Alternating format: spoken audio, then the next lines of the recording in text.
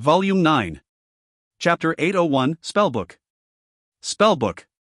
A wizard's advancement required large amounts of time and energy, and the difficulty of advancing increased the further one walked the path. 2 years had passed, and yet Leyland's ranking as a wizard had only risen by 1. However, his speed far surpassed his peers and was a huge motivation for Ernest. Although I'll get an additional spell slot after I advance to rank 6, I won't be able to reach a deeper level of the weave.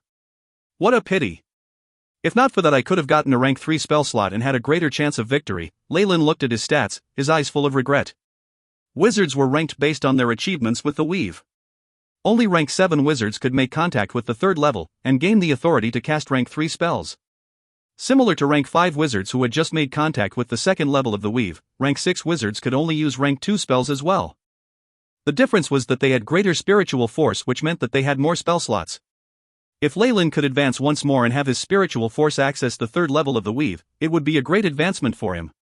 However, his time was scarce. When he noticed the question marks behind the rank 0 spell slots, Leyland finally beamed. With a complete analysis of the rank 0 weave, Leyland would never be limited by rank 0 spell slots and wouldn't even need materials when casting spells. He wouldn't forget spells either. It could be said that Leyland could use the weave anytime he wanted to cast rank 0 spells, and there was no need to prepare things like spell slots. He had substituted the inflexible spell slots with his own mana, making it the only limit on his casting of rank 0 spells. As long as he had enough mana, he could cast as many rank 0 spells as he wanted. Perhaps I should prepare a rank 1 or 2 spell and reserve enough spiritual force for casting rank 0 spells, Leyland muttered to himself. Being able to flexibly use rank 0 spells was the best trump card up his sleeve. If enemies tried to evaluate him based on the ranking system of wizards in the world of gods, they would be in for a nasty surprise. I'll memorize Web for a rank 2 spell, and animate Rope and Mage Armor for rank 1. That would save me a lot of spiritual force. Leyland had an advantage in this aspect. Wizards prepared their spell slots a day in advance. After a night of restful meditation, most of his spiritual force would have been replenished until it was almost full. As a result, he could use more of his spiritual force. While he could only use rank 0 spells, it wasn't half bad. Leyland was flipping through an ancient spellbook. It was made of the leather from some animal skin, there were even traces of scales on it. Powerful magic emanated from the tome. This was something Ernest had passed on to Leyland, a spellbook containing multiple low-rank spells. Ernest himself used it quite often. Wizards always forgot their spells. Once they stored one in a spell slot, all memories relating to it would become fuzzy, even vanish. It was necessary to relearn them again and again. Hence, a spellbook that recorded all the spells they knew became extremely important. In many situations, spellbooks were wizards' most valuable items. This specific spellbook had been given to Leyland by Ernest, and had been made of the skin of a landworm. It was worth hundreds of gold coins. The paper in the spellbook seemed rather new, and did not match with the old cover. Ernest had clearly taken the advantage to remove the spells he had recorded in there. Wizards recorded the spells that they were proficient in inside the spellbook, and it was a very important task for them to accomplish. This was something that they could not commission others to complete for them. Web, Animate Rope, as well as Mage Armor, Leyland flipped through the spellbook and quickly found the relevant information. Leyland placed less emphasis on spellbooks than other wizard. The AI chip itself was a comprehensive collection of spellbooks, and the efficiency at which it transmitted spells to his memories far exceeded that of studying from paper. Most of the time Leyland spent on this book was just to deceive Ernest or use it to learn spells. He could then compare the spells to those from the Magus world, appreciating the difference in the power of laws within them. With his fingers stroking a looping spell rune, Leyland immersed himself in the analysis of the spells. Compared to the spells of the Magus world, the magical circuits and nodes here are very simple. Wizards have to go through the weave first, and it's impossible to compare the complexity of these two types of spells. Simply put, Magus spell models require spiritual force to form an entire template for the spells, while the spell models here act more like keys. With Leyland's powerful learning abilities and memory, there was practically no difficulty in recording spell models here. Within minutes, the AI chip's prompt sounded. Beep. Spells have been stored. Rank 2 spell slot, Web. Rank 1 spell slot, Mage Armor, Animate Rope. Leyland somehow felt like part of his spiritual force had disappeared. There were now 3 more nodes on the weave, which represented the 3 spells he had remembered. Tomorrow, he could cast them using specific gestures or commands. Besides the convenience and speed, the plus point for wizards here is only that the requirements are less stringent when compared to magi. Once his spiritual force was completely extracted, Leyland found that the memories of the 3 spell models had disappeared without a trace. Damn it, that greedy god. Leyland cursed inside in annoyance, but did not dare say it aloud. As a magus, seeing how the wizards were made use of so thoroughly rendered him furious and frustrated. In a bad mood, Leyland had no plans of studying the spellbook further. He instead sent a command out in his mind: AI chip, prepare for transmission of spell models, web, mage armor, and animate rope. Beep. Mission established. Beginning transmission. The AI chip loyally carried out Leyland's instructions, and soon enough Leyland found information related to these 3 spell models in his mind. The AI chip raised his learning speed unfathomably. I'll probably have to endure this cycle of preparing ammunition and enduring exploitation for a long while. Leyland looked dejected, but he quickly sorted out his feelings. Preparations of the spell slot are complete. I can try a counterattack now. Before that, I still have to take care of the matter with the God of Knowledge. After Leyland checked the strength he possessed, he began to assess other issues. Bishop Tapri must have gotten information somewhere, but he might not be trying to eliminate our fallen family. After all, our family is made up of followers of the God of Knowledge, and if they swapped another family in here, they might not be more suitable than us. However, it's obvious that he's trying to nudge us. We'll need to yield for now and gain support from the church. All sorts of possibilities and sudden events flowed before Leyland's eyes, the future revealing itself before him. The dim yellow light from the oil lamp stretched his shadow further and further. Soon enough, it was the day of the celebration at the God of Knowledge's church. Leyland was clad in a fitting attire with an armless leather breastplate inside. There were 2 spell scrolls in there as well. It was not that the fallen family lacked better metallic armor, but metal often interfered with the flow of magic for wizards, causing their spell casting to fail. Unless they found precious metals like mithril or adamantine, wizards would not use metal tools. Warning, Cousin Isabel. Leyland found a surprising figure at the entrance to the manor. Warning, Cousin Leyland. Isabel was still wearing that tight-fitting armor. Coupled with her perfect body, she emitted a sense of attractiveness and danger. In reality, ever since their last meeting, Isabel had stayed hidden in her room. She had become very reclusive, and besides a few banquets, this was the first time Leyland was truly seeing her. Are you going to the Church of Knowledge at the port? Isabel rested against the doorframe, black sheath touching the ground. It's rather dangerous out there now. I want to go with you. That's my overbearing cousin. It was only at this moment that Leyland felt his childhood playmate had returned. But he stepped forward slightly, causing Isabel to subconsciously grab the hilt of her sword. I can handle these trivial matters myself. Seeing how she was prickly like a porcupine and was resisting the urge to draw her sword, Leyland wanted to laugh. While he would like to draw closer, it was not the time to give her more stress. Let's go. Leyland jumped onto the carriage. The one driving it was the rank 6 warrior Jacob, and along with his skilled shouts and the sounds of whipping, the carriage marked with the fallen family's crest slowly went on its way. You idiot! Behind him, Isabel was stamping her feet in annoyance, while a small blush appeared on her face. While my cousin has become very threatening towards strangers, she's still the same person who was warm on the inside like before. Good. In the carriage, Leyland laughed lightly. But there seems to be some huge issue with her, especially that evil power. If it isn't solved, I'm afraid. If you find any errors, ads pop-up, ads redirect, broken links, non-standard content, etc., please let us know. Report chapter so we can fix it as soon as possible. Chapter 802, Celebration. Celebration. Lively streams of people filled the bustling pier. The air was filled with the smell of sea and rum. As the horse carriage entered the port, Leyland watched the busy scene outside through a little window within. Sailors, farmers, soldiers, adventurers, and all sorts of people entered his sights. They were quickly classified, marking those who had decent strength and harbored malicious intent. As he had been immersed in the study of magic, Leyland rarely came out from the manor, much less came to this area. It seems like the fallen family has managed this place extremely well. It even surpasses my expectations. It's understandable that someone might covet this place. Leyland glanced towards the group next to the crossroad. A wandering bard was now performing there, and he could not help but exclaim in his surprise. HM? There are even bards wandering around. Bards in the world of gods weren't just street performers. They were usually spies that were primarily responsible for probing for intel, or they made a living out of selling information. Most importantly, they were usually very powerful. With how much the fallen pier was flourishing, quite a few bards had come forth to perform or on vacation. Jacob, what's the name of that bard? How long has he been here for? Leyland inquired. That one? I heard that he's called Suno and comes from the faraway northern lands. His poems are always very pleasant to listen to, and there are always interesting stories. The Baron was even thinking about inviting him to perform in the manor some time ago, Jacob answered quickly. The commoners here quickly gave way and presented their greetings to the authority that managed the island in port. Sitting in the middle of the horse carriage, Leyland was however unperturbed by everyone's reverence and instead furrowed his brows. There are far too many people here, and yet the frequency at which the patrol appears is too low. Jacob, how much strength does our family have?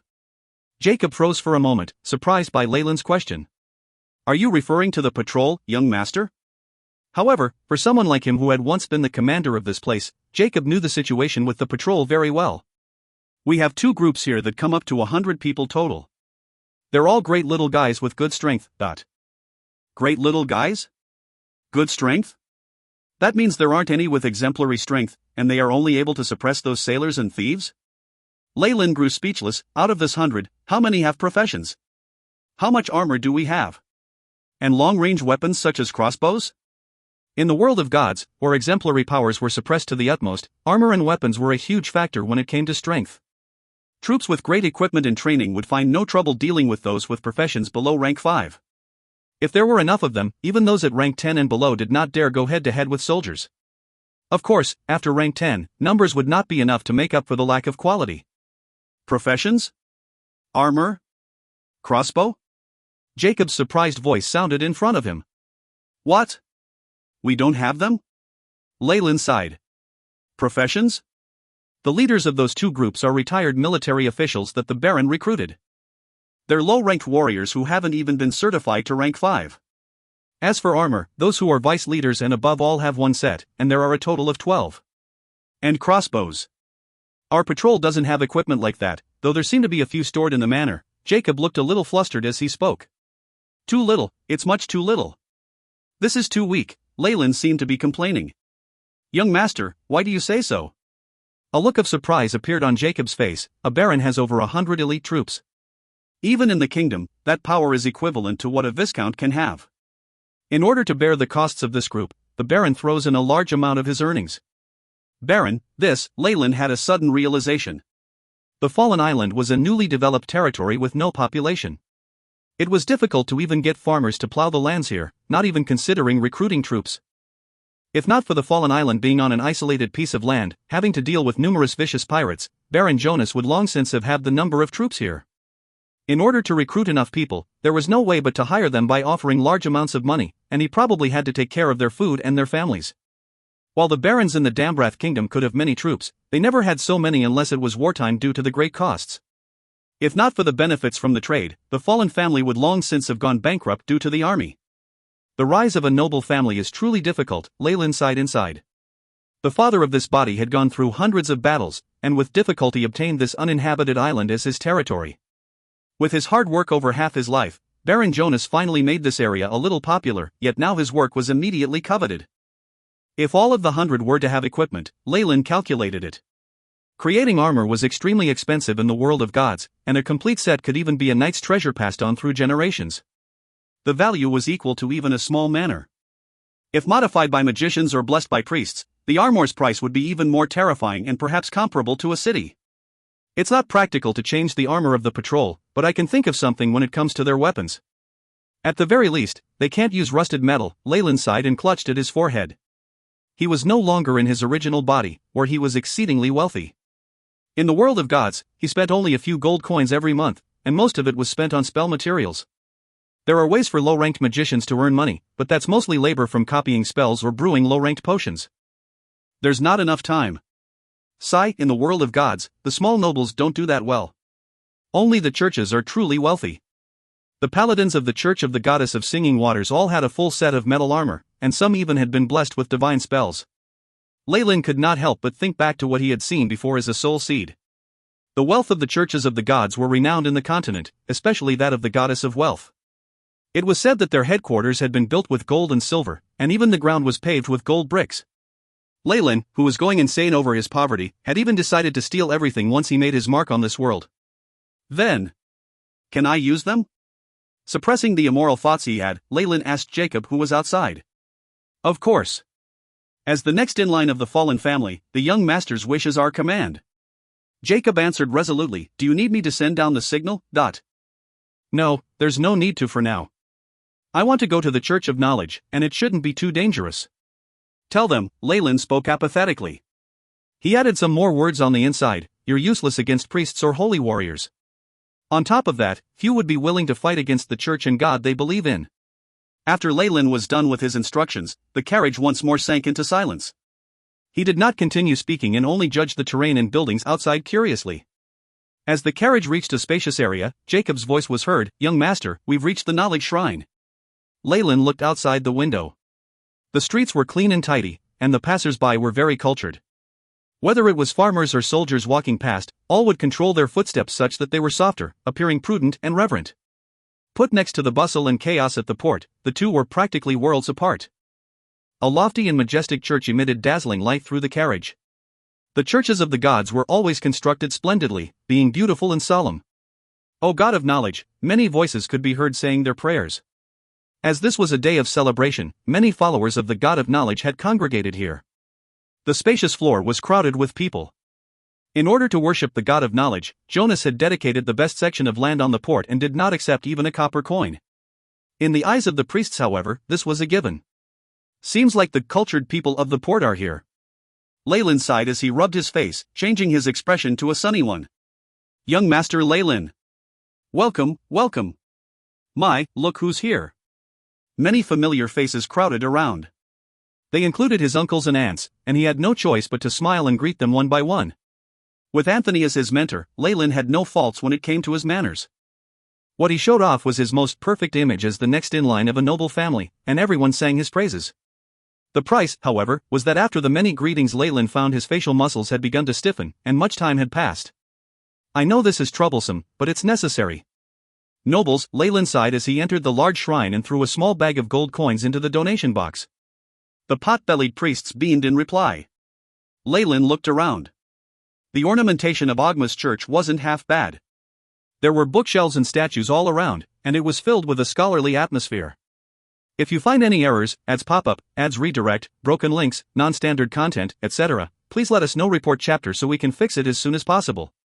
Chapter 803, Marquis Lewis. Marquis Lewis. After finishing his prayers in the main hall of the church, a few maids finally led the way to Bishop Tapri.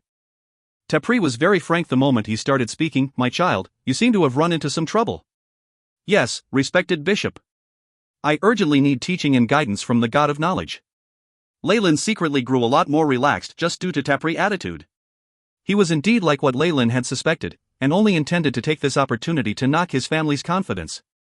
He didn't have any plans to actually replace the Fallens. If this was the case, foregoing a few benefits in exchange for his help was not a difficult issue for him to discuss. Judging by his behavior, Bishop Tapri must have also been nodding secretly to himself. As heir to the fallen family, Leyland's promises would have to be fulfilled even by Baron Jonas, and this was one made in a church with a deity as their witness. It seems like Baron Jonas has an outstanding successor. Tapri thought slowly to himself, then looked at Leyland. Dear little Leyland, have you heard of Viscount Tim? Viscount Tim? Leyland's voice was filled with doubt. Under Anthony's guidance, he certainly understood the upper-class nobles of the Dambrath kingdom, yet he hadn't seemed to have heard of any deeds performed by this Viscount. Oh, look at me, getting ahead of myself. Viscount Tim was just crowned a few months ago, so it's perfectly normal for you not to have heard of him before. His father, on the other hand, is a distinguished person you must have heard of before. Marquis Lewis. Tapri watched Leyland's expression expectantly. Marquis Lewis? The king's brother. Leyland exhaled lightly. Although he knew that things wouldn't be simple this time, he didn't think that the nobles involved would have a direct connection to royalty. The nobility was never a tight-knit community. The power struggle between the regional and central nobles had never ceased for even a moment, and although there was a possibility of them uniting as one in the face of divine authority, an instinctive battle for benefit would begin once the moment the pressure from the outside world was reduced.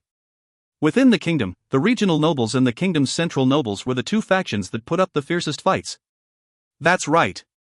Viscount Tim is already of age.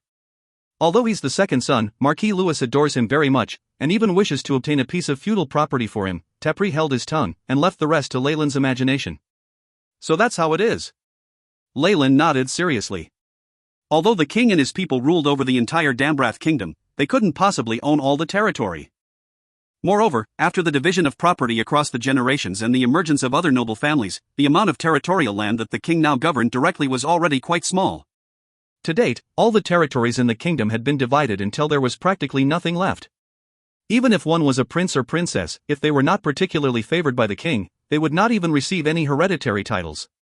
The highest ranked titles they could receive was that of an Count Palatine I, or a Marquis, and they would only possess a few manors. As a brother to the king of this generation, Marquis Louis was still able to fish up a decent amount of benefits. The Baltic archipelago was his fief, and the total area of the whole stretch of islands far exceeded that of the Fallons. He even owned several decent deep-water ports.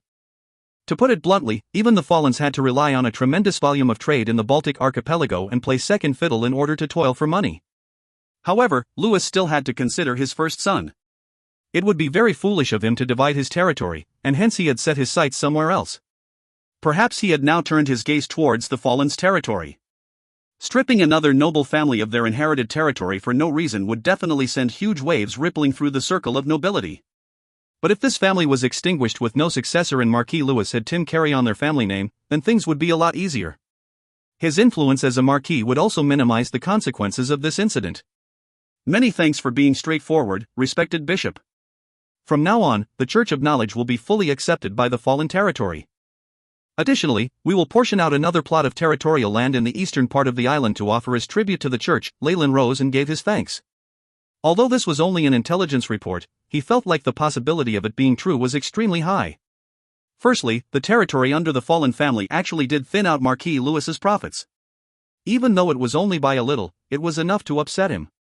Secondly, the Fallons were a newly rising noble family, and they didn't have complicated relationships with other nobles that would have been difficult to deal with. There were only minimal consequences associated with making his move on them. Could it be that this is also a contest between the regional and central parties?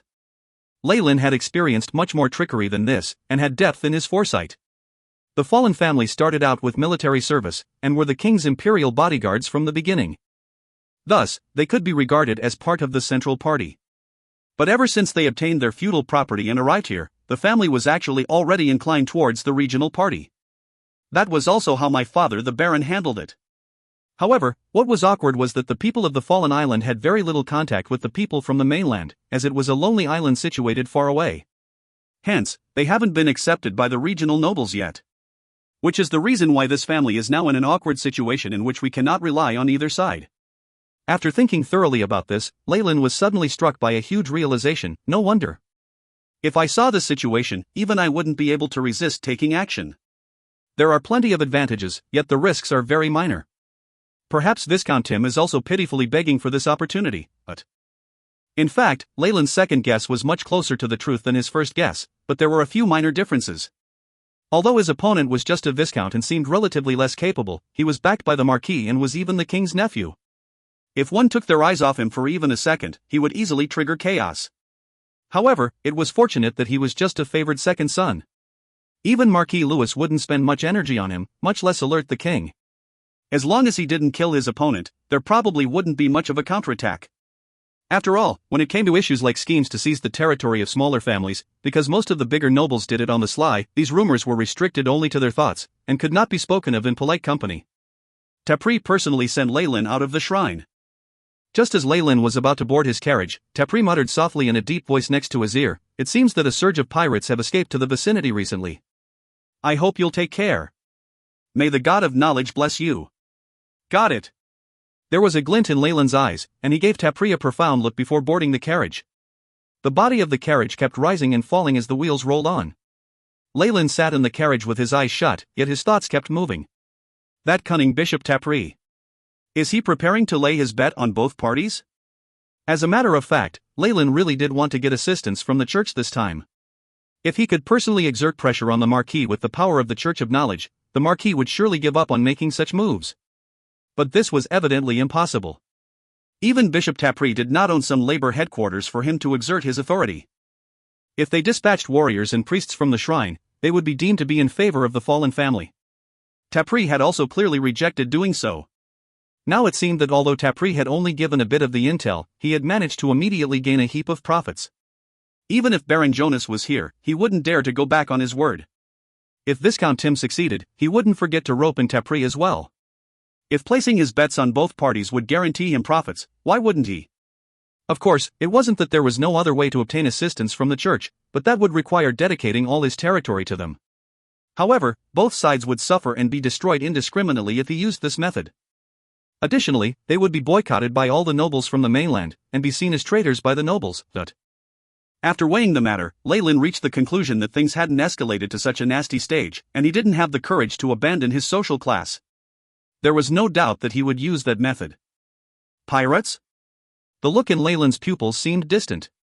Since the other party was also a noble family that controlled overseas trade and had numerous harbors, they evidently had a formidable maritime force. Even the pirates nearby might be secretly under their control. It was highly possible for them to send out a group of men to cause a commotion in the fallen island and use this to create pressure, or even attack the manor directly and silence the fallens. They did it once long ago anyway. Relying on the 100-man patrol to get rid of this wave of pirates is rather challenging. Leyland stroked his chin. He had never underestimated his opponent's strength. With a marquis backing him, that Viscount could easily dispatch tens of professionals. Someone above rank 15 is absolutely impossible, but there might be one who is above rank 10, and a few elite professionals above rank 5. It won't be easy to defeat them. Leyland quickly evaluated his opponent's strength, just at the most basic level. Of course, the Fallens didn't only have the harbor patrol, but the real masters were definitely traveling with Baron Jonas. Only the wizard Ernest had stayed behind to take care of things, but this source of help had also been dispatched by Leyland himself.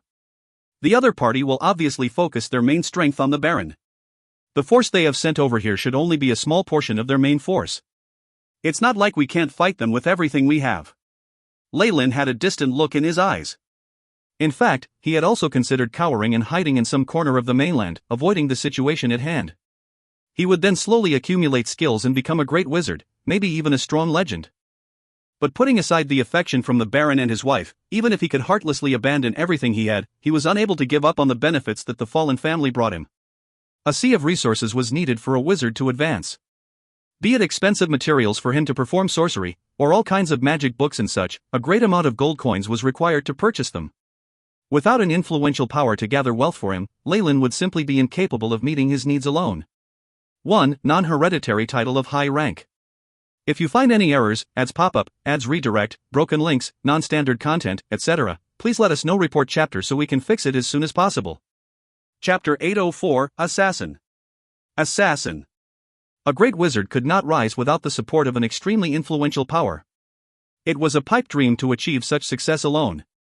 Were he to try to build up his power and wealth through underhanded means, he would obviously provoke many people. In comparison, the Fallens had only met with a small inconvenience. Even if Leyland broke away from the family, he would still run into the same problem when trying to make a name for himself. It was needless to say that his identity as a nobleman was rather decent.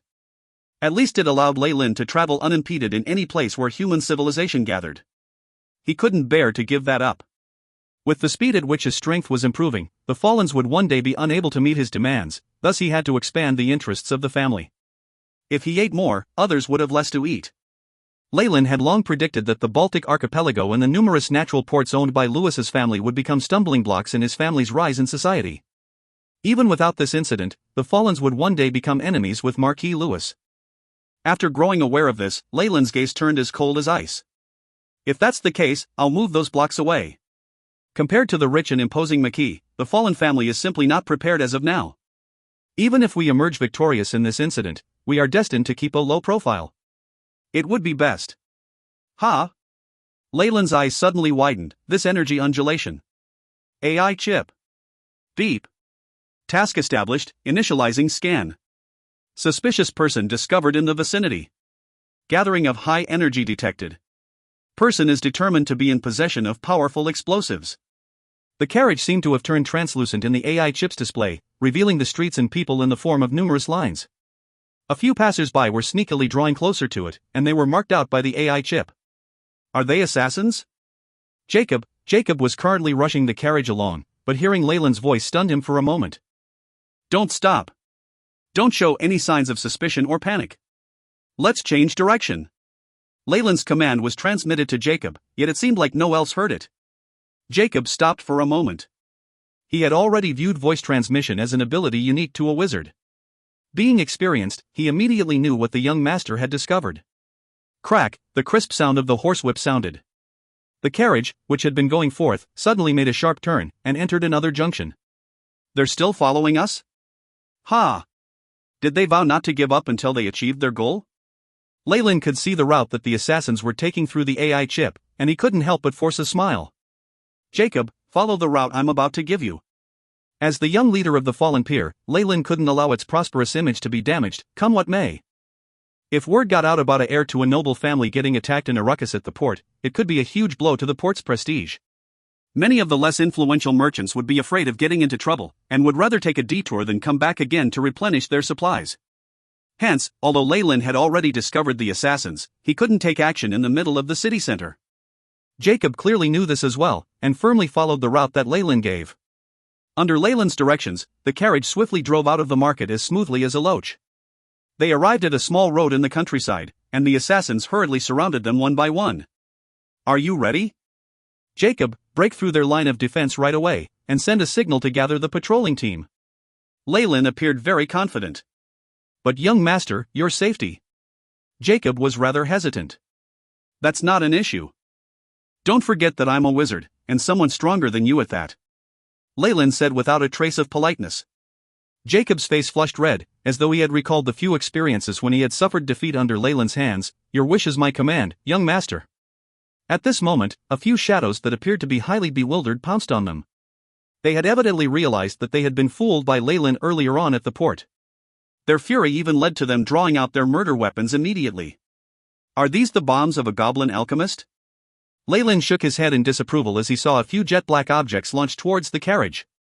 If they were attacked by these prohibited items with such immense power in the port, even if Leyland himself wouldn't suffer the slightest damage, Jacob would definitely sustain injuries or even die, much less the civilians involved. But now they were in the wilderness. With a widened field of view and Leyland's prior warning, even Jacob would be able to avoid it. Asterisk boom. Boom. Boom, star. The violent explosion even caused the entire carriage to disintegrate into pieces, and numerous splinters shot all over the place. But before this happened, two figures had jumped out of the carriage. 1, 2, 3, 4. There's still one more. Leyland said to himself as he noticed the 4 figures surrounding him. He had detected 5 people through the AI chip, but now it seemed that there was another fellow hiding in the darkness, who was evidently their leader. Quick, leave. Leyland turned around and yelled at Jacob, who had a few traces of blood on his body. He was clearly affected by the explosion just now. The power of the alchemical bombs are not bad, but unfortunately they are prohibited items. Even if there was a channel to smuggle them, the quantity from before should be their limit. Young master, take care. Jacob shouted loudly. His muscles were bulging, a sign that his fighting spirit had been aroused. With his hands clenched tight around a decapitator, he rushed swiftly in the direction of the port. One of you, follow him. Don't let him get away. The 4 figures seemed to still be immersed in how it was a pity that the alchemical bombs earlier weren't effective. Seeing how Jacob actually abandoned his master and escaped, their eyes were filled with disbelief. However, as compared to the leader of the Imperial bodyguards, Leyland was clearly more important. They made a decision after a few moments of a daze. A black snake-like figure chased after Jacob, while the other 3 assassins surrounded Leyland in a triangular formation. Ha! A noble young master with such thin skin and tender meat. One of the assassins licked the dagger in his hand, as green light shot out from his eyes like a wolf. Act quickly, this is still his territory after all. Someone will come soon. The explosion earlier on obviously couldn't be hidden. The 3 assassins kept drawing closer, their eyes fixated on Leyland's heart, throat and other vital points.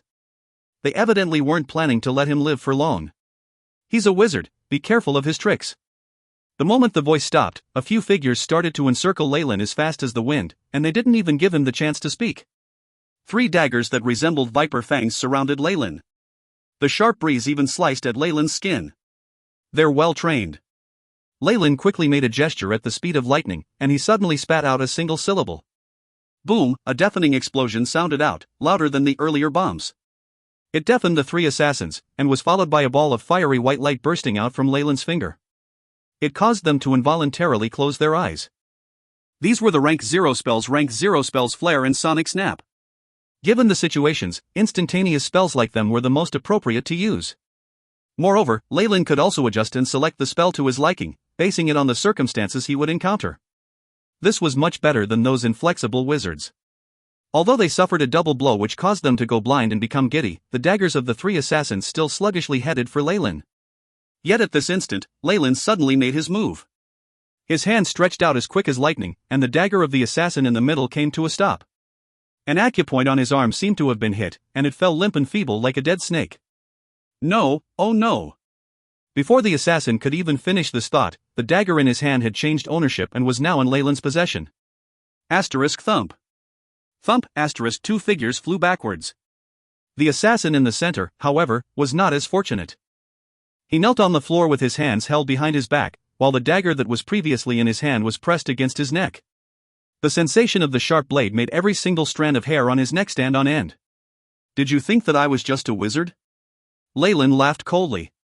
Wizards were all relatively solitary. Leyland had moved out long ago by himself, thus practically no one knew about his wizard rank apart from Ernest. Even his expertise in martial arts was concealed by Jacob under the Baron's orders. I wanted to ask who sent you guys, but it seems like you won't say. Leyland's deep voice sounded like the muttering of a demon to the assassin who was kneeling on the floor. Moments later, the dagger in Leyland's hand suddenly cut straight through the assassin's throat. Great quantities of fresh blood started gushing out of his throat as he gasped greedily for air. The radiance in his eyes slowly dimmed, and he collapsed onto the ground. Seeing how Leyland killed as if it meant nothing and how he did not even seem to have an uncomfortable reaction to it, the other two surviving assassins stole a glance at each other, both intending to flee. They never knew that the target they were up against would be this difficult to handle. Not only did he possess rather good magic abilities, he was also proficient in combat. His exquisite control over the battlefield and his merciless killing style were not things that a young nobleman who was inexperienced in life would be capable of. Now, they practically suspected that some sort of devil resided in this young nobleman's body, or perhaps this was someone else impersonating him. But we still have hope. Determination flashed in both of the assassins' eyes, and they suddenly started to make their escape. If you find any errors, ads pop up, ads redirect, broken links, non-standard content, etc., please let us know. Report chapter so we can fix it as soon as possible. Chapter 805, Counterattack. Counterattack. Trying to leave? Leyland sneered as the dagger flew out of his hand.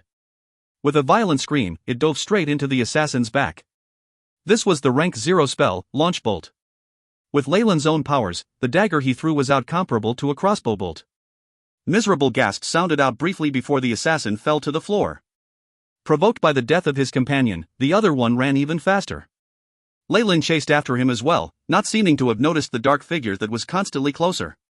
These two assassins were bait, and the real surekill strike would come from the leader who was hiding in secret. Asterisk smack. Smack, asterisk. Leyland chased up to the fleeing assassin in a flash. The fellow had long been scared out of his wits, and was already down on the floor after being beaten up a few times.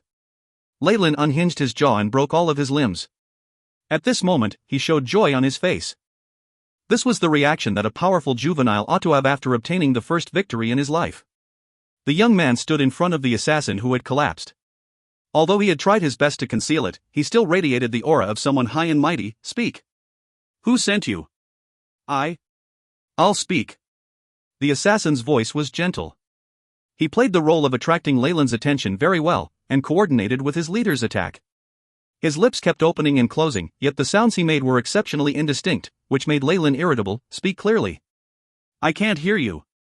Leyland was half squatting beside the assassin, and almost all the crucial points of his back were completely exposed. Now!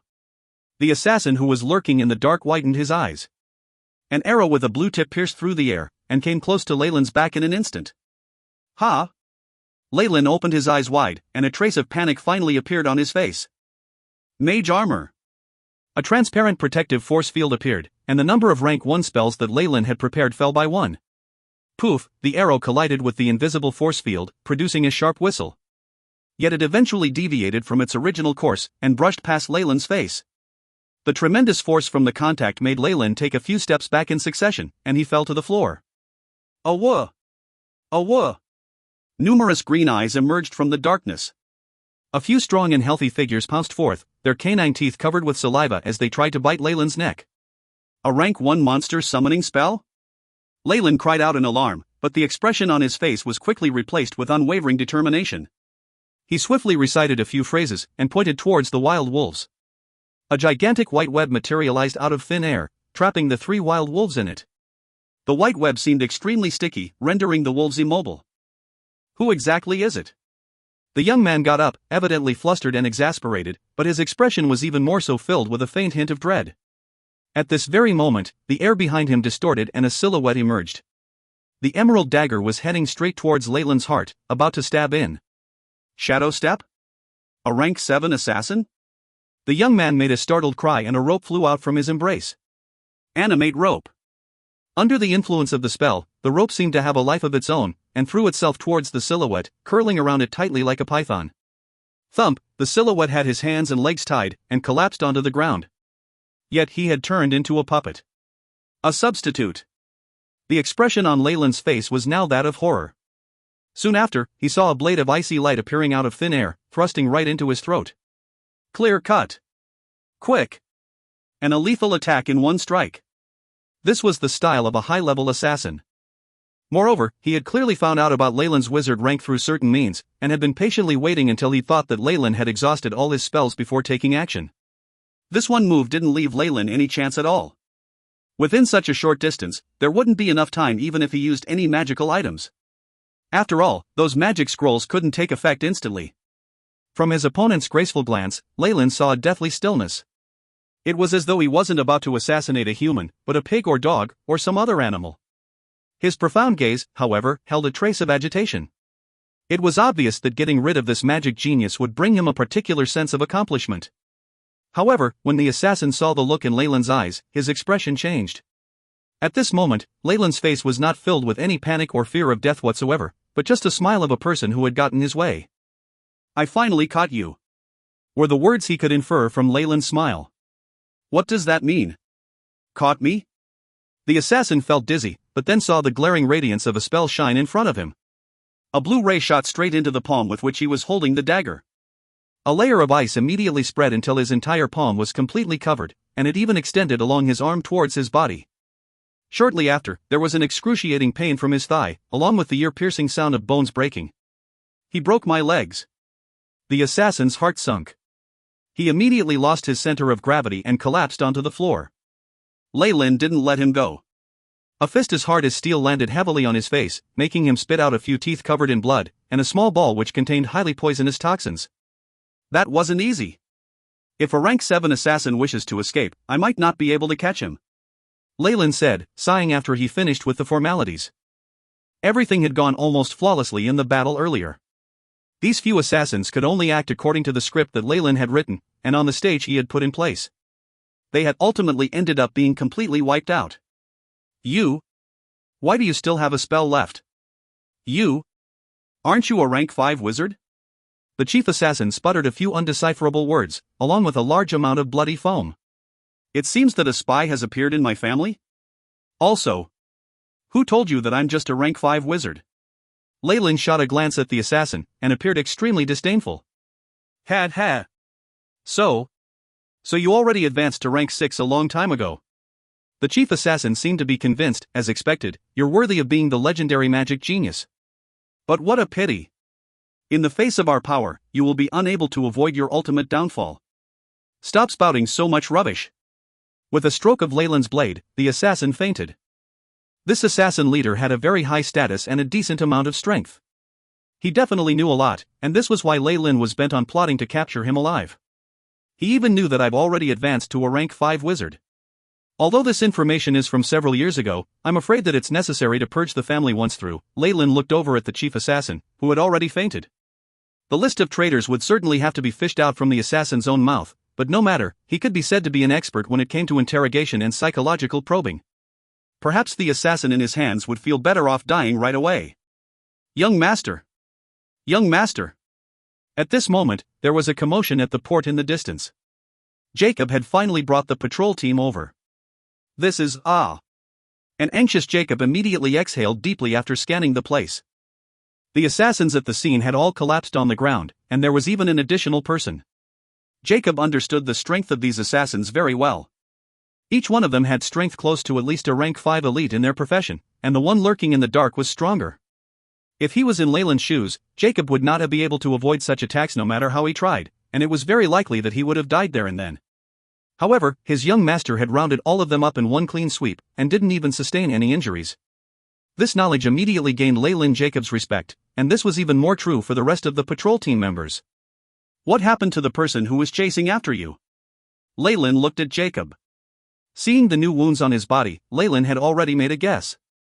We killed him, but his last counterattack in the face of death also took away the lives of 2 of our team members. Jacob appeared rather embarrassed, especially after seeing the 2 people that Leyland had taken captive. You can bring that guy with you and interrogate him in detail. Leave the other one to me. Leyland threw the more average assassin to the patrol team and left with the chief assassin. The other fellow was evidently cannon fodder and wouldn't know much. Compared to him, Leyland was more interested in the chief assassin. A rank 7 professional wouldn't be attracted to someone so easily. Moreover, he was 80% sure that the chief assassin still controlled the hidden spy in Leyland's manor, and he was even the source of intel for the pirates that had come ashore. Leyland absolutely would not hand him over to the useless patrol team before digging out everything in his brain. If not, he suspected that he would hear news about this chap committing suicide the next day. Jacob, take him with you. Don't let him leave my line of sight. Under Leyland's commands, Jacob lifted the unconscious chief assassin onto his shoulders and followed behind Leyland. The patrol team members looked at each other in dismay, and could only bring the remaining survivor back with them. They clearly wanted to vent all of their fury on him. Of course, they were also in charge of things like cleaning the battlefield. They had to bury the corpses to prevent an epidemic. After they were all done, the area had barely regained its tranquil state. Only the ditches and ground and numerous bloodstains spoke of the danger during the earlier battle. Who would have thought that my younger cousin has gotten so strong? Seems like I was worried for nothing. A black figure flashed, revealing Isabel's sturdy black attire. As she gazed in the direction Leyland had left in, her eyes turned gentle for a moment. The softness was quickly replaced by a frigid gaze. If you find any errors, ads pop up, ads redirect, broken links, non-standard content, etc., please let us know. Report chapter so we can fix it as soon as possible. Chapter 806, Gathering. Gathering. The cold floor and the endless pain all over his body forced Mankey awake. He seemed to be in a cold and damp cellar. Ice-cold droplets of water dripped down his skin, and Mankey could not help but sneeze, his eyes quickly beginning to grow clear. Right, the ambush failed. I'm a captive now. A captive. What a joke. He could feel a sharp pain in his thighs and arms. The lack of his teeth left a sense of emptiness in the cavity that was his mouth. By the dim light, Mankey could see the noble who had achieved victory over him. The man looked exceptionally calm with not the slightest hint of joy in his expression, which only made him feel more fearful. You're awake?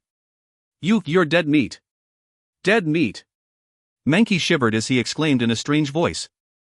The sounds he produced were distorted by the air leaking out of his mouth. Oh, is that so? And you're going to do that? Leyland's expression was full of ridicule, or perhaps it's him. The clothing on Mankey's arms slowly ripped apart, revealing a church emblem branded into his skin. This was a strange rune made up of a head and fresh blood. Leyland's impression of the god of murder, Cyric, was that of someone powerful who liked provoking deaths and conspiracies. He found joy in causing civil wars in regions, and was one of those gods who liked to stir up shit. Even so, a real god's church would pose tremendous trouble for Leyland as he was right now. Stop bullshitting.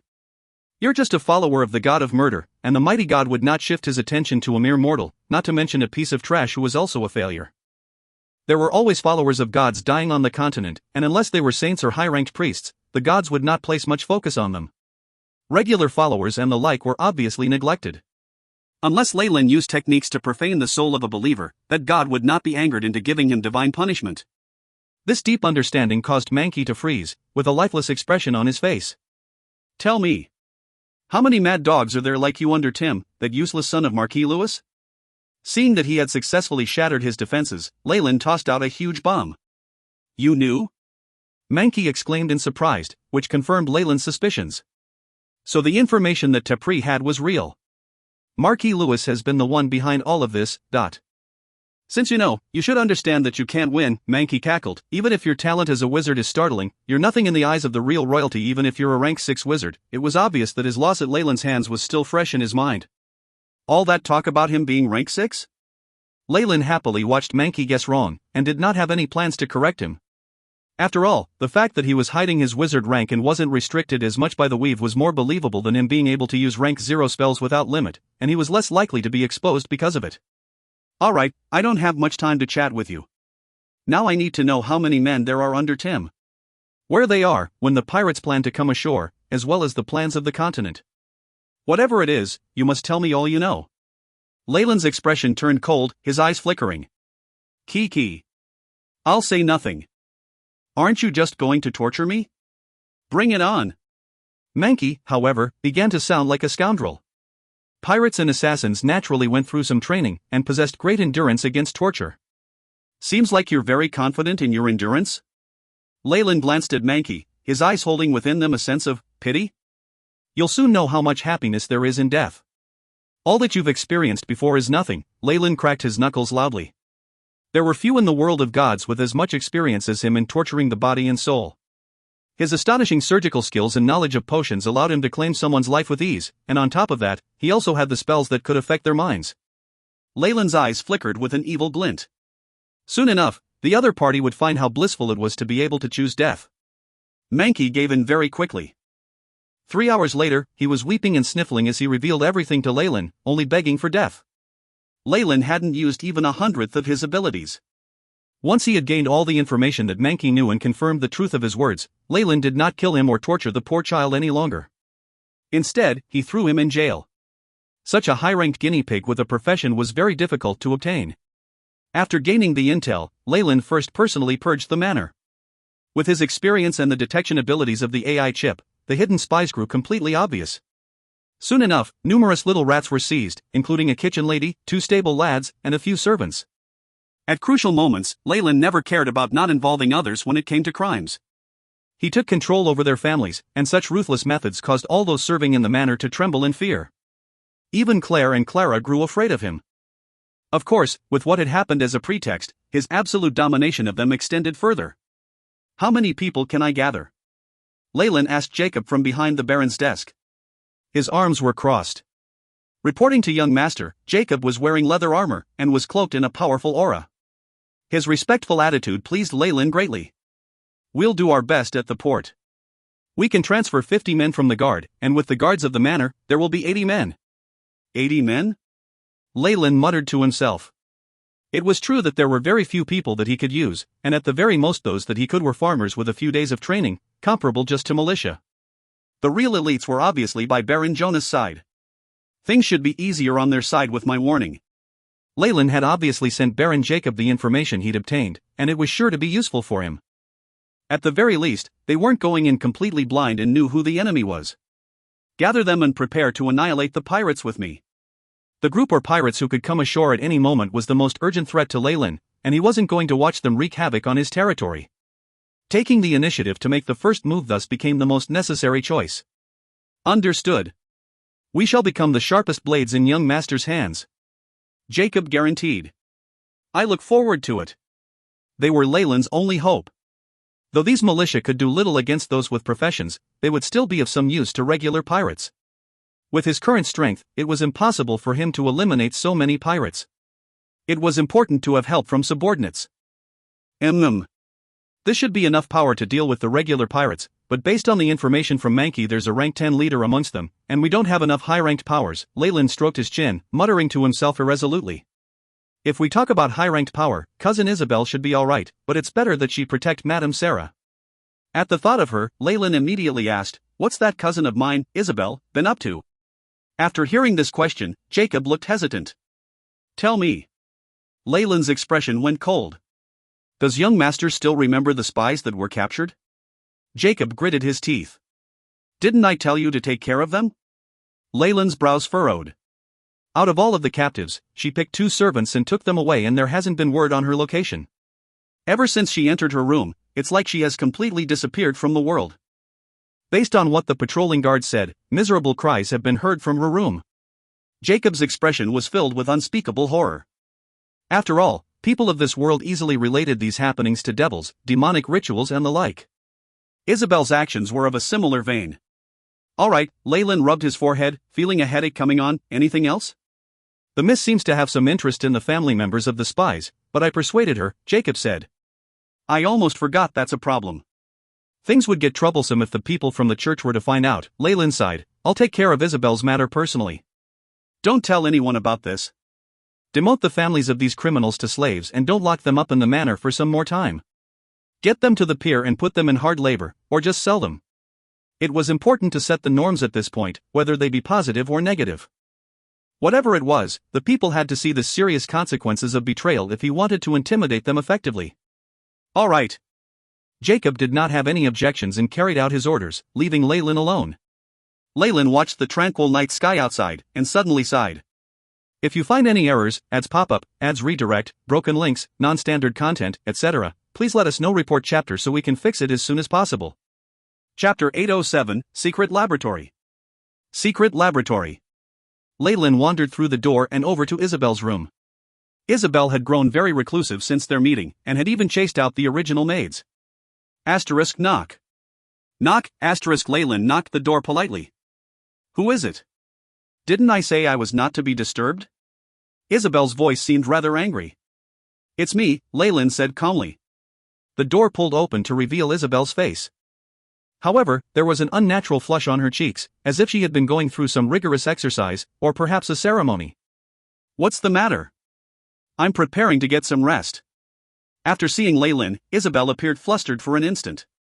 Are you not going to invite me in? Leyland smiled. It's not gentlemanly to enter a lady's chamber at this time of night, you know. Or perhaps you've become a degenerate, my dear cousin? Isabel's eyes glinted and she rested languidly against the door, speaking coquettishly. Leyland secretly had the urge to laugh in reaction to her pretentious pose. When it came to experience, the amount he had under his belt far exceeded hers. Have I turned into a degenerate? Would you like to find out? Leyland closed in with a naughty smile on his face and ruthlessly sniffed her fair neck, inhaling the scent of a girl's body mixed with a particular smell. What are you doing?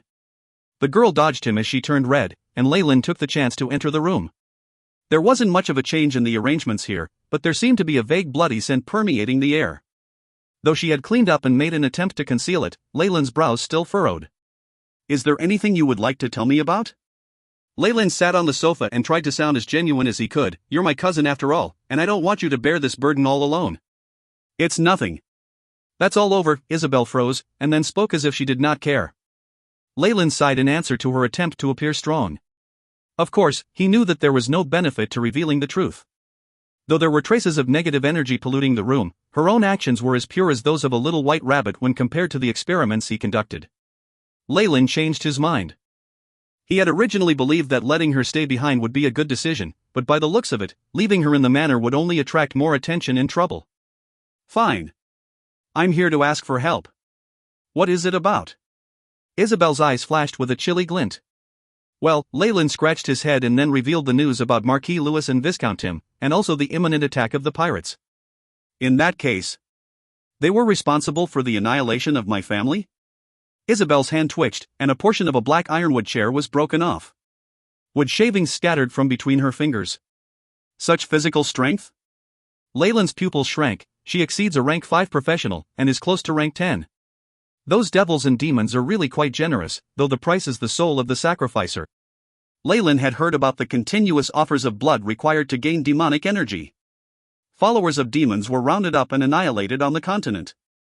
If news of the fallen family protecting her went out, there would be troubles even more pressing than Marquis Lewis. But I don't know for sure yet. That's only a possibility. Leyland stroked his chin and did not lie about this. Fine, I'll verify it for myself. Those pirates even dare trespass and offend our fallen family's territory. We must have them pay the price in blood and have their souls repent in hell.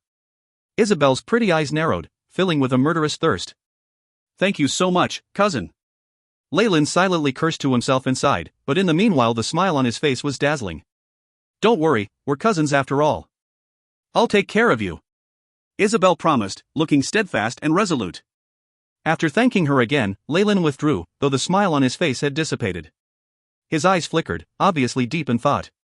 The open sea is vast and filled with all sorts of trash and scum from the continent. Sailors from this era can't be considered good, and faithless people and followers are mixed in with them. There shouldn't have any trouble if she hides amongst them. As the follower of a demon, Isabel obviously could not stay in the family. It would cause him an endless amount of trouble. After all, the power of the churches were at its peak in the prime material plane, and once it was discovered that the fallen family housed a demon follower, the consequences would be extremely dire. Thus, the vast open seas would be the best place for her to hide. On top of that, the demon might have given her a lot of strength, but there's definitely a price to pay. That might even be her soul. Leyland looked grim, a few useless sailors disappearing from the open sea shouldn't count for much. That can temporarily satisfy the demon and gain her more time. In this time, Leyland would obviously become stronger. As long as he was powerful enough, whether it was Marquis Lewis closing in on them or the demon contract that his cousin had, he was confident he could eliminate all of those problems that a rank 6 wizard could not solve. Plans constantly change. And right now, I urgently need strength. It might be alright to take a risk, Leyland secretly made up his mind. This attack would evidently expose part of his power. From the very beginning, Viscount Tim had already sent out an assassination squad with a rank 7 leader, which meant that the pirates had to be even stronger. Help from his cousin and the subordinates wouldn't be enough, he needed to increase his chances. After returning to his room, Leyland headed straight for his laboratory. By his command, even Claire and Clara could not enter, and there were also a few warning spell patterns set up that were hard at work. On the glossy laboratory table were many test tubes and glass tools neatly stacked together.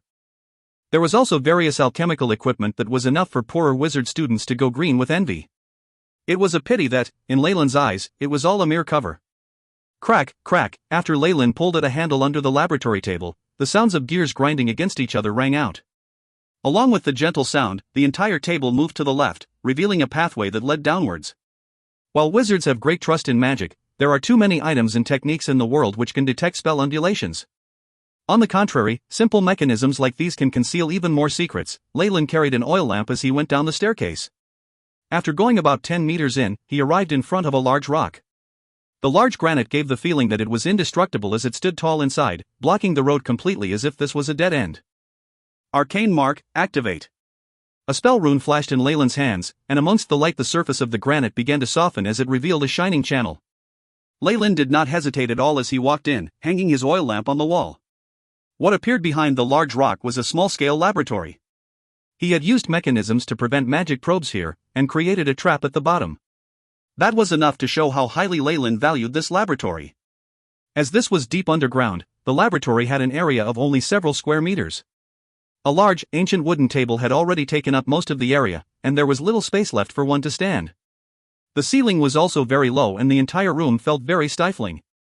The smell of tar grew obvious on the floor and corners, indicating an even more terrifying self-combustion mechanism. If Leyland suspected anything, just a small spark would be enough to char this whole place and hide everything here. The reason for this was because Leyland's experiments were far too shocking. If ever discovered, they would be deemed heresy. It seems like it's almost complete, Leyland observed the giant solution in the petri dish.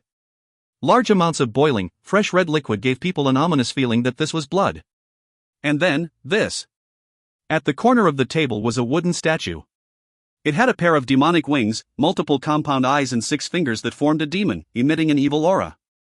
This was a statue that Leyland had constructed of Beelzebub based on his memories.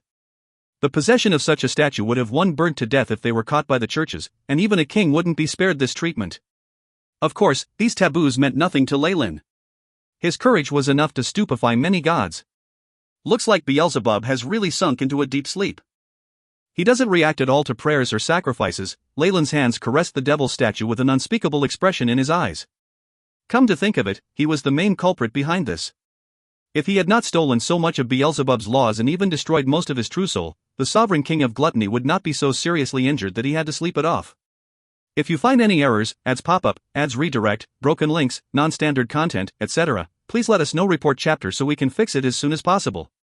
Chapter 808, Devil Blood Dagger. Devil Blood Dagger. Of course, according to this world, my main body deprived Beelzebub of most of his divinity and divine force. This greatly damaged his divine soul and he hence fell into a deep sleep. Now he can't even answer the prayers of his worshippers. Devils were always extremely sensitive towards sacrifices and prayers from the prime material plane. Through his many probes, Leyland was absolutely sure that this great master devil had already fallen deep asleep, completely unresponsive to the outside world's stimulation. This sent Beelzebub's followers in the prime material plane into chaos. Had Beelzebub not hidden his main body well, Leyland might even have received news of his death. Regardless of whether one is a god or a devil, once you lose the ability to respond to prayers and the power to grant wishes, you will not be far from death, Leyland sighed. There were cases where gods had died not to external factors, but to decreasing power of worship. This was truly pathetic. Gods rely on believers for their existence. Despite having great powers and abilities, they are restrained by the very same power of faith. Except for someone who's merged with the world origin force and become an existence that has comprehended an extraordinary divine force, he let out a deep breath. Such an existence would be equal to a rank 8 magus who's found their own path. There are few such beings even in the world of gods.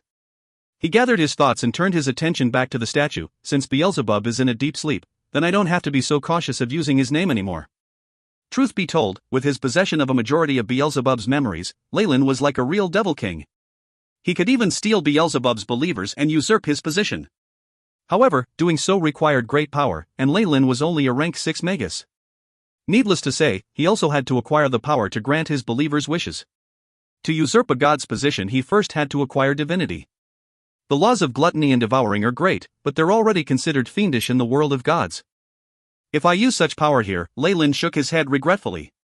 If he wished to survive in the prime material plane, he could not rely entirely on divinity as his foundation. He hadn't carried these abilities over his reincarnation, but even if he had, they would have been useless, wiped out by the world origin.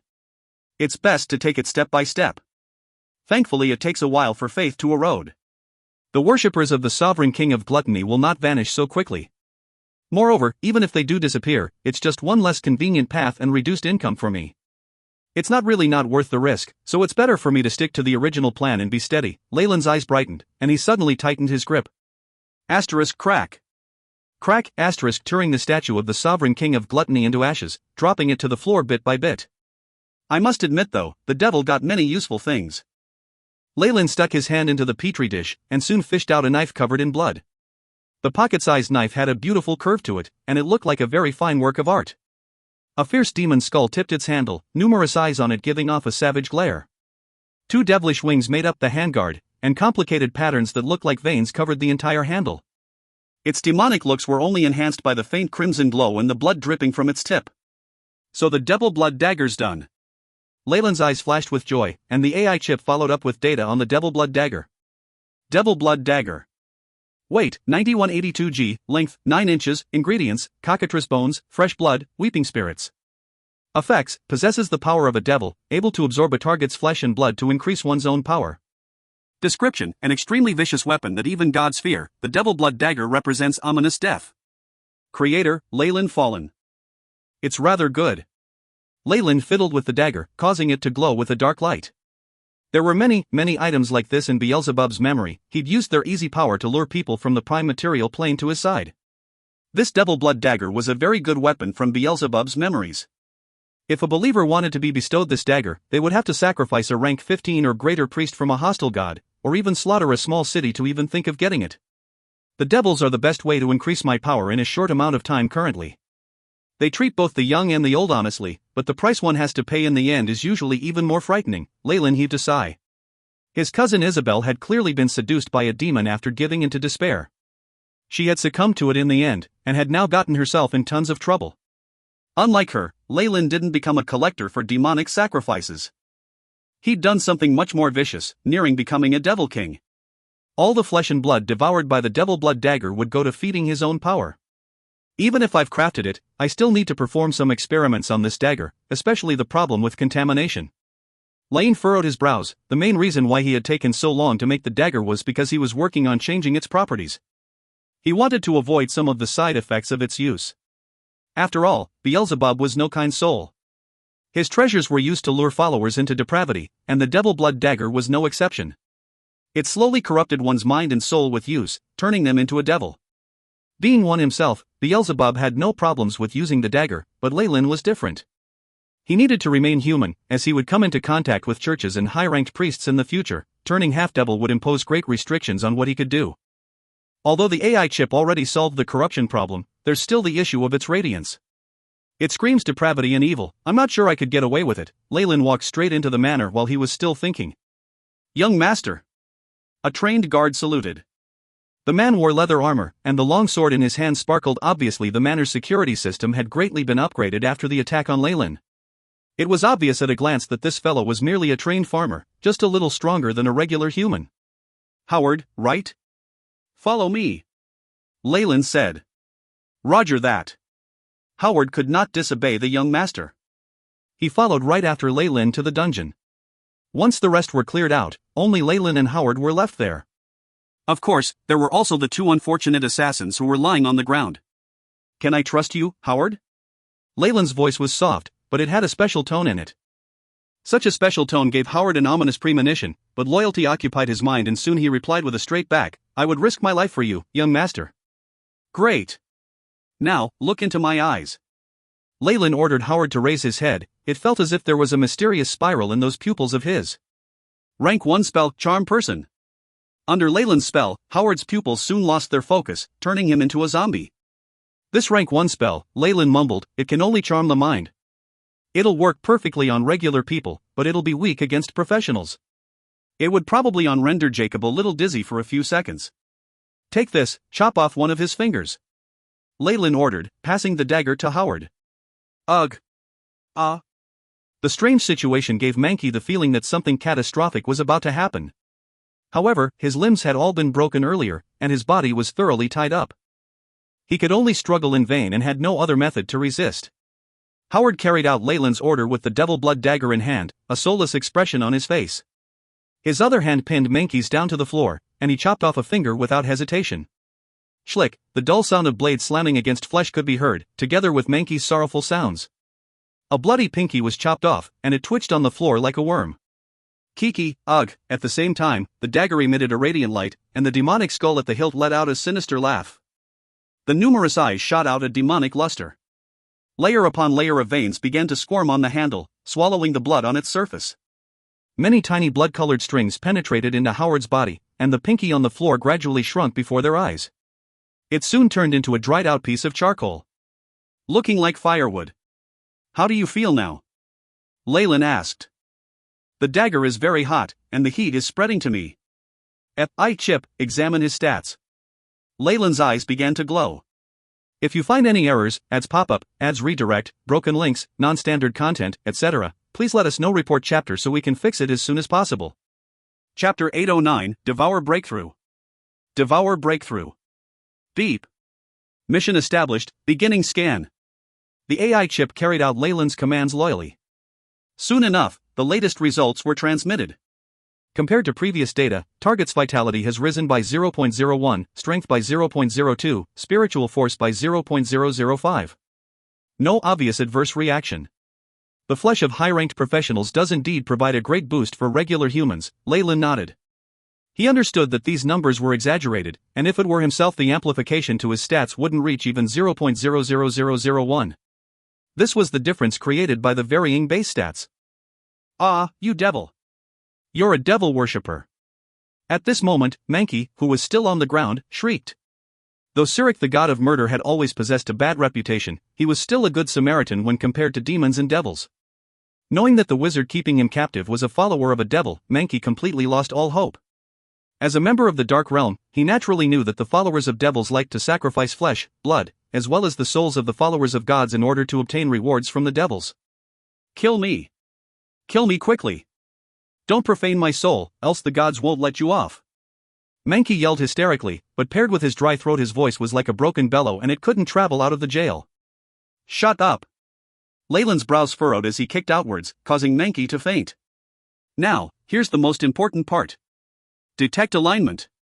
A bundle of white light in Leyland's hands covered Howard. Soon enough, glee appeared on his face. The alignment is still neutral.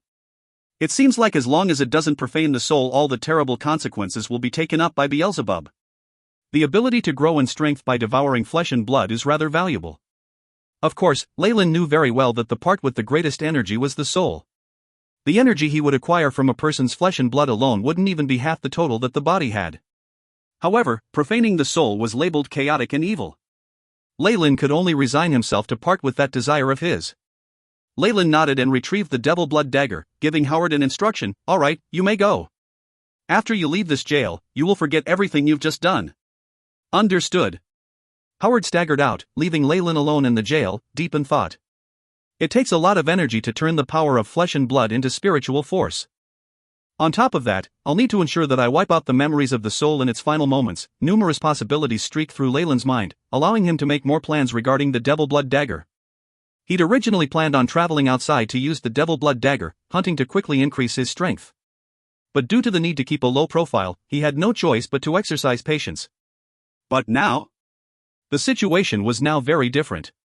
Leyland had been bullied in his home territory, and he urgently needed great power. Otherwise, the fallen family could very well be wiped out just like Isabel's. Of course, there were slight differences in their circumstances. Isabel needed to pray for strength from devils and demons, while Leyland only needed to rely on himself. After a little modification, I will be done here. Mr. Mankey.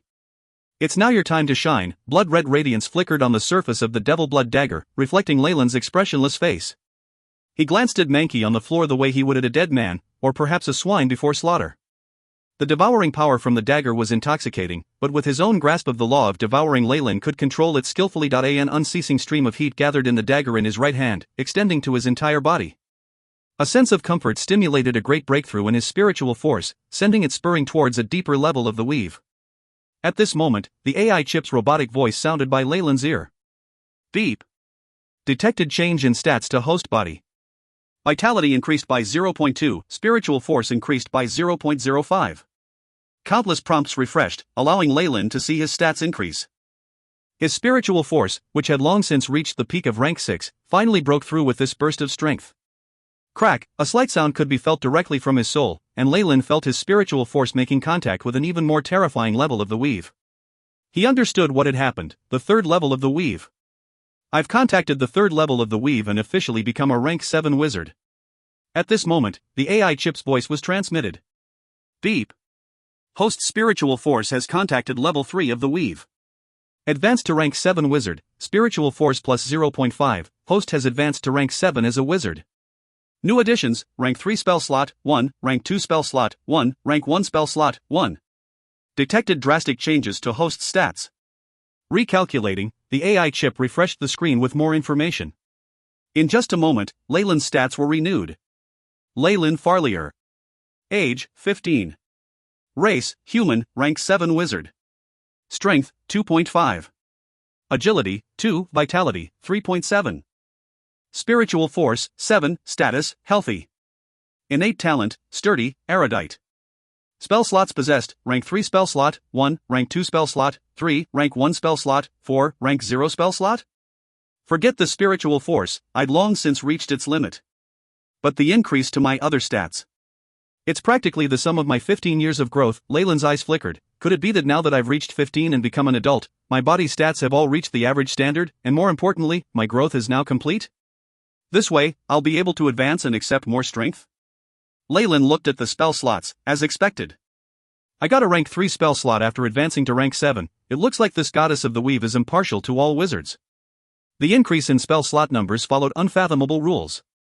Some enchanted tools could increase the number of spell slots, and it was rumored that those the goddess favored could have more spell slots after advancing. However, there were 2 ironclad rules. 1, one could have no more than 9 slots for a rank. 2, only after reaching a certain level could wizards gain spell slots of certain ranks. In other words, Leyland was now a rank 7 wizard, and he could at most only have rank 3 spell slots.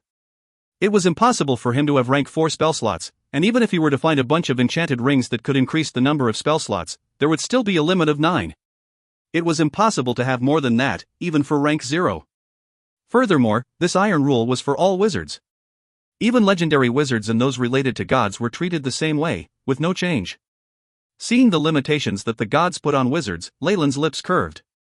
Seems like the Magi left a very deep impression on the gods during the ancient war, to the point that they felt fear. They didn't hesitate to shackle the spellcasting professions. Is that to prevent a repeat occurrence of the Magi? If there comes a day that the shackles of the weave are destroyed, what sort of interesting things are going to happen? Leyland chuckled, beginning to feel a little anticipation. And then there's the power from devouring flesh and blood. Leyland stood up, staring at the skeleton on the floor. He put the devil blood dagger away, and his brows began to furrow. He felt that his body was swelling like an obese person who had eaten far too much, to the point that even his soul could not take it. It seems like this ability can't be used too often, especially before the body has digested all the energy. If that happens, the berserk life energy could become the most fatal toxin. Leyland shook his head, knowing that this devil blood dagger should not be used lightly. In addition, no one can know of this, or else I'll be confirmed to be a devil worshipper. It'll be game over for me then. At this thought, Leyland immediately began to clear up the skeletal remains on the ground. Things that made it evident that they had been used for evil rites and the like and could not be left lying around. They were best removed by burning. As for the souls the devil blood dagger absorbed, Leyland had modified its effects on them. They went through unimaginable suffering before their death that served to completely fragment their memories, leaving no traces at all. With the devil blood dagger, all my accumulations can allow me to pass through the many ranks of wizards quickly. Leyland's eyes flashed with a glint of light. This means it's necessary to find something to hide all this. This advancement was unnatural, and if just one person found something was off, Leyland knew that he would probably need to move away alone and hide himself in the name of training and seclusion. After gaining enough strength, he would immediately travel in order to hide his unusual growth. And the many battles with Viscount Tim's pirates would clearly be a great source for such a thing. Viscount Tim, and even Marquis Lewis, would very soon find out that in a bid to obtain more profits, they had chosen a very terrifying enemy. The devil was thirsting for his enemy's blood to grow, and would soon take over the world of gods. If you find any errors, ads pop up, ads redirect, broken links, non-standard content, etc., please let us know. Report chapter so we can fix it as soon as possible. Chapter 810, Mobilization. Mobilization. With the fallen family's prestige and reputation in the island, it wasn't difficult to cobble up a patrol. However, on the field where grain was drying, Leyland frowned at the sight of his subordinates. Getting 50 from the port and another 30 from the manor. Is this our limit? A sparse crowd stood at the field, awaiting Leyland's inspection. While they had done all they could to rub their leather armor and weapons till they were sparkling clean and tried their best to stick their chests out, Leyland still felt they looked like nothing but a bunch of rowdy people. It's alright if you get them to patrol and maintain order, but once you bring them to a bloody battlefield, Leyland shook his head inwardly, though the expression on his face showed excitement. Residents of the fallen island. There are a group of horrible, evil pirates about to reach the coast. They will slaughter your parents, steal your copper and bread, and humiliate your wives and daughters. Those lowlives are capable of anything. Leyland did his best to sound agitated to stir up the masses. Was there a need to announce what the pirates would do to them? The troops began to get restless and immediately knew that Leyland spoke the truth. It might even be an understatement. Well then, tell me. Are you willing to let this happen? Leyland's sharp voice resounded in the field. No. No. Though many of them were mercenaries who only worked when money was involved, most of them were farmers who had enlisted. Their families were here, and even the mercenaries had settled down here. At the very least, when it came to protecting one's family and wealth, these people were rather enthusiastic and hot-blooded. Hence, after being provoked, all of them were flush with anger as they roared with all the strength they had. Good. As the master of this territory, I call on you to pick up your weapons and prepare to fight bravely to protect your home. Leyland spoke so loudly that his voice could be heard from every corner of the field. In such a feverish atmosphere, there could be one or two who remained timid or rational, but they would soon be drowned out by the crowd, dragged along with the flow. Our fallen family will not treat any of you unfairly. Leyland clapped his hands, and 2 bodyguards went up on stage with numerous boxes. The large copper locks were opened, revealing brand new armor within. There was even some chainmail that was made of metal rings. Not only did this metal armor provide a greater defense than leather armor, it was more flexible to boot. It was practical, but there were high requirements on its forging, so these items had no market. Beside the armor were even greater quantities of shining weapons. Vorpal swords, curved blades, hammers, lances, there was anything one could need. On top of that, these weapons were in good shape and they had a layer of oil on the surface. There were no signs of rust or corrosion, and they radiated a luster from their sharp edges. All those who take part in this operation can choose a weapon of their own. Vice captains and those ranked above can all choose a set of armor. Leyland scanned the crowd. Evidently, these excellent weapons were attractive to the point that people would risk their lives for them. Leyland found a few fellows whose eyes were shining. Of course, for this reason, he raised his voice intentionally. If you can contribute in this battle, there is no reason why we can't reward you with these weapons and armor. With this promise, there was a huge uproar in the crowd below.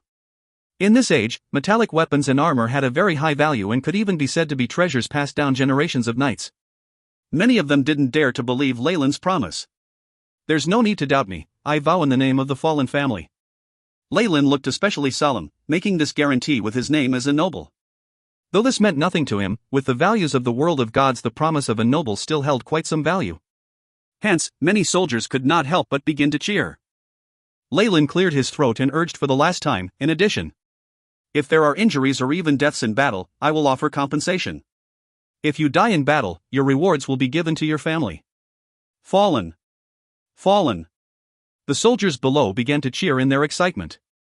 Injuries and death were the worst fates for veterans in a feudal age. Leyland was even willing to compensate them for it, which was something even churches didn't do. This should be able to somewhat boost their morale, right?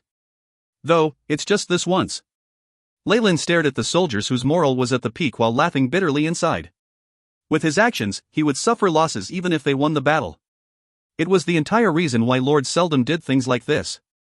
Those weapons and armor alone were the accumulations of the fallen family over the year, and a large part of the family's wealth. However, this was a special circumstance, and Leyland had no choice but to do this. After all, if the fallen family were to cease existing, these items would be useless. The soldiers outside began preparations for battle, while a small meeting was being held in the manor. "We'll leave the manor to you, Uncle Leon," Leyland spoke to the housekeeper on his right. "I've already sent down the order that you'll be in charge of everything in the manor." "I will definitely protect everything for you." Leon's placed his right hand on his chest as he promised. Leyland nodded, feeling assured. His mother, Claire, and Clara had all been sent to the Church of Knowledge at the port in secret. With how shrewd Bishop Tapri was, it would probably be the best place for them on the island if he and his father met danger. Based on what Mankey said, the assassins he had captured were the only ones that the enemy had sent, but Leyland considered the fact that Viscount Tim might be driven to desperation. After Leon left, only Isabel, Jacob and a few leaders with professions remained. They were the strongest, and Leyland had nothing to hide from them. "Based on the information I've received, there are over 100 people amongst the pirates, and the leader is a rank 10 professional." At this point, Leyland looked grim, and everyone except Isabel gasped. 100 men, and a rank 10 professional? This kind of strength isn't second to the power of a famous pirate crew. Why would they come here? Jacob gasped. In reality, the truly strong would not do something as beneath themselves and dangerous as become pirates. With their strength and reputation, they could become public security officers in any large city, and could even become nobles. It was illogical for someone like them to attack the fallen family. Leyland nodded as he sneered. He. This is a famous pirate group. Have you heard of the Black Tiger? Black Tiger pirates? The shock in Jacob's eyes grew even more profound. They operate in the seas of the Baltic archipelago, and they shouldn't have any grudges against our fallen family. Sometimes, there needn't be grudges to start a fight for benefits. What aren't those greedy pigs capable of? Isabel stood out, unsheathing the black longsword in her hands. Swish, a flash of black light passed, splintering the table in front of them and splitting it apart. Or, are you scared? There was a murderous glint in Isabel's eyes, as if she would kill if anyone dared say no. I forgot to tell all of you. My cousin is a rank 9 and will act with us. Leyland cleared his throat. This strength. It's clearly above rank 5. I just don't know if she's a warrior or knight-errant. Though Isabel looked like a little girl, these team leaders here did not dare belittle her. A rank 9 was enough to crush them. Jacob nodded, a hint of glee flashing in his eyes. Since she was a rank 9, with a young master who was a wizard, taking care of a rank 10 was not entirely impossible. If Jacob could see that, the old foxes were obviously aware of that too. Hence, they immediately knelt on one knee to express their loyalty to Leyland. "We are willing to be young master's blades and obey all your instructions." These people, Leyland shook his head instead, feeling a little fed up with the situation. However, he had no choice but to continue pretending. "Good, we leave now. We have to strive to catch them off their guard." With a traitor like Mankey, Leyland knew the strength of the Black Tiger pirates and what they could be hiding like the back of his hand. It's too foolish to wait for them to reach the coast. I don't want the battles to affect this territory. Leyland looked around, spreading out a yellowed map. It showed the detailed topology of the area surrounding Fallen Island, and even contained information about the ocean currents and wind directions. Just this map alone had a value of over 10 gold coins, and it was something the Fallen family had gained over decades of hardship and exploration. It definitely was not to be sold outside. The Black Tiger pirates are now here. Leyland tapped at the map. This was an uninhabited island not far from the Fallen Island, and there wasn't any shipping route nearby. Even with their opponents on alert, it was still possible to hide for a period of time. If you find any errors, ads pop up, ads redirect, broken links, non-standard content, etc., please let us know. Report chapter so we can fix it as soon as possible. Chapter 811, Sneak Attack. Sneak Attack. Whoosh, the night sea winds had a fishy, chilly smell that made Jacob shrink back. As a member of the Fallen family, he might have long since gotten used to these winds and waves, but the deck that was creaking up and down, as well as the billowing sails above, made him as if he was in a dream. This feeling reached its peak when he saw Leyland, standing proudly at the head of the ship. They were in a typical double-mast sailboat. They weren't squeezed together even with over 80 people there. But it wasn't difficult at all to acquire such a thing with the fallen family's status. No, what shocked Jacob was young Master Leyland's behavior. No. Actually, everyone is shocked. Jacob looked at the leaders beside him who were scared out of their wits, yet at the same time had a fire burning in their eyes, and chuckled wryly. Just before they had left, Leyland had cast non-detection in front of everyone. By Ogma. This was a rank 3 spell, and the young master had not used any items or scrolls at all. That he could cast a rank 3 spell by himself meant Leyland was rank 7. Without any warning, their young master had become a rank 7 wizard. Gods! Isn't advancing as a wizard supposed to be the most challenging? Young master's advancement to rank 5 just 2 years ago was already enough to have mouths fall agape. And now, Jacob sighed. His abundant experiences as an adventurer left him clear on what exactly a 15-year-old rank 7 wizard meant. If nothing were to happen, he could possibly become a great rank 15 wizard in a few centuries of training. There were few great wizards in the Dambrath kingdom, and a few of them hired by the royalty had great statuses. His Majesty the King had generously given them positions as earls and territory to rope them in. However, no great wizard cared for such things that drove others crazy with envy. At their level, the only thing in their sights was the realm of legends. And now, a great wizard was about to appear in the fallen family? Jacob suddenly felt giddy. Cousin Leyland, you've worked hard in deceiving me. Beside Leyland, Isabel didn't have as many thoughts. While she seemed to be complaining, it was obvious that she was delighted by Leyland's achievements. I never thought my cousin was a genius as a wizard. Isabel's eyes twinkled like there were countless stars in them. Everyone has their secrets, just as you do. Leyland got closer, causing her to look panicked. I anticipate the day where you will tell me. What kind of joke is this? Isabel turned her head and left, while Leyland sank deep into thought. There's no other choice but to do this, Leyland sighed. The reason he had shown his strength right before the battle was to strengthen his men's confidence and will to resist. Otherwise, the moment they knew that they could be against the personal guard of a marquis of the kingdom, even if morale did not immediately crumble, it would be greatly diminished. Now, with such a young wizard, some would think it was worth it to risk their lives. Even if those regular soldiers did not know what being a 15-year-old rank 7 wizard implied, others would gladly warn or tell them. Furthermore, our target this time is only a notorious group of pirates. Even if someone intentionally leaks this out, many would not believe it. Leyland sighed once more. He had already done all that he could to the best of his abilities, and all that was left was their luck. My lord, we're here. A sailor with triangular eyes and a gaze as sharp as a poisonous snake came before Leyland, reporting quietly. There was a thirst in his eyes for blood, as well as a fervor for destruction. If this was a gaze seen in the manner, Leyland would send down the order for this person to be hung, but now? This is the right attitude if you want to kill someone. Leyland was confident that with his methods, even if this person was a poisonous snake, he'd be able to tame him. Your name is Robin Hood? You're a great first mate and navigator. Are you in charge of this ship as well? Leyland observed the man. He could sense a bloody aura that came from frequent killings, which made it obvious that this person had a very exciting life in private. Yes, young Master Fallen. Evidently, Robin Hood was surprised that Leyland had been able to remember his name. Good. Leyland had his hands behind his back as he watched the faint image of the islet from the fog. He quickly commanded, send down the order. Everyone is to remain hidden. Try not to make any sounds. In order to take precautions against the detection and divination spells, Leyland had especially boosted himself with non-detection before leaving, and had been exceptionally cautious and nimble along the way. It could be said that the chances of being discovered were very low. Besides, even if they were discovered, nothing much changed except for the scale of the losses that would be incurred.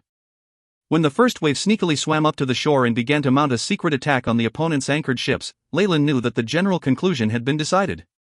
Watching the bloody battles, Leyland suddenly laughed. Seems like the pirates aren't as strong as I imagined them to be. Initially, he had thought that they had the support of the nobles and might have superb equipment and even maybe a magic weapon, but from the looks of it, these pirates wore shabby clothing, and there were even some people of other races and mixed blood in their midst. There weren't really powerful people in there, and it felt like they were just cannon fodder and not the real deal. Even if we managed to subdue these pirates, they would just be treated as replaceable? Leyland stroked his chin as he thought of something. In such a situation, where his side had been prepared and launched a secret attack with equipment of superior quality to theirs, there was no possibility of failure if their numbers were about equal. Of course, this is a world of exemplaries.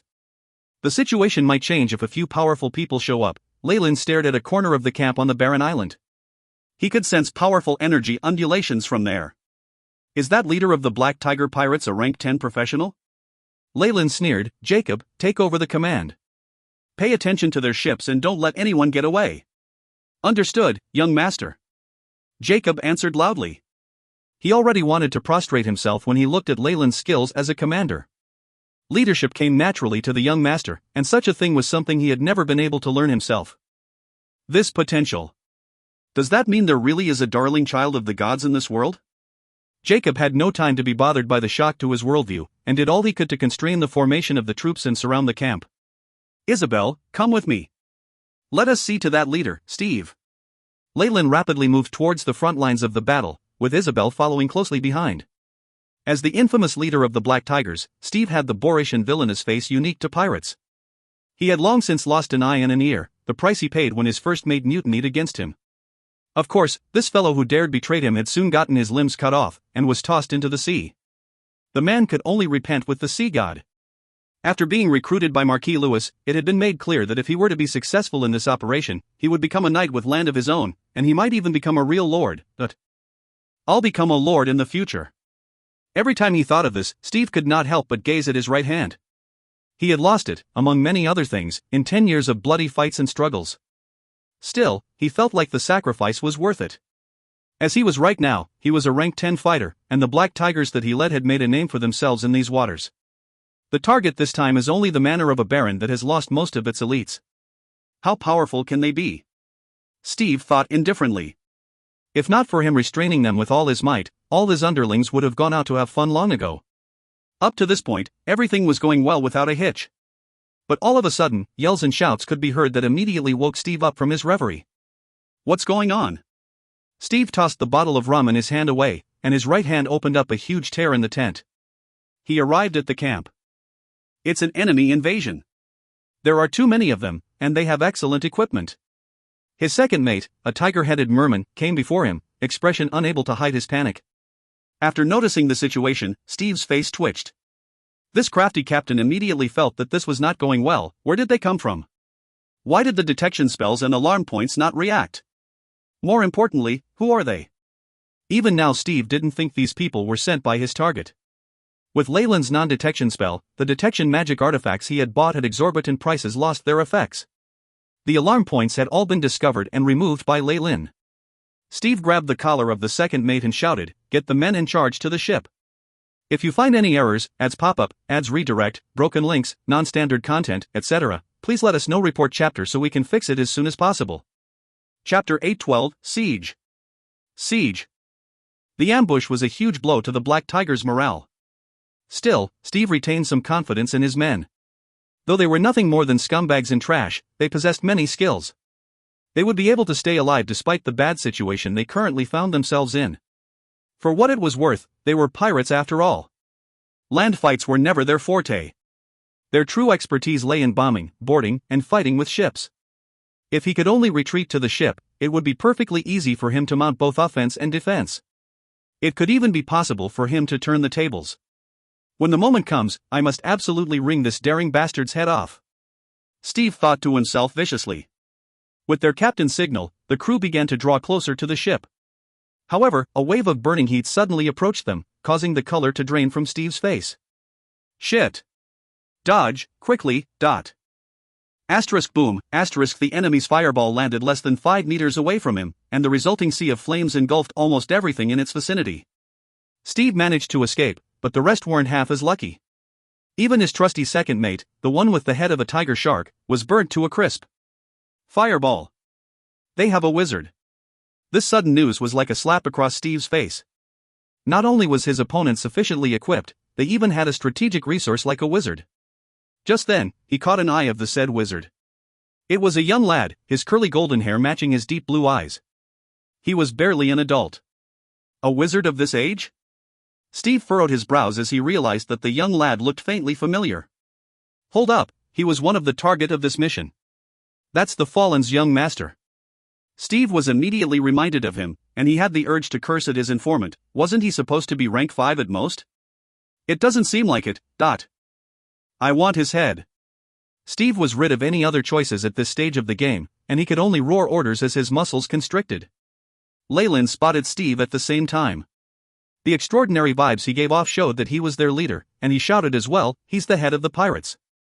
50 gold coins for anyone who can finish him off, and on top of that you don't have to pay tax anymore." 50 gold coins? And you get to not pay taxes? Charge. Many of the guards went into a frenzy. This price alone was enough for 10 lives. The guards charged up front without any second thoughts. Of course, Leyland didn't stand and watch idly. 2 powerful buffing spells descended upon his men, increasing their drive and strength. Bear's endurance, bull's strength. The wizards of this world are supported by the weave, allowing them to use magical attacks and buffs extremely quickly. Leyland knew better than to neglect the importance of the weave. The fact that it was able to continue to exist for so long meant it had to have some advantages. And during the battle, Leyland realized that his men usually fared better if he enhanced their abilities using his power. Moreover, the fireball from earlier was like a missile. Common people would not be able to escape its destructive powers. With the support of the weave, won't a wizard with enough spell slots be a walking cannon? Leyland smiled. If the power of this world was how he imagined it to be, the status of wizards would probably be even higher. At the same time, Steve showed what it meant to be a rank 10 warrior. Rapid charge. His entire body was enveloped in a hazy light. After triggering his distinctive warrior skill, it was as if he had turned into an armored steel tank as he charged towards the guards. Thump. Thump. Thump. With his great energy, he knocked down many of the guards. They were sent flying, as if they'd been hit by a high-speed train, and every now and then the sound of bones cracking rang out. But the damage went both ways. Steve was injured by many of their spears and swords, and many bloody wounds appeared on his body. This degree of injury posed no hindrance to him, but the blood continuously leaking from his wounds would cause a bit of trouble. This was especially true as the pirates were surrounded, about to be wiped out by the oncoming soldiers. "Surrender now, and in my name as a noble I'll treat you right as a captive," Leyland said. As long as he could capture Steve alive, maybe even have him become an eyewitness, he would have gained incredible advantages for the fallen family. "Surrender? To a brat like you?" Steve mocked back. It was like he'd seen something ridiculous. "Or should I say, do you think I'm limited to just this ability?" A sinister smile slipped onto Steve's face as a sacred light engulfed him wholly. "Is this divine force?" Leyland stepped back. He had little experiences with this sort of power, but the impression it left was engraved deeply in his mind. "Bless, cure light wounds, night shield." In the blink of an eye, Steve cast 3 rank 1 spells on his body.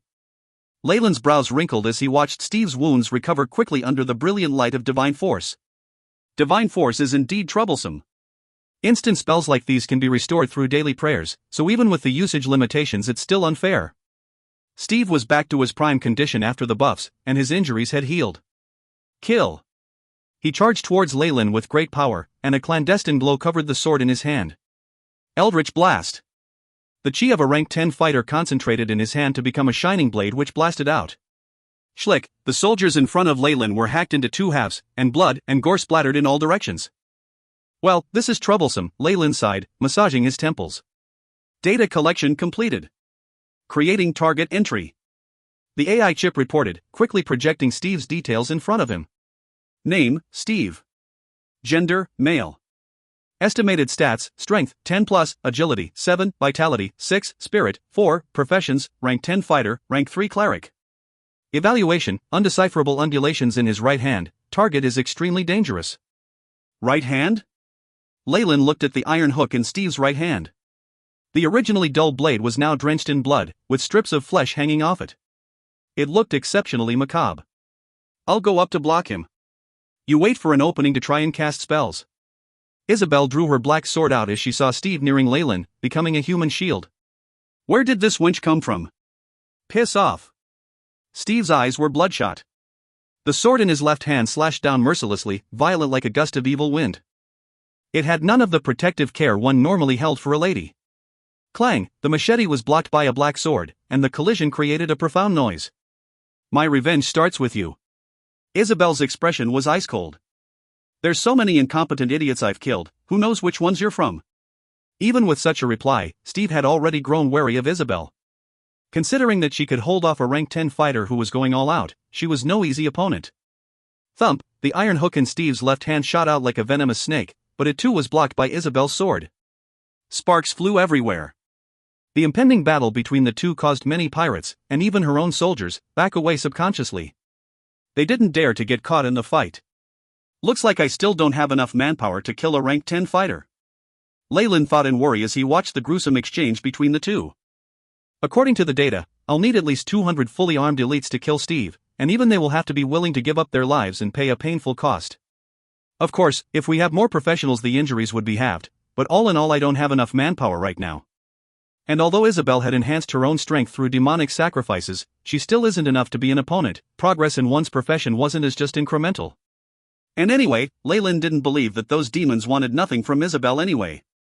Ugh, suddenly, a groan sounded from the battlefield. It was Isabel's. One of her arms had been fractured, and she was forced to hold it in her sleeve. And yet, she remained as stoic as ever. Things like that which could have caused ordinary girls to weep and scream did not disturb Isabel at all. I'm afraid this cannot go on, I'll have to unseal it.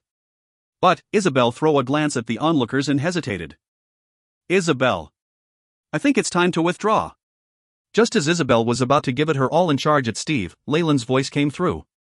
Out of her confidence in Leyland, she abandoned her original plan and started backing away. Thinking of leaving? The expression on Steve's face was sinister as ever, but that changed when an arrow was shot. Shoo, the arrow was like a venomous snake. Its angle was tricky, leaving Steve with no choice but to retreat. Splat, the arrow shot into the ground behind him, its feathered end still quivering, making it look like a small snake trying to burrow into the ground. If you find any errors, ads pop up, ads redirect, broken links, non-standard content, etc., please let us know. Report chapter so we can fix it as soon as possible. Chapter 813, Post-Battle Review. Post-Battle Review. That was close. Steve could feel some cold sweat on his palm. Only he knew how dangerous that had been. Once he regained his senses, he glanced at Leyland. The youth now had a crossbow in his hands, and there was a merciless expression on his face. Isabel had pushed her way to stand beside him, and aside from her Jacob and a few other soldiers had rushed over in a hurry as well. With Isabel delaying them, Leyland had enough time to defeat the enemy and even seize the pirate ship. Now, Jacob brought the rest of the soldiers and the many crossbows in the fallen family's collection and surrounded the area. The fallen soldiers had gained the upper hand in all the other zones, and more soldiers gathered together. Under the light of the flames, Steve's face turned pale as a corpse. He knew very well that after the battle was over, the Black Tigers might just be erased from history. What's going on? Why did things turn out this way? Steve was completely dazed. However, his fox-like cunning that had been honed over the years told him that this was the time to escape. As long as there were some people left alive, he would be able to pull the Black Tigers back together and bring about their rise once more. When the time came, he would exact extreme vengeance on this young wizard. Shoot! But how could Leyland give him the chance to do so? With his command, the countless crossbows that Jacob directed on his own produced terrifying sounds. Numerous arrows blocked all the escape routes that Steve had. Damn it! Steve cursed, his figure twisting at a strange angle in midair. A dark shield appeared, crashing into a sharp arrow. The dark-colored shield shattered to pieces, but the power of the arrow was greatly reduced. It could only leave a shallow cut on Steve's body. Boom, Steve's body fell freely to the ground. He glared at Leyland venomously, and then rushed out of the camp. Once he got outside, he would definitely be able to leave with ease. He was still a rank 10 fighter after all. At this moment, things suddenly changed.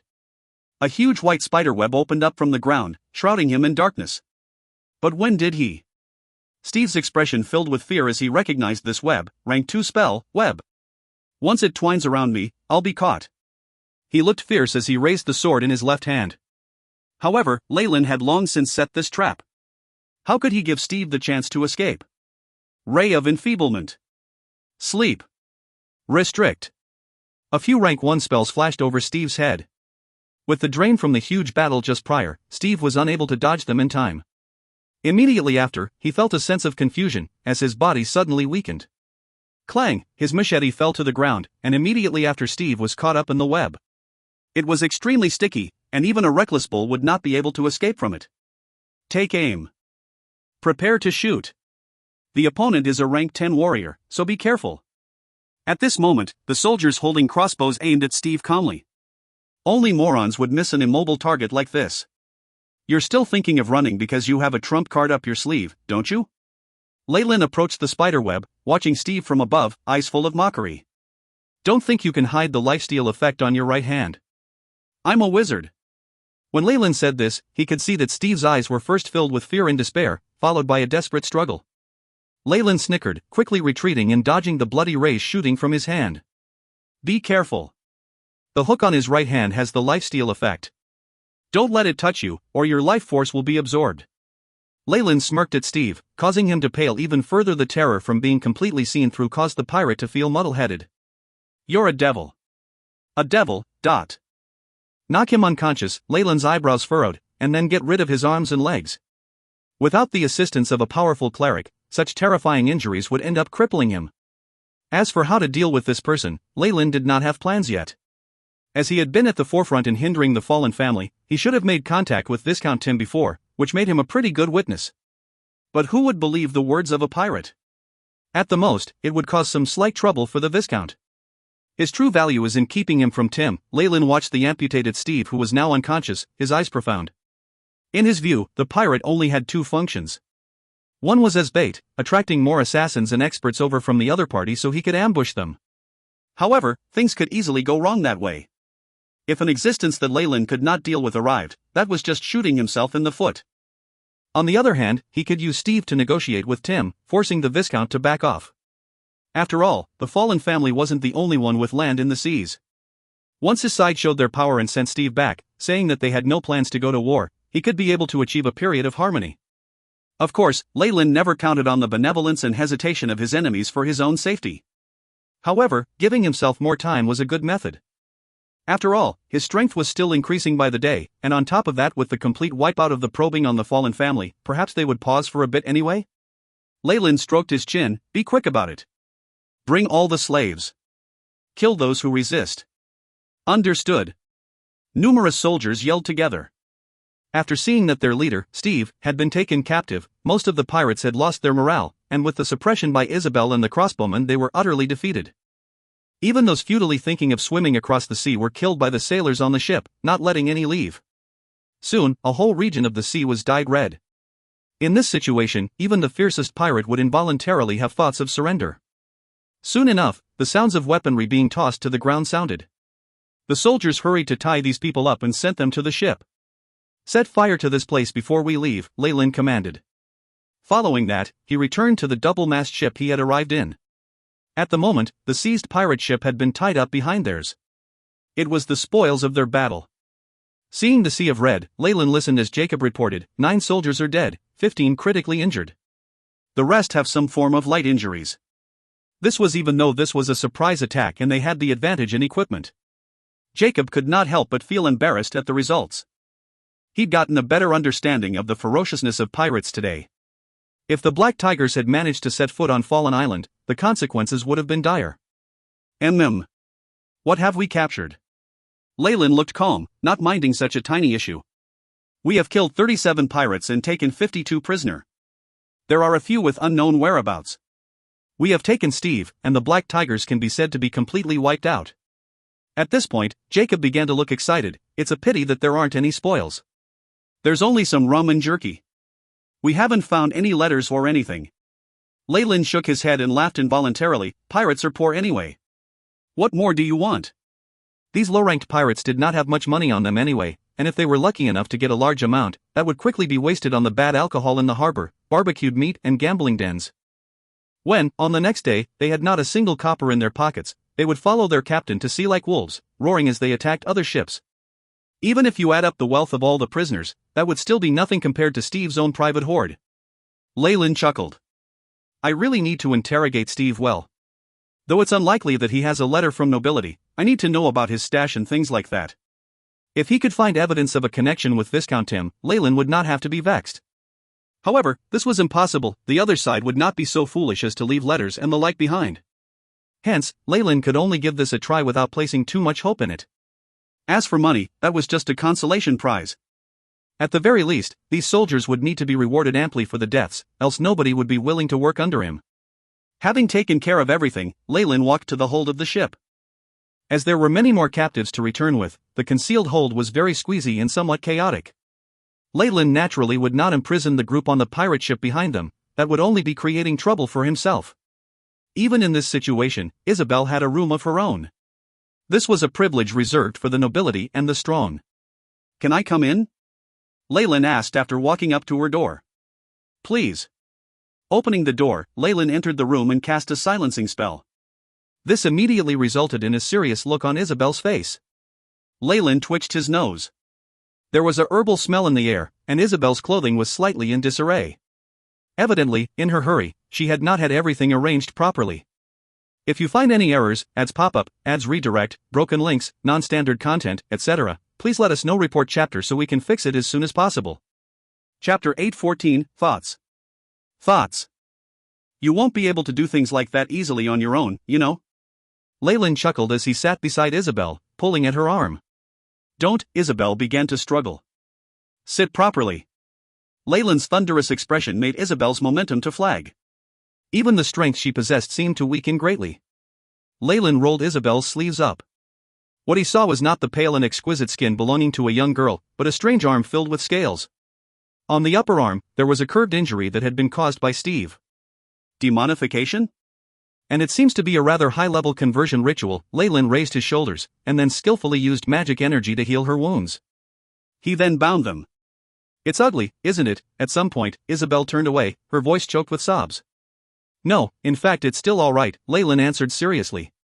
He didn't look much better when he transformed as a warlock, and became an existence which had practically abandoned its human form. One more thing, Leyland appeared to be focused on healing her, and he spoke softly, I want to set up a private fleet. I hope for your help. Become a pirate? Why? Isabel was dazed for a moment. A private fleet was only a dressed-up way to refer to a pirate crew. Leyland smirked at the question. They've come and bullied us, it's only fitting that we repay the favor. As for the people to be used, I was planning to use my status as the master of the territory here to hang the Black Tiger pirates. Let's just consider it recycling our trash. In addition, I found a pretty good first mate for you. Robin Hood performed well today, and more importantly, he is used to the ways of pirates. With our people as the backbone and the pirates at our foundation level, we can use the pirate ship we seized in Steve's wealth to quickly assemble a crew. I'll need you to control them tightly. Leyland swiftly bound her wounds in gauze, and Isabel wiped away the tears on her face, regaining her robust and healthy image. However, Leyland felt that the crying girl from before more suited the memory of his young cousin. Why do you think I will agree? Isabel looked at Leyland. Because it's a request from your dear cousin. Leyland chuckled, resulting in a flush on Isabel's face. I'll consider this matter. Go out first. Evidently, Isabel was feeling cramped in the narrow hall alone in a room with Leyland. I quietly await your favorable response. Leyland headed out, closing the door politely. In reality, he knew that she would agree, this was also good for her. A high-ranked demon? Goodness, Leyland stroked his chin, his eyes twinkling. Controlling a pirate crew may seem slightly immoral on the surface, after all, it was dishonorable for a noble to do something so sinful. However, Leyland knew that under the cover of glory, sophistication and grandeur, the nobles of this world all concealed some sort of evil within them. Every gold coin they used was stained with the blood and tears of innocence. Even his father, Baron Jonas, had always wanted to obtain support from some pirates, or create a raiding fleet to attack others himself. He had been working hard on this, but he had been a noble for far too short a time. It was difficult enough to just get his own territory organized, so he had yet to fulfill his wishes. As for offending pirates? No noble was going to care about that. This outer sea was discovered recently, so there aren't a lot of great powers operating here. It's still a piece of blank paper. How could Marquis Louis alone get all the benefits on the sea? Leyland snickered. Whether it was purchasing high-grade spell materials or creating a wizard tower, everything required a huge amount of resources and gold coins. How could he surrender the profits he could get on the outer sea? On top of that, he wasn't one to take beatings without retaliating. He would definitely ruthlessly pay the Marquis back for his favor. He was just someone with control over the Baltic archipelago, a trade fleet, and a few pirate groups, so was he that amazing? If not for having apprehensions about the families on Fallen Island, Leyland alone could take him on in a war, and give him a huge headache. After establishing a pirate group, Cousin will have a place to take shelter. After all, the gods don't focus much on a place like the outer sea where crooks mingle with honest folk. The occasional sacrifice can be hidden as much as possible. Whether Isabel could understand the reasons behind Leyland's painstaking efforts was another matter. Leyland was sure that as long as he was the one making the request, she would not reject him. The waves kept crashing into the body of the ship, shaking it slightly. A few seagull-like birds were soaring in the sky, producing cries from the distance. This isn't too far from Fallen Island. It's a short journey, so this shouldn't be a problem. Leyland held onto the railing, watching the dark sea below him. The sea was never a peaceful place. Tsunamis, storms, or even numerous deep-sea creatures could destroy a whole fleet in an instant. Hence, for sailors on the outer sea, it was like treading on thin ice every single day with the possibility of entering the embrace of death at any moment. There seemed to be countless gods with dominion over the sea, like the storm goddess that Steve worships. Leyland began to look serious. Steve surprisingly had some abilities as a cleric. While he could only cast low-ranked divine spells, that was enough for Leyland to be on his guard. Fortunately, the storm goddess was known for being temperamental. She regularly caused tsunamis and storms, destroying numerous ships and fishing boats. Her faith stemmed from the terror she induced. As a result, Steve must have made the storm goddess feel delighted during a certain ceremony or while praying, which was why she had made an exception and bestowed some divine force to him. If not, no matter how Leyland looked at it, he could not link Steve to a clergy. Even so, that was still very troublesome. No matter how much of a bastard Steve was, he was a cleric, and Leyland could not get rid of him easily. If he was alone outside, he could eliminate him easily. As long as news did not get out, all was fine.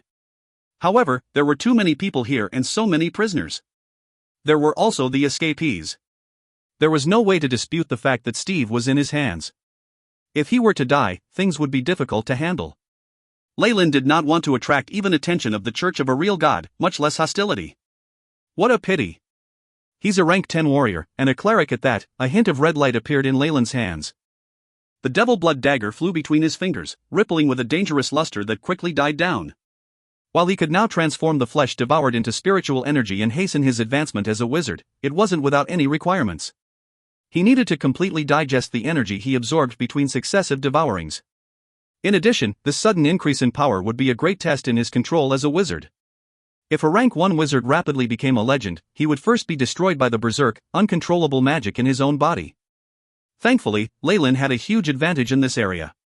His main body was already half god, and his control of energy was exquisite. Magic was similar both here and in the Magus world, and his strength as a wizard was only equivalent to that of a rank 1 or 2 warlock. This set of worries was why Steve had been lucky enough to survive this far. Otherwise, Leyland would have long since reduced him to a pile of bones. Leyland had specific requirements when it came to flesh now. Only professionals or powerful demonic beasts met his requirements for life force. As for those pirates, they were nothing to Leyland, and even if he were to devour all of them, they could not be compared to Steve. This was even ignoring the impurities in their energy. The ranking of energy in this world is very strictly regulated. Leyland took a look at his stats. As he had not used the devil blood dagger, their stats were the same as before. For an adult, 1, 10 and 20 are all thresholds. Leyland had a greater understanding of these numbers. It was difficult for a normal human to break past the value of 1 in any stat, becoming a professional. And these difficulties compounded in the future the stronger one became. 10 points was a huge threshold to break through. Leyland's own greatest stat was his spirit at 7. Based on his calculations, it was only after he became a rank 10 wizard that he could break through this barrier. Wizards above rank 10 are considered experts in the world of gods. So is this the boundary line that divides us?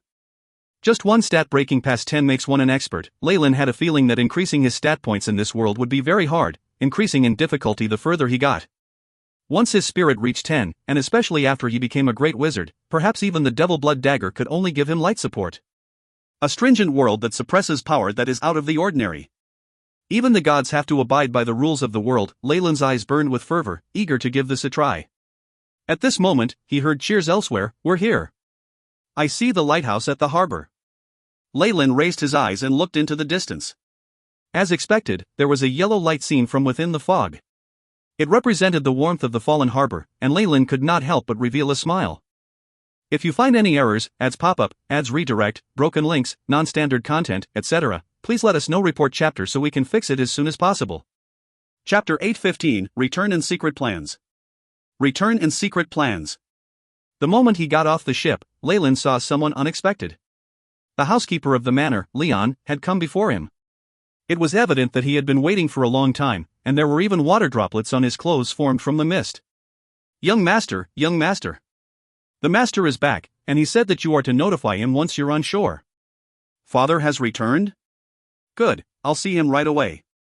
Take care of the things here, as well as the spoils of war and the captives. Compared to sneaking around during the last attack, Leyland was now strutting about boldly. He was even hoping to intimidate those who were harboring unlawful thoughts with this victory. However, the only ship entering the harbor was Leyland's own warship. The Black Tiger itself had disappeared with his cousin Isabel, accompanied by a portion of the pirates. Only a few unlucky pirates were here besides the few spoils of war. Of course, there was also the ex-captain, Steve. Understood, young master. Leon bowed low. Just the injuries from the soldiers behind Leyland alone made it clear that this battle had been very intense. Jacob, get Steve. Let us be off. Leyland got on the carriage by himself, followed by Jacob with their prisoner. Steve had a black sack over his head, as Leyland did not trust such a high-ranking captive to his subordinates. If he did, there was a chance of something going wrong. Father, the moment the carriage got to the manor, Leyland saw his current parents, Baron Jonas and Lady Sarah. They stood in wait at the door of the manor, eyes full of worry. Leyland immediately got off the carriage and was pulled into Mistress Sarah's arms. Oh, my poor child. It was obvious that even though she somewhat had an idea of what Leyland had done, Mistress Sarah was still worried. It's good that you're all right. Baron Jonas maintained his poise as a noble, though there was a hint of joy in his eyes. Leyland looked past his father, and then at his mentor Ernest. The wizard gave him an encouraging look of approval, and dragged his wizard robe closer around himself, hiding with the crowd. Wizards weren't that good at expressing themselves. At this moment, Leyland saw numerous elite troops behind Baron Jonas, all wearing armor. Their cold gazes made him feel a sense of danger. Rank 5 warriors. And there are so many at that. Father, where did you get them from? Leyland could see respect in the eyes of the fighters, especially from their leader, but there wasn't the reliance and concern that their own men had. These troops were evidently reinforcements from an external source. However, this was a trivial matter. Child, don't get so reckless in the future. It's unbecoming of a noble to rashly lead troops alone, Jonas admonished Leyland.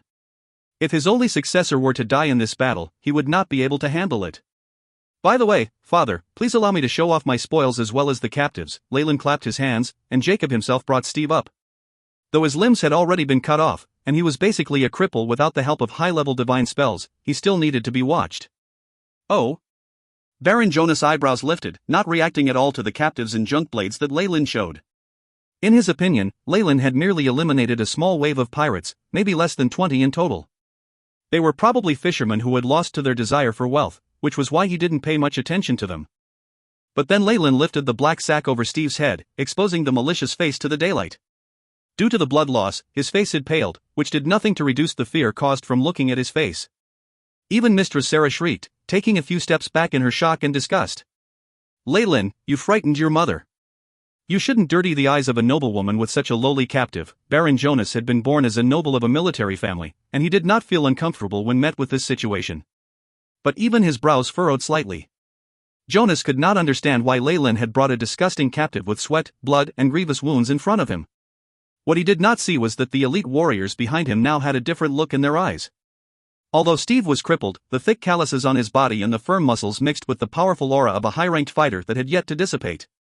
They had an inkling about what this was. This is Steve, leader of the Black Tigers. Leyland said simply, but that caused Baron Jonas' eyes to widen. Gods! Baron Jonas no longer cared about the filth on Steve's body as he approached him, pushing aside the messy hair at his forehead to size him up carefully. Indeed, it's him. This is the leader of the Black Tigers, rank 10 fighter Steve. Numerous large chambers of commerce have jointly set up a bounty of 500 gold coins for his capture. One of the bounty postings is even at our port. I couldn't get it wrong. A long while later, the Baron sighed and stared at his son with a complicated expression. This child seemed to always surprise him. His expedition might even have resulted in him being killed by assassins had Leyland not requested Ernest to come help out. Still, he asked with disbelief, since Steve is here, where's the Black Tigers? They've been wiped out, Leyland answered lightly. Jacob and the soldiers behind puffed up their chests in pride, staring hard at the elite warriors behind the Baron. Good. Seems like we need to have a serious talk. Baron Jonas had a complicated expression on his face. After Leyland came back, laughter and merriness returned to the manor once more. Even the housekeeper Leon, who always looked gloomy, revealed a rare smile as he directed Clara and Claire to prepare the banquet. During this period of preparation, the Baron stayed in his study room, having chased the maids out to leave only Leyland and Ernest behind other than himself. The information Leyland provided was very helpful. Even though I had to pay a huge price, I'll take care of the issues with the Church of Knowledge. Baron Jonas' voice was hoarse and low. Leyland astutely noticed his bloodshot eyes and the bits of white hair near his ears. It was obvious that being oppressed by a person of high status like Marquis Lewis left the Baron stressed and vexed. Though they could now act a bit more freely, the trauma from the Marquis actions had yet to dissipate. It's only my duty. After all, I'm part of the fallen family. Leyland appeared to be very humble. This attitude had Baron Jonas nodding inside. Since we know who our opponent is, things will be easier. Though I met with a few assassination attempts during the trip to the continent, I'm thankfully unharmed. I even got to see Earl Griffith. Earl Griffith, the warlord of that place? Leyland's eyes twinkled, immediately remembering him. It seemed that Baron Jonas had paid a price, yielding a share of profits to acquire some support from the regional nobility. They've dispatched a group of horsemen with numerous rank 5 fighters. The leader is a rank 9, which will be enough to ensure the safety of our manor. Baron Jonas watched Leyland with a sorry look in his eyes. He believed that the assassination attempt on his son was because he had taken most of the elites.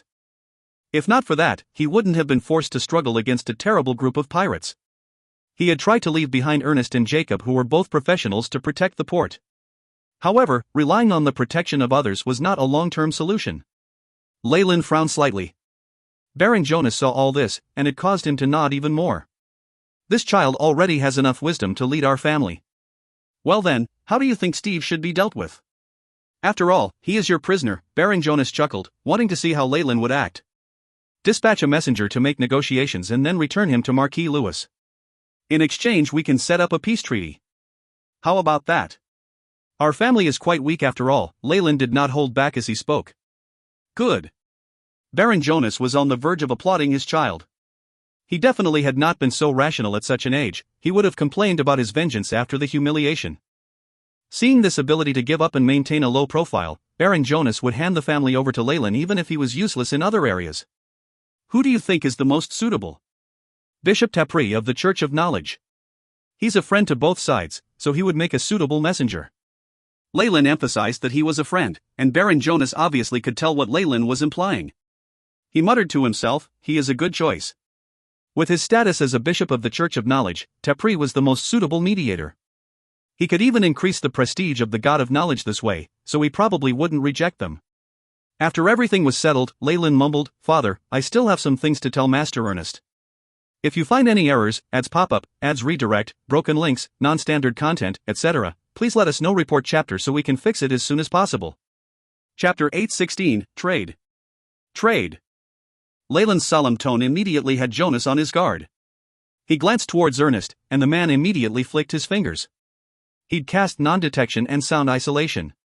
With all the preparation done, Leyland spoke quietly, I've already become a rank 7 wizard. What? What? Ernest's eyes grew as round as saucers. He'd been completely thrown off his lack of reaction. Hasn't it been less than a year since you broke through to rank 6? Ernest's expression was comical, as if he wanted to both cry and burst out in laughter. Oh goddess, do you speak the truth? Ernest's face was on the verge of pressing into Leyland's nose. In the name of the goddess of the weave, Mistra, I swear that all I say is true. Leyland looked serious as he swore on the name of the goddess that numerous wizards held faith in. The price of offending the goddess of the weave was that one could possibly be permanently restricted from using the weave, rendering them a piece of trash. Leyland's pledge was very serious, and Ernest believed him immediately. Heavens, what are you? A bastard son of Mistra? This rate of advancement immediately depressed Ernest.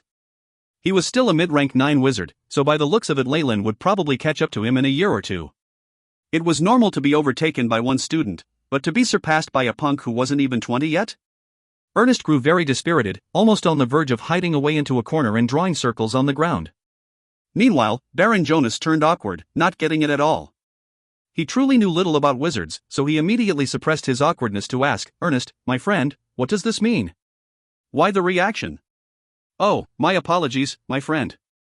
Ernest flushed, and then replaced that with more fervor, Leyland is a 15-year-old rank 7 wizard.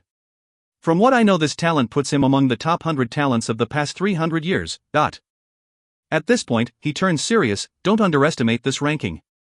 Many of them became great wizards in the future, with some even becoming legends. Cough cough.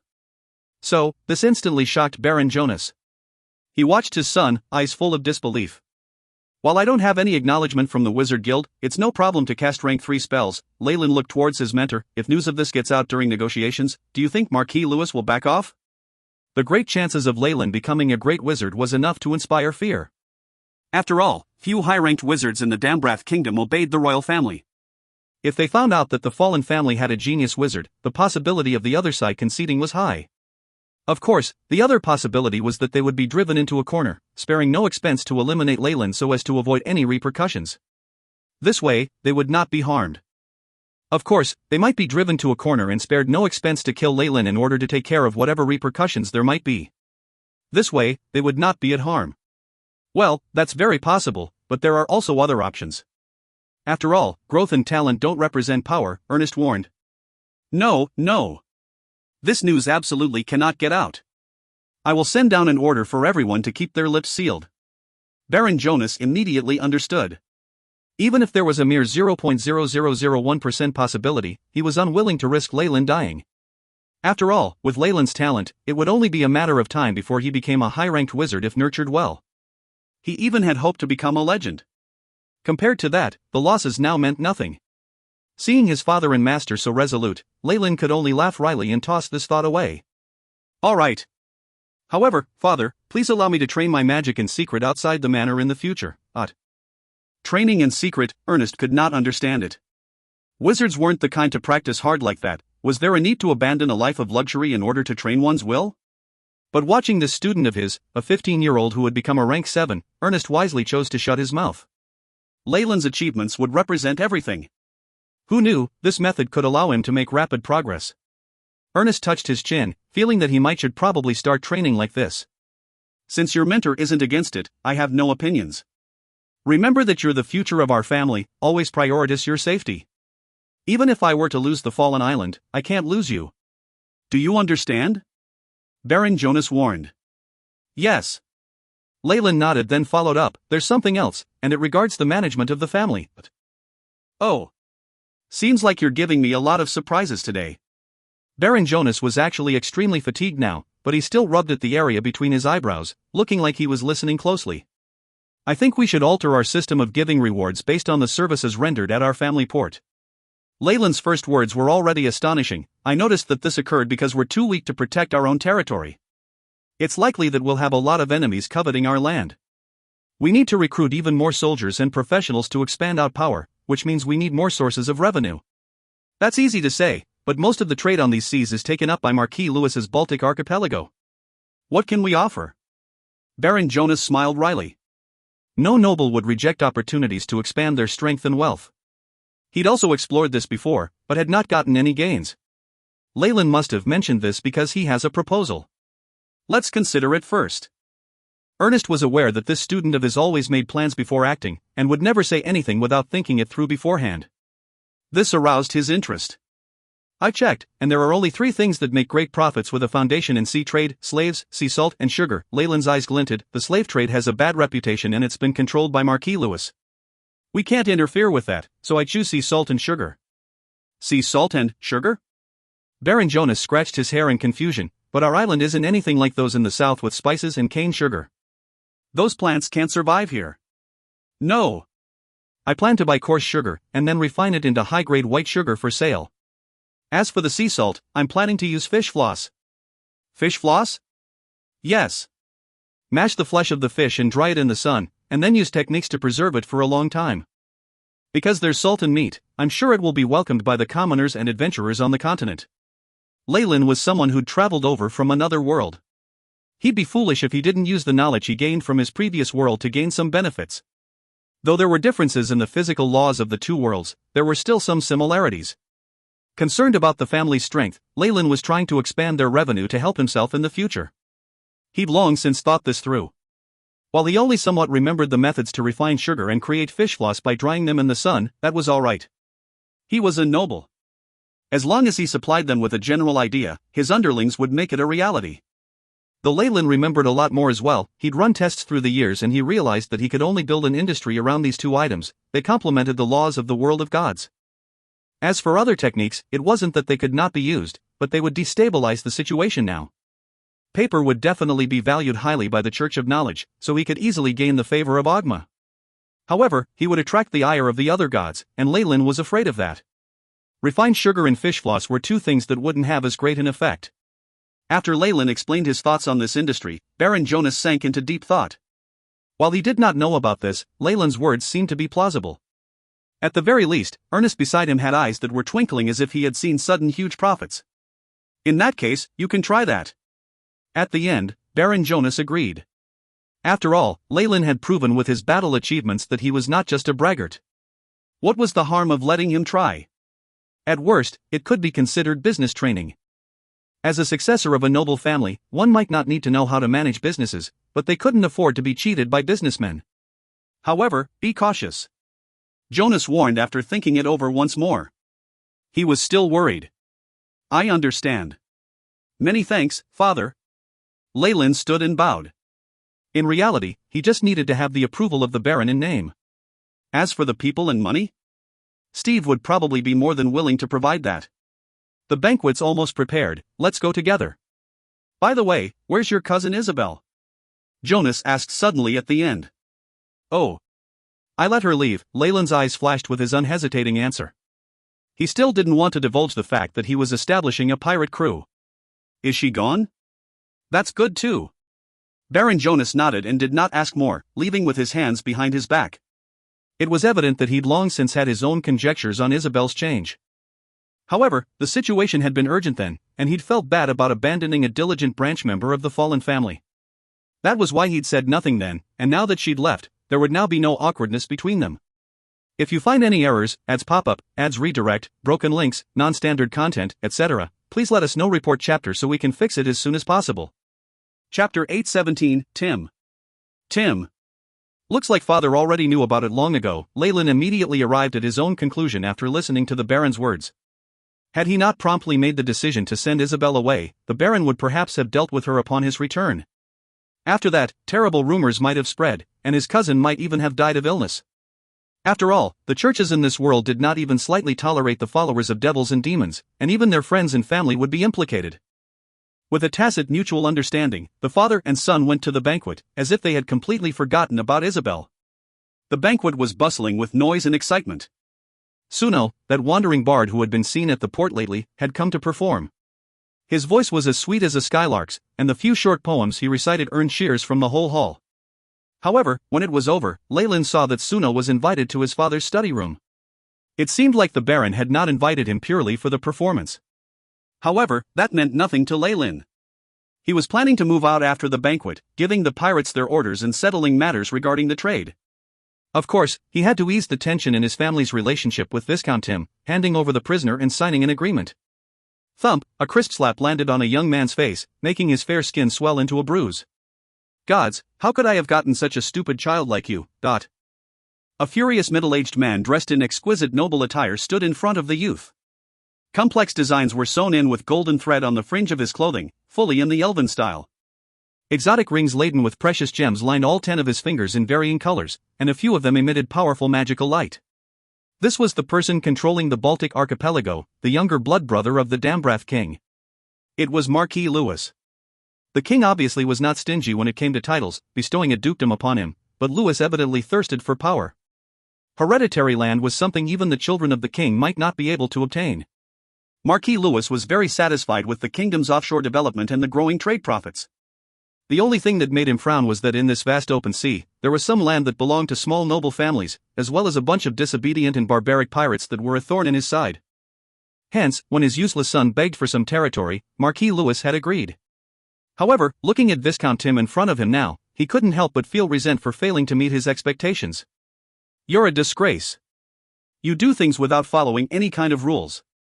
Not only do you try to assassinate someone on the continent, you can't even take care of the sea.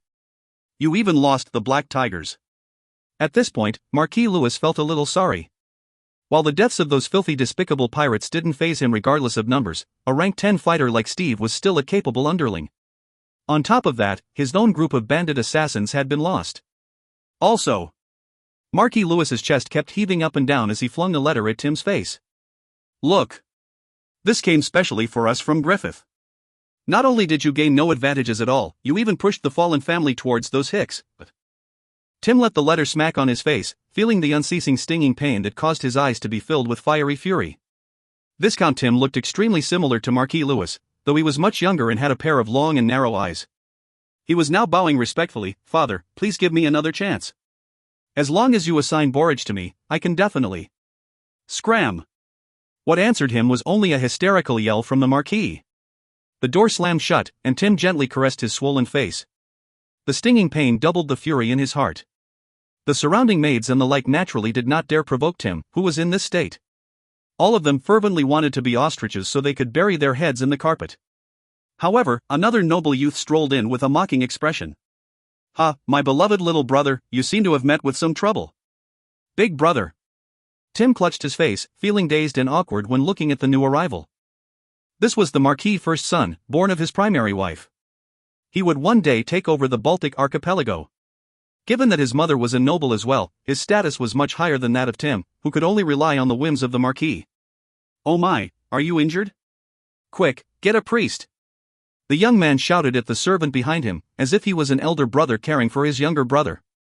However, Tim could see the mockery deep inside his eyes. Damn it! Damn it! Only when he'd walked out of the mansion did Tim's expression darken.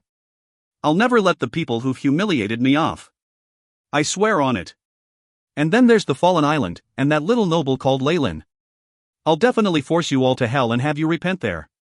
Tim's expression was sinister, like a savage beast that was letting out howls of pain. Lyle naturally knew nothing of this, but he could somewhat guess what was happening. However, his attention was now focused on other matters. The place that Lyle had chosen to hide away in was at the other end of the fallen island. Since they hadn't occupied this place for a long while, they didn't have as many farmers and slaves as they'd need to occupy the whole island. Lyle chose this area because there were few people, and also because he favored the low-lying shoal nearby. Such a level terrain was very rare on the fallen island, and enough for Lyle to do a great many things. Up till now, Lyle had only built a few wooden plank houses nearby, as if preparing to go into training. He was kept updated on his family through Jacob. The prisoner was handed over, but Tim refused to sign an agreement? Lyle stared at the coastline in the distance, his eyes flashing.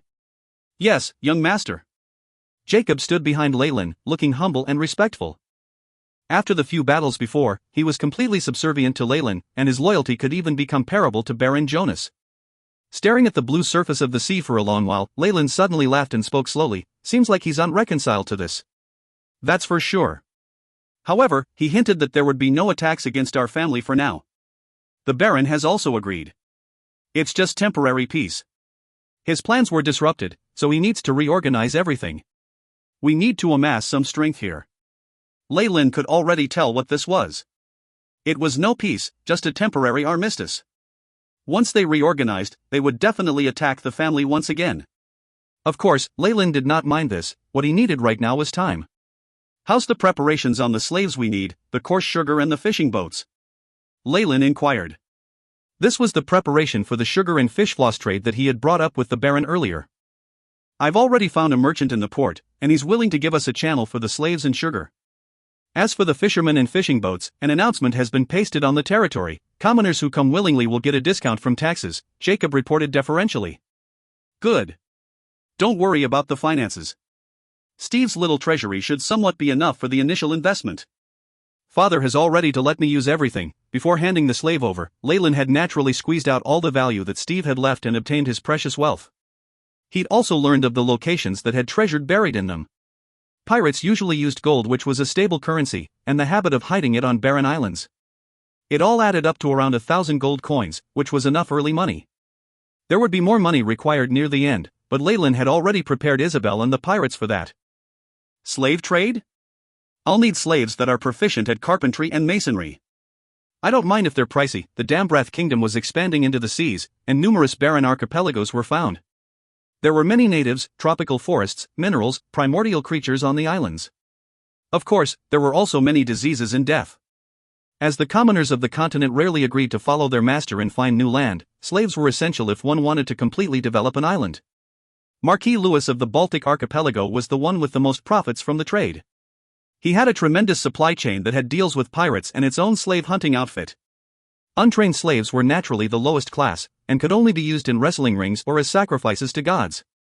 Once they were tamed, natives would be worth twice as much, and if they could plow land or had skills with carpentry and masonry, the price would keep going up. However, they were still the lowest of the low. High-grade slaves were actually professionals, or gorgeous women who had gone through special training. Every one of them could be sold in the continent for an astronomical price. If you find any errors, ads pop up, ads redirect, broken links, non-standard content, etc., please let us know. Report chapter so we can fix it as soon as possible. Chapter 818, Pirates. Pirates. Slave trade, hee, Leyland snickered. While Marquis Lewis's business was focused on the slave trade, Leyland wouldn't believe that the Baltic archipelago wasn't involved in the sugar trade and the like. At the most, they would be side businesses is all. He knew very well that if he was successful in forming a supply chain with this, his profits would be massive. It would bring about a lot of envy and hatred, causing conflict with Marquis Lewis. However, even if he didn't delve into these two very profitable businesses, the fallen island wasn't going to be ignored anyway. What was the point of trying to get along with them? As he was speaking to Jacob, a group of slaves were rushed along to the beach by his soldiers, accompanied by carriages of food and the like. Jacob, let's go and take a look as well. Leyland brought Jacob to the front of the group. Young master. The soldiers bowed, and the slaves lowered their heads, peeking at their future master with humble eyes. Are these the natives of the Outer Sea Islands? Leyland knew that most of the slaves traded in the Outer Seas were natives. In fact, the higher grade ones were picked out and sent back to the mainland. Transporting slaves from the mainland to the outer seas was expensive, and slave traders would be satisfied if they didn't make a loss with such a thing. The natives here were very short, coming up to Leyland's shoulder at the tallest. Most did not have any clothing, revealing their thin limbs and tan skin. It reminded Leyland of chimps. Young master, there are a total of 20 slaves. With 3 of them being carpenters and another 2 stonemasons, it comes up to a total of 321 gold coins. In reality, the price of these stonemasons and carpenters probably took up more than half of the total price. Leyland nodded. Even this slight amount had caused him to spend a portion of his recent profits. Relying on slaves in order to build up the business he was thinking of was a pipe dream. Leyland wouldn't put his hopes on it. Your mission is to build a camp for me here. Of course, fences are necessary as well. Leyland naturally did not understand the language of the natives, but that was no issue for wizards. Comprehend languages could solve that. While these low-ranked spells could not analyze the languages of demons, the heavens, and all sorts of highly ranked languages of law, it would be more than enough for these natives. After hearing Leyland's words, the group of slaves began to get restless. Quiet. Leyland flicked his finger, and a ray of lightning shot out. Pila, as if something huge had happened, many of the natives crouched down or even knelt after the violent streak of lightning passed. Rank 0 spell, Lightning Lure. As you can see, I am a wizard that possesses immense strength. These fully equipped soldiers will continue to monitor you, so don't even think about escaping or you'll all be hanged.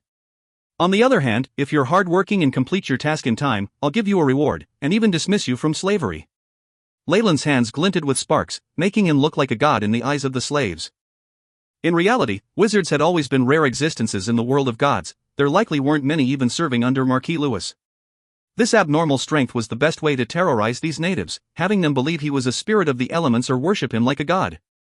At this moment, there was a disturbance amongst the slaves. One of them, who looked rather old, crawled to Leyland's feet, kissing the ground. Powerful being who grasps the power of lightning, Nanukur is willing to listen to your teachings and obey your commands. Very good. Nanukur, you shall lead these slaves from now. They'd already been tamed by the traders' leather whips, so Leyland could understand this situation. Whatever it was, the first ones to surrender their loyalty to him would be rewarded. Nanukur was elated and he cowed out again and again, esteemed master, Nanukur will definitely manage your assets well. Tell them that those who are diligent will have enough black bread and fish soup. After taking care of these matters, Leyland retreated to his own room. He just had to give the slaves a general idea, they would do the rest. The remaining bit would be left to Jacob to handle. The first thing the frenzied slaves built were a few simple and crude houses. These would be their temporary residences as they built to the plans that were created by Leyland, making good use of every inch of land here. Night fell. Having stuffed themselves with black bread, mushy fish meat and seaweed soup, the slaves slumbered deeply. In their eyes, someone like Leyland, who possessed extraordinary strength yet was benevolent enough to let them eat well, was a good master that was hard to come by. A few soldiers patrolled next to the slaves' accommodations, swapping out from time to time. While it wasn't likely that the slaves would escape, Jacob had still arranged this. In the deep, quiet night, the soldiers huddled around a bonfire. They looked listless, their eyelids about to fall shut at any moment. None of them noticed that their young master had left. Fly. Leyland's body soared into the air, flying at a speed of 60 feet a second. He quickly left the vicinity of the camp. I can finally fly, but it's so slow. Having grasped rank 3 spells, Leyland now had the ability to fly again, but the speed was not enough to please him. In reality, wizards that could fly not only possessed the ability to quickly leave the battlefield in dire situations, but also to turn into death gods in the skies. Since most troops lacked the ability to fend off aerial strikes, wizards could hover in the air and cast spells from above like a nightmare. Under the bright white moonlight, the surface of the sea was clear and gleaming, having a cold aura. The deep sea was filled with dangers, and numerous sea monsters began foraging for food in the night. A black pirate ship was still anchored on the surface of the sea. A swordswoman with a black longsword was standing on the deck, clad in skin-tight armor as if in wait for something. Whoosh, a dark shadow slowly appeared by the horizon, and then turned into a human figure. Cousin Isabel, Robin Hood. Leyland landed on the deck and acknowledged the two. Kid, why are you only just getting here? Isabel whined, though there was no trace of discontent in her expression. Young master. Compared to her, Robin Hood was more respectful. After all, a wizard that could fly had immense destructive power when above the sea. Robin Hood knew this very well.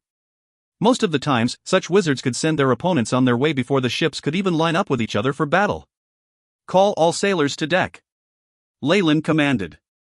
Followed by a disturbance, numerous sailors gathered together. Amongst them were guards originally from the fallen family, although most of them were black tigers. Now, however, all that was left in their eyes was fear, and their numbers seemed to have lessened. Leyland scanned the area, and Isabel lowered her head with burning cheeks. Robin Hood stood out, young master, in order to tame the pirates, we had no choice but to kill a few people to set a precedent. That's probably not all, Leyland glanced at Isabel but did not pursue this further. All he needed was for these pirates to be obedient anyway. Leyland's eyes scanned the crowd. He then announced, I have gathered you now because I'm planning to establish a private raiding fleet.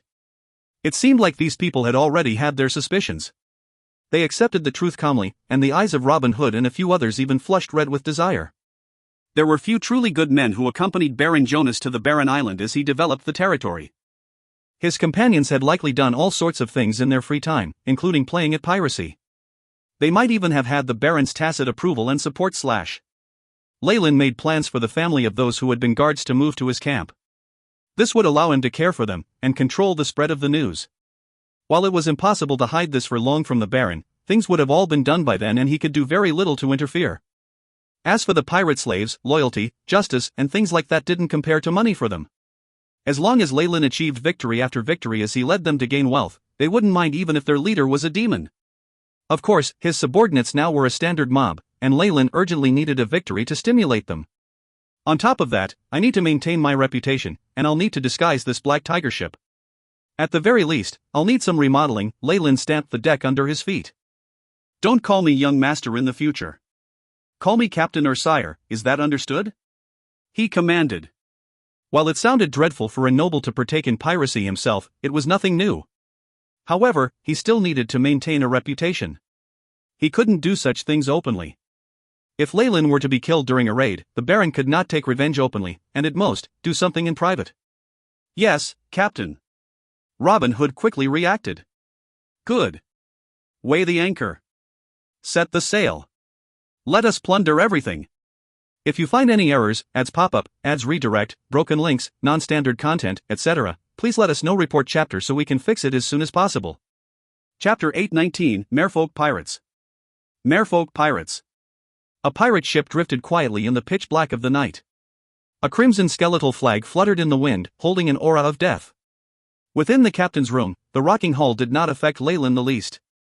He was now on the upper levels with Isabel, Robin Hood, and a few others, discussing their current target.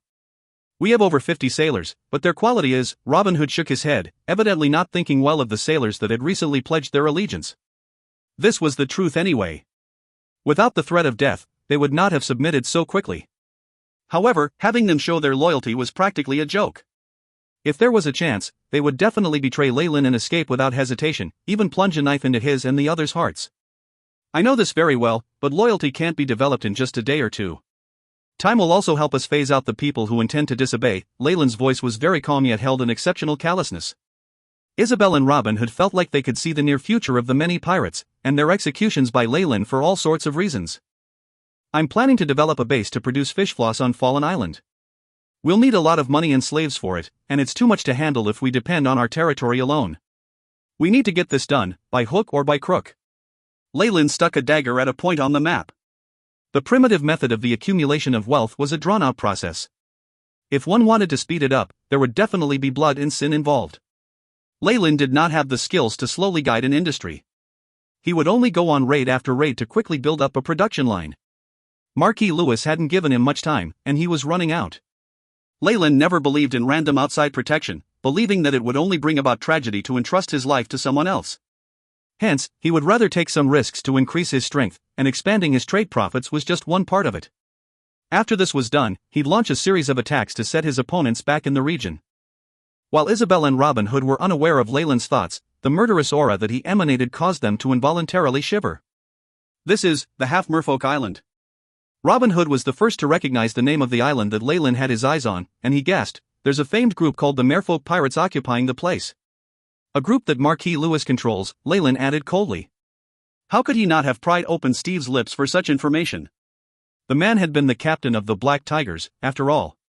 It was undeniable that a rank 10 fighter had a stronger will, but he was only able to hold on for half an hour longer than the assassin from before. He's but a cripple in body and mind now. Even if Marquis Lewis heals him, he'll have a headache over this. Leyland snickered inside. If there were grades for torture and interrogation, he would definitely be a grandmaster. Having gone through his hands, Steve had completely broken down. Perhaps even if the highest-ranked priest cast Regenerate and other spells on him, it would be difficult for him to return to his previous state. Leyland suspected that Lewis's side would just kill Steve right away. It wasn't worth inviting a high-ranked priest to cast divine spells. Even if many priests cast divine spells to heal others for a fee, it was very expensive to invite a high-ranked one. Even the sale of a rank 10 fighter couldn't cover such a cost. The outer seas right now are just being discovered and developed. There's no order here, only chaos. Leyland's palm caressed the map on the table, covering a large area. Numerous adventurers, nobles and pirates rush to this place, but they can't even get to developing 10% of the islands. Just 10% alone signifies an astonishing amount of profit and wealth. Our final goal is to subdue or eliminate all the pirates in this region, making us the undisputed kings of this dark world. Let all those of other flags end up struck down to the bottom of the sea. Leyland's voice was low, but these calm words seemed to be filled with an allure that caused Robin Hood's breathing to grow rough. In some areas, Leyland was even better than a devil at persuasion and negotiation. The promise of a beautiful future seemed to have moved the first mate. We have a huge advantage here, compared to those regions where the power struggle is complicated. There are no extremely powerful organizations to hinder us, only our greatest enemy in Marquis Lewis. Leyland smirked. Marquis Lewis had control over the Baltic archipelago and practically over 60% of the new trade in this region. Hence, he'd become the rule setter here, and his profits were unimaginable to most. Leyland's goal was to eliminate him and become the boss. The smart followed the rules, while the wise created them themselves. Leyland was going to completely destroy Lewis, and make his own laws. To attack Lewis, it was necessary to first eliminate his subordinates and the pirates he commanded. Do you still have anything against my decision? Leyland glanced at Robin. As for his cousin? As long as this had anything to do with Lewis's family, she was likely eager to join. No, Captain. I obey your every command. Robin Hood immediately bowed, pledging himself with a serious expression. Good. There are only 3 large pirate organizations in this region, the Black Skeletons, Tigersharks, and Barbarians. Once we annex the Merfolk Pirates, we'll be somewhat comparable to them. What Leyland did not make clear was that the 2 of these 3 pirate organizations were linked in countless ways with Marquis Lewis, and the Marquis might even be the one in control from the shadows. If any of them had been sent to attack Leyland's family, his only choice would have been to escape with Mistress Sarah. However, Lewis had evidently underestimated Leyland's side. That was why Leyland had managed to seize such an opportunity. Things would not be as easy the next time. Black Tigers, Merfolk, Black Skeletons, and Tigersharks. These look like all of the pirates that Lewis's family has control over. Leyland's eyes glinted. If 2 of them are taken care of at one go, I'm sure he'll have a spectacular expression on his face. Robin Hood was a very good navigator, and after Leyland sent down the order, he immediately used the stars to determine the location of the ship. He altered the shipping route so that they headed towards the Half-Merfolk Island. The black tiger gradually left the shallow seas in the tranquil night, heading for the more mysterious and treacherous deep waters. It'll take a day or two of travel to get to Half Merfolk Island, Leyland's eyes twinkled. With the help from the AI chip, his calculative abilities still far surpassed his first mate and navigator even without a moving scale or any tools. Just when Leyland was about to blow out the lights, a disturbance was heard. There were even sounds of weapons clashing, causing Leyland to frown. What happened? Leyland furrowed his brows, putting on a coat and heading out. Isabel walked over from the room next to his. When they got outside, the yells and curses grew even clearer. The sailors are rebelling? Leyland indifferently walked with Isabel to the deck. Many of the prisoners stood together on deck, holding machetes and all sorts of weapons. They had forced Robin Hood and a few soldiers into a corner. Compared to the 30 to 40 people here, Robin Hood's few subordinates seemed lonely and weak. How senseless. Leyland flicked a finger, and a few pirates that were in the way turned into ice statues. The rest of the pirates moved away in fear, allowing Isabel and him to walk all the way to the deck. My apologies, young master. After hearing that we're going towards the outer seas tonight, the sailors all began to rebel. Robin Hood's forehead was beaded with sweat as he explained to Leyland. Many dangerous sea monsters like to forage in the night, and unless they were exceptionally powerful fleets, nobody dared to head towards the deep seas now. On top of that, these pirate captives weren't all that obedient from the start, and were full of rebellious spirit. They were also a majority, which meant that it wasn't unexpected for them to rise in revolt, especially with people deliberately stirring up the situation. Seems like Isabel and Robin Hood listening isn't enough to control them, Leyland sighed from the bottom of his heart, and then walked ahead. Put down your weapons, or you'll regret it. When it comes to the outer seas, I can ensure that your safety is guaranteed. Don't believe him. This son of a bitch and the woman from before just want us to die. Just when the pirates were hesitant, a voice sounded from amongst the crowd. Come here. Leyland's eyes narrowed, and the mooring ropes placed at the ship's railing seemed to gain lives of their own. They began to wave around, charging into the pirates like a python as they wrapped around one with triangular eyes, pulling him out. Vulgar maggot, did you think I can't do anything against you if you hide in the shadows? With a flick of Leyland's finger, a boiling hot fireball rushed out. It rumbled as it hit the bound pirate, lighting him up like a torch with sparks flying everywhere. Miserable cries sounded out, causing many pirates to retreat with fear on their faces. A wizard! It's a wizard! The pirates exclaimed.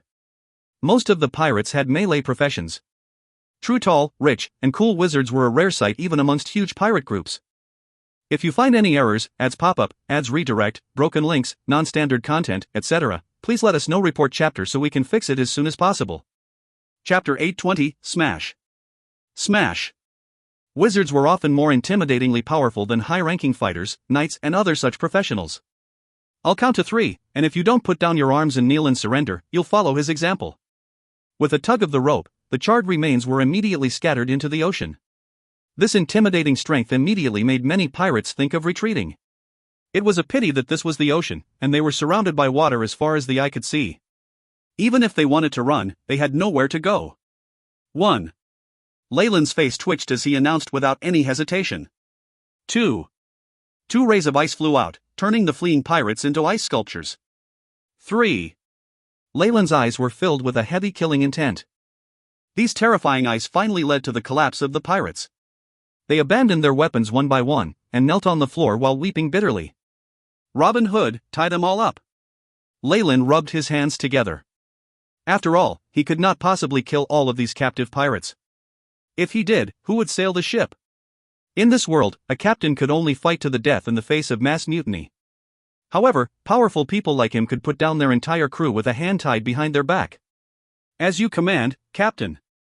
Although this was not the first time they had seen the young master's power, the soldiers' eyes were still filled with respect. Given that those pirates didn't dare to rebel, the soldiers on the deck could easily control them. Even if there were troubles on the ship, Isabel would resolve them before Leyland could even grow impatient. Isabel would have taken care of the situation this time even if Leyland hadn't. It was just that the situation would have ended up with many pointless deaths. In the end, all of the captives who had taken part in the rebellion had been tied together and gathered on the deck. The soldiers and the rescued pirates who had not taken part in the rebellion erected several enormous wooden crucifixes there. Leyland peacefully stood in front of the pirates, but he did not say a single word. However, this made the pirates begin to tremble in fear. Leyland was determined to go through with this purge, and did not have any intention of letting them off. Find me the leader of the rebellion. With Leyland's command, as well as the pirates identifying each other themselves, several wild and untamable ones were pushed out from the crowd. There's only 4 or 5? This is far too few. Leyland shook his head. Robin Hood, pick 1 out of every 5 to kill. Soon after, the remaining pirates huddled together in alarm. Robin Hood counted here and there, and every 5th pirate was immediately dragged out by the soldiers. This repeated until 5 poor devils had been chosen. This was a method from Leyland's previous life, called decimation. It was a way of investigation, used similarly to what he had employed to execute criminals. This is your sentence. Leyland waved his hand, and his subordinates quickly swarmed around the criminals, binding them on top of the crucifixes. Thud. Thud. Thud.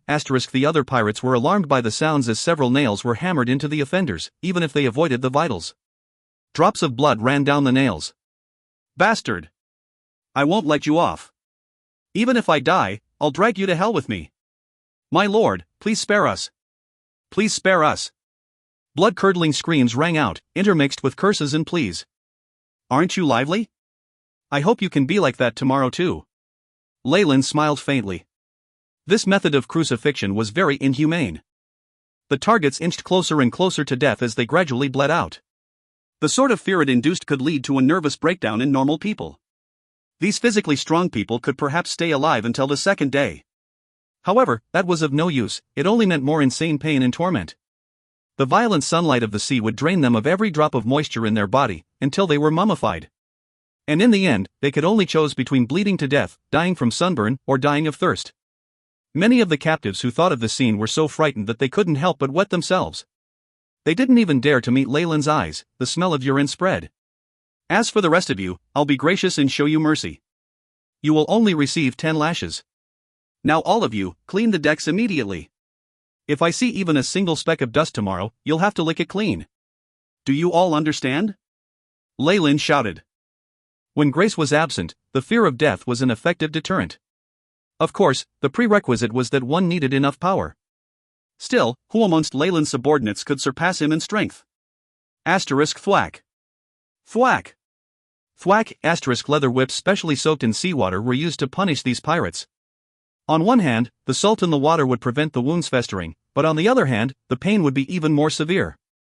These lucky pirates did not dare to grumble, and they began to clean up the deck even more quickly. Those who were currently crucified were deeply reminded of their betrayal. Fear me, respect me, hate me. Leyland stood at the ship's bow like a tall mountain, filled with a deep and immeasurable strength. The hate and resentment of an ordinary person seemed to result in some additional spiritual force and soul force emanating from them. Leyland shut his eyes, sensing the respect from the pirates on the ship. What a pity! If this number was multiplied by 1,000 times, and continued for over 10 years, it would be possible for me to comprehend divinity, and become a divine being. The power of fear was a standard tool for demons and devils. It was very effective. A god only needed to absorb the energy of faith arising from mortal fear. His subordinates' shifting moods had allowed Leyland to touch on a path to divinity. Pity. This method is completely undesirable, not to mention what the churches would do once they discover me trying to spread fear to become a god. Perhaps their first course of action would be to come and destroy me. It was very foolish to peep into the realm of gods without even becoming a legend. Cousin, aren't you going to rest? Isabel arrived at Leyland's side at this moment. She was the only one who would dare to do so. At the same time, Leyland noticed that Isabel was looking at these condemned convicts with eyes filled with regret. Naturally, she wasn't regretting their deaths, but she felt it was a great pity to lose so many sacrificial offerings. My dear cousin, Leyland began as he watched Isabel, you shouldn't just act according to the other party's wishes when dealing with an abnormal life form. Sometimes you need to negotiate, and even refuse. Perhaps this can help you. Leyland took out a black notebook and passed it over to her. Rules of Negotiation with Abnormal Entities Demon Edition.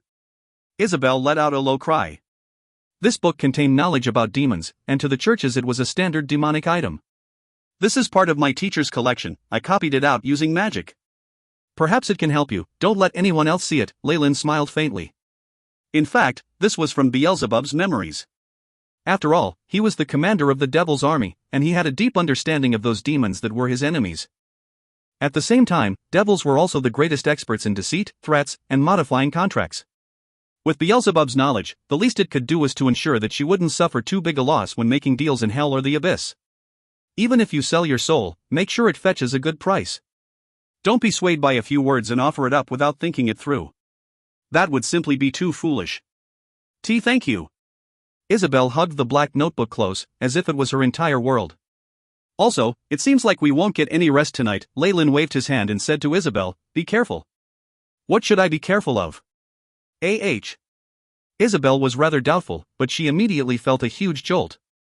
As she was still firmly holding onto the notebook with both hands, she almost fell to the deck. At this moment, a pair of powerful hands held her up steadily. If you feel that the storm is too much, go back to your room and leave this place to me. Leyland's words were filled with self-confidence, and it seemed to give her a great sense of security. Isabel agreed in a rather foolish manner, and really walked back to her cabin. Yet after a short moment, she changed into her leather armor and grabbed her longsword, rushing back out. I've put away the thing you gave me. Isabel's face was flushed as she flusteredly explained. At this moment, Robin Hood's voice rang out, sounding completely exasperated, Tigershark. It's a mutant Tigershark. The expressions of the people on the ship immediately changed greatly. The mutant Tigershark was a type of deep-sea monster. It possessed an enormous body larger than ordinary whales, and it had a savage nature. It particularly enjoyed hunting at night. This Tigershark's body could easily flip over the black tiger. Such a thing was exactly why these pirates were so afraid of sailing at night. What are you panicking for? Calm down now. Leyland's voice spread immediately, charged with a pacifying force. In just a moment, all of the alarmed pirates calmed down. The ship's hull was tilted to an alarming degree, and it was tipping further. It was like a powerful monster was shaking the bottom of the ocean. At this moment, everyone on the ship could only pin their hopes on Leyland, the wizard. Isabel stood the closest to Leyland, and she discovered that he had a strangely excited expression on his face. Finally! I've been waiting for this. This opponent is mine, don't interfere. Without even waiting for her to respond, Leyland immediately jumped off the deck of the ship. If you find any errors, ads pop up, ads redirect, broken links, non-standard content, etc., please let us know. Report chapter so we can fix it as soon as possible. Chapter 821, Level 1 Magic Weave. Level 1 Magic Weave. The bitterly cold seawater seemed to chill one to the bone as the mountainous black figure suddenly appeared in front of Leyland. As the AI chip finished scanning, the Tigershark's stats appeared in front of him. Mutant Tigershark, estimated stats, strength, 7+, agility, 2-4, vitality, 13+, spirit, 3, abilities, 1, sharkskin. A Tigershark's skin has a slight resistance to physical and magical attacks. 2, lesser regeneration, slight ability to restore a certain amount of life force. Not bad, not bad. With this physique and abundant energy, it's worthy of being called a deep-sea creature. Leyland's eyes seemed to glow a crimson red. Aquatic swiftness. A glowing enchantment draped itself over Leyland's body, and he obtained greater speed in the water. It made him as nimble in the water as he was on land. An enormous sound wave spread out, causing massive vibrations. The force field around Leyland's mage armor creaked, as if unable to bear the attack. The Tigershark seemed to care very little for the insignificantly tiny Leyland, and it occasionally used its giant dorsal fin to smash against the black tiger. It looked like it wanted to flip the ship over. In this situation, Leyland immediately arrived at the back of the Tigershark, and climbed up the coarse surface of the shark's skin. According to the perspective drawing on the map, it should be here. Numerous shadowy daggers suddenly appeared from Leyland's hand as he shouted, "Cloud of daggers! Ice knife!" Shlook, the ice daggers plunged into the mutant Tigershark's back, making it suddenly swing its entire body around. Copious amounts of fresh blood poured out from its wounds. Its sharkskin seemed like paper under Leyland's attack. Asterisk bang. Bang. Bang asterisk. At this moment, the mutant Tigershark's body seemed to become a burden to it.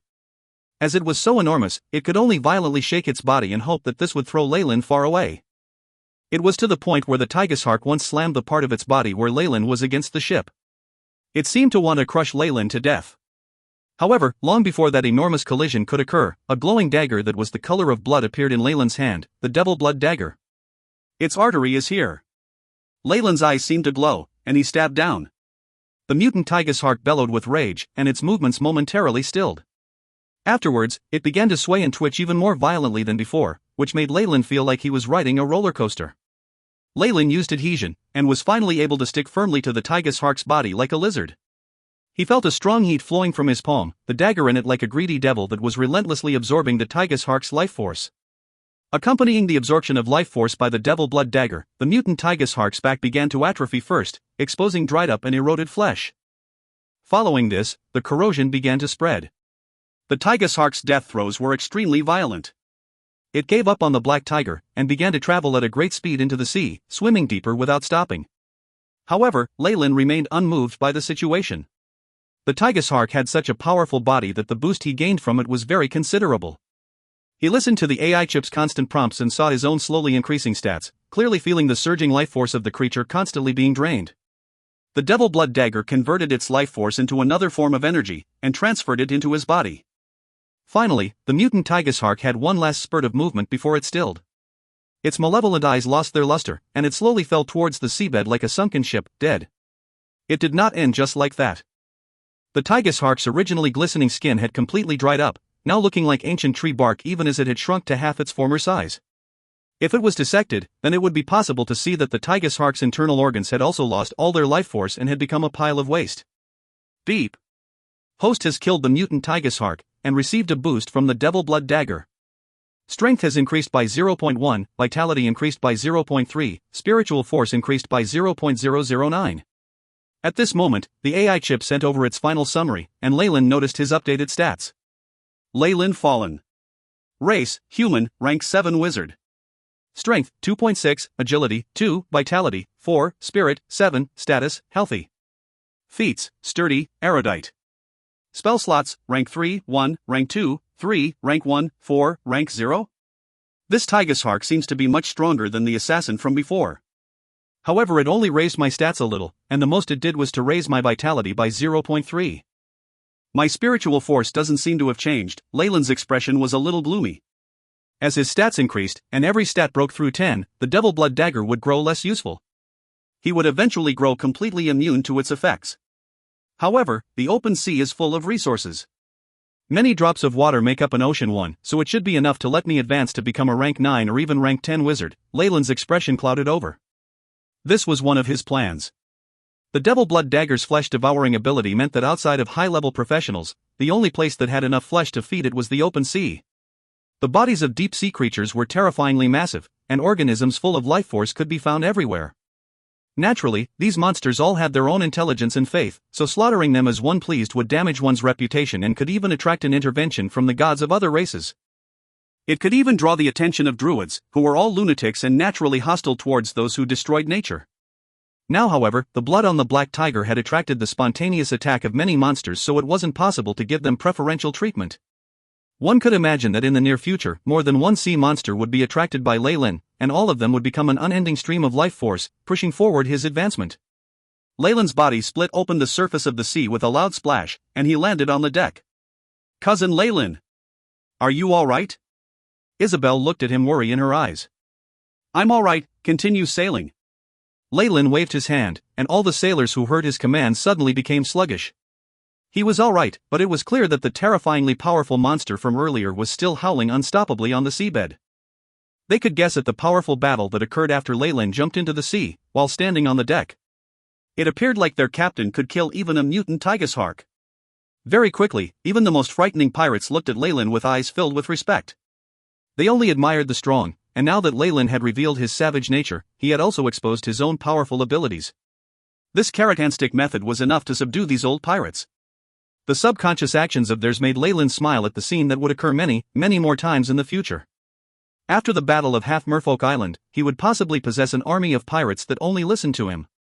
Under the sunny and cloudless sky, Robin Hood's eyes were filled with unconcealed respect as he reported from behind Leyland. "Captain, we will arrive at Half Merfolk Island in half an hourglass time." "I know, pass on the order." "Prepare for battle."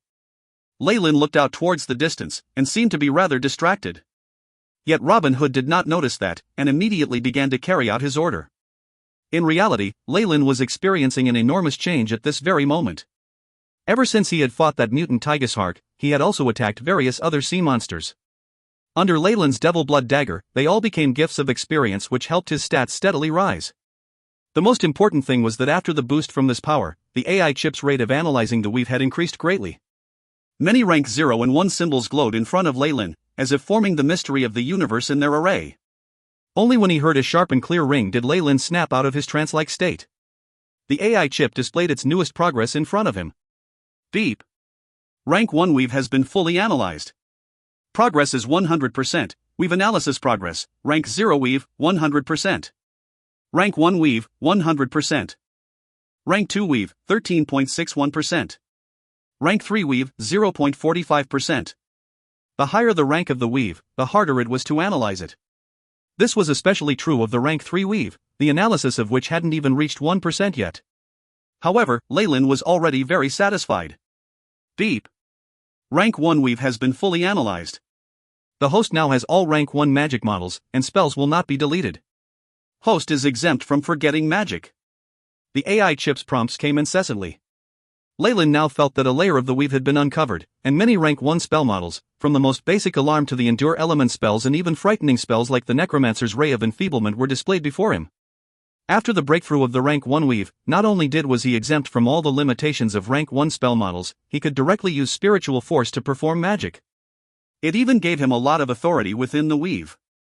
It could be said that the benefits brought about by the advancement were of greater help to him than advancing to a higher rank as a wizard, especially when he was on the verge of attacking Half-Merfolk Island. Leyland couldn't help but glance over his stats. Leyland Fallen, Race, Human, Rank 7 Wizard, Strength, 3.5, Agility, 3, Vitality, 4.5, Spirit, 7.9, Status, Healthy. Innate Skills, Sturdy, Erudite. Spell Slots, Rank 3, 1, Rank 2, 3, Rank 1, Rank 0? Day after day of sailing, as well as constantly attracting sea monsters, had made enormous contributions to his strength. 1. Little things add up. If you find any errors, ads pop up, ads redirect, broken links, non-standard content, etc., please let us know. Report chapter so we can fix it as soon as possible. Chapter 822, Dawn of War. Dawn of War. My spiritual force has reached another bottleneck. I might be able to break through after this battle. A month had yet to pass since Leyland broke through to rank 7 as a wizard. This frightening pace of advancement was something even your average genius wouldn't be able to match. His speed was absolutely monstrous. Naturally, Leyland could only advance so quickly because of the Devil Blood Dagger's work, and even more so because of his strong foundation. It was because of his foundation that he could control the explosive increase in his life force and stats. In his situation, Isabel would long since have gone insane or become a devil. There's a fleet ahead. The pirate in the loft called out suddenly. I see the flag of the Merfolk pirates, it's their battleship. Leyland did not feel particularly alarmed by this news. This sort of sneak attack couldn't be successful over and over again. The Merfolk pirates would have long made preparations around their lair, and it wouldn't have been difficult for them to spot him. Call the sailors out, prepare for battle. The most important thing about naval warfare was long-distance ranged attacks and boarding. Under Robin Hood's roar, tens of pirates and sailors stood out, their hands suffused in the blue light of weapons slicked with poison. The black tigers who went up against the Merfolk pirates had a look of great apprehension in their eyes. Only the weapons in their hands and Leyland's presence could calm them down slightly. These pirates need to undergo a longer period of training. Isabel and Robin Hood came to Leyland with worried expressions. Don't worry, the battleground is the best teacher. Death will help weed out the trash. After all, if they still lose to the enemy even with the weapons I provided, then I won't care even if they die. Leyland's expression was completely cool. This type of weapon, Robin Hood raised up the longsword in his hand. The edge of the blade was suffused with a blue glow, which was clearly a powerful toxin. He had personally tested this poison, and discovered it had a powerful paralytic effect. Even a shark could not endure it for more than a few breaths. This sort of poisonous weapon could fetch a price of more than 10 gold coins in the black market. Robin Hood unconsciously licked his lips. He had a quiver of poison arrows on his back, which when combined with his archery skills gave him the confidence to challenge a rank 5 fighter. I didn't expect the boss to have mastered alchemy as well. Robin Hood glanced at Leyland with eyes full of respect. Such an achievement made him feel even more fearful. If he ever offended his boss, he probably wouldn't even realize how he died. In reality, those poisonous reagents were a result of Leyland's boredom. He was already a grandmaster in the field, and after familiarizing himself with the flora and fauna of the world of gods over a few years, his experience naturally translated into results. The raw material of these poisonous reagents was the juice of the most commonly seen pike fish on the fallen island. No matter who looked at it, they wouldn't associate that fish with deadly poison. Even cousin Isabel envied Leyland's poison, and although she did not apply it to her own longsword, she still asked him for a small bottle. Isabel, fall in guards. Leyland commanded. Boss. This group of people were small in number, but they had the highest loyalty towards Leyland. Once they heard his command, they immediately assembled by his side. Pick up your weapons. Once Leyland issued his command, the guards brought out their long swords. The icy blue glow they emitted filled many pirates with fear. Although I've already boosted their damage once, it's better to have more insurance. Leyland pointed his finger, and a shining spell entered Isabel's black longsword. This was enchant item, a rank 1 spell which could boost weapon damage as well as defense. Although Isabel had not soaked her own sword in poison, seeing her sword immersed in a layer of magical light caused a joyous expression to appear on her face. After a weapon had been enchanted, even temporarily, its power far surpassed that of poisoned weapons. Of course, enchantments were more expensive as well. However, Leyland's act did not stop there. Enchant item was cast again and again and again as Leyland added a layer of enchantment to the weapons of all his own guards. Cousin, will you have enough spells after this? Don't tell me you've used up all your spell slots to enchant weapons? Isabel stood at the side as she watched the guards, and even the pirates, receive the same magical light to their swords. Her eyes were full of envy and she almost even drooled. Enchanted equipment would increase an individual's battle strength by leaps and bounds. Imagine if you struck someone, and your opponent's weapon snapped in half, and even their armor would not be able to stop your sword. How would that make you feel? With this support, those guards now had a lower chance of dying. This was Leyland's goal, as these talented people were his true capital and the core of his strength. Family was still family, and they would receive differential treatment right from the beginning. Leyland surveyed his surroundings and was very satisfied with the result. Did you see that? Demonstrate your loyalty to me in the future, and you shall have whatever you want. Leyland shouted. Paired with his earlier use of magic, his voice was full of persuasive power. At this moment, a small fleet appeared in the waters. It was a group made up of a battleship as large as the Black Tiger and 2 smaller boats, advancing in a threatening manner as they surrounded Leyland's ship. One could even see numerous pirates on the decks, as well as a pirate flag of a merfolk skeleton on their flagpole. Welcome them on board. Prepare for a battle on the sea. Robin Hood shouted. Many sailors could not help but firmly grasp their weapons, the only thing they could rely on to make themselves feel safe. The merfolk pirates are close to the Black Tigers in strength. However, they have nearly 200 sailors, including merfolk, shark people, and even other marine tribes. Leyland's keen eyes allowed him to see farther than others, distinguishing the characteristics of the opposing marine tribes. His eyes glowed with interest. I wonder. What is the difference between the marine tribes here and the ones from the Magus world? Leyland knew that this question would soon be answered. Because after this battle, he would have an enormous number of test subjects to experiment on. Asterisk bang, asterisk as soon as both sides were within a mile of each other, the opposing battleship let out a massive explosive sound. An enormously long harpoon was shot out towards them. Schwa, the terrifyingly fast harpoon had immense kinetic energy, and only Leyland was able to see its orbit through the air. Fresh blood flew into the air, and a great number of pained cries immediately rang out. The harpoon penetrated several of the less able pirates who didn't duck in time. It pierced through the pirates, stringing them together like an iced candy haw on a stick one. It even pierced through the floor of the deck and embedded itself there. Fresh blood flowed from the harpoon, and the more tenacious pirates still managed to issue cries of pain as they attempted to struggle. This made the other pirates retreat, their eyes filled with fear. These bastards! Luckily, I never thought of depending on them. The dismal performance of the pirates made Leyland shake his head. He then winked at Isabel, and used a flight spell to soar into the sky. Once Leyland got closer, he could hear the commotion on the opposing ship. Wizard! The enemy has a wizard. Prepare your bows and arrows. Powerful spellcasters had a strong reputation that spread throughout the continents of the world of gods. Why a respected wizard would join the pirates and suddenly attack was something the merfolk pirates could not understand. However, the fear had already taken root, leaving them bewildered and open to attack. The fluttering arrows soared into the sky, but lost their energy midair like kites with their strings cut. They swayed here and there as they fell.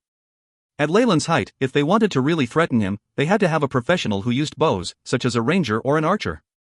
However, it was obvious that the opposing group would have a limited number of these talents. The few times they tried to attack him, Leyland easily dodged them. Once a wizard could fearlessly shoot his spells from the air, calamity would begin. Fireball! Gust! A massive fireball flashed in Leyland's hand, and immediately exploded on one of the smaller ship's sails. Magic fueled its flames, and the gust spell caused it to spread. The entire ship went up in fire. Asterisk splash! Splash, asterisk the sailors who had been set on fire jumped off the ship one by one, and were struggling in the middle of the ocean. By the time the other small pirate ship faced the same fate, some of the men on the main battleship had gone mad. Damn it! Where is this damn wizard from? The merfolk pirates' leader was a strong man. Only the two faint traces of scales on both sides of his cheeks hinted that this person had once won the blessing of a devil, and possessed the power of a demon. Currently, the pirate captain looked at how half of his force had been destroyed, and almost went mad. He would never have thought that he would clash against such a mighty wizard. Seeing that the wizard was able to fly and skillfully cast spells in mid-air, he had to be at least rank 7. He could even be a powerful rank 8 or 9 wizard. With this sort of strength, he could become unknown on the continent. So why was this wizard coming here especially to bother him? 1. Red hawthorn fruit covered in liquid sugary syrup, with a stick piercing through the middle of 6 to 7 fruits. Street snack. If you find any errors, ads pop up, ads redirect, broken links, non-standard content, etc., please let us know. Report chapter so we can fix it as soon as possible. Chapter 823, Bloodsucker. Bloodsucker. I don't really want the other two ships, but this main battleship is rather good. Leyland purposefully lifted the effects of the flight spell, and landed on the merfolk pirate's deck. What? This foolish wizard dared come here by himself? The captain of the merfolk pirates was overjoyed. Get up there. Kill him. Two odd-looking pirates, with the heads of a crab and a squid, swarmed around Leyland and surrounded him completely. Their eyes were filled with ferocity. Puff. Puff, the air seemed to twist, and two sharp daggers which looked just like a pair of poisonous snakes appeared and bared their sharp teeth at Leyland.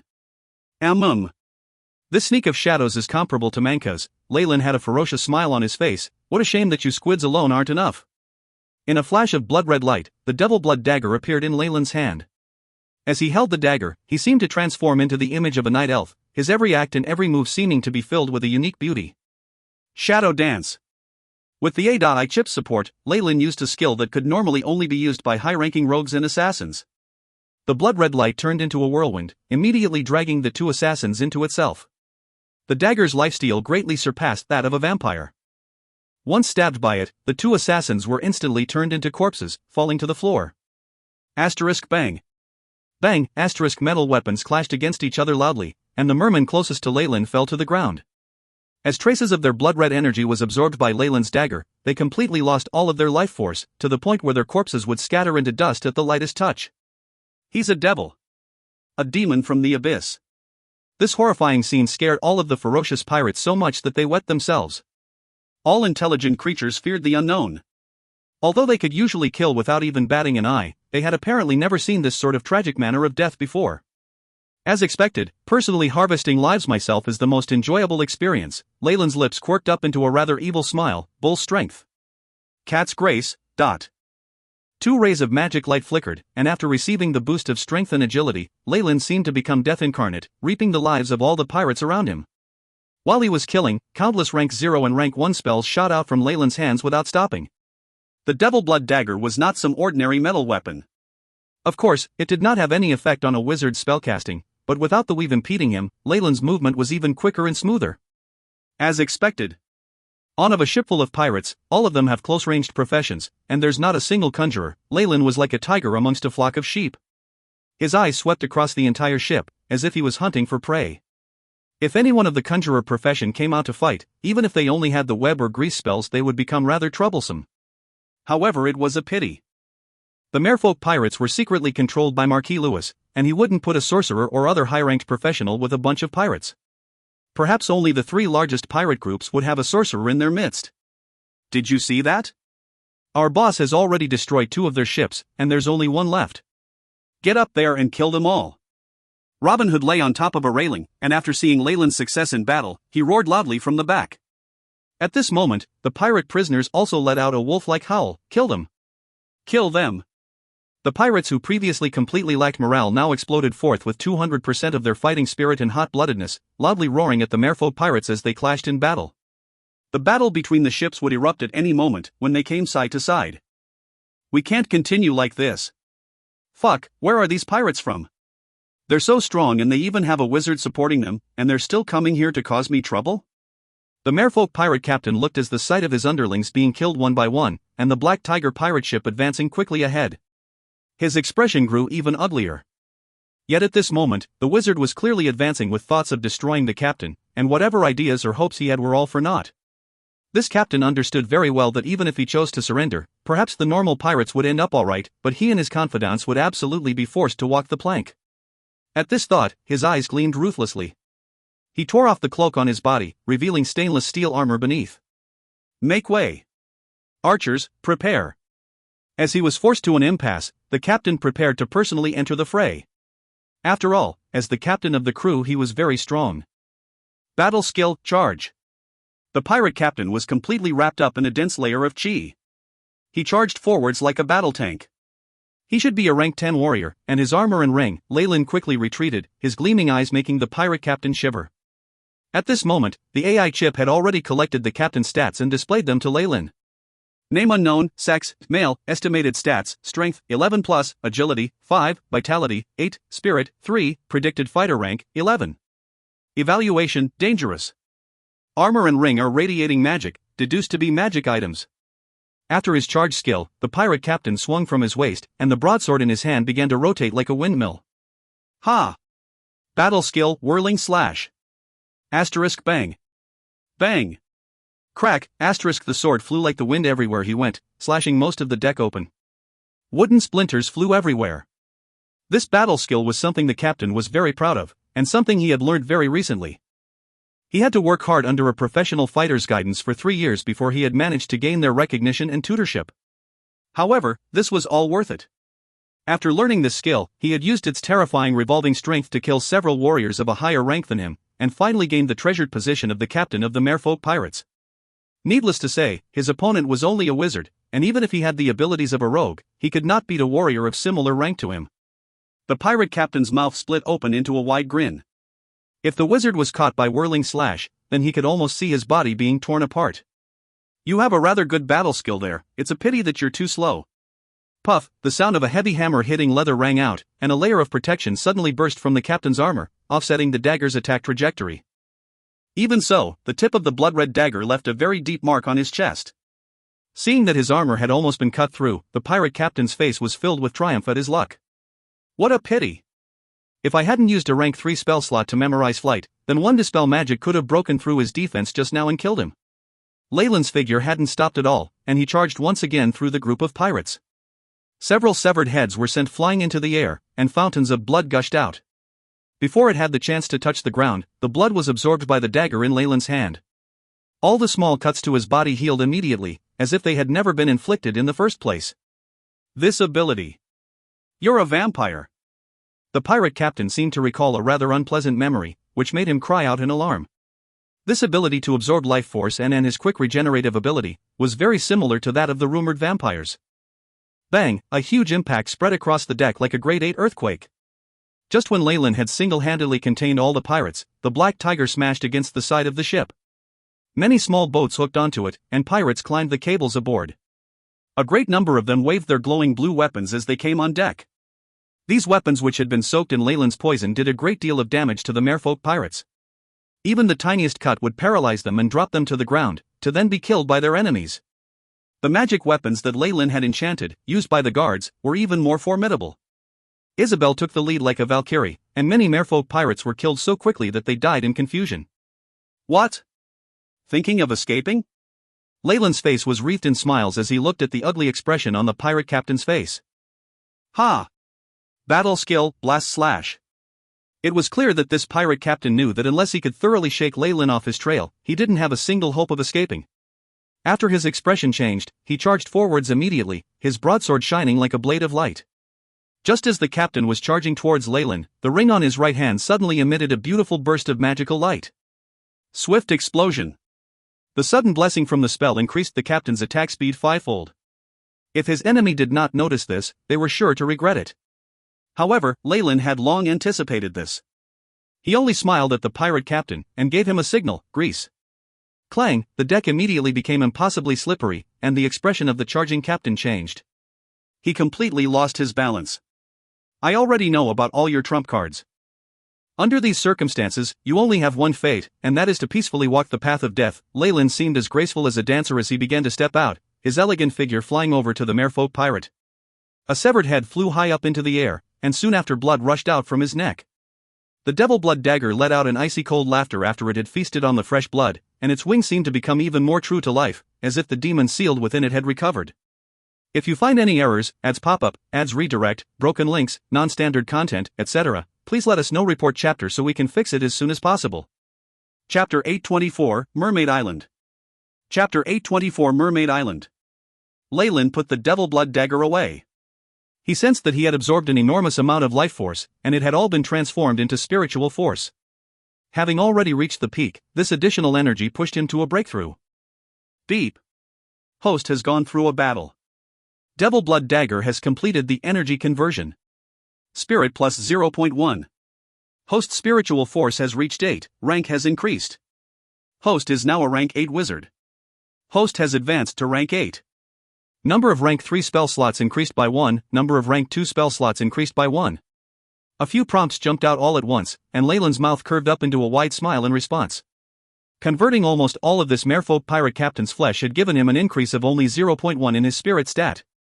However, it helped him break through the threshold of a rank 8 wizard, something that many low-ranking wizards on the continent couldn't even beg for.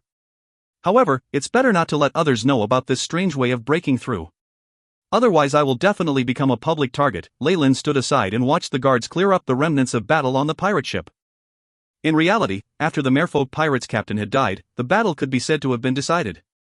Many merfolk pirates suffered a collapse in morale, and they either tried to escape from the ship or threw away their weapons and surrendered. Leyland did not take action again after that, but he coldly watched Isabel and the others clear up the last of the pirates. This time, we don't want prisoners. Archers, get ready, kill all those pirates who jumped into the sea. On hearing this cold command, the pirate crew's fighting spirit grew even more fierce. Yet Leyland showed not the slightest concern. He looked at his status window, which had changed. The AI chip displayed the newly collected data. Leyland fallen, race, human rank 8 wizard, strength, 3.5, vitality, 4.5, spirit, 8, status, healthy, feats, sturdy, erudite, spell slots, rank 3, 2, rank 2, 4, rank 1, rank 0. A rank 8 wizard did not have the ability to access a deeper level of the weave. The only benefits Leyland received were 2 more spell nodes. What was more important was that the advancement had increased his contact and authority within the deeper levels of the weave. This was bound to be of great help to the AI chip's analysis. As Leyland continued to advance in rank, the speed of the AI chip's analysis would only increase. With the Magus World standards, a rank 5 professional is on the level of an acolyte. A rank 10 professional is on the level of a rank 2 magus, and someone at rank 15 compares to rank 15. A rank 20 legend would enter the realm of morning stars. After living in the world of gods for so many years, Leyland had developed a very deep understanding of how ranks were calculated here. A rank 25 peak rank legend is equivalent to a radiant moon magus. If it's like this, then the divine would be equivalent to a rank 6 breaking dawn magus. A demigod here would be equivalent to a semi-rank 7 magus, which is the same rank as my original body. The weak minor gods are the same as rank 7 magi who have comprehended laws, and the major gods are similar to magi who have fused laws, and are rank 8 beings like the mother core who found their own path. At this point, the entire power rankings of the world of gods began to unfold before Leyland. Although it was possible that some ranks did not entirely correspond, but on the whole Leyland believed in his own deductions and the AI chip simulation had never been wrong.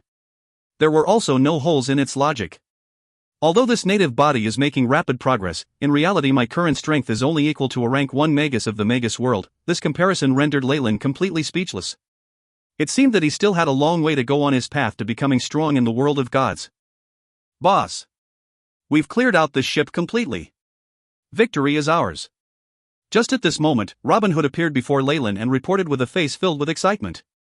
He didn't seem to care about the traces of blood still left on his face. It's already finished?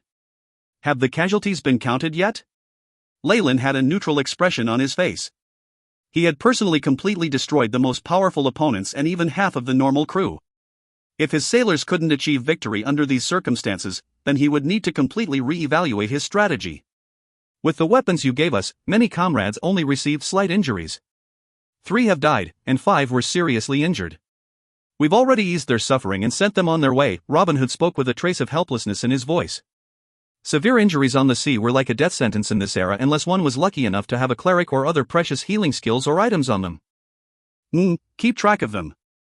Calculate and distribute rewards accordingly when we're done. Leyland suddenly hit himself on the head. Oh right. After we capture half Merfolk Island, set out again and bring the family members of the pirates who surrendered to us to the fallen island. Give the families of the dead ones a pension. This was really to cut off the pirates' escape route and grasp their family members in his palm. With this, the chance of them betraying him was now very small. As you command, boss. Robin Hood clearly understood Leyland's intentions and nodded vigorously, not daring to object at all. We really do need a cleric to raise morale and heal wounds. It seems like we can't do with them. If you have no objections to rank, then I know a few. Isabel came to Leyland's side at this moment, with a strange look in her eyes. Leyland scratched his nose, as he clearly knew why her expression was different. It was easy for her to relate to what he had done before, and it was also the reason why he had ordered for there to be no captives, decisively slaughtering all the merfolk pirates in a hurry. His subordinates, on the other hand, were still on the other ship and couldn't see his actions across the wide sea. Even though he had left those mummified corpses, a wizard had skills which could achieve the same effect, such as absorb, vampire's touch, and life drain, so nothing could be proven. Although this could fool Robin Hood and the others, but it definitely could not fool Isabel, who was also a follower of a devil. Her expression showed that she discovered something. However, they were both on the same boat. Leyland believed that Isabel wouldn't betray him, because the church would never accept her either. Take a group out to sail this battleship. We'll go together to Half Merfolk Island. Under Leyland's command, they rushed to clean up the marks left by battle. The two enormous ships then sailed towards Half Merfolk Island together. At this moment, the pirates' eyes were filled with fanaticism and emotion. After all, they knew very well that after Half Merfolk Island had lost their entire pirate group, the defenseless girls would not be able to refuse their tyrannical advances.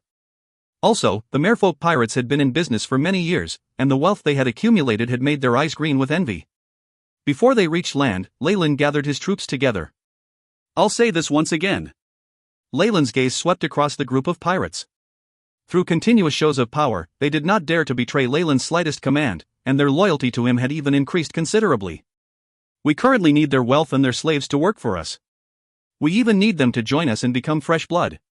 If they dare to resist us, then immediately kill them without discussion, but I need captives. Understood? In Leyland's view, the family members that survived the pirates would be very rebellious, but they would make good slaves. Even if that wasn't possible, then they could still be sold for a tidy profit, so what was the point of killing them all? Humans were a very valuable resource on the sea. Even island natives had special teams of slave catchers enter the jungles and brave the difficulties of disease and monsters. They would then bitterly struggle against different tribes to get their hands on some more slaves. Don't worry, boss. We know what to do. Robin Hood began to laugh, and the sound of it was as ugly as a night owl's hoot. Leyland nodded, knowing how his underlings, who were like complete animals, would behave after they took over Half Merfolk Island. Perhaps they wouldn't murder the prisoners, but the islanders would suffer a lot of abuse. Leyland decided to turn a blind eye to these sort of things. In any case, an appropriate amount of deterrence was necessary, and perhaps this would be beneficial to keeping his rule over them stable. After all, pirate women didn't have any chastity to speak of, and it was in their instinct to follow the strong. Eagle Eye. After the spell took effect, half of the island appeared before Leyland's eyes. It looks like there are the beginnings of a small hamlet. Not bad.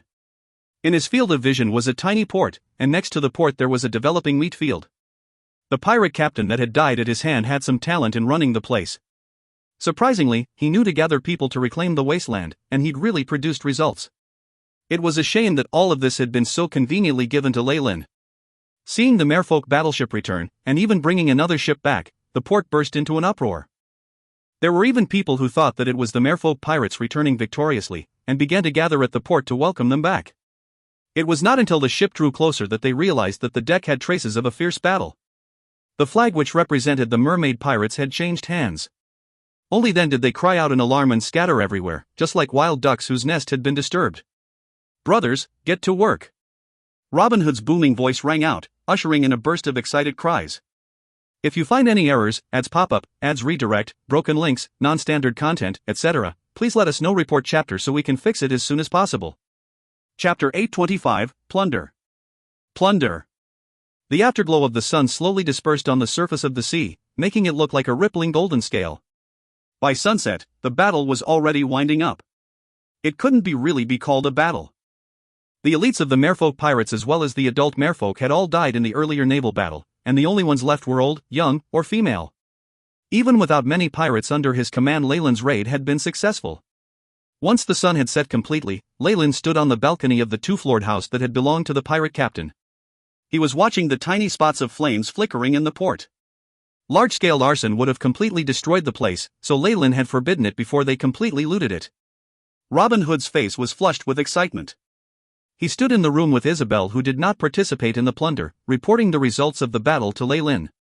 Leyland could tell that the spoils were quite decent just by looking at his face. A smile arose on his face as Robin Hood finished his report.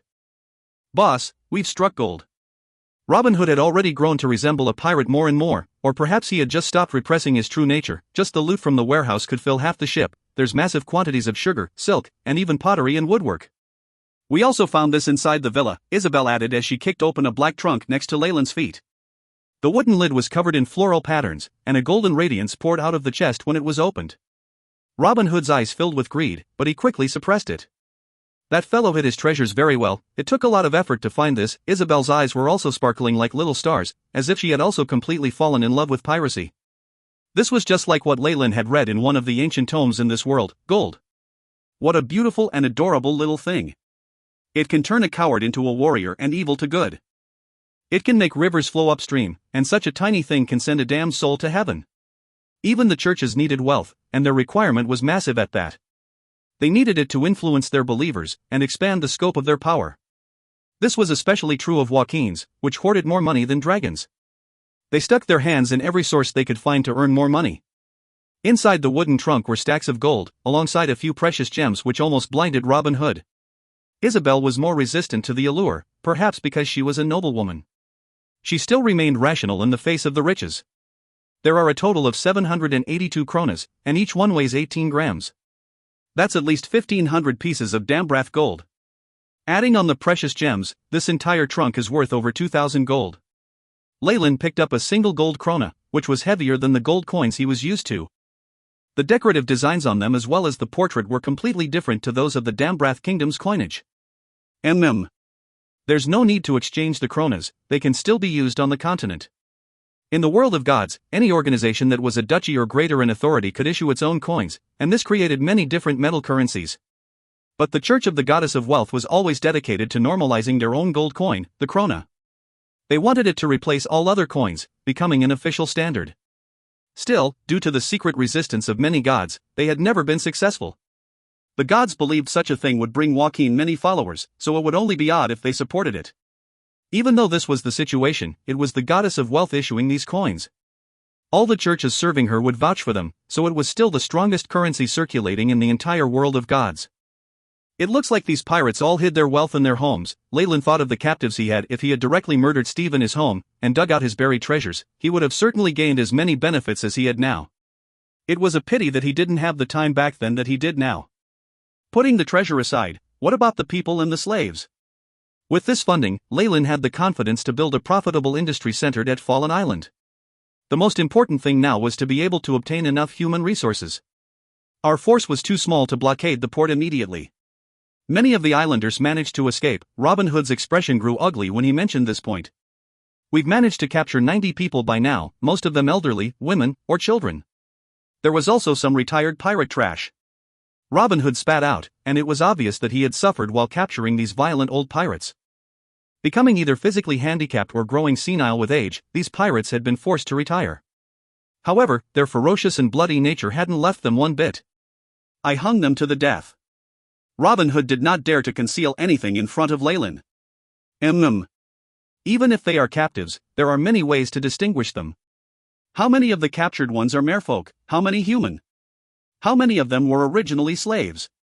Leyland clearly did not plan to pursue those problems, and he instead directly asked about his biggest concerns. The merfolk resisted most violently, and many of them fled. We've only managed to capture 19 so far, the other 71 are humans and natives. All of them seem to have been slaves. Although he didn't have the definite details on the numbers, what Robin Hood did have was enough to satisfy Leyland. Very good. There are different classes and ranks even amongst slaves. The merfolk were originally the highest class here, and now that we've killed their families and stripped them of their wealth, we'll have gained their enmity. They won't put their faith in us, so just kill them all.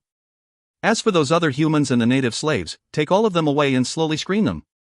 From his own life as a human, Leyland had deeply understood the feeling the rest had: if they're not human, they won't think and act like us. On the other hand, Robin Hood didn't think of those merfolk pirates as the same as him either. he immediately agreed to leave and slaughter them. "Wait, why don't you hand all those captive merfolk to me?" Isabel stepped out at this moment, her eyes filled with a bloodthirsty gleam. "That's acceptable," Leyland nodded immediately. Demons all loved chaos and massacres, and her acts of piracy had most likely given Isabel many benefits. Night fell, and the whole port wept after it was ravaged by the invaders. Smoke was still rising from it on the next day. "The goods have all been transported to the Scarlet Tiger, boss," Robin Hood respectfully reported. "Very good, sound the bugle." Leyland stood on the deck of the newly christened Scarlet Tiger, and issued the command with a peaceful expression on his face. This Scarlet Tiger was the same as Black Tiger from before. Leyland had just decided to massively refit the ship, and he'd additionally decided to change its name. He could imagine the name of this ship spreading across the entire Dambrath Sea in the future, accompanied by his cousin's reputation in battle. The deep bugle horn sounded, and after a night of wreaking havoc, a whole bunch of sailors with dark and heavy bags under their eyes scattered out of the islanders' homes in twos and threes, gathering on the deck. "Listen!" Leyland opened the treasure chest filled with gold kronas in front of the pirates, and the golden glow made their eyes light up with greed. Yet, looking at whom the foot currently stepping on the gold coins belonged to, they immediately withdrew their greedy gazes. Over the voyage and their battles, Leyland had already used countless lives to demonstrate his savagery that exceeded theirs. Sweeping over all the pirates with his gaze, Leyland was satisfied with the bowed heads that didn't dare look him in the eye. Only then did he continue, "Everyone here will get 3 gold coins, and those who've killed an enemy get yet another. Professional kills will be counted separately." Many pirates immediately cheered at this news. Leyland was very satisfied with this atmosphere. Just using military force to intimidate these pirates was not enough. It was necessary to demonstrate that, with him, they could snatch more things and gain more benefits. Only then would they follow him even to hell. From now, these pirates would probably take some more initiative in battles. After he had distributed everything, Leyland immediately issued a new command: "Set this whole place on fire. Afterwards, we sail." Dense black smoke quickly rose from the port as it was engulfed in raging flames. The fire quickly spread. The 2 pirate battleships laden with riches and slaves slowly left the port, and some of the pirates still had looks of regret on their faces. The terrain and condition of the place was very good, and there was a neat foundation as well. "Such a shame, it was an excellent base," Leyland looked on as the fire lit up the dock sky, but his expression did not change. He had always planned to burn down half Merfolk Island. It wasn't just the island, even the Black Tiger's stronghold as well. These places did not belong to him, and the pirates had been subordinate to Marquis Lewis. Even if he occupied this place, Leyland would perhaps soon attract the attention of the Black Skeletons and Tygus Harks. If you find any errors, ads pop up, ads redirect, broken links, non-standard content, etc., please let us know. Report chapter so we can fix it as soon as possible. Chapter 826, Pirates Cove. Pirates Cove. The only thing Leyland could do now was hide somewhere secret, where his enemies could never find him. Only a fool would jump about shouting when he was weak. "Isabel, Robin Hood," he suddenly called out. "You were looking for me, boss?" Robin Hood respectfully arrived in front of Leyland. After the battle, this first mate seemed to have changed dramatically. Leyland stretched his hand out on the map of the ocean. The 2 of you take the Merfolk ship and bring the slaves to the pirates' families. Be it Fallen Island or Marquis Lewis's fiefdom, the Baltic archipelago, they were all new discoveries in the waters surrounding the Dambrath kingdom, and that was also the only characteristic they shared. New, uninhabited islands seemed to emerge endlessly one after the other, full of both wealth and dangers. It was simply too easy to find a temporary base for his crew. Of course, the condition was that Leyland could deal with the dangerous beasts in those territories, and they could brave the harsh weather and environment. Taking into consideration that Robin Hood had the other sailors' loyalty, Leyland intentionally sent his cousin Isabel over as well. With her there, even if he couldn't control the entire ship, he could presumably intimidate the disloyal ones without much problem. As a matter of fact, Leyland had plans to nurture this cousin of his. After all, he couldn't remain here commanding the pirates forever, so Isabel would serve as his stand-in. Although Robin Hood was more suited to this role, he was too feral. Leyland could not give this fellow too much space to make decisions so early on in his venture. It wasn't because he was scared that Robin would betray him, but it was just that Robin didn't have the instincts of a superior. On the other hand, Isabel did not possess much authoritative power, but what she did have was enough to cow these pirates into submission. Watching the Merfolk ship leave, Leyland waved his hand. "Set off, we're going to Pirates Cove." Pirates Cove was a port that provided services for pirates. It could be called the gathering part for the shady figures of the seas. The port sold intelligence, goods, and even top-grade elven slaves. Of course, one needed to have the courage to take the risk and buy something. As a port where pirates disposed of stolen goods, the things they sold were definitely unclean in origin. Even Marquis Lewis, who controlled the Baltic archipelago, did not allow too many stolen treasures pass through his territory, regretfully giving up on the profits that came to Pirates Cove. As for the port's location, many of the old pirates under Leyland knew of it. The route wouldn't be a problem at all, but there were several dangerous areas they had to pass through. Are you sure the route won't have any problems, Cyclops? Leyland opened up the map of the ocean as he called over a one-eyed pirate. The sailor had a courage bred from years of killing, and although he had only one eye, its gleam caused others to tremble with fear. It was only at this moment that a flower-like smile bloomed on Cyclops' stubbled face. He revealed his few yellowing teeth. Don't worry, boss. I've sailed to Pirates Cove with Steve a few times, and at that time I was even the navigator's assistant. I can get there with my eyes closed. Very well, you're now the ship's navigator. If you do well, you'll be the Scarlet Tiger's first mate once we reach the port. This was the promise Leyland made to this pirate in whom he had just placed his trust. Yes, boss. A first mate would receive a greater share of the booty than the other pirates, and would also have authority over the others. Cyclops' remaining eye gleamed with excitement. Very well, you can leave now. Send Giant over. Leyland waved his hand and watched Cyclops back as he left. His eyes showed that he had fallen into deep thought. Although he was giving these defeated pirates positions one by one, he hadn't completely let his guard down against them. For example, he couldn't trust that Cyclops wasn't deliberately leading the fleet into dangerous waters. He had already obtained the coordinates of Pirates Cove through other means, from merchants and pirates. He told me the correct location, and also suggested the most efficient route. It looks like he's truly pledged his allegiance to me. Cyclops didn't know that he had just narrowly avoided death's door. On the contrary, he was in good spirits from Leyland's promise, and he quickly executed the tasks that Leyland had asked him to do. Boss, lookin' fair me? A deep, coarse voice sounded as a heavy-set man walked in. He was more than 8 feet tall, and he had to lower his head to enter the captain's cabin. His flesh trembled with every step he took, like he was some sort of half-giant. Yes. Giant, I want you to lead the Scarlet Tiger's battle squad. Choose 10 men for now, wait until we reach Pirates Cove and recruit more. Leyland told him the plan with crossed arms. The leader of the battle squadron was often the right-hand man of the captain. The battle squad was also at the forefront of every fight, so the position of its leaders had rather stringent requirements on strength. Leyland had personally tested the might of this pirate that was called Giant.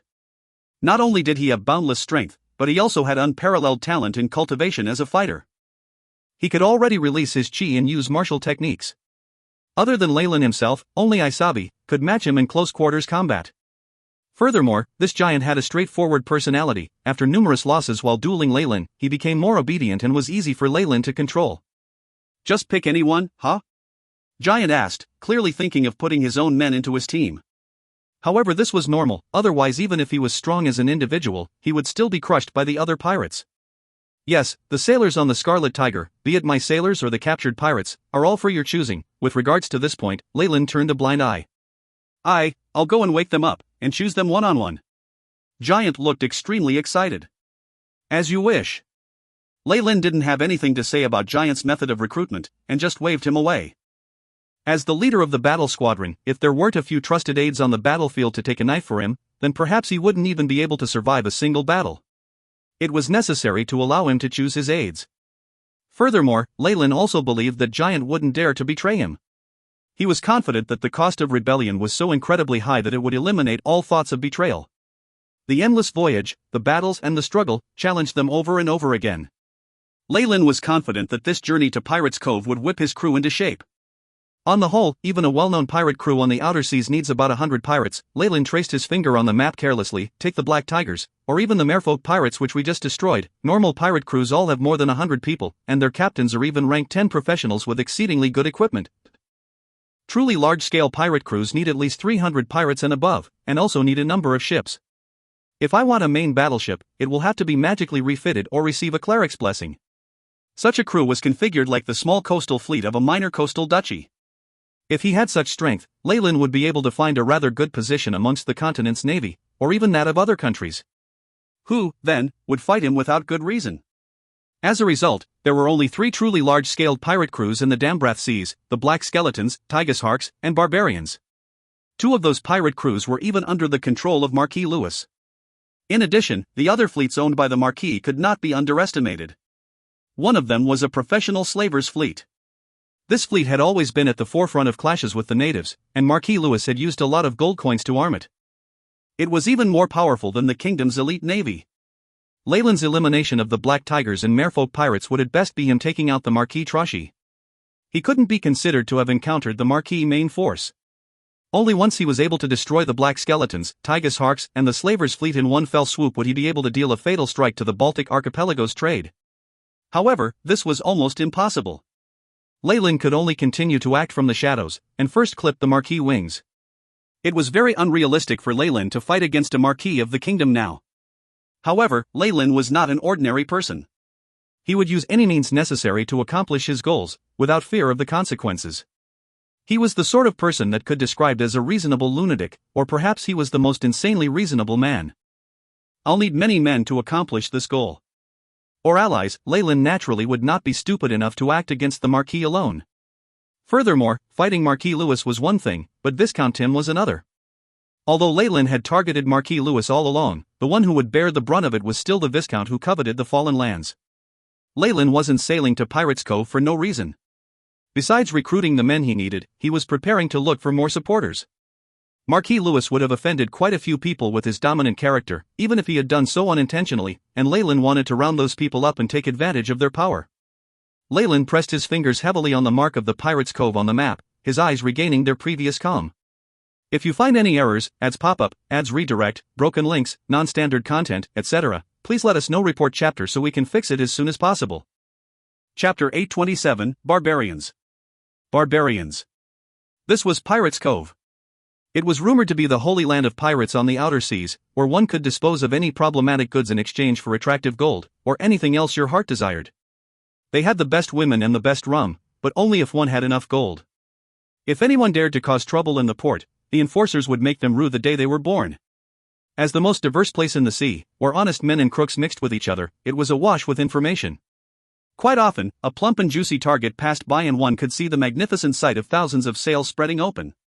Many pirates spontaneously formed privateering operations, and disguised among the myriads of ships were a few powerful battleships armored with magic. There were also a few unsinkable ships blessed by the Emperor of the Sea. Naturally, there were also much smaller boats that could only accommodate a dozen people, and even a few small canoes owned by the pirates. The pirates' tide had occurred once, over 50 years ago, and they damaged a duchy's navy in the process of plundering a massive amount of wealth. The story became an excellent way of enticing ignorant fishermen's children into become pirates. However, once Marquis Louis's Baltic archipelago rose in power, Pirates' Cove had grown weaker day by day. Once two of the great pirate crews were roped in by the Marquis, the place grew to no longer be as prosperous as before. It slowly turned into an ordinary den of pirates, where they fenced their stolen goods. Even though it had become like this, the background of the port was still extremely important. Not only had it established a town with an air of importance, they had won over many churches, as even pirates needed the healing of the gods or the comfort of a priest. Furthermore, the evil gods would not deny pirate believers, some perhaps even schemed to become the gods of piracy. One morning, a fleet with a bizarre flag entered the docks.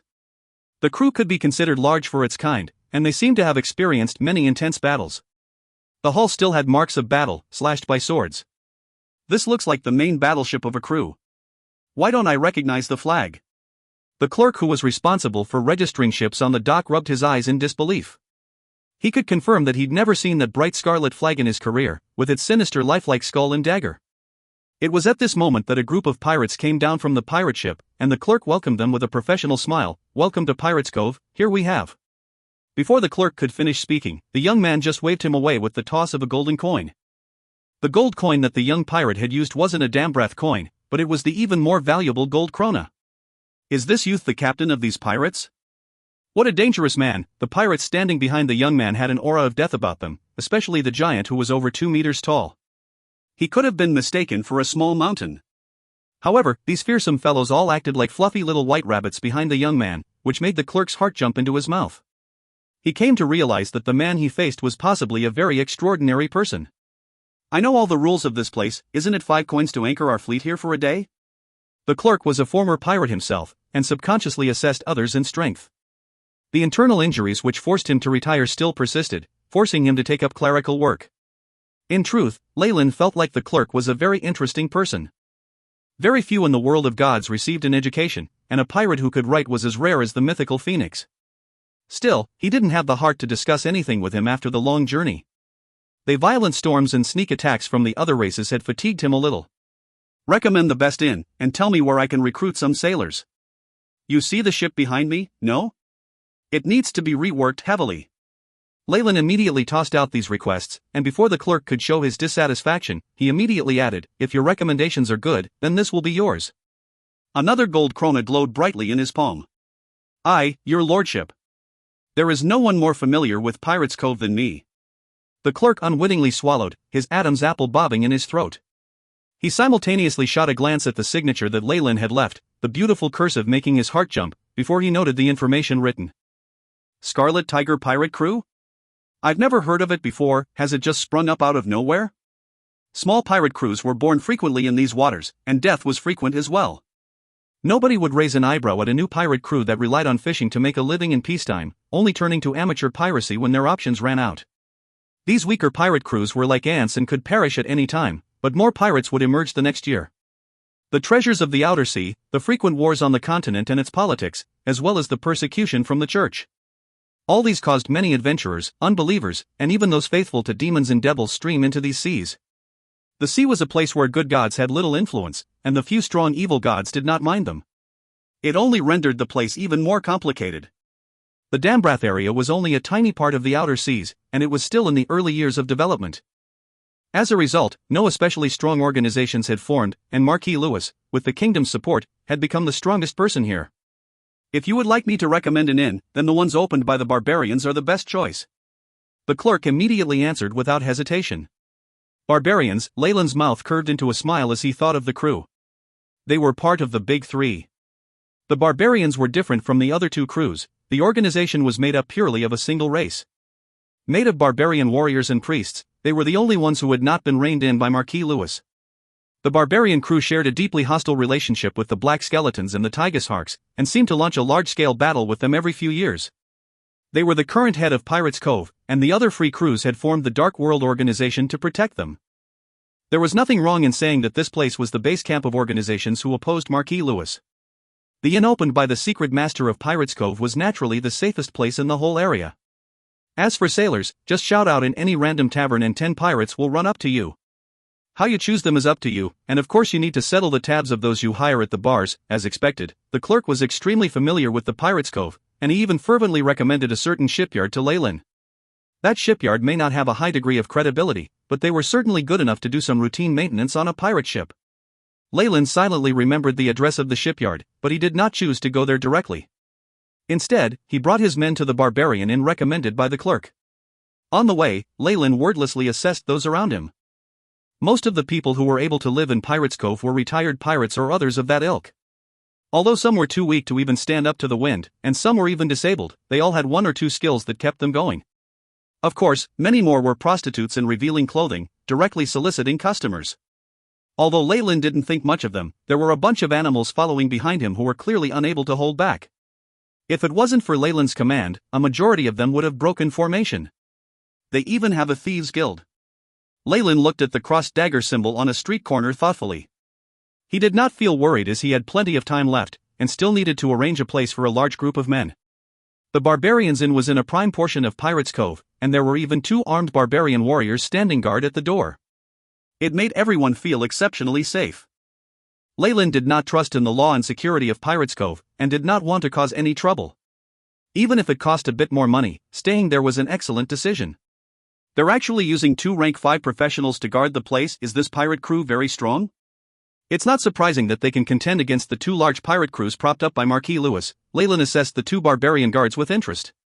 The barbarians were scattered throughout the world of gods, much taller than ordinary humans with light green skin and muscles that were as solid as granite. Whether male or female, they were all muscle maniacs. Rumor had it that they were mentally challenged and were even more stupid than orcs. As a result, only a few uncivilized gods preferred to favor them, and they occupied a weak position in the civilized world.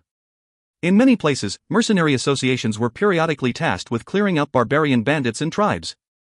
If you find any errors, ads pop up, ads redirect, broken links, non-standard content, etc., please let us know. Report chapter so we can fix it as soon as possible. Chapter 828, In. In. AI chip, scan their stats. Leyland commanded inwardly. Beep. Establishing mission, initiating scan. Invisible ripples swept across the area, and the stats of one of the barbarian guards were soon displayed. Name, unknown, race, barbarian warrior, rank 5, strength, 5, agility, 2, vitality, 4, spirit, 1 feats, 1, strong, barbarians possess increased strength and vitality. 2, berserk, when they hit emotional extremes, some barbarians have the ability to enter a berserk state of violence, increase strength by 1 and reducing agility and spirit by 0.5. The AI chip scanned the other barbarian as well, and he had similar stats. These two barbarian warriors both have berserk abilities? Leyland secretly compared them to his own men. If they really fight, then even Cyclops can't beat them. Perhaps Giant could get in one strike if he risked his life, but after that. After all, it's rumored that barbarians are very well suited to be warriors, but the intelligent ones amongst them can also learn spells, and are capable of using magic. This sort of magic ability which was linked to the bloodline was different from that of wizards, somewhat similar instead to the powers of warlocks. However, their magic was rather restricted, and only a select few were able to use it. Not even the elite troops of the continent dared to provoke barbarian clans with members who had the ability to use magic. It is generally understood that with the scale of the barbarian pirate crew, the number of women and children that they have to feed must be even greater. On this basis, it's normal for them to have a few magical professionals. No wonder they were able to resist Marquis Lewis for so long. All of these thoughts whirled through Leyland's mind in the blink of an eye. To anyone watching from the outside, it looked like he'd merely glanced at the warriors before sweeping past them into the inn. A dense odor of rum mixed with tobacco smoke welcomed him inside, causing him to wrinkle his brows. Many other travelers were seated in the inn's reception, and the tables there were heaped with a mountain of roasted meat and fruit. Barrels of rum were opened directly, despite a number of drunkards next to them glugging them all down. Many scantily dressed maids flitted like butterflies through the main hall, occasionally felt up by various customers. They cursed at it, but still laughed all the while. One really could not ask for more from an inn which specially catered to pirate customers. Fortunately, Leyland's earlier frown was just a natural reaction from many years of living like a noble. His years of enduring hardship still allowed him to endure the vile environment he was now in. It was clear that his group had attracted the attention of the other customers when they suddenly burst in, especially since Leyland was such a pretty little thing. There were even some reckless fools who wolf whistled at him. "Giant," Leyland said in a low voice, shaking his head. "Do you want to die?" Giant emerged from the shadows. His enormous muscles and the faint traces of scars on them gave him an incredibly oppressive aura.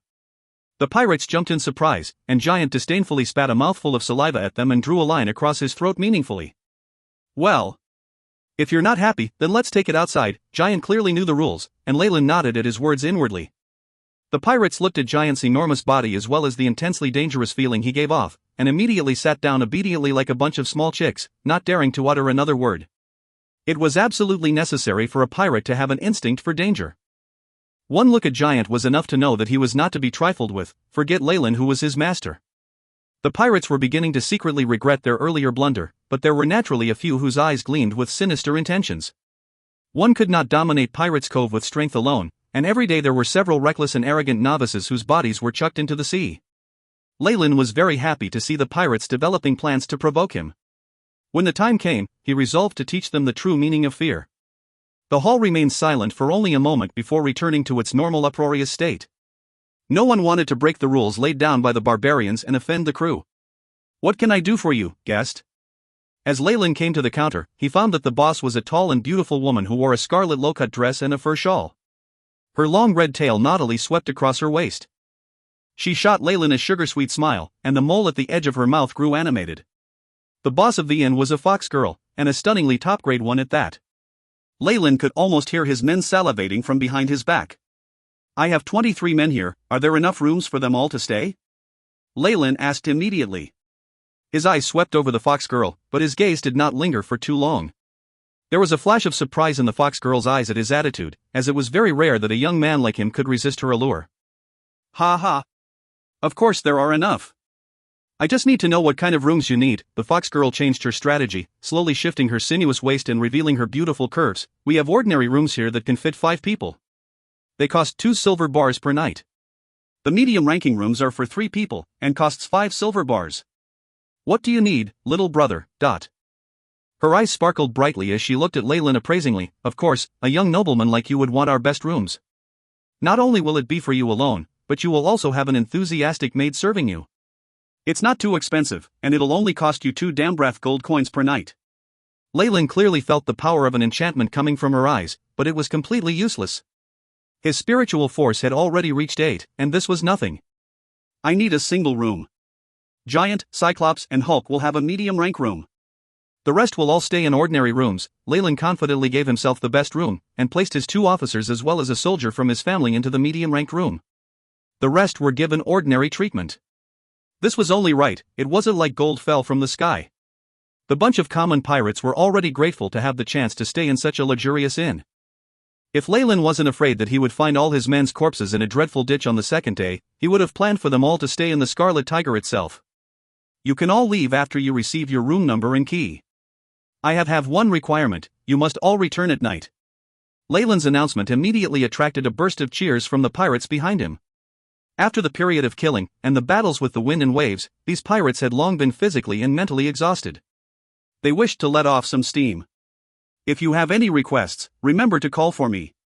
The fox girl boss twisted her slender and supple waist as she brought Leyland to his room, leaving behind a string of coy smiles as she left him at the door. Cyclops had his ear pressed against the door, and nodded after a moment, "Boss, she's gone." Leyland was rather speechless at his method, but this was Cyclops' territory. There were too many methods and means to obtain information, and he didn't particularly care to dispel the enthusiasm of his men. He simply nodded and said, "Do you know why I called all of you over?" "Boss, if you have an order then just tell us." Giant scratched his head. His coarse face made him look a little foolish, but Leyland had once seen him sturdily squeeze the heads of 2 enemies until they directly exploded. He wasn't fooled by his appearance whatsoever. The men have gone out to indulge in drink and pleasure. Watch them closely, and don't let them stir up any trouble. This time tomorrow, I want all the information on Pirates Cove here, understood? Aye, boss. I'll watch those scallywags. Cyclops licked his lips, smiling sinisterly. Very well, go out and have fun. Leyland threw 3 small money pouches to them, and the experienced Cyclops immediately knew it was the merry clinking of gold coins. Blimey. There's a bonny gift, boss, thank you. After opening the money pouch and seeing the golden light that spilled out, Cyclops seemed to forget himself. Even the silent Hulk had a different look in his eyes. Even though he put overwhelming pressure on them, he still had to fall to using money to bribe them in the end. Leyland did not have any other ideas, he needed special means to build a pirate crew that was capable in battle. Leyland only rose to his feet after the 3 had left, and began to appraise the room with his hands held behind his back. The deluxe room was worth its price of 2 gold coins a day.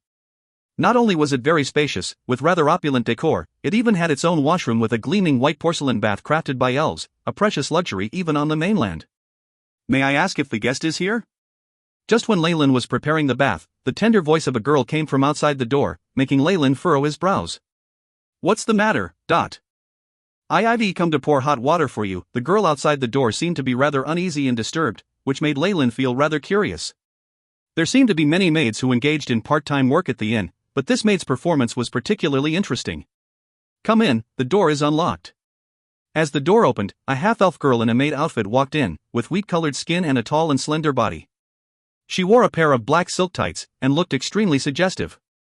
A half-elf? No, this is, Leyland's eyes suddenly narrowed. If you find any errors, ads pop up, ads redirect, broken links, non-standard content, etc., please let us know. Report chapter so we can fix it as soon as possible. Chapter 829, Cry for Help. Cry for help. Elves were a populous intelligent race that all lived a secluded life on an enormous island.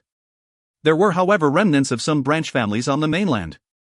They lived well under the protection of the elven god, and were blessed with good talent and long lives. Many of them made prominent contributions to the arts. Naturally, elven slaves were highly sought after. Despite the protests and warnings of their race, their price had only increased, with wave after wave of adventurers hunting for them. Half-elves were more common than purebloods. They still inherited the elfin beauty and elegance, and most of them stood out in terms of appearance, which had led to several disasters. It was not particularly surprising to see a half-elf maid in Pirates Cove, but Leyland's expression had changed in spite of that. What's your name? My name is Karen, respected young master. The half-elf forced a smile. It appeared that she was not very well trained, and could not properly display her bodily assets to her customers. It looks like you haven't been doing this for very long. How much are you for one night? Leyland asked directly. This sort of sudden humiliation made Karen want to clench her teeth, but she held herself back and revealed a dazzling smile, 1 Dambrath gold coin.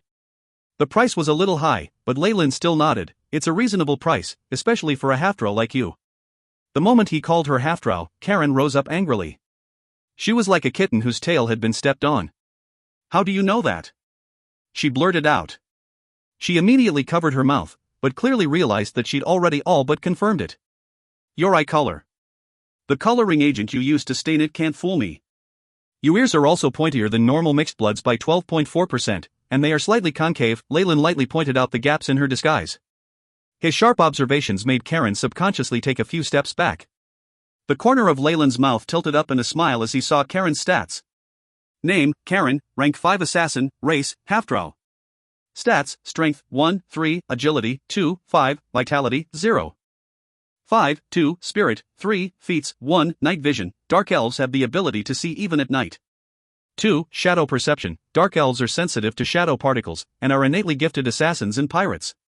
Status, poisoned by unknown toxin, causing strength, vitality, and agility to fall. Karen's physical stats somewhat surprised Leyland. She even had the abilities of a rank 5 assassin, but some unknown poison had taken control of her, locking half of her strength away. It was very clear that the person who controlled Karen from the shadows only thought that she was an ordinary half-elf, otherwise they would never have let her come here. Would that not be like sending someone out to assassinate himself? Leyland smiled faintly. This rank 5 assassin could not touch even a hair on his head. Haven't dark elves always lived underground? How could you appear here, and even take up this line of work? Dark elves were a type of elf which were rumored to live in the darkness. They had awoken the dark nature in their blood, becoming extremely brutal. They longed for violence, blood, and chaos, and had separated from the regular elves to move underground. Some rumors said that their gifts in bed could make both men and immortals die of pleasure, that it was comparable to charm and pleasure magic. I'm a half-blood. I moved out from the underground with my clan, but we were all scattered in an attack. When I woke up, I was on a trading ship which was later attacked by the barbarians. Leyland's eyes seemed to be filled with magic charm, and Karen could only helplessly tell her story. No wonder. Half-drow really don't differ too much from half-elves, and only a specialized scholar would be able to tell the difference. She's a rank 5 assassin, and she did not have enough power to fight back against the entire barbarian pirate fleet, not to mention that she was affected by the toxin's restrictions. Of course, an assassin's camouflage and disguise abilities could let her fool others, so that they thought that she was an ordinary half-elf. Something dawned in Leyland's eyes as he said, and after that you were controlled by the pirates, and now work for them as a maid? Yes, Karen nodded, and her eyes seemed to fill with momentary hope. She immediately knelt on the ground, looking up at Leyland. Sir. I beg you, please save me from this hellhole. Save you? Leyland had an evil smile on his face as he sat back down. Why would I save you? Give me a reason. Even Leyland had to admit that Karen was a rare beauty, especially with her eyes which were like the ocean waves. Her unique charm gave him a subconscious favorable impression of her. Karen bit her lip, I'm a rank 5 assassin. If you can save me, I'd be willing to serve you for 100 years. I swear it in the name of the Dark Maiden. The Dark Maiden was a god who tended towards the good alignment, and could not be reconciled with the gods that other dark elves believed in. If Karen believed in this god, then perhaps this was the reason why she had been driven away from the underground. Why would you do that? Can't you save up money to buy back your freedom? Although she seemed rather out of practice, this was clearly not the first time she had done this sort of thing. This sort of life wasn't completely unsuitable for a half-drow, and Leyland couldn't think of why she would want to pay such a huge price for freedom. Is their price very high? Leyland could only guess. No. Karen's lips curved into a rather heartbreaking smile. They won't ever let me go. As a slave, I don't have the authority to buy my freedom.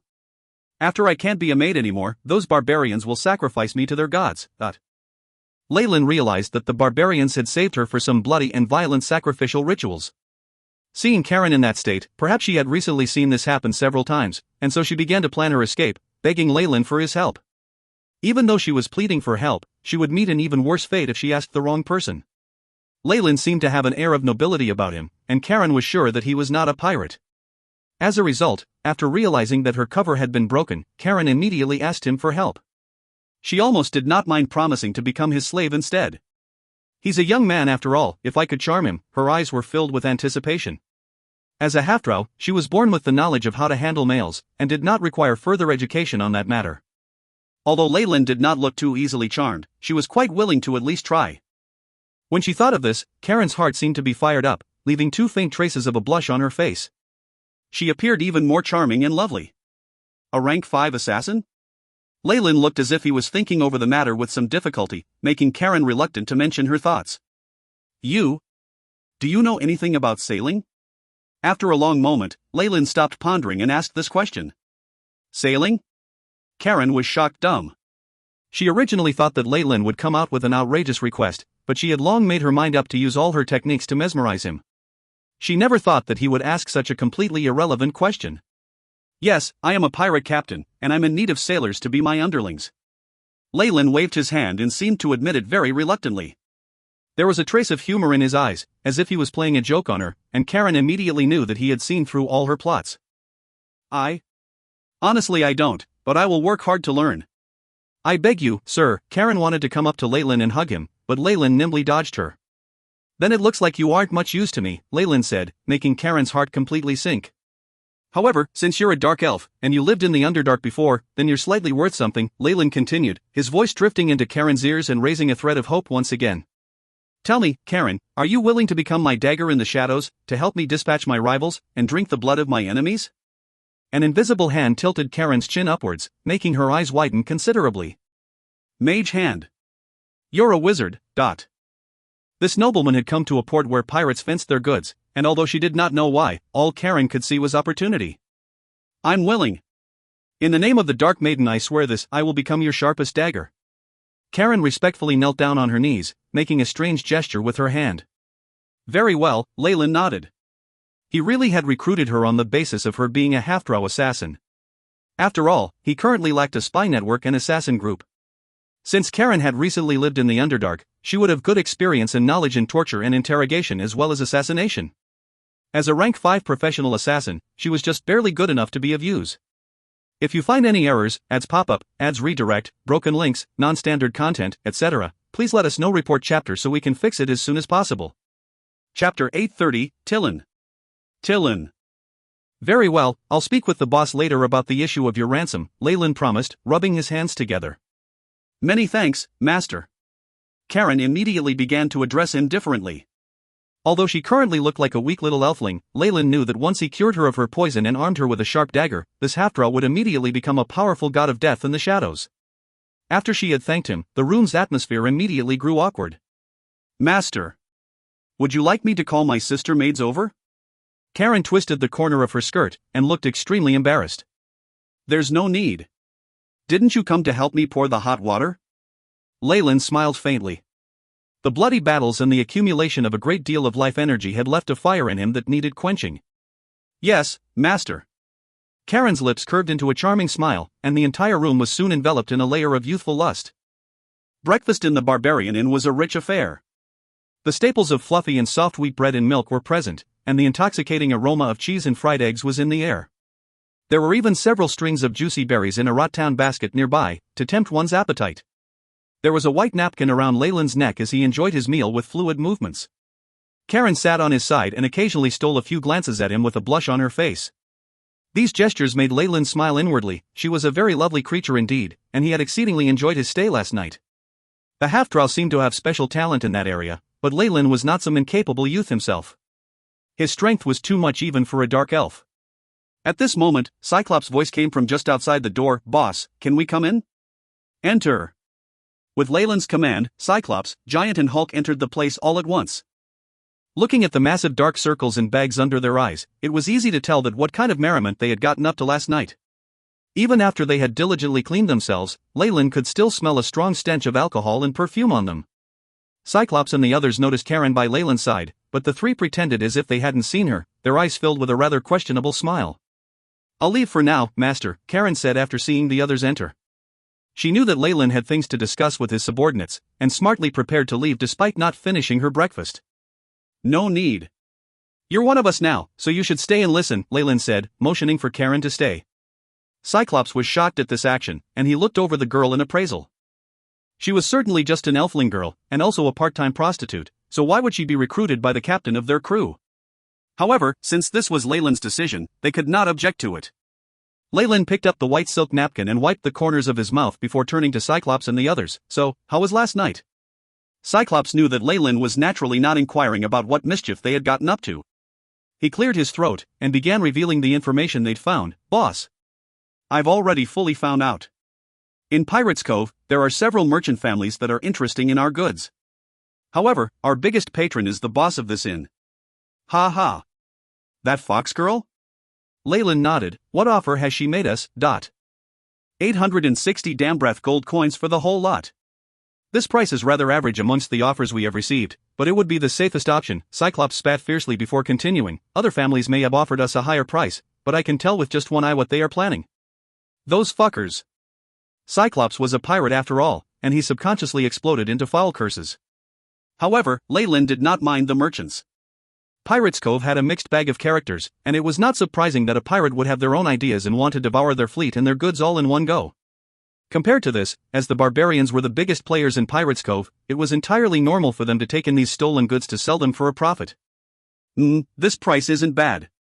Although Leyland had buckled down on a pile of sugar for himself, the rest of his goods were worth at least 3,000 gold coins and above. Since they were stolen goods and therefore dirty, Leyland would be satisfied with a small profit after it had changed hands a few times. This is a detailed map of Pirates Cove, including the locations of all the churches.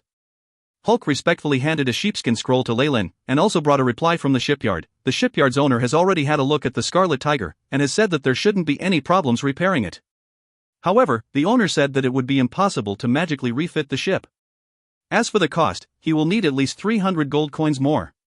Our little bunny rabbits played hard last night, but nothing big happened. They only had a fight with a few other drunkards, Giant triumphantly announced, and just looking at his face one could tell that he did not lose the fight. We'll rest here for 5 days. Hand the maintenance duties over to the shipyard owner, and ask him to finish the work as quickly as possible.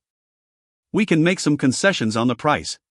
It was only routine ship maintenance, and was not as if the ship's entire keel was being replaced or massively refitted. In this world of extraordinary ability, if the shipyard master could put in all his effort to quickly complete it, there should virtually be no problems. Rest assured, boss. Cyclops beat his chest confidently, taking control of the task. Hulk, who stood at his side, had a rather gloomy expression on his face. Leyland pretended not to see this sort of infighting amongst his men's factions. As long as it didn't interfere with his or the other's ability to fight, he didn't particularly want to intercede. So Cyclops can sort it out. Hulk and Giant, come with me to get rid of the goods and hire some men as well. All right. Yes, boss. Since Leyland had issued the command, everything proceeded as expected.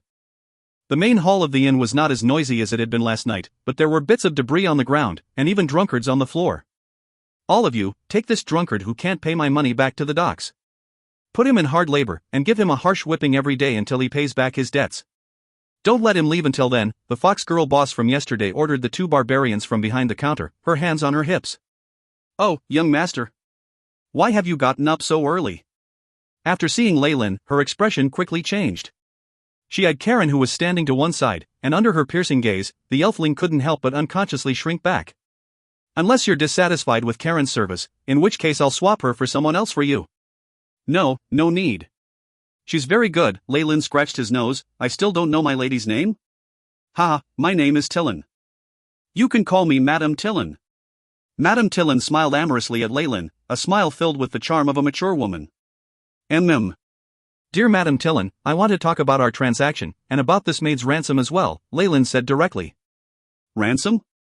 Tillin swept her eyes across Karen, her eyes filled with a special look. Well, it looks like our Karen has satisfied the young master well. Tillin seemed to yawn lazily. This isn't the place to talk, follow me. She swayed her sinuous hips as she left, leaving behind the strong fragrance of her perfume. Leyland smiled a little before following her into a small room. Madame Tillin brewed a floral tea that was said to come from the elves, and waited until white steam had risen before a shrewd expression appeared on her face. You've asked me for my name, young master, but I don't know how to address you. You can call me Leyland, Leyland replied with a smile. Since he wanted to form an alliance with her, trust was crucial. She was only asking for his name, which she could have easily found out later with some investigations. All right, young master Leyland. Madame Tillin crossed her long, slender legs, her fiery foxtail caressing her supply waist. I can take charge of the negotiations for the goods, but Karen is a slave of our inn. If it's to do with her, I don't have the authority to deal with this matter.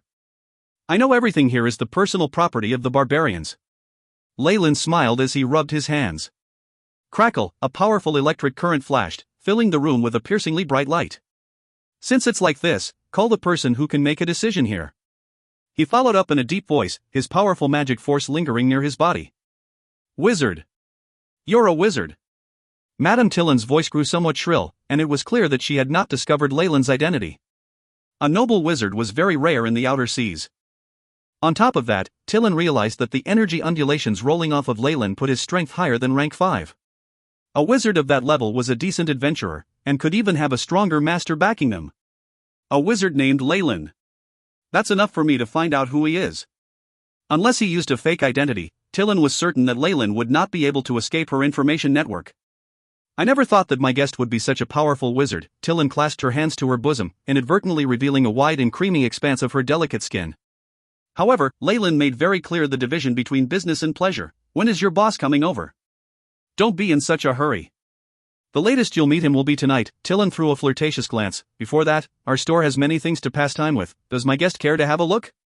If you find any errors, ads pop up, ads redirect, broken links, non-standard content, etc., please let us know. Report chapter so we can fix it as soon as possible. Chapter 831, Thieves Guild. Thieves Guild. No need, I still have matters to attend to.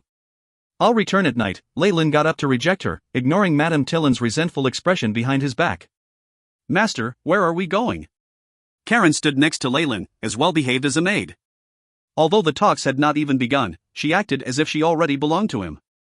Hulk and Giant stood further away like a pair of loyal Imperial bodyguards. Call a few over to come with us and recruit the sailors, Leyland said. Be it the Scarlet Tiger or the Merfolk ship, they currently had a severe shortage in sailors. As a result, they needed to recruit a great number of sailors as quickly as possible. Pirates' Cove would always have plenty of these fellows, one only needed to carefully choose from them. Whips and whiskey. Leyland looked at the tavern's name rather speechlessly, but still opened the wooden door.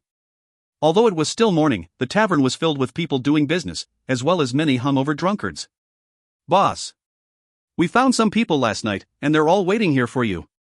Giant smiled in his simple manner, suddenly hammering on the surface of the counter. It made all the hanging beer mugs shake chaotically with an ear-splitting sound. So it's you, the fellow from last night. Hurry up and settle your bar tab. A bleary-eyed old drunkard crawled out from the small door behind the bar, glaring at Giant with disdain. Once he saw Leyland, however, his eyes seemed to brighten up considerably. Perhaps he had seen the beautiful clothes that Leyland wore, and reckoned that this was the golden benefactor who could settle the bad debt. Greetings, dear customer.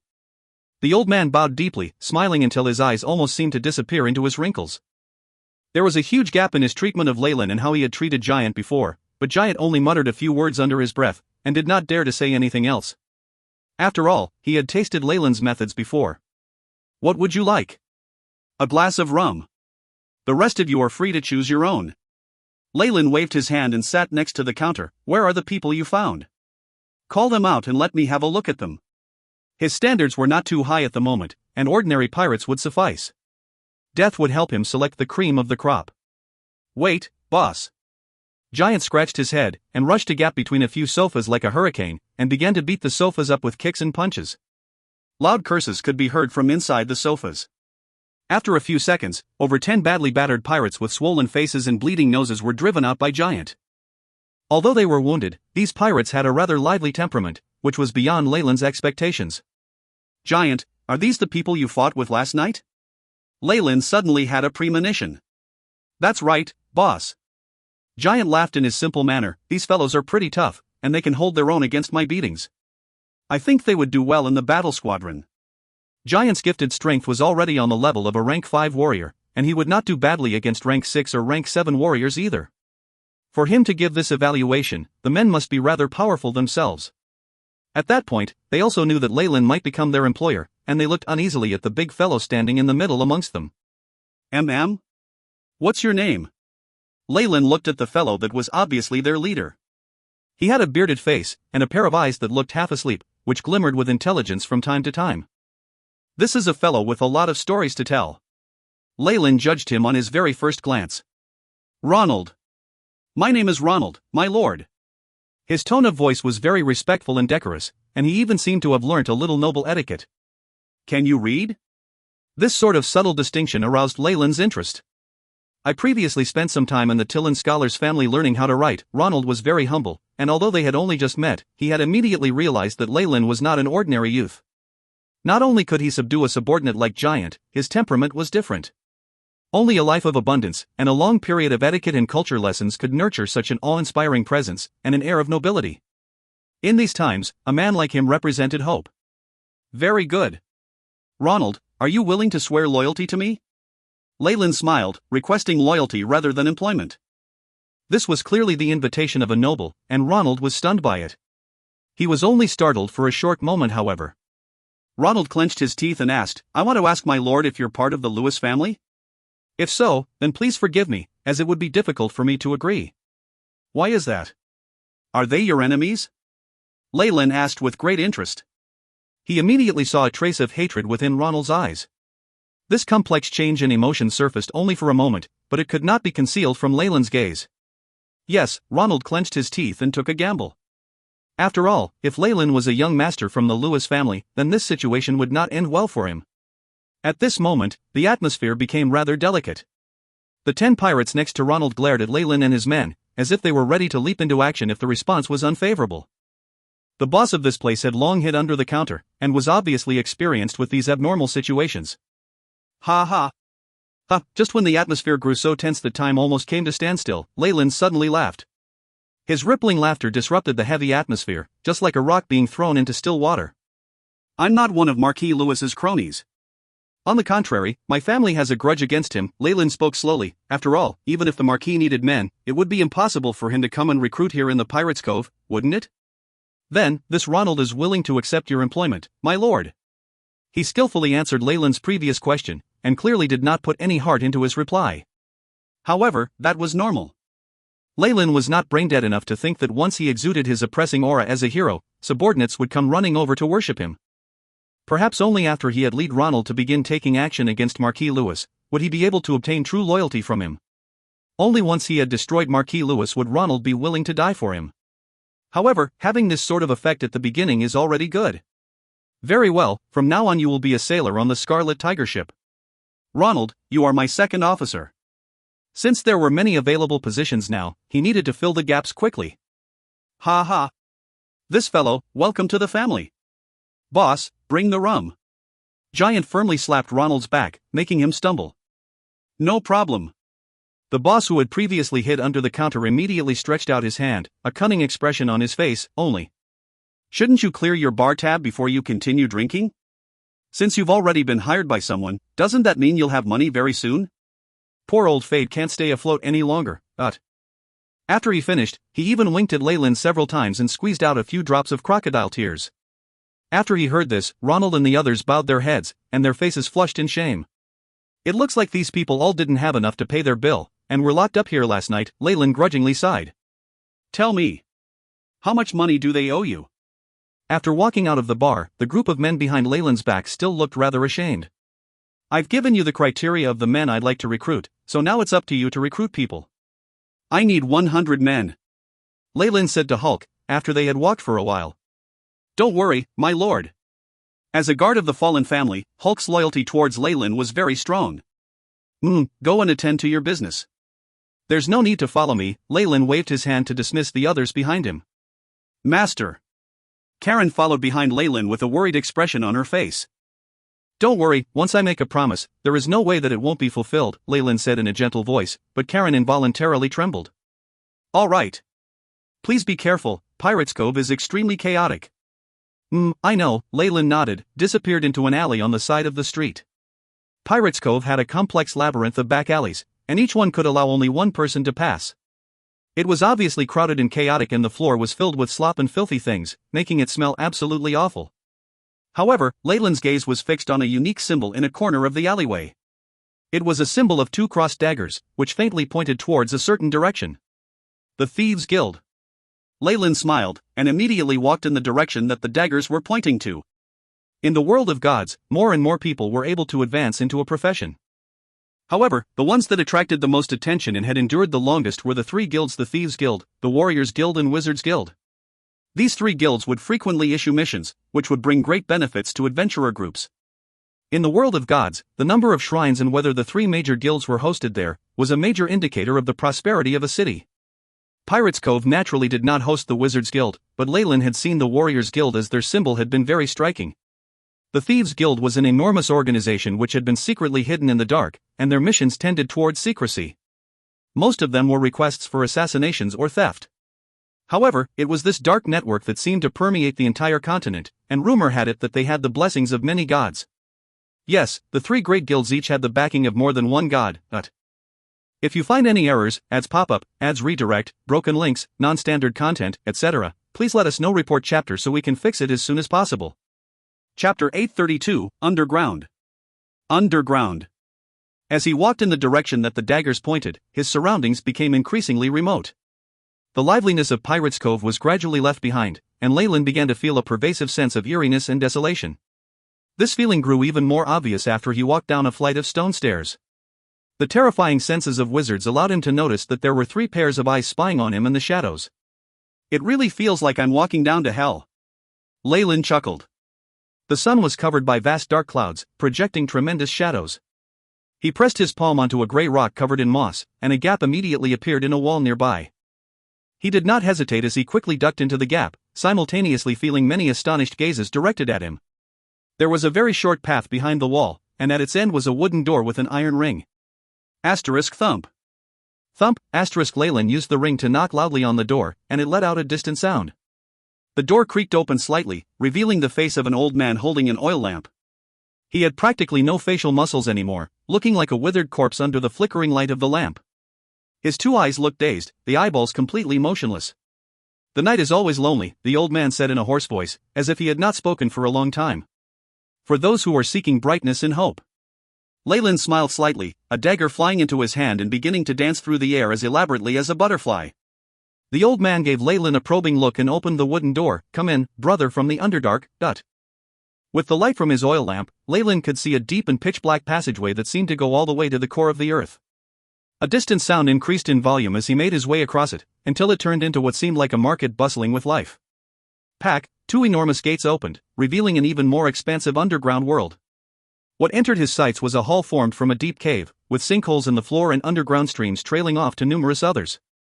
People from all walks of life populated this area, most strangely covering their faces with shrouds. Only pairs of vigilant eyes were revealed. In the distance were a few wooden constructions and a large announcement board towering ahead. Below were many masked people gesticulating at it. While they tried to lower their volume, the sounds of discussion from the whole crowd joined to form a buzz. "Welcome to the Thieves Guild. Is this your first time, kid?" A slender and tall person like a bamboo stick closed in, trying his best to create a stiff smile. "Need a guide?" No. Leyland rejected resolutely. This was the dark world of Pirates Cove. How could there be good people here? Even if one looked to hire people, just showing the slightest of weaknesses would cause these people to pounce on you like wild wolves, dividing everything amongst themselves after murdering you. "Mr. Scram." Leyland glared at him, and the murderous aura born of indiscriminate slaughter forced the man several steps back. Having killed people meant nothing. Everyone here had the blood of at least one or two people on their hands themselves, but Leyland's own murderous aura was far more powerful than that. It was that of someone who's truly honed themselves on a bloody battlefield, not someone to be trifled with. An important part of being a thief was knowing oneself well. The slender bamboo stick of a man laughed awkwardly and disappeared into the darkness. He had a feeling that if he were to continue staying here, what happened next would be something he would regret. Is this darkness, feeling the blood and violence lingering in the air, as well as the pure malicious intent? Leyland revealed a nostalgic look. He was originally a dark magus after all. He ran his eyes over his surroundings casually, and began to head towards the large announcement board. The thing seemed to grow bigger the closer he got, until it was the size of a small hill.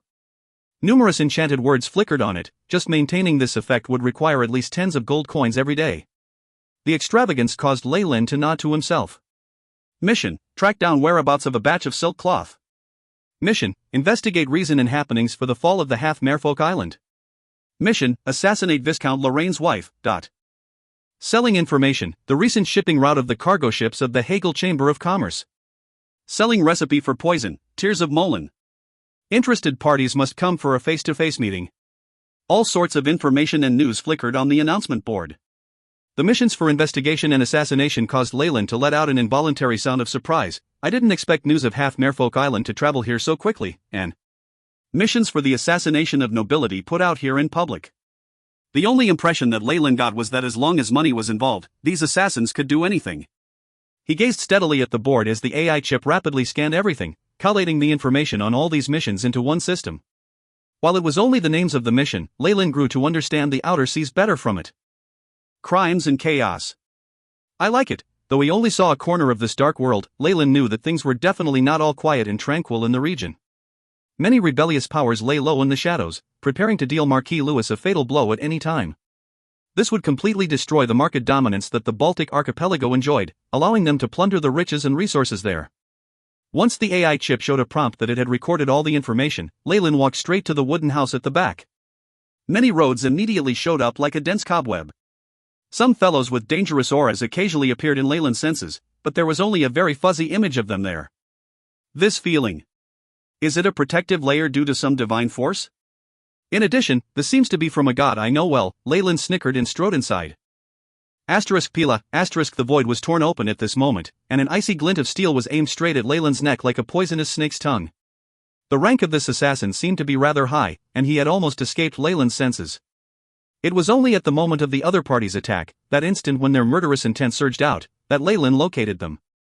Mage armor. Fragile barrier. 2 layers of protective spells immediately appeared with a thought. But at the same time, he saw an icy look in the assassin's eyes. The rays of light from a divine spell shone out. Dispel magic. Under the glittering light, Leyland's protective spells instantly crumbled, revealing his astonished gaze. The dagger in the assassin's hand ruthlessly swiped at his neck, and he evidently would not stop until it was all over. Most wizards would need a period of time to recover their senses and contact the weave after being hit with dispel magic. This slight moment would be enough for the assassin to carve Leyland into multiple pieces. After all, a wizard that had lost all ability to cast spells was just a regular human. Beep. Host affected by divine spell, suffering a temporary loss of ability to sense level 2 and 3 weave. Countdown, 5 seconds. The AI chip's prompt arrived in that instant, but strangely enough, there was no mention of the level 0 and 1 weave. Leyland could sense that his ability to use that still existed. I see. So after I complete the analysis of the weave, I'm immune to isolating skills? Leyland could now cast rank 0 and 1 spells in an instant, drowning this assassin. However, he immediately gave this idea up.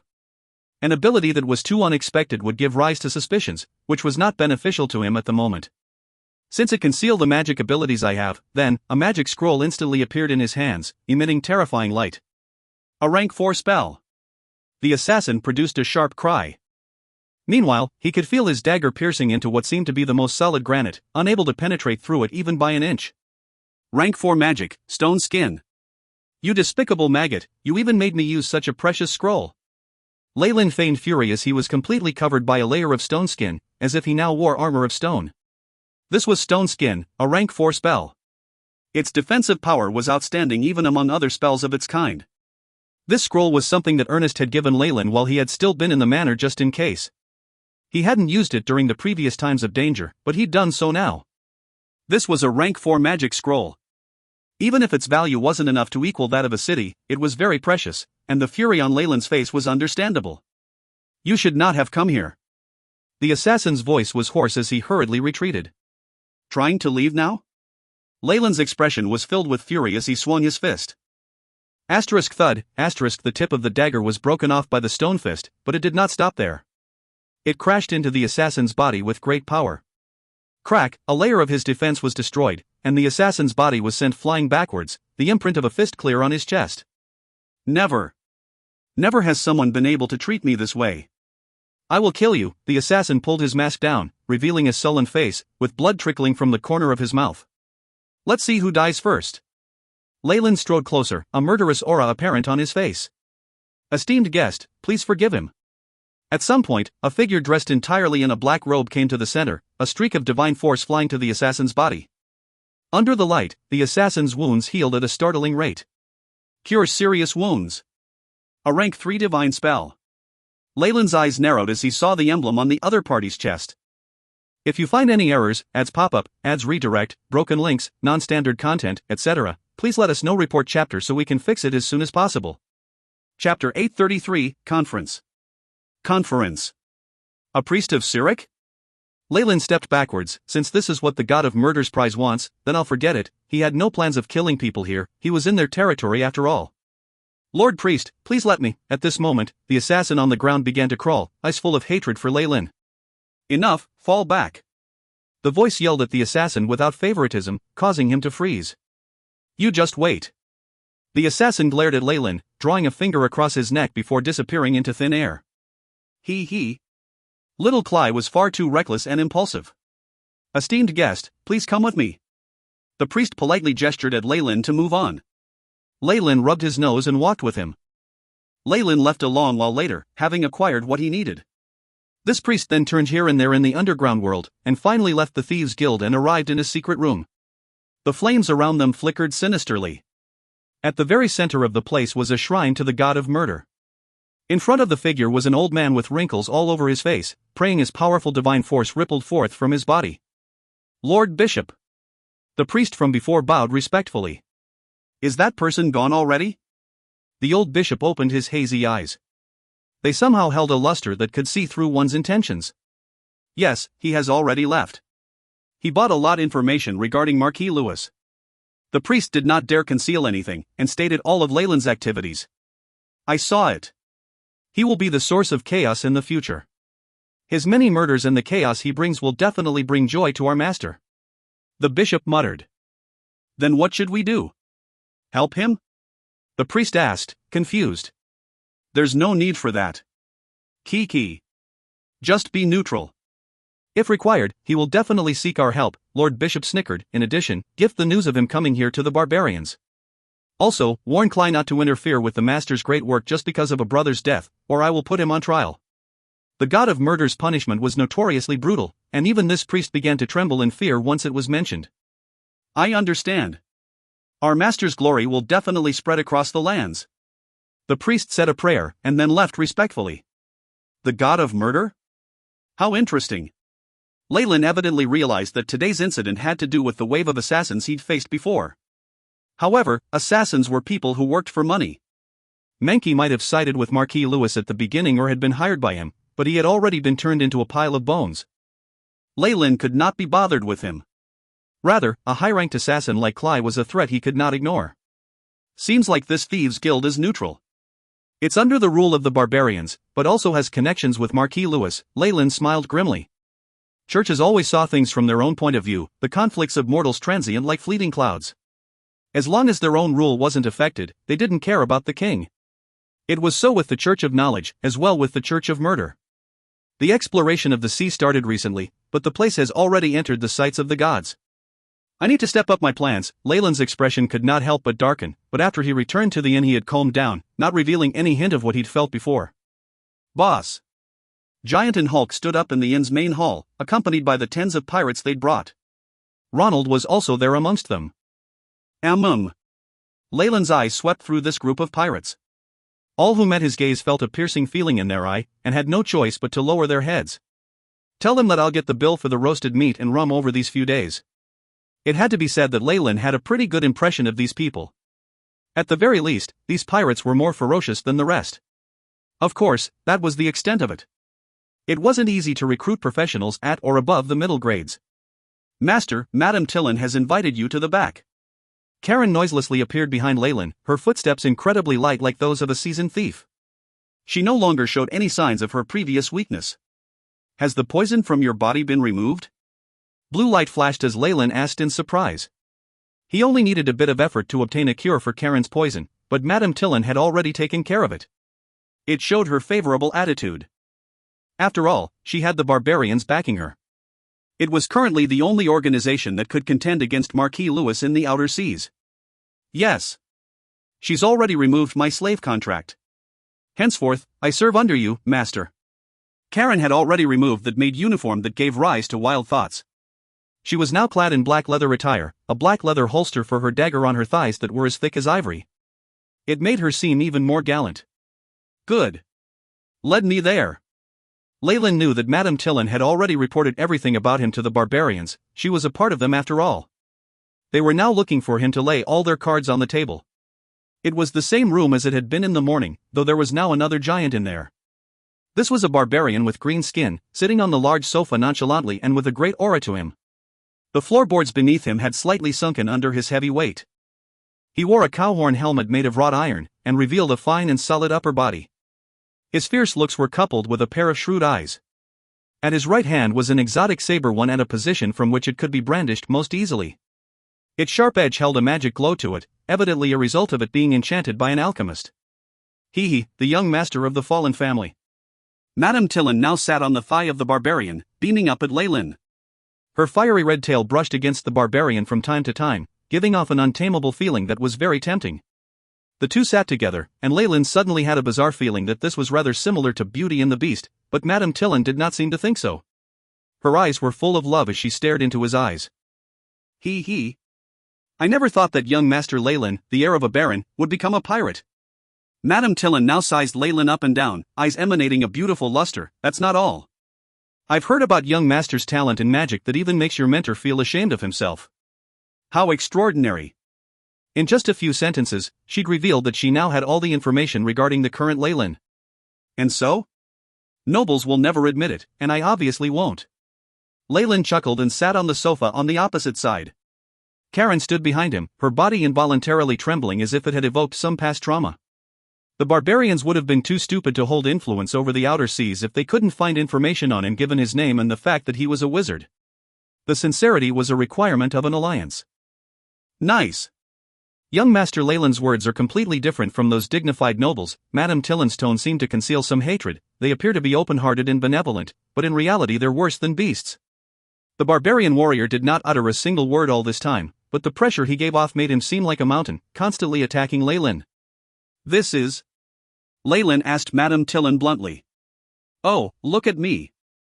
Madame Tillin patted at her bright forehead and gave him a flirty look. Let me introduce.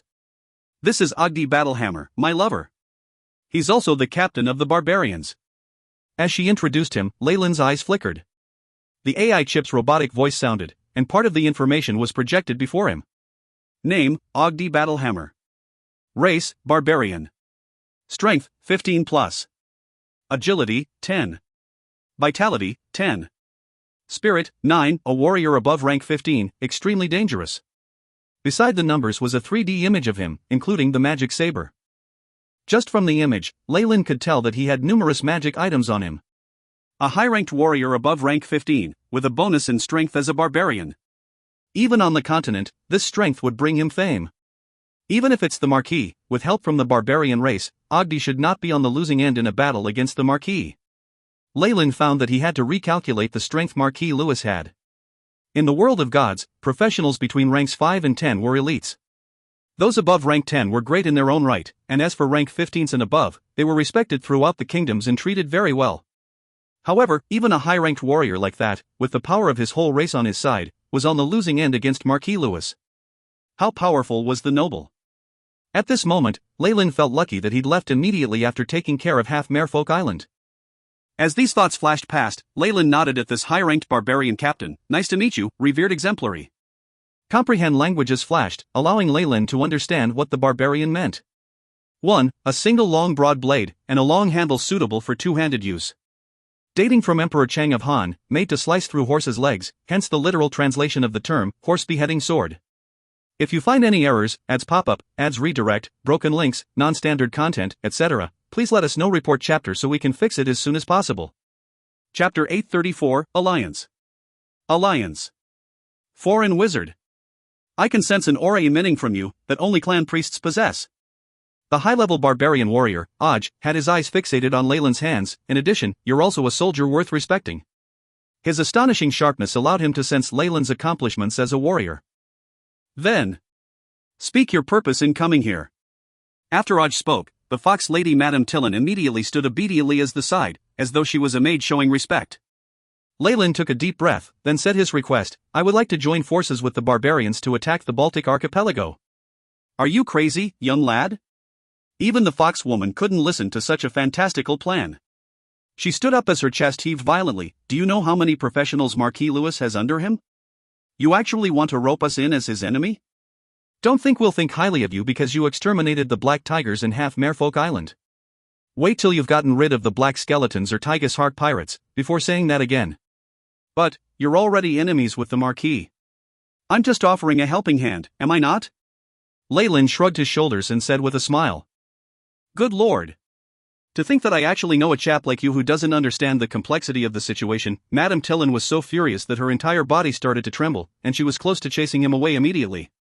But at this very moment, an enormously powerful pair of hands stopped Tillin from taking action. Let him continue. Aj. You, the fox lady turned around and saw the interested expression in the barbarian's eyes. The enemy of our enemy is our friend. Leyland smiled and spoke frankly with assurance. Not only can the Fallens offer you support as a noble family, I am also a wizard, with a formidable tutor as my backing. The power of magic was the eternal sorrow of these barbarians. Aj's expression changed greatly in response. Even though there were a few barbarian priests who had inherited magical abilities, they were always at a disadvantage compared to human wizards. Upon seeing this, Leyland became more confident. I presume that you also know how powerful magic can be, right?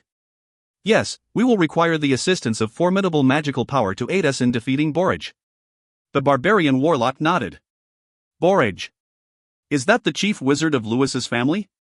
Leyland quickly recalled the information he had purchased at the Thieves' Guild. That's right. I can tell you for definite that he's a high-level wizard above rank 15. Without him, if they relied only on black skeletons and Tigus Heart pirates, I'd have ripped those 2 pirate crews into shreds a long time ago. A wizard above rank 15. Leyland exhaled deeply. Such high-level wizards often had great mastery over powerful plane transmission spells and life spells, which made killing them exceptionally difficult. Such wizards are probably few and far between even in the Dambrath Kingdom, right? Why would he agree to work under Marquis Lewis? If it was him that was the Marquis of the Empire, there would still be a possibility of attracting a high-level wizard to work for him. But Marquis Lewis evidently didn't have this qualification. In the entire Dambrath Kingdom, the only person who had the ability to recruit a high-level wizard would only be His Majesty. As a matter of fact, I know a little about this, seeing that Aj didn't reject the alliance, and even appeared to admire Leyland. Madame Tillin took a deep breath, no longer looking down on Leyland. According to my intelligence reports, that Marquis apparently promised to build him a wizard tower, and use this to pay for the wizard's assistance. We absolutely must not let him successfully build a wizard tower. Without waiting for Madame Tillin complete her sentence, Leyland had already made up his mind. Even it was a wizard tower of the lowest standards, the amount of wealth required was astronomical.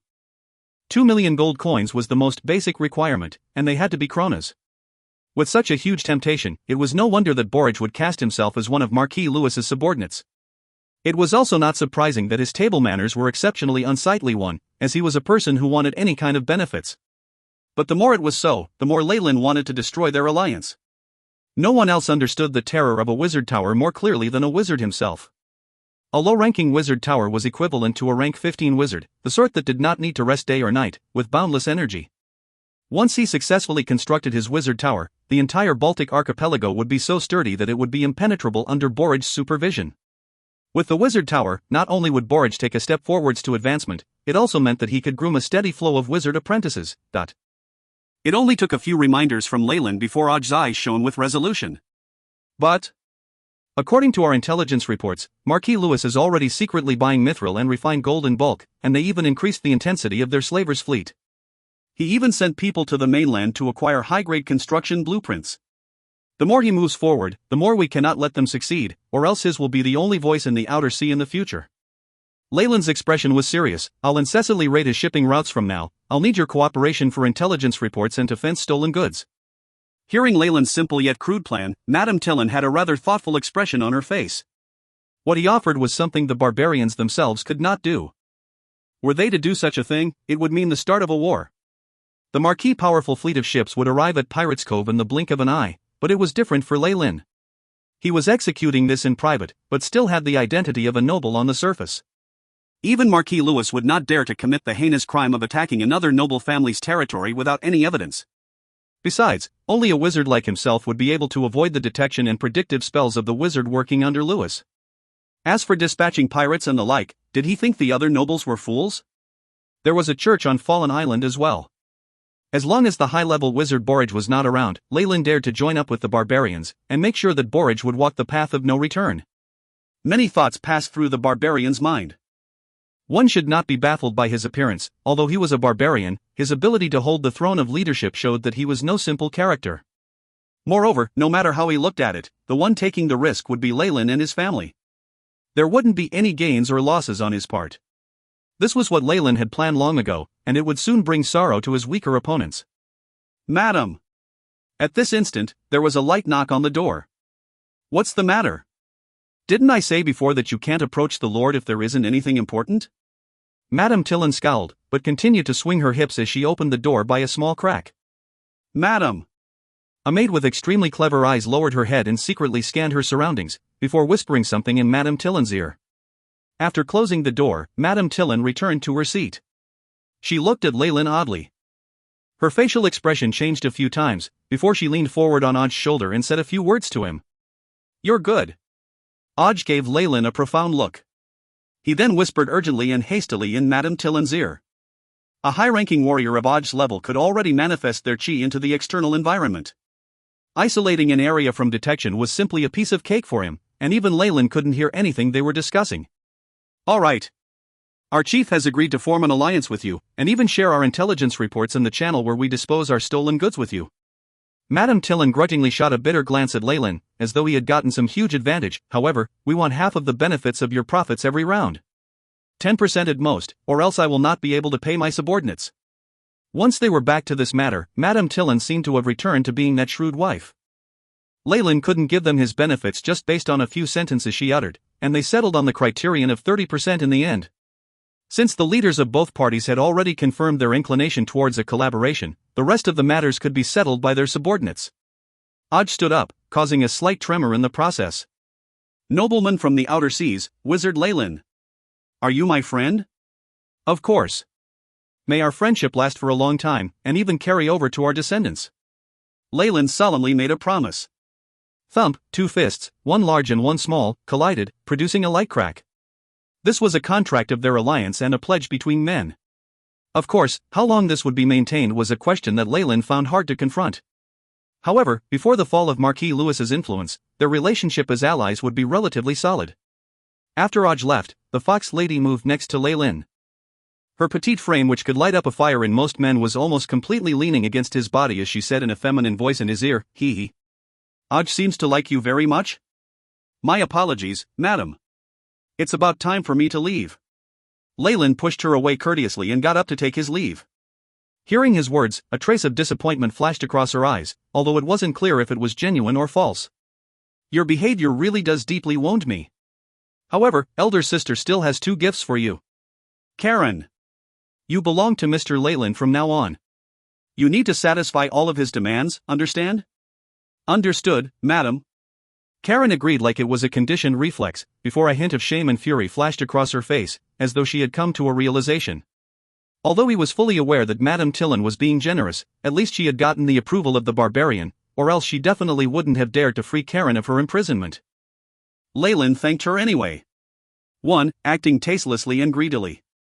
If you find any errors, ads pop up, ads redirect, broken links, non-standard content, etc., please let us know. Report chapter so we can fix it as soon as possible. Chapter 835, Establishing Might. Establishing Might. And the other gift? Leyland looked at the appealing fox lady in front of him. There was a glimmer of anticipation on his face like that of a little boy next door. Such an attitude made Madame Tillon blush instantly, and her heart almost could not take it. "Although I know perfectly well that you're just putting on an act, I still was nearly captivated by you." Tillon swayed her hips. Her fiery red foxtail drifting gently with the wind. "The second one is an intelligence report. It's about the God of Murder's church." Leyland's expression turned solemn as he listened carefully. After several days, the Scarlet Tiger had been repaired at the pier of Pirates Cove. The blood-red flag with the skull and dagger motif fluttered in the wind. The damage to the ship's hull had been completely mended, the bottom of the ship polished, and even the bow of the ship had been replaced. The entire ship seemed to have been given new life, making Leyland feel deeply moved and feeling that his gold coins had been well spent. Now, Leyland was standing at the front of the deck with his hands behind his back, looking down at more than 100 pirates. These men were all recruited at Pirates Cove, and would make up the members in his future pirate crew. Although Hulk and Giant had diligently attended to the matter, Leyland still had a glimmer of dissatisfaction due to the short period of time they had. It could not be said that he was discontented with these pirates below him. It would be a wonder if these stubborn and unruly pirates submitted immediately upon discovering that their boss was a youngster. Thus, Leyland was not upset about that. What made him unhappy was how weak these pirates were. The number of professionals were so low that it could be counted with his fingers, and not a single one was above rank 5. Ronaldo's group was already considered the cream of the crop, but they had at least seen bloodshed before, so they wouldn't be lenient during a battle. Furthermore, the few who had pretty decent strength seemed to be up to no good. They didn't even have the inclination to lay low for a while, which made Leyland shake his head inwardly. Forget it, an elite pirate crew isn't made in 1 or 2 days. Hulk and Giant have done quite well. Leyland sighed secretly, then stood in front of everyone. I am the captain of the Scarlet Tiger and will be your captain in the future. Does anyone have anything to say? He roared loudly all of a sudden, and his voice even made the pirates' eardrums hurt. I know many among you are unwilling to obey me. Leyland slowly ran his eyes through the crowd, seemingly able to read every single pirate's heart. Some of you have your eyes on the handsome pay. Others are here purely to have some fun. Furthermore, some of you, perhaps, simply harbor prohibited thoughts and wish to kill me and seize control of the boat at sea. An uproar came from the pirates below, but Leyland's voice was loud enough to repress it. But it doesn't matter, I can put all that aside. However, if you disobey my orders on the ship, or are unable to complete even my most basic requests, I will wring your brain out and stuff it up your anus. Do you understand? This arrogant threat immediately created a commotion among many of the pirates. Even Ronaldo was slightly displeased. Ye tender white swine! How dare ye speak to adults like that? Be a good lil boy and run back to your mommy's bosom to drink her milk. A jarring voice sounded from the crowd and hoots of laughter instantly erupted. Stop hidin', damp hair Aaron. I can see ye. Get out here. Giant and Hulk were rather furious. Hey! Hey! Mateys! Are we gin let a mischievous imp climb over our heads? The crowd parted. A pirate with a fake eye and yellowing teeth walked out with more than a dozen men behind him. Brown-toothed Torworld, Pinch-faced John Meyer, Red Oarsman Lucas Cod, Quell and Humble, Giant's expression grew worse as these names were called out one by one. These were all famous pirates. Most of them worked alone, but they still were forces to be reckoned with. Moreover, they had great popularity among the various pirates. Even Cyclops felt that this wouldn't be easy to settle. Finally, you appear. Leyland shook his head. Then what do you plan on doing? Don't forget we are still at the pier. Leyland was speechless regarding how those few had appeared all of a sudden. Even if they were just being compliant on the surface, but were secretly conspiring to seize control of the authority, Leyland could still use them temporarily for a period of time. It was better than disposing of them immediately. Nothin', respectable young master. Aaron snarled, making his yellowing teeth even more conspicuous. I'm just hoping that young master can appoint me and these mateys as assistants on board. This way, we'll be able to pass on a portion of the benefits to ye. A person with such honorable status like yourself can refrain from headin' out to sea and taking risks. Ain't that reasonable? Is this what all of you think too? Leyland looked down at the newly recruited pirates. At this point, even Giant, the most slow-witted of them all, understood that they were plotting to seize control. He immediately stood behind Leyland, along with Cyclops and the other older pirates. Their gazes were filled with pity. Based on what they knew of Leyland, they instantly predicted that this was the beginning of a show of force and massacre. The majority of the pirates lowered their heads, but a few jeered rowdily. The crowd still showed tacit approval on the whole. The loyalty of pirates was as chaste as prostitutes. Aaron! You're too much. Ronald stood apart together with his brothers, drawing the boundaries with him. A silent majority, and a handful of rebellious people? Leyland laughed while looking at Aaron, who seemed to be at a loss of what to do. His eyes were filled with panic. Upon seeing Ronald step out, he evidently understood that the situation had escalated to a point where it would be difficult to tell what would happen. At first, they had more than a dozen brothers that were not inferior to Leyland's men, while the remaining newly recruited pirates wouldn't have helped an outsider. But now, the tables had turned. Since Ronald decided to defect while bringing some people along, the tides turned immediately. The number of people in Leyland's team rapidly increased, which intimidated majority of the remaining pirates. Aaron deeply understood that, with his reputation, it was possible to get some of these pirates to fight for him. However, it would be impossible for Ronald to fight for Aaron as if his life depended on it. Damn it Ronald, ye made me lose such a huge juicy sheep. Watch out.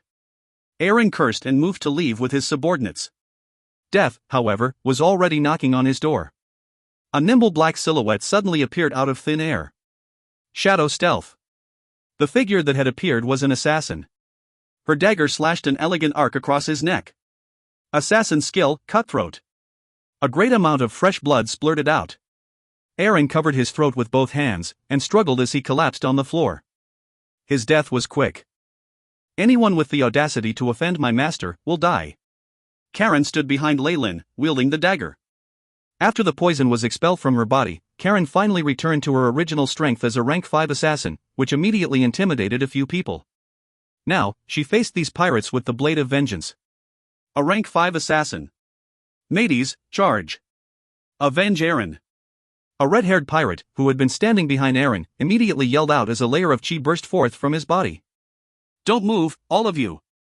Lyle raised his hands and stopped his subordinates from causing trouble. Perhaps you once heard how the captain of the Scarlet Tiger was a powerful wizard, but, upon seeing me, you instantly thought it was only a rumor. Lyle strolled in front of those traitors. What he said made their expression change drastically and, at this point, many of them were already secretly regretting their actions. But let me tell you that, unfortunately, your guesses are wrong. A refined and courteous smile was plastered on Lyle's face. What he did next, however, wasn't so civilized. Fireball. 2 balls of fire shot out, and the red-haired pirate was instantly torched. The powerful force of the spell immediately made numerous pirates retreat one by one, a look of respect emerging on their faces. Animate rope. Lyle pointed his finger. The once useless cable suddenly started moving about, as if it had a life of its own. It nimbly bound the rebellious pirates together, and hung them upside down on the deck. The numerous ropes resembled the tentacles of a formidable monster as they danced around continuously, while Lyle looked like the powerful wizard who tamed the monsters of the sea only found in legends. Many pirates couldn't help but kneel down. Ah! Release me! Release me! This is the Pirates' Cove, ye can't do this. The barbarian pirates' crew ain't gonna let ye off. A few pirates were still putting up their final struggle. Their high-pitched voices pierced the air, attracting a team of barbarian guards. There was a glimmer of hope on the faces of the captive way they saw the guards. However, it was unfortunate that their hopes were immediately smashed to smithereens. Upon seeing the flag of the Scarlet Tiger, these barbarians left immediately, not even bothering about the tragedy that was taking place. This treatment. It means there's an alliance with the barbarian pirates' crew. Boss has already made an alliance with the barbarians. The numerous pirates immediately began to heartily surrender. With the assistance of the prestigious barbarian pirates and his own formidable strength, Lyle knew that he had finally established a definite amount of trust with these newly recruited pirates, at least for the time being. Boss. Please spare us. Respectable and powerful Lord Wizard. Red Oarsman Lucas Cod is willing to pledge loyalty to ye. At this point, the pirates hanging upside down sank into despair, and many began begging for forgiveness. Traitors must be dealt with strictly and severely. That way, the others can witness how high a price one must pay for betraying me. Lyle's indifferent tone sent a chill through the hearts of the other pirates. Following his orders, the cable rope suddenly tightened, forcing out copious amounts of blood. Asterisk thump. Thump. Thump, star. Splashes of blood burst out. The gazes of the other pirates were filled with fear. Right now, Lyle looked like the king of all devils. If you find any errors, ads pop-up, ads redirect, broken links, non-standard content, etc., please let us know. Report chapter so we can fix it as soon as possible. Chapter 836, Reward. Reward. Master. Your beautiful strength is like a resplendent jewel, brimming with a dazzling brilliance.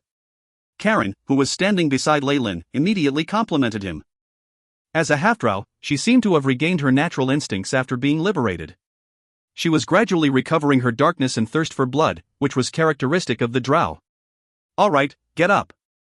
Cyclops and the other pirates who had long pledged their loyalty were already aware of the outcome, thus they didn't appear to be flabbergasted. The new pirates, on the other hand, were all frightened out of their wits, especially Ronald and his group. So, what do you think? Does anyone else have any objections? Lyle ran his eyes over the crowd. The other pirates didn't dare meet his gaze, yet their eyes were brimming with reverence. Excellent. I like the respectful look in your eyes. Lyle nodded. His subordinates immediately pulled out 2 trunks of silver kronas and copper coins. This was the only payment he had obtained from selling the majority of goods he had on hand. Madame Tillin had ruthlessly cut the prices, probably in an attempt to vent her anger. However, this much was sufficient to maintain the pirate crew for a few months. As for the months after that? Why would he still worry about providing for his men after getting a hold of the riches of the entire sea? The pay I promised earlier will not be reduced. Leyland opened the chest. The twinkling radiance of the silver kronas blinded the eyes of numerous pirates. Each buccaneer of the Scarlet Tiger will obtain a fixed salary every month, in addition to the loot plundered, Leyland announced loudly. This policy was quite different from the usual pirate way, and it instantly received cheers from the pirates. Although it was akin to opening a huge hole in the finance department, Leyland needed to create a strong pirate crew as fast as possible, and he couldn't care less about anything else. After all, immense pressure and death threats were insufficient to govern a huge group. A system that gave encouragement through incentives had to be established. Otherwise, why would they join a crew with a temperamental captain like Leyland, when there are so many other pirate crews? As soon as news of this spread, no matter how savage Leyland would be rumored to be, he probably would still have enough manpower sources. Perhaps he could even attract a few professionals, which would be incredibly amusing. As expected, these pirates don't have a single bit of loyalty. After giving out the money, the newly recruited pirates were immediately in high spirits. They looked as if they had completely forgotten what had happened earlier. Leyland secretly shook his head. However, this was the objective truth, and there was absolutely nothing that could change that. Leyland could only take a laissez-faire approach. After all, the control that any pirate captain had over his men was always the same. Unless authority was rooted deeply after long periods of time together, and trust was established through continuous victories, this was all it would amount to. If it was not like this, Leyland wouldn't have been able to subdue the Black Tiger crew previously, and set up a new crew with them as the first few subordinates. These incentives. It seems like it is still not enough. There was a flash in Leyland's eyes as he stood on the platform. Giant. I'm here, boss. Giant immediately half-knelt on the floor. His body resembled a small-scale mountain. You killed more than 10 enemies when you accompanied me last time. You're also the professional with the highest rank among all my men. I want to reward you. Leyland waved his hands and a piece of leather armor, that resembled a singlet, flew in front of Giant. There was an armor plating in the most crucial body parts, offering better protection. Giant put on his sleeveless leather armor. His face, however, changed when a magical brilliance burst from his armor. He couldn't help but shout in surprise, "This is magical armor." What? Magical armor? This immediately attracted envious looks from the other pirates. Even though it was the cheapest of all magical goods, it had to be supported by primary smelting spells, and was worth hundreds of gold coins. Furthermore, a life-saving item such as this one was priceless. Yes. It has been reinforced by the hardness spell 3 times. Even a heavy hammer would be unable to break through your defense with a single blow.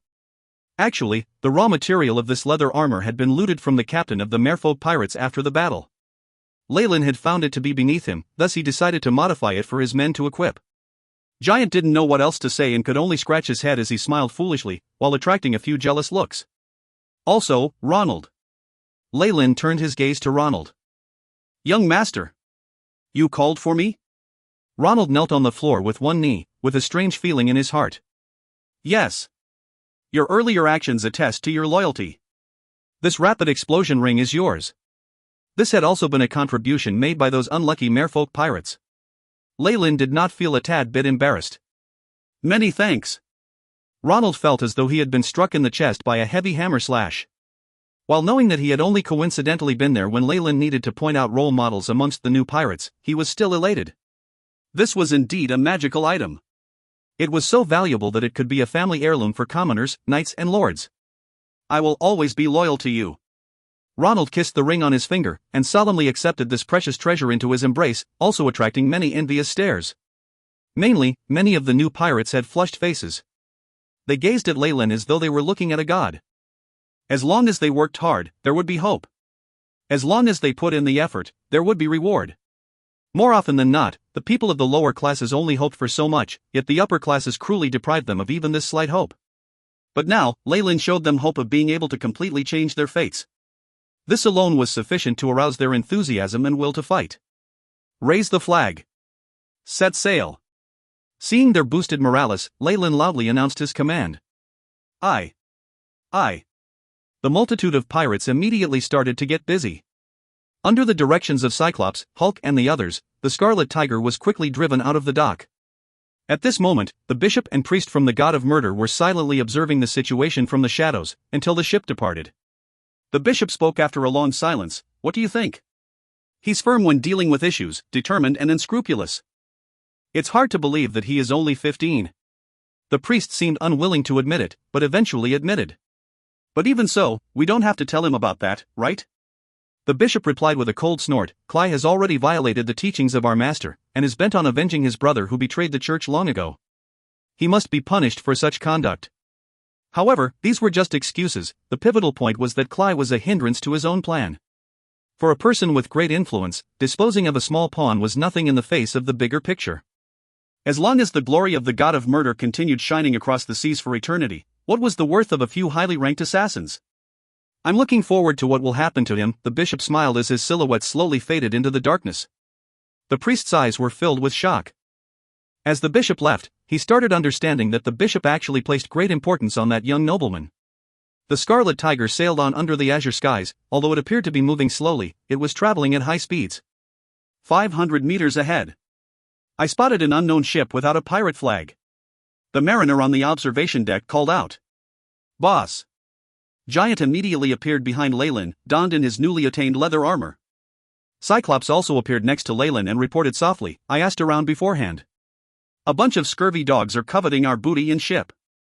Organizations that have been blinded by greed? Leyland suddenly raised his brows. Their vessel doesn't look too shabby. We are still lacking a few buccaneers and slaves, aren't we? After hearing Leyland's words, Giant and the rest were already dedicating a moment of silence and mourning for the pirates on the other ship.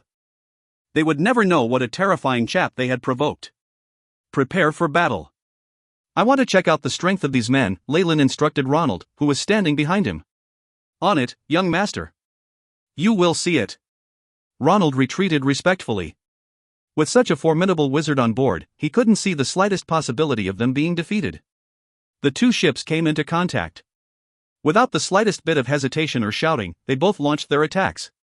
After the whistling of the harpoons and numerous rounds of feathered arrows flying back and forth, they immediately jumped aboard each other's ships and descended into a chaotic battle. Giant laughed maniacally as he brandished the enormous claw hammer in his hand. He was covered in the enemy's blood and resembled a fiend emerging from the abyss as he charged forth in the front line. Behind him, Ronald commanded the new pirates and assembled them into a few simple formations, obtaining favorable results. He felt as if he possessed an irresistible force, especially with the weapon infused with poison that Leyland had provided. Seeing his fluent commanding skills, Leyland couldn't help but be fond of him. Who would have thought that Ronald would be a military genius? You guys attack them as well.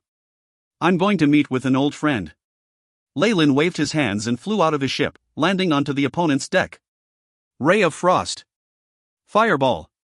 A hell made of fire and ice spread across the ship, along with the ghoulish wails and painful howls of numerous pirates. He's a wizard. The powerful force generated by the spells instantly dealt a huge blow to the morale of his opponents. The situation seemed to be tipped in favor of Leyland and his party. At this moment, however, several secret conscients with the intent to kill approached from the darkness. Their keen aura had the characteristic of highly ranked assassins. It's indeed you guys. The corners of Leyland's lips curled into a gentle smile as he tore open the magic scroll in his hands right away. Ice Storm. The snow attack covered an even larger area, and had the powerful might of a rank 4 spell. Leyland's surroundings instantly turned into a land of ice and snow. If you find any errors, ads pop-up, ads redirect, broken links, non-standard content, etc., please let us know. Report chapter so we can fix it as soon as possible. Chapter 837, Return Home. Return home. Plunk, a few figures were forced out of stealthy advancement, and their bodies bore the traces of having been frozen. How did you find us? Cly's face was now filled with disbelief. Dead men don't need to know anything. The blood-red devil blood dagger appeared in Leyland's hand, making him look more evil. Whoosh, he turned into a phantom, pouncing towards these few assassins. Damn it, feeling sluggish from the frost, Cly's expression was incredibly sinister. Somehow, he already knew who had sold him out. In the end, all he saw was a dazzling blood red. Poo. Poo. Pooh, making use of the hindrance from the ice storm and the poor visibility, Leyland took care of the assassins in an instant. The many enemies with immense injuries caused by the ice storm finally lifted their white flag to surrender. However, Leyland was disinclined to bother with matters like his subordinates looting and taking prisoners. He looked at the prompt his AI chip gave him. Beep. Host has been enhanced by the Devil Blood Dagger. Agility has increased by 0.3. 0.3? Not bad. If that's changed into spiritual force, that might be even less than 0.0001. Leyland was very satisfied with this. He had far too much spiritual force, and slight increases like this meant nothing to him. Hence, he focused on his shortcomings. Making use of the ability of the Devil Blood Dagger, he was confident that he could develop his stats in an all-round way to become the perfect existence. Though that was only for perfection below rank 10. His stats had turned into Leyland Farlier. Race, human. Rank 8 wizard. Strength, 3.5. Agility, 3.3. Vitality, 4.5. Spiritual force, 8, state, healthy. Talents, sturdy, erudite. Spell slots, rank 3, 2. Rank 2, 4. Rank 1, rank 0? At this moment, Karen came beside Leyland. Master, all the remaining people who resist us have been purged. Good. Send news to the Church of Murder to say that I have already received their goodwill. Leyland now had a satisfied grin on his face. Fallen Island, in the temporary camp that Leyland had first built. Jacob, who was patrolling the area, suddenly heard his subordinate reporting to him in panic. My lord, there's an unknown fleet nearing us. What? Are they pirates? Be on the alert. Jacob's expression was solemn. On the outer seas, pirates would never go extinct. They were like a pack of ravenous wolves, attacking any ships or ports that would bring them wealth. A bell rang urgently, and with the soldiers urging them on, the slaves hid within wooden houses. The rest of the soldiers took their weapons and watched the sail in the distance. However, even Jacob involuntarily gaped, unable to say a word. Large. It was much too large. There were 3 huge ships with densely packed human figures atop them, causing Jacob to say bitterly, these numbers are probably enough to attack the whole fallen island. Could this be the 3 legendary large-scale pirate groups? It's the time to show your loyalty to the family till the end. Jacob gripped the weapon in his hand tightly and yelled. Long live Fallen. Long live. Many soldiers yelled together, but their voices were filled with immense fear. A few soldiers were already looking out for escape routes. Not everyone could view death with equanimity. Under the threat of death, too many things could happen. The 3 huge ships did not hesitate as they drew closer. However, there were no pirate flags at the top. Could this instead be 3 large merchant ships? Merchant ships? How was that possible? Jacob was completely confused. At this moment, a figure flew like an eagle from the ship, heading in his direction. That's Fly. It's a mid-rank wizard spell, could it be? Jacob's expression changed, eventually turning into one of anticipation and elation. It's Young Master. Young Master is back. As the streams of air dissipated, Leyland's figure stopped in front of Jacob. You did well with the camp. He'd taken a quick look at this camp from the skies and found that Jacob had completed everything according to his plans. It already was in a good state, able to take in a new population and slaves, which would help him with his trading plans. Many thanks for your praise. It's actually thanks to the slaves. They work diligently every day, but it's a pity there are too few of them. Jacob placed his right hand on his chest, bowing respectfully. You don't have to worry about the slaves. I brought a lot, and there are other surprises as well. Prepare to dispatch people to take them. Leyland had a trace of a smile on his expression. A huge flame flew from his hand, forming an obvious signal. The 3 ships began to move slowly, releasing countless little boats that rowed in their direction like ants. 3 ships, Jacob's eyes widened. These are ships of the Rhodes Merchant Group. I made a deal with them and bought large numbers of slaves and coarse sugar. Leyland watched the many little boats, frowning slightly. Here. He pointed to a coastal area. We'll need to build a new dock. Of course, there were far too few people before, but this won't be a problem now. Seeing the unending stream of slaves and baskets of coarse sugar, as well as other construction materials unceasingly being sent ashore, Jacob clenched his fists. His face flushed. While he had no idea how this mysterious young master had gotten a hold of this, that had nothing to do with him, did it? As a subordinate, all he needed to do was carry out his superior's orders. That was enough. Just seeing how much Leyland had spent, it was obvious that he was planning to go big. Jacob. Make arrangements for the slaves being shipped over. Males and females are to be separated and watched. Don't let them get up to anything funny. Leyland's blueprint had been very large, and he had even especially left out blank spaces in it. Hence, it was not an issue to take in hundreds of slaves. Besides the unskilled laborers, there were many confused faces. The sickly slaves who were chased into a camp barricaded with pointy wooden fences. There, Nanuker, whom Leyland had appointed as head of the slaves, had already commanded the older ones to bring out pots of mashed fish soup to share with the newcomers. He then darted to Leyland upon catching sight of him, kissing the soil under his feet. "Respected master, Nanuker expresses his reverence for you. I heard you managed the slaves well." "Good job." Leyland nodded. Nanuker had already put on linen clothing and looked somewhat like a commoner now. There was even a lash hung at his waist that seemed rather worn out, making it look well used.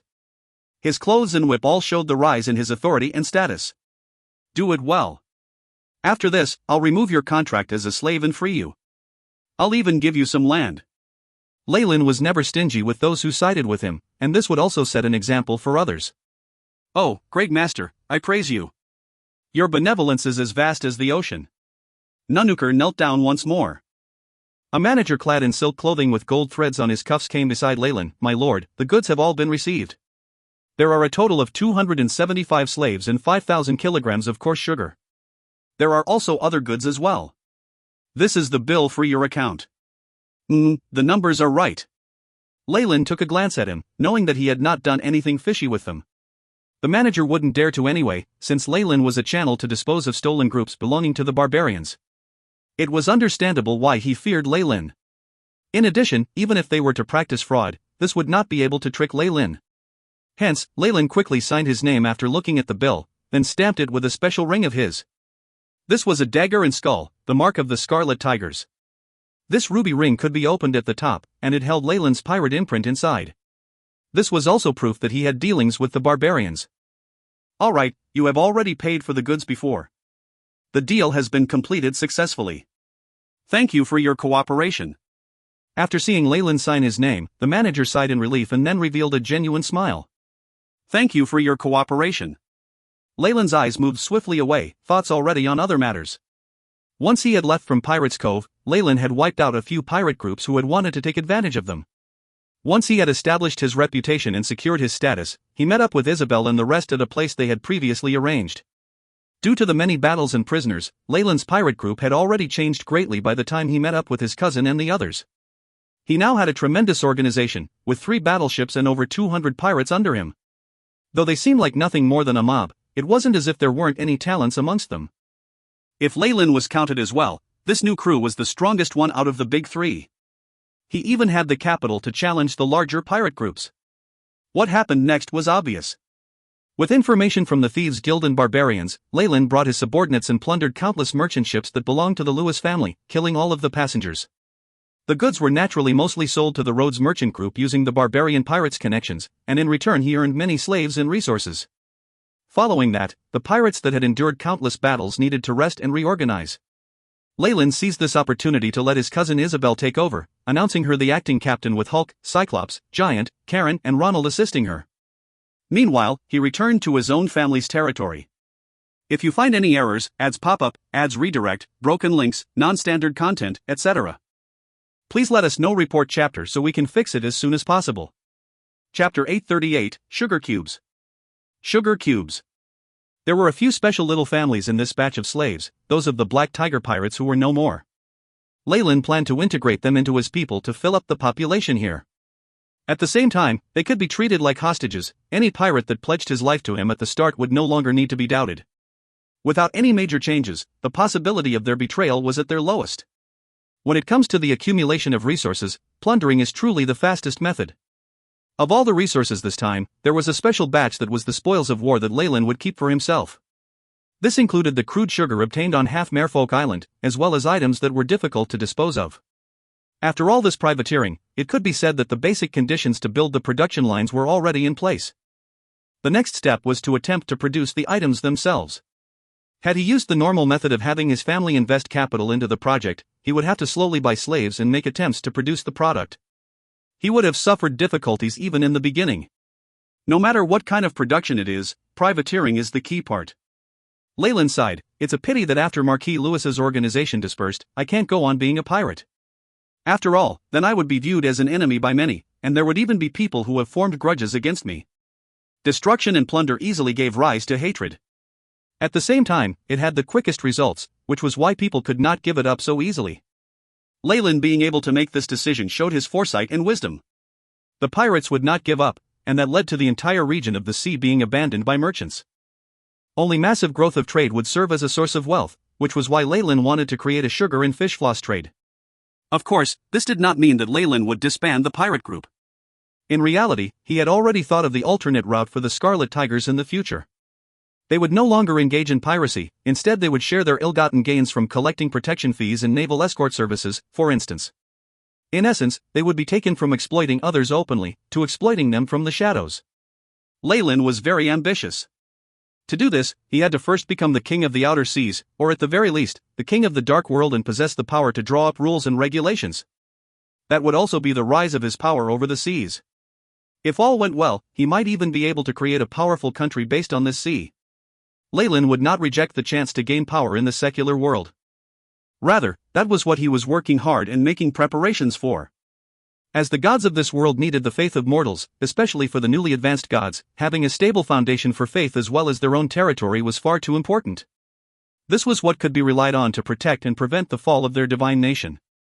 The gods were far-sighted. Leyland could not steal the followers of the old gods, because that would only result in a terrifying battle with a god. His way would be to develop a new territory of his own, and expand the population to gain faith. Any issues when it came to the time it would take was never a problem for gods.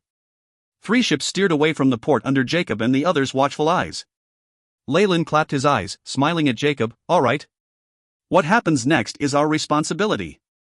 How are things on your side? Jacob looked startled. Please come with me. Leyland opened the wooden door to one of the little storehouses in the camp and was met with the smell of sea salt and fishiness. There were rows of wooden frames inside, where a large quantity of fish floss were tightly sealed well in porcelain jars. Based on the method young master taught us, the fish floss we created can be kept for over a month. If we use this method of storing it, it can last for over half a year. Jacob sounded excited. With this shelf life, we'll be able to sell the fish floss to the continent.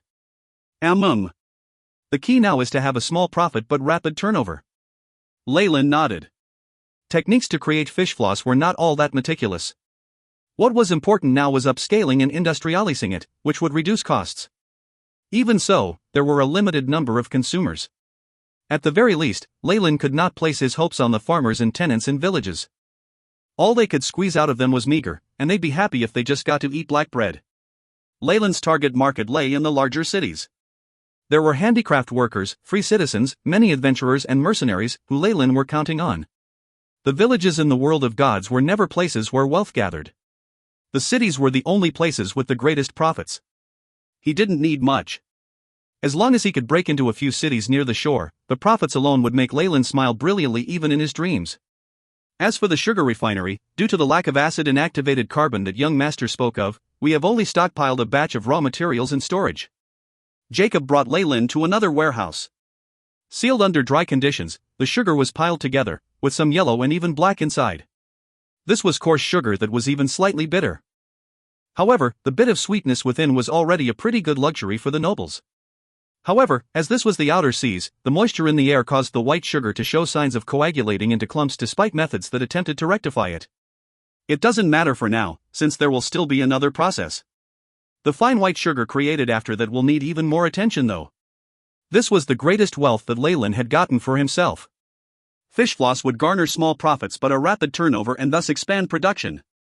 However, methods to refine white sugar would have to be kept a secret. This way, he had control over both high and low-end markets, and if he was lucky, this might be able to keep the fallen family rich for centuries. Leyland was rather ambitious about this. In his plans, this place would become the fallen island's most important port, and even the core of the island. Of course, before either of these two were developed, Leyland would keep all these plans deep inside his heart. Though it looked more convenient and safer to plunder another island, Leyland was unperturbed. The problem here was the feudal fiefdom. In theory, the outer seas of the Dambrath kingdom naturally belonged to the king. Once unclaimed lands were occupied, that would imply losing protection from the kingdom and would stir up hostility. What would it imply, for the outer seas without land held by nobility, with no shrines, churches, or priests? Terrifying diseases could not be healed with divine spells, and could only be endured. People also had to deal with the ferocious natives and terrible climate. In the deep seas, there were also numerous terrifying monsters, with some able to massacre a whole island. Every year, the number of people who died while trying to break into the outer seas was a number that would cause one to tremble in fear. Hence, as the fallen island had been cleared and cultivated, with a great port, people and churches foundations, it was inevitable that Viscount Tim coveted it. However, Leyland had long since treated Fallen Island as his own, which determined the pitiful fate of the poor Viscount. Jacob, send down the order to give the slaves another meal tonight. We begin training tomorrow, or we are going to prepare the selected outstanding artisans to take part in the production. The rest of the slaves will extend the camp. Whatever it is, we can't have them idle. The method to create fish floss was extremely simple, but the method to refining sugar was something Leyland was planning to keep a secret for a few years. While he would be left with no choice but to hand over the techniques later, the immense profits before that happened were going to be terrifying. Leyland was already planning to sternly exercise control over the artisans, and even set out individual residential areas that would be monitored. Leyland was the worthy master of this land. Once he made a decision like this, it would be enforced without question. When Baron Jonas arrived, what he saw was an area buzzing with activity. Such a huge camp with so many slaves, wouldn't that cost thousands of gold coins? Baron Jonas walked along the streets in disbelief, carefully sizing up the camp. The ground was tidy, and there were spaces at both sides meant for shops, blacksmith stores, and tailor stores.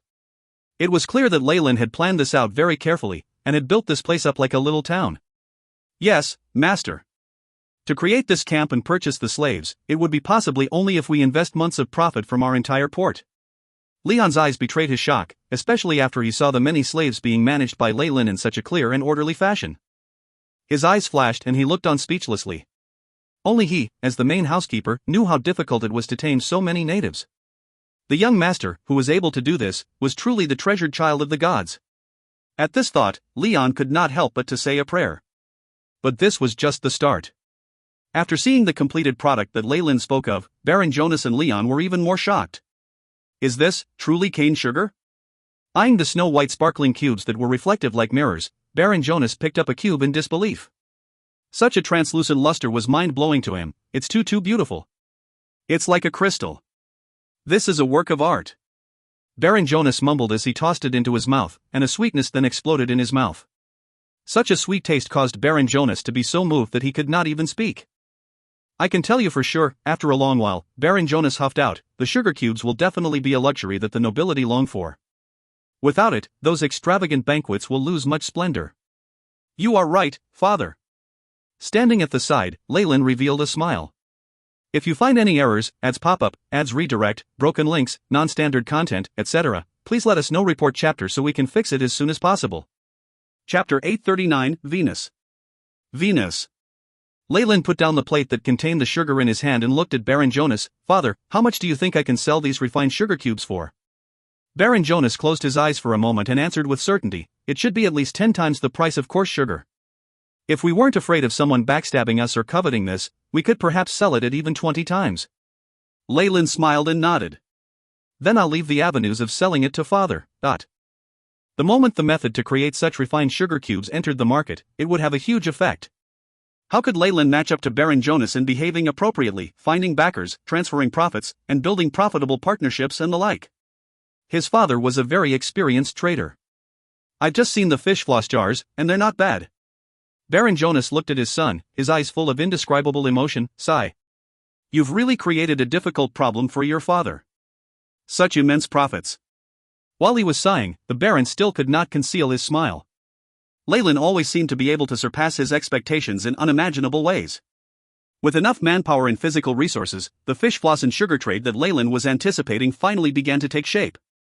Baron Jonas knew full well that such immense profits were something that his family could not handle alone, so he made use of the 2 items to rope in a few other noble families that had their lands in the outer seas. He also got in touch with the local forces, and gave them a large portion of the profits. This way, there were a lot of people he could drag into deep waters to bear the brunt of the backlash with him. The moment Fallen Island's refined white sugar entered the market, the effect even surpassed the Baron's imagination. Its pure taste was as sweet as heaven, and immediately conquered many nobles. They rushed to find this luxury item like they'd been driven insane. Just the profits from the first month reached a startling 2,000 gold coins. The fish floss was not as popular, but the market's reaction was not bad. Its characteristic of being convenient food as well as the benefit of being able to store it for a long period of time made it popular among mercenaries and adventurers. Even the military of the kingdom expressed their interest. The profits of this becoming military rations, was there more to be said? Making use of these 2 items earned them tons of wealth, the Fallen family began to grow at a rapid rate. Leyland had to even open up a few production lines in order to match the insane market demand. Of course, this couldn't have been done without the Scarlet Tiger pirates investing a lot of funds. With Leyland controlling everything from the shadows and the aid from the barbarians, the Scarlet Tiger pirates had gone all out, attacking numerous ships that belonged to Marquis Louis under Isabel's lead. Leyland waited on Fallen Island, like nothing had to do with him. The barbarians were also exceptionally quiet, making the Marquis unable to find any evidence. He could only grit his teeth in the shadows, preparing to exact revenge. Nearly a year passed in the blink of an eye. The camp that Leyland had constructed had now turned into a bustling harbor with limestone floors and tiled houses. There was an imposing aura in the area, and the port was arranged very logically. Security was very good, and there was not a trace of trash on the ground. When compared to other ports, this was unimaginable. They were nasty and filthy, and usually the sources of diseases and epidemics. Leyland obviously would not tolerate this. Furthermore, a clean, tidy, and orderly port was unimaginably attractive for sea merchants. With the fish floss and the refined sugar cubes dominating the markets, the port was now a money-making area. A lot of ships stopped at the pier every day, loading up completely on goods before leaving. Even at night, the laborers would still work with much clamor. The place looked prosperous. Leyland named the place Port Venus, an allegory for a rising star. And indeed, once it was constructed, it attracted many merchants into frequenting Fallen Island, and it silently became another trading hub of the outer seas. Originally, the Baltic Archipelago and Pirates Cove, which belonged to two different powers, dominated the scene, but Port Venus marked the rise of a third power. Such a huge change obviously attracted the attention of intelligent people. "My lord, here's the latest news." A middle-rank warrior in exquisite chainmail armor respectfully passed a letter sealed in wax to Jacob. Jacob hastily opened it up, and after skimming through a few lines his expression changed. "This is. I'll tell young master myself." Once they left the room, 2 rows of elite warriors followed behind him, all of them with a strong and bloody aura. Their eyes even seemed to glint. They were naturally elite warriors who had activated their chi. After walking out of the city hall, Jacob mounted a handsome black stallion. While he could use a horse carriage as a public security officer, his fighter habits made it such that he preferred to ride horses himself. Glancing at the luxurious and imposing city hall at his back, the many middle-ranked warriors behind him, and the eyes of people on the roads looking to curry favor with him, Jacob was slightly absent-minded. Everything has really changed. Jacob sighed. When they came into their wealth, Leyland and Baron Jonas did not hoard their gold like greedy dragons. On the contrary, other than to construct more production lines in Port Venus itself, Baron Jonas had the great vision to take out almost all his savings to increase the power of the Fallen family.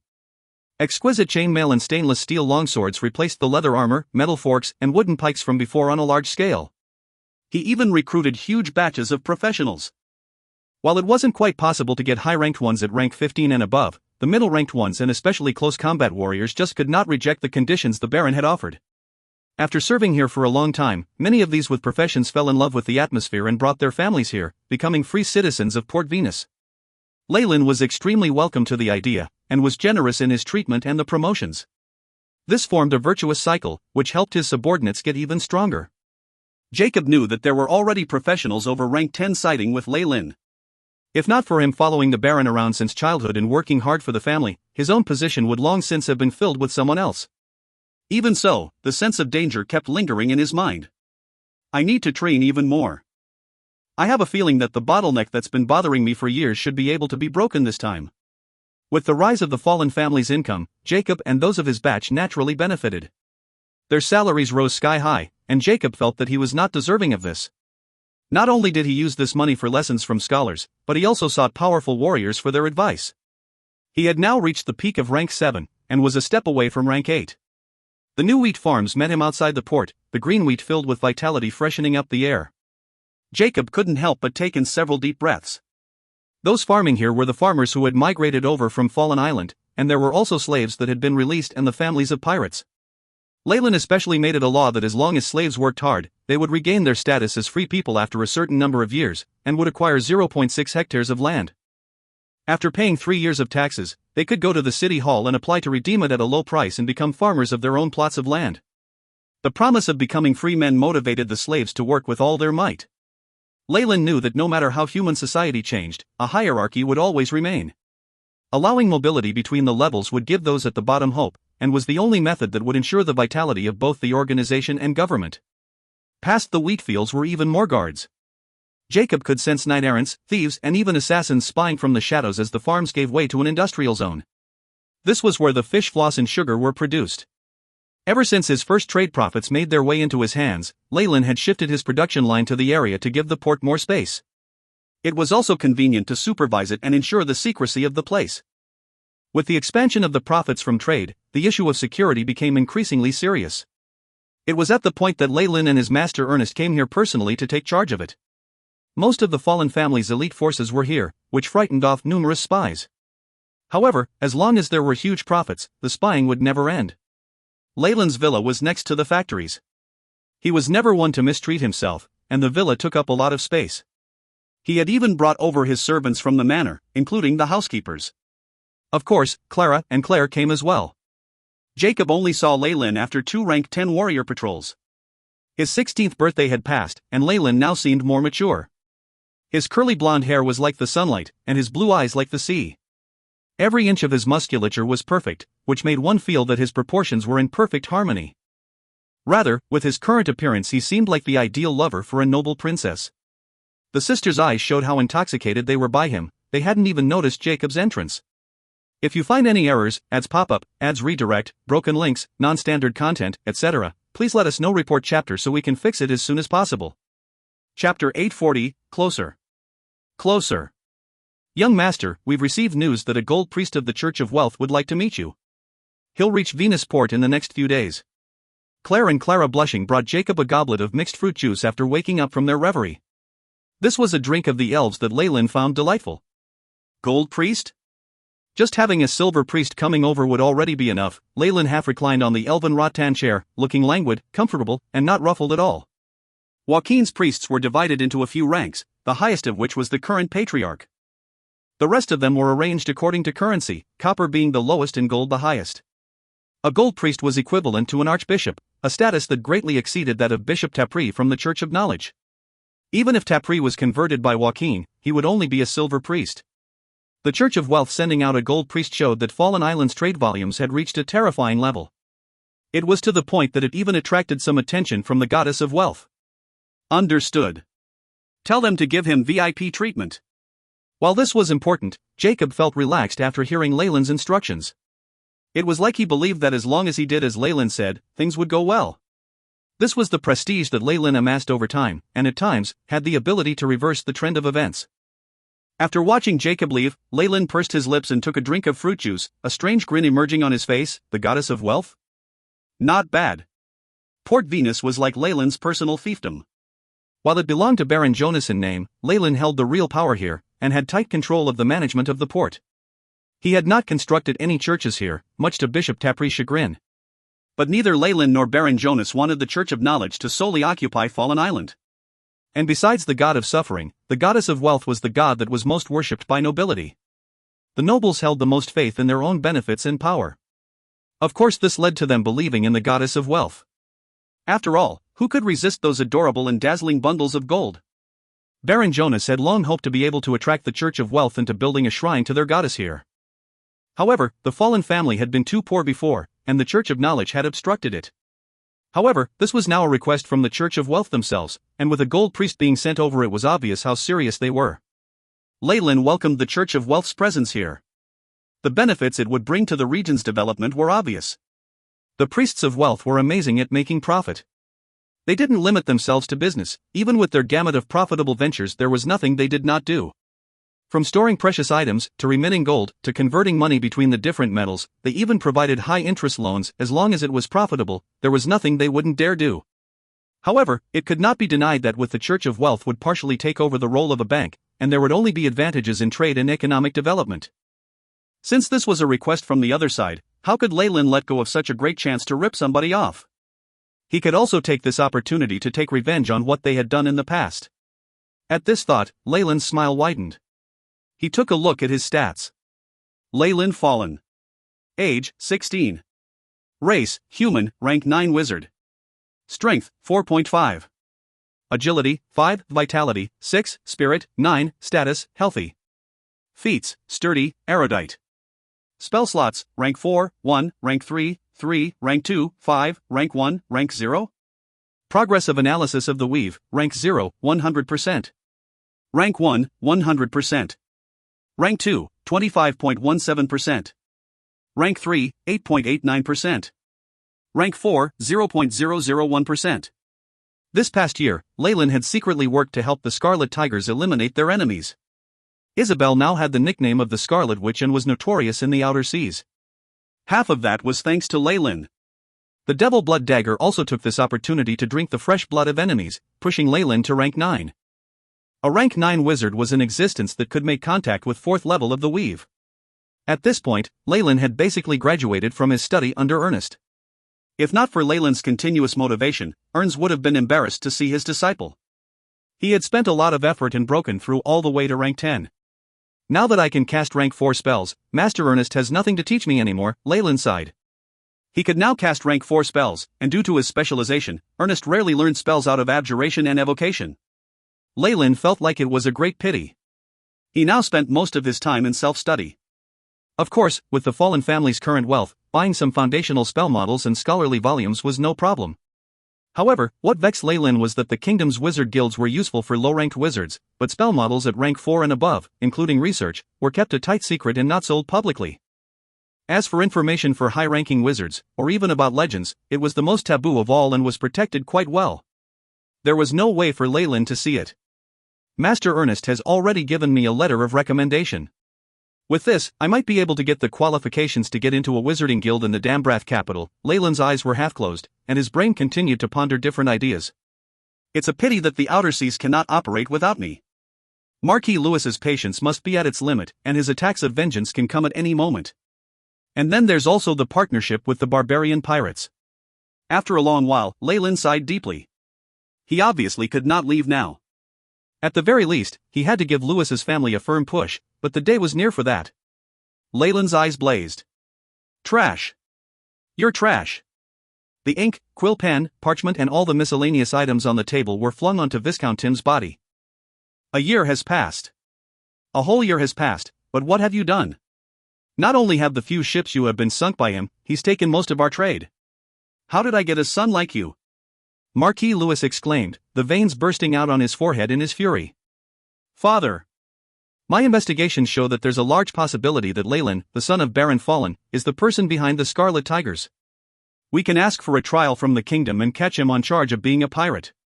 And then there's the barbarians. As long as we amass all our strength and attack Pirates' Cove. Tim lowered his head, concealing the icy glint in his eyes and trying his best to persuade his father. He hated Leyland and the Scarlet Pirates to the bone. Leyland seemed to have become his nemesis. Ever since the incident with the Black Tiger pirates, the few shipping routes in his control had been fiercely attacked, and his few attempts at revenge were seen through when he was trying to implement them.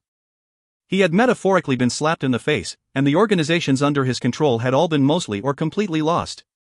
He had lost the favor of his father, and even the servants began to treat him with less importance. Of course, there was also his most hated big brother, who ruthlessly poured salt on his wounds and took the opportunity to take over much of the businesses he had possessed. His brother was even brazenly recruiting his men. Boom, a black crystal ink bottle was thrown at Tim's head.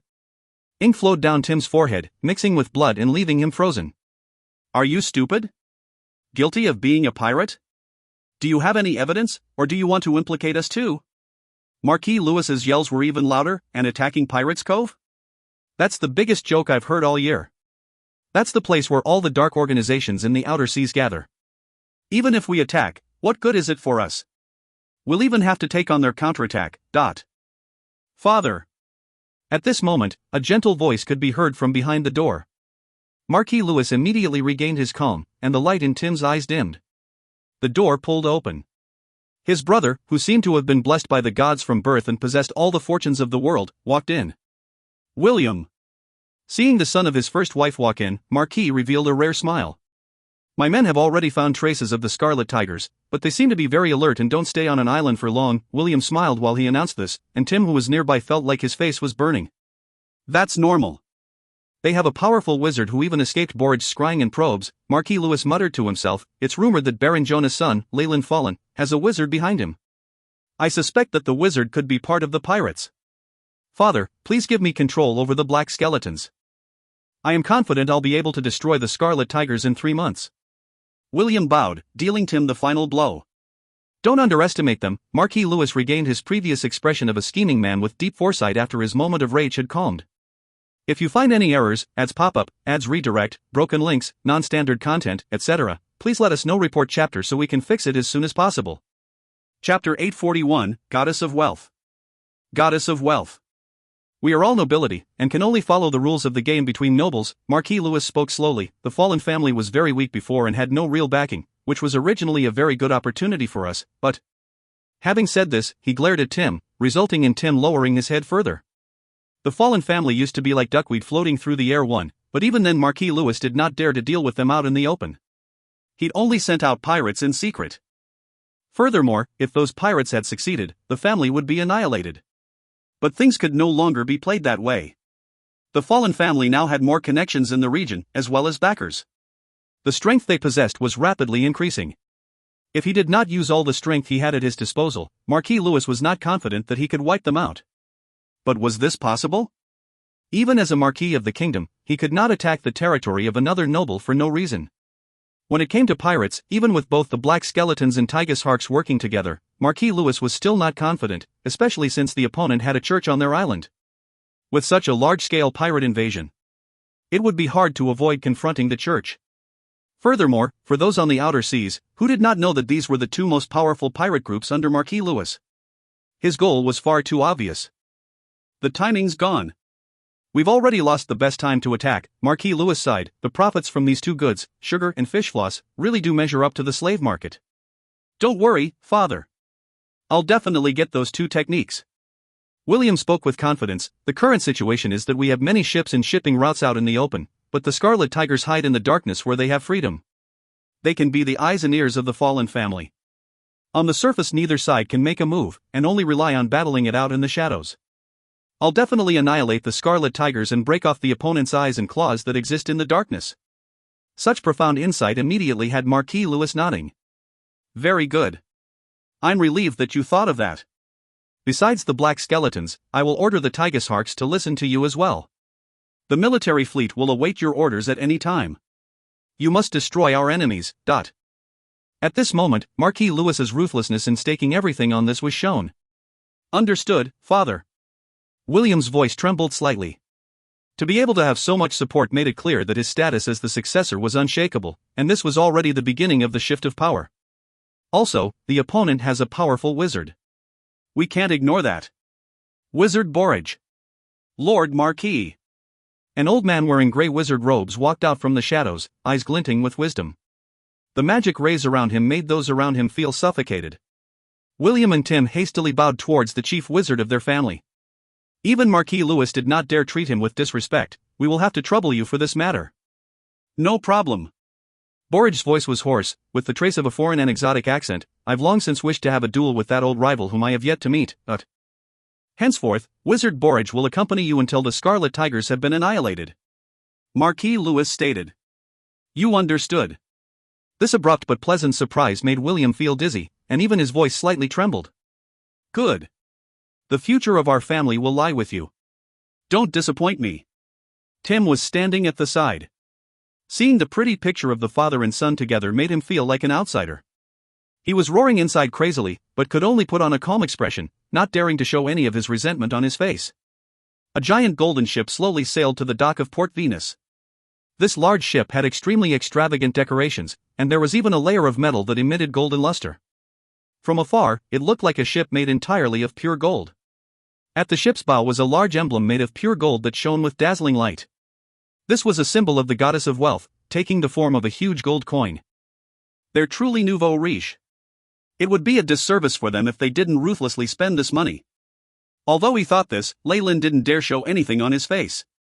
On the contrary, he had no choice but to put on his friendliest smile and welcome them. There were others beside him. Baron Jonas, Madame Sarah, housekeeper Leon. Basically all the respected people here showed up. It was obvious how mind-blowing it was for them to see a gold priest. Welcome to Port Venus. We hope you like it here, beautiful madam. Against Leyland's expectations, the gold priest who had arrived was a female. She looked to be about 17 or 18, and her eyes seemed to be shining brightly. They held hints of the shrewdness unique to merchants, and her skin was as exquisite as ivory.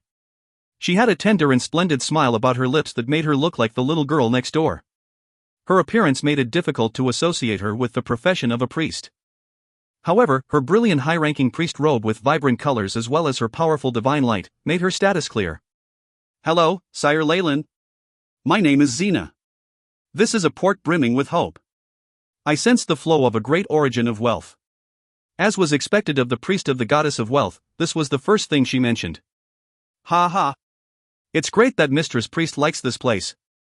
As the successor of the fallen family, as well as the delegate to represent her, Leyland elegantly extended his right hand, helped her down. Powerful. Is this the power of a high-ranked priest? The instant their skin made contact, Leyland seemed to see a body brimming with godly luster. All sorts of power from divine spells converged to form a high-pressure electrical network that kept her safe within it, giving off a sense of danger. This was the path of a priest. High-ranked priests prayed devoutly and borrowed the strength of gods to purify their souls, achieving the effect of existing in harmony with God. There was even the possibility of becoming a Holy Spirit. Even the AI chip was unable to scan her exact stats, and could only give the conclusion that she was extremely dangerous. Rank 15. She's definitely a high-ranked priest who's at least rank 15. Leyland went on his guard. Meanwhile, she seemed to have noticed him spying and shot him a dark look. Oh, my apologies. It was only at this point that Leyland realized he was holding on to her hand. This was rather impolite. However, as someone who had gone through various worlds, he could adapt quickly and immediately took care of the awkwardness. After the banquet, Baron Jonas returned to the manor, which left Leyland alone to entertain the Gold Priest. It's rumored that Baron Jonas thinks highly of his first son and has been giving him more authority lately. Seems like it's true. Xena, who was on a mission set by the church, watched Leyland sitting opposite her, her eyes flashing with interest. He seemed to have a unique temperament and a lot of confidence. The fact that a mere 16-year-old could have such a presence astonished her. Of course, he seemed to be a decent wizard, though it wasn't much in Xena's eyes. For the rich and overbearing church, cultivating a few spellcasters was no issue. In the Goddess of Wealth's church, there was no lack of legendary wizards. After all, for the wizards who readily spent gold coins at every turn, there was nothing more comfortable than being able to embrace the Church of Wealth's golden thighs. This porcelain is very high quality. Xena looked at the cup in her hands. It had many complicated and intricate flower patterns, showing the exquisite craft of the elves. How about trying the cocoa from the Eastern Archipelago? It's said that this marvelous plant has the amazing effect of perking one up without harming the body. Leyland smiled while pouring her a steaming hot cup of cocoa. Xena had naturally seen this drink before. The production of cocoa beans was meager, and on the continent it was sold at an astronomical price. Of course, what shocked her even more was Leyland's capability. Does that mean he's already built up a connection with the Eastern pirates? Xena's eyes shone, and she then put down the beautiful porcelain cup in her hands. Mr. Leyland, I'm sure you know my intentions in coming here. May I know what you think of establishing a church on the port? I'm definitely not opposed to you joining in, but there's actually a plan already for the Port Venus. Every plot of land has its own function. Of course, it's not a problem to squeeze out a section, but Leyland had a standard smile on his face. The Goddess of Wealth will not mistreat any follower of hers. Xena placed a golden card on the table. This is a proof for the withdrawal of money. With it, you can exchange 10,000 kronas from any Church of Wealth. Treat it as the capital for buying this land. Rich and overbearing, Leyland now knew what rich and overbearing truly meant.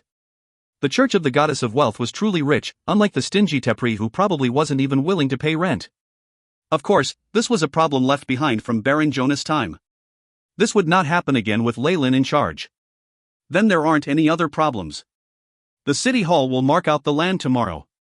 Leyland smiled gently, a hand taking and keeping the golden card on the table without batting an eyelid.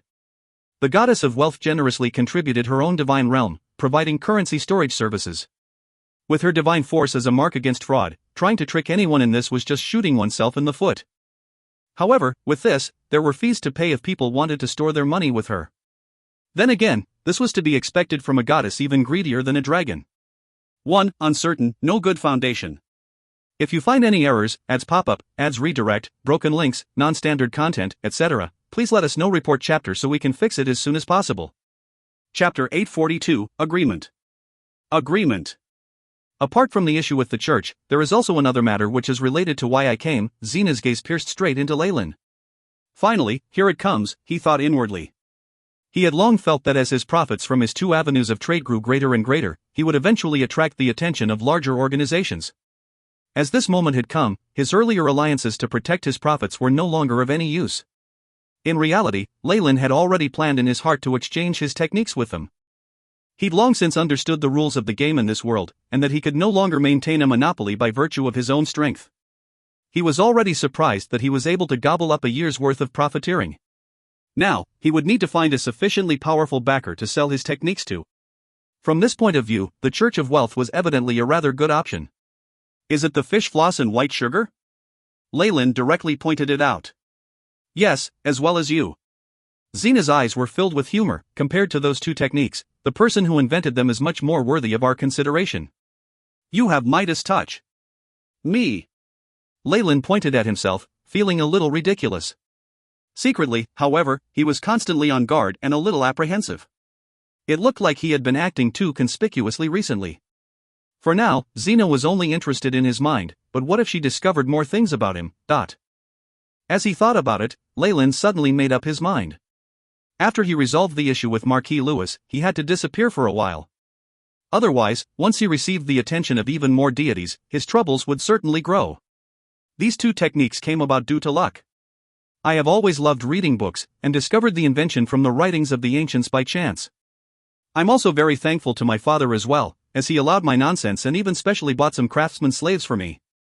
Leyland felt a magic undulation sweep across him, clearly trying to find out whether he was lying. Although Zena's action was performed in secret, how could he possibly not notice it? He raged in his heart, but on the surface he did not make a single sound. His expression made Zena rather suspicious, and as she felt the feedback from her divine spell, she grew even more confused. It can't be, he's telling me the truth? Zena felt a little disappointed, but did not continue to discuss the matter of the two trades with Leyland. No matter how one looked at it, the profits from the fish floss and white sugar were absolutely mind-boggling. If she could not stick her hand in these two trade rivers which were overflowing with gold, she was sure to lose Joaquin's favor, and would be replaced with other priests of gold. Leyland's nature and the AI chip's adjustments were more than enough to hide information from a high-ranking priest. Looking at Zena's crestfallen face, Leyland inwardly smiled to himself, but his expression was still as serious as ever. Then, let's discuss the issue of the two trades. Say it. How many gold coins do you want to give me the techniques? Zena said with a rich and powerful air, suppressing her emotions completely.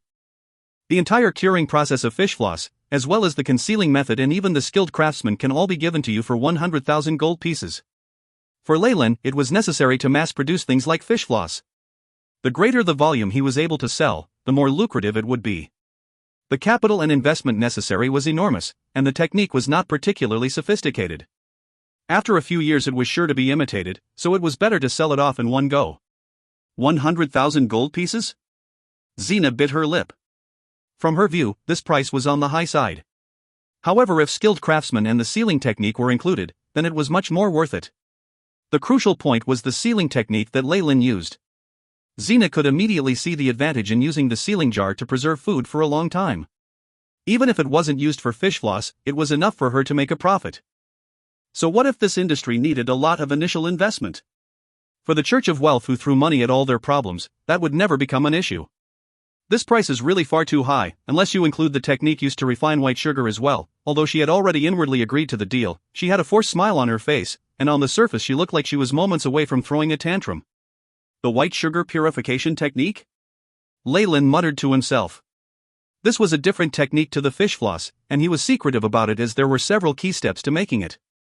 Additionally, it did not require a big production line or much investment, and it was a business that he could continue in the long term.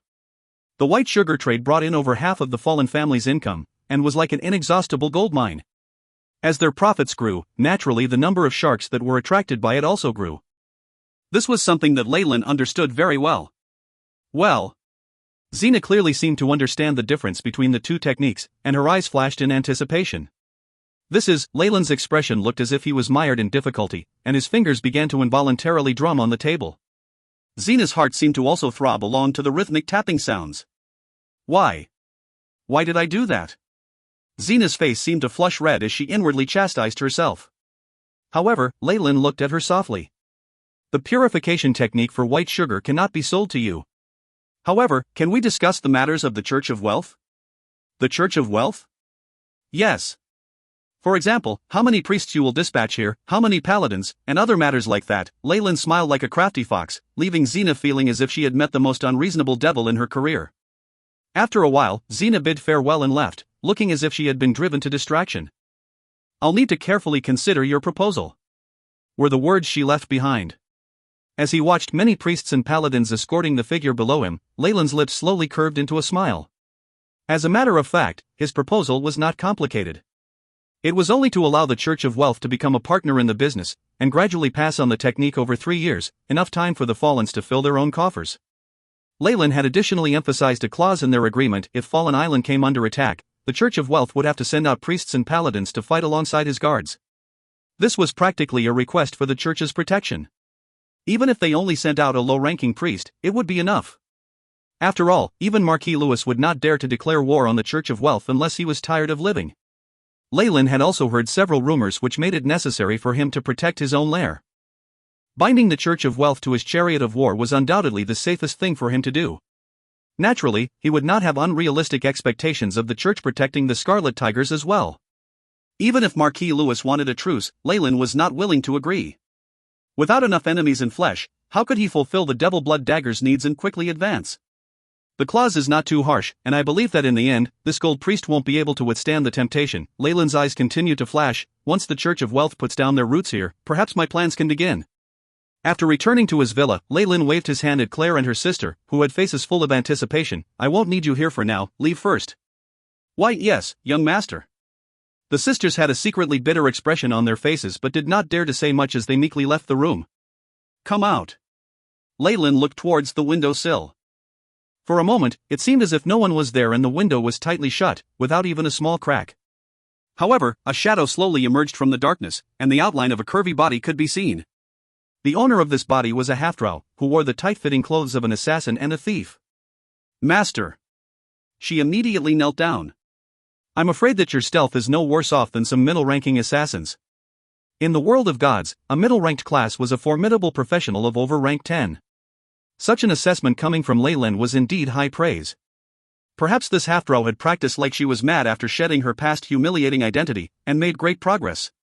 Karen currently had the heavy responsibility of communicating between Leyland and the Scarlet Tigers. "Master, we looted 2 more merchant ships from the Baltic archipelago this month. The estimated profits are about 5,000 gold pieces. Additionally, Miss Isabel has acted according to your plan and begun to intentionally leak our whereabouts," Karen reported respectfully. "What about the barbarians?" "I have already notified them and they have promised to act when the agreed time comes." How could Leyland not take advantage of the assistance the barbarians could offer to recklessly fight Marquis Lewis? Even so, we would increase our success rate if we could plant a high-ranking spy in their camp," Leyland said, seemingly with a sigh. "Master, this humble servant deserves death." The thieves and spies that were previously sent to the Baltic archipelago in the past all seem to have been uprooted, and the ones that are left can only divulge ordinary information. Karen immediately begged for forgiveness. Only after working for Leyland for so long did she realize how deeply terrifying he was. Compared to this master, those pure-blooded drows in the Underdark seemed extremely kind-hearted. The reason I said that was not to blame you," Leyland shook his head, thinking that his servant's cowardice was not a good thing at all.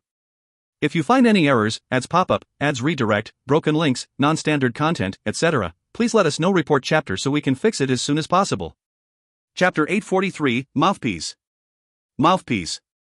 "Set out immediately towards the Baltic archipelago, and find someone for me." Leyland could not help but to get Karen's attention, as he saw the bewildered expression on her face. "Who?" Karen was surprised. Could it be that the master had made other preparations over there? Did this mean that he had lost trust in her? Once she thought of the consequences of being abandoned, Karen involuntarily began to tremble. That display made Leyland inwardly laugh to himself. "Go and find Viscount Tim, and tell him the truth about who you are. In addition, tell him that I am willing to form an alliance with him and help him become a marquis." Leyland laughed coldly, as if he were the devil. "Viscount Tim?" Karen was shocked, and couldn't help but to lift her head up. She had heard many times about the fallen family's affairs after joining Leyland's troops, and she certainly knew that Viscount Tim had been the main ringleader in coveting the Fallen Islands territory. This Viscount was also the Scarlet Tiger's biggest enemy right from the start, so how could they suddenly shake hands and talk of peace? "Carry out the order," Leyland waved his hand. Karen respectfully bowed, disappearing into the darkness. "That's politics for you." The enemy of my enemy is a friend, and no matter how one fought to the death against the other the previous day, to the point of wanting to directly kill each other, one must join hands against the common enemy all the same. Although the ambushed spies in the Baltic archipelago could only divulge the most basic of information, Leyland could still see a lot of things in them. For example, the discord between Marquis Louis and Viscount Tim, as well as the eldest son William's outstanding performance. According to Leyland's understanding of human nature, he had over a 50% chance of success to rope in Viscount Tim, a chance great enough for him to try and grab. Even if he failed, he would not suffer any losses, right?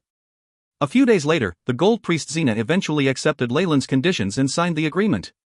She received the sugar refining technique under the condition that they would protect the fallen family for 3 years. Both sides were very satisfied with their deal, and perhaps it would take a long time for both their profits and losses to come to light. When all of these matters had been accomplished, a resplendent church had been erected at Port Venus. As she had money, Zena, that prodigious bitch, seemed to simply use gold coins to accelerate the progress. Naturally, it had shockingly good results. The main body was up within 10 days, several times faster than Leyland's construction of the city hall. Naturally, this could not have happened with the efforts of the priests. As they could recover their divine skills just by praying every day, they were not afraid of generously using their skills to support the construction. Leyland could only look on in envy. On the day that the construction was complete, Zena personally prayed and brought down the divine grace of the goddess of wealth. Although the goddess herself did not appear, just being able to give all her followers in the port some additional luck and eloquence, as well as quick calculation abilities, was enough for those fellows to earn enough to fill their coffers in the future. Naturally, the divine grace, which was as boundless as the sea, and the imposing divine might, left a deep impression on Leyland. The goddess of wealth was just a mid-ranked god, and shared the same status as a rank 8 of the Magus world. However, the feeling she gave Leyland was far more terrifying than many rank 8 entities. Perhaps this was because it was her home turf, but it still gave Leyland an enormous shock. The powerful qualitative change that occurred when the power of faith was united with the body's power of laws greatly inspired him. There were still a few discordant voices in the crowd. The priests of the god of suffering did not say much. His believers were of the lower classes, such as slaves and laborers, as well as others like farmers. They simply did not care about a goddess of merchants, because in reality the total of their belongings did not even add up to a single gold piece. However, for the bishop of the god of knowledge, Tepri, having priests of the goddess of wealth stationed here was a great challenge. Although he still sent people over to congratulate them, he turned a cold shoulder to Baron Jonas. Leyland and Baron Jonas completely ignored his attitude. As a representative of the non-religious royalty, there were some essential benefits that they would never relinquish, and would even defend to the death. Leyland stayed there for a while, until the transaction involving the fish floss technique had been completed and Port Venus was back on track. Only then did he retreat back into his laboratory. The azure sea sprayed stinging salt and a soothing sea breeze at the same time. A black shadow whizzed past, leaving ripples on the sea surface behind it on its way. An enormous fleet of pirate ships was quietly moored on the horizon, a terrifying skull and dagger flag the color of blood on their flagpoles. The Scarlet Tigers had made a name for themselves in the nearby region, and their strength began to approach that of the 3 great pirate crews. It was rumored that the captain of that pirate crew, the Scarlet Witch, was from the abyss of evil, and even enjoyed bathing in the fresh blood of her enemies. Just the mention of her name could make small children cry fearfully at night. However, the rumored Scarlet Witch, Leyland's cousin Isabel, stood with the other high-ranking pirates on the deck, as if waiting for their true captain to appear. "You've worked hard." Leyland's figure slowly descended in the howling wind. He first nodded at his pirate crew, then turned to face his own cousin. Afterwards, his brow slowly furrowed. As she had sacrificed a great deal of blood and flesh, Isabel's power had improved very quickly, and she was now almost a rank 15 high-ranking professional. She was the number 1 combatant under him. At the same time, however, Isabel's demonization had also grown even more serious. Although her appearance was still human, occasionally she emitted an extremely demonic and icy aura, which was terrifyingly evil. It was enough for weaker people to fall into a dead faint if they got too close to her. As a result, even the most ferocious pirates did not dare to get close to Isabel. "Our people have all been set up according to your plan." Isabel had no interest in the fearful gazes from the others, and arrived at Leyland's side. "You've done very well." Leyland captured Isabel's small hand. Although it was as cold as ice, there was a touch of warmth to it that still belonged to the living. "Ronald, come to the captain's room. I need to hear your latest report." Leyland looked towards Ronald, who immediately bowed and obeyed his order. Of all the mates, he was the one with the best foundation. He even had some ability at leadership, something that had caught Leyland's attention. His current position had slowly been elevated above that of Cyclops, and he had become Leyland's top talent apart from Isabel. Naturally, Leyland did not treat his old subordinates badly, and had given them a ship and 10 pirates. They were promoted to middle-rank leaders and had awe-inspiring prestige, but now that their status had been upgraded, their thoughts also seemed to change a little. After the pirates on the deck all left after reading the mood, Leyland spoke in a low voice to Isabel, "If you make the decision, then I still have ways to get rid of the demonic transformation of your body. However, if you really wait until the transformation is complete, then I fear you will directly descend into the abyss, and your soul will never receive salvation." Isabel played with her long hair.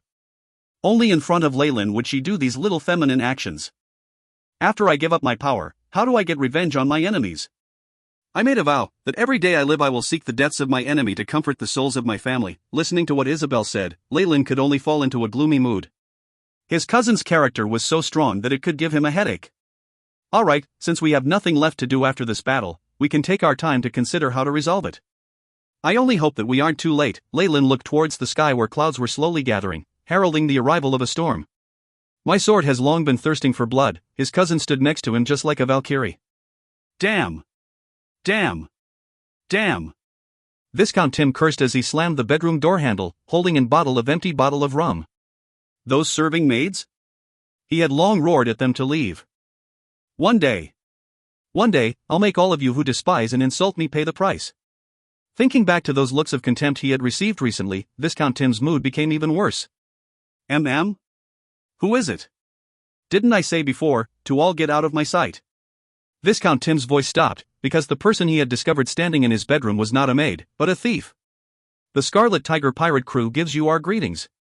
This thief had a sweet voice that was pleasant to the ears, and her figure was very good. Viscount Tim looked at her from head to toe, and his expression changed completely.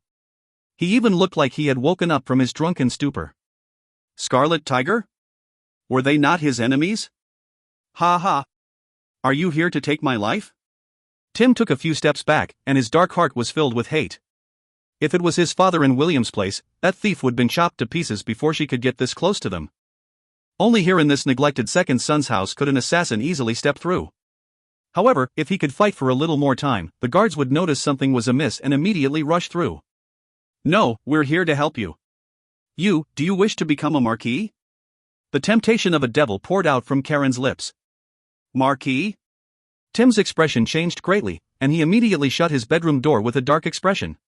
If you find any errors, ads pop up, ads redirect, broken links, non-standard content, etc., please let us know. Report chapter so we can fix it as soon as possible. Chapter 844, Pirates Tide. Pirates Tide. Go on. You were sent by William, weren't you? What are you plotting? Tim immediately sat down to one side. Ha ha. I'm afraid that your brother can't order me around. If you want to confirm my identity, how about this?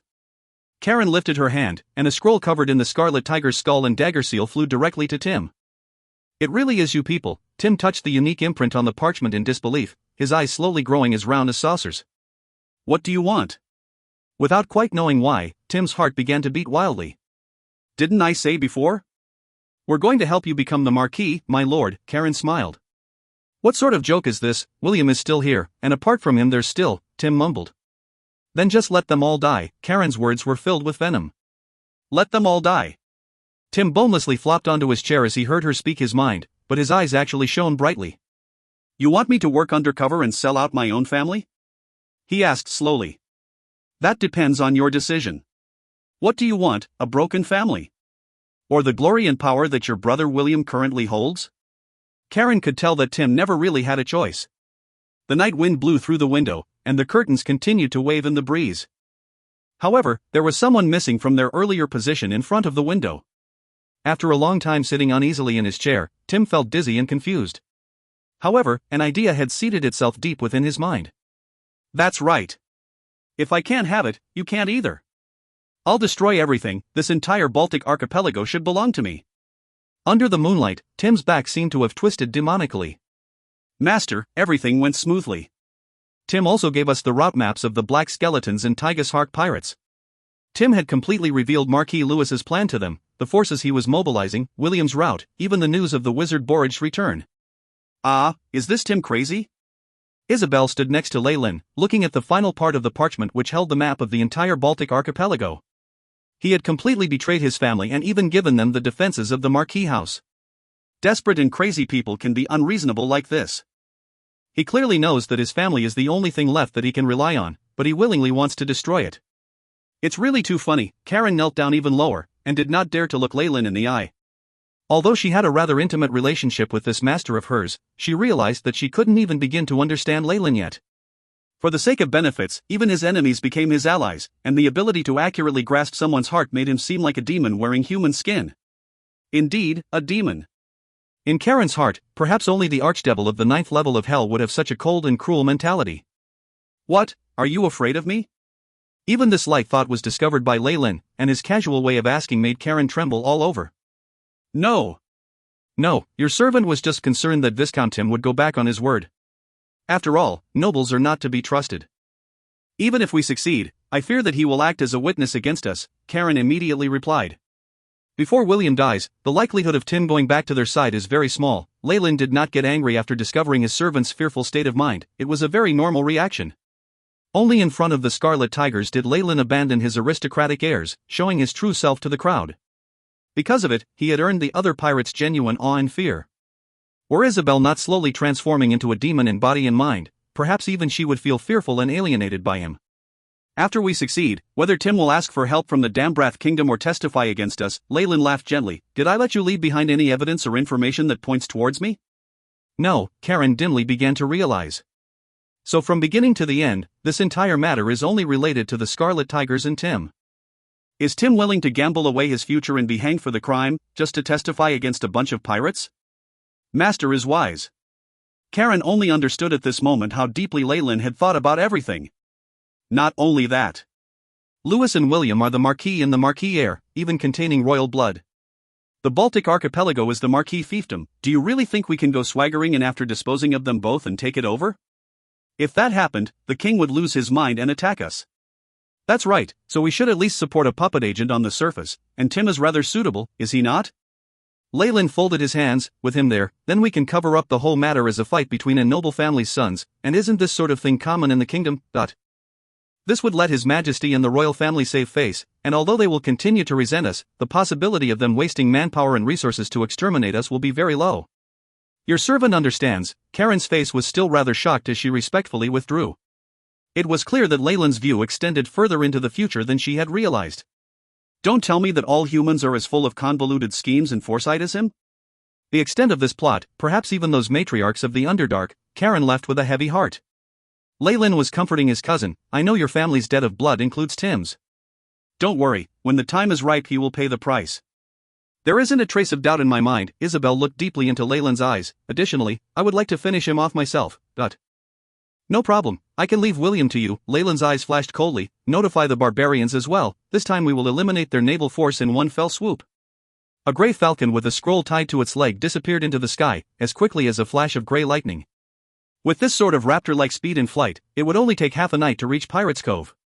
A strong breeze flowed past, lifting the heavy curtains. What an adorable little fellow, huh? Madame Tillin caressed its ash-gray beak, and retrieved the message tied to its feet. After glancing through the message, she turned to the barbarian's captain in her room. The operation can begin. Several loud grunting sounds could be heard. An enormous hand attached to an arm the size of an entire baby was grasping a huge goblet filled to the brim with golden spirits. Od's throat was gulping down the drink, and occasionally some liquor would leak out from the corners of his mouth and flow down his prickly beard. Borage, borage, borage. I'll turn your skull into a wineglass. Odge growled, snatching up the enormous saber. A powerful spell glinted on the sword point. Send the order, we act now. Odge roared, and the two barbarian warriors outside immediately flew out. Pirates Cove immediately burst into a flurry of activity. Under the command of their captain, teams of barbarian warriors boarded their ships in an orderly manner, amongst them shamans who wore colorful feathers and had painted faces. They were the rare spellcasters of the barbarian tribe, and one could tell Odge's resolve and caution from how all of them had been dispatched. The Pirates' Tide. It's similar to the last Pirates' Tide that happened decades ago. The barbarian pirate crew did not consist solely of barbarians. As the head of the Dark Alliance in the outer seas, they had many pirates under them of other races which were all currently taking action with them. Several thousand ships sailed out from Pirates Cove, which gave off a rather chilling feeling. I smell killing, and the plot is afoot. This festival will please our Lord greatly. In a dark corner, the Cyric priest murmured to himself, next to him the bent figure of the bishop from before. Prepare your men to assassinate the leaders of both sides, and let the chaos grow even more turbulent. After this reshuffling of the pirate organizations, the situation in the outer sea would change greatly. However, this bishop's purpose was greater than that. All he asked was for there to be chaos. After the chaotic battle, no matter who rose to the top, they would represent order. However, this would clearly displease the god of murder, as he only wanted an endlessly chaotic outer sea, full of all kinds of murder and conspiracies. Murder and plots were Cyric's most favorite things. If they could accomplish this, then he was bound to receive the grace of his god. He would advance by 1 or 2 ranks as a priest at the very least, and even receive other advantages. Compared to that, how could allowing the entire outer sea wither even compare? As you command. The priest now understood the tip of the bishop's plot. Neither their past neutrality nor the current assassinations mattered, all that was left was a sacrifice of chaos and death. These sorts of methods obviously brought great pleasure and excitement to him. With high spirits, the priest's body slowly melded into the shadows, leaving behind the bishop who watched the sails alone. If you find any errors, ads pop up, ads redirect, broken links, non-standard content, etc., please let us know. Report chapter so we can fix it as soon as possible. Chapter 845, Dawn of Battle. Dawn of Battle. Young Master. We've received word that those barbarians at Pirates Cove are acting strangely. It was very unlikely for such a large-scale shift in manpower to be hidden from other organizations. William got a report quite quickly. The barbarians? Get me a map of the sea. William put down the copper telescope. The feeling of possessing so much power left him in a marvelous mood. Under him was a huge 3-masted ship that was over 300 m long, able to displace 500 metric tons of water when sailing. The terrifying battleship, its deck and hull coated in magic armor, was a symbol of invincibility and tyranny in the outer seas. A flag with a sinister black skull on it flapped around in the wind, the mark of the Black Skeletons. This was one of the 3 great pirate crews of the outer seas of Dambrath, with over 300 elites and 10 large battleships. Their flagship had been remodeled with magic. At this moment, a young pirate walked over, opening up an intricate map next to William. You've worked hard, Captain Crow. William nodded politely.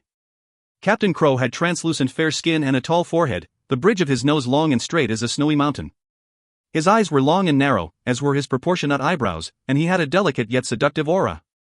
However, William did not dare underestimate him. Crow was a high-ranked professional exceeding rank 15, his outer appearance only the effect of his bloodline. Indeed, this was someone with a bloodline. His powers stemmed not only from his profession, but also his innate constitution. The power he inherited from his bloodline allowed him to possess greater vitality than the average human, and the bloodline itself would awaken spell-like abilities as he grew. However, bloodlines had limitations as well. He could only cast from a limited pool of spells, and there was a limit to the number of uses. However, even the simplest rank 0 spell was useful for high-ranked warriors. On top of that, his bloodline allowed him to cast spells so quickly that defending against them was pointless.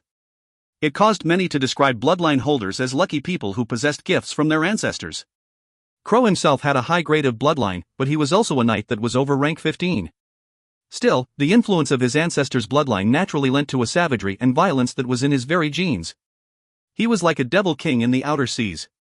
However, the Black Skeletons were subservient to Marquis Lewis, and Crow had a great attitude towards William.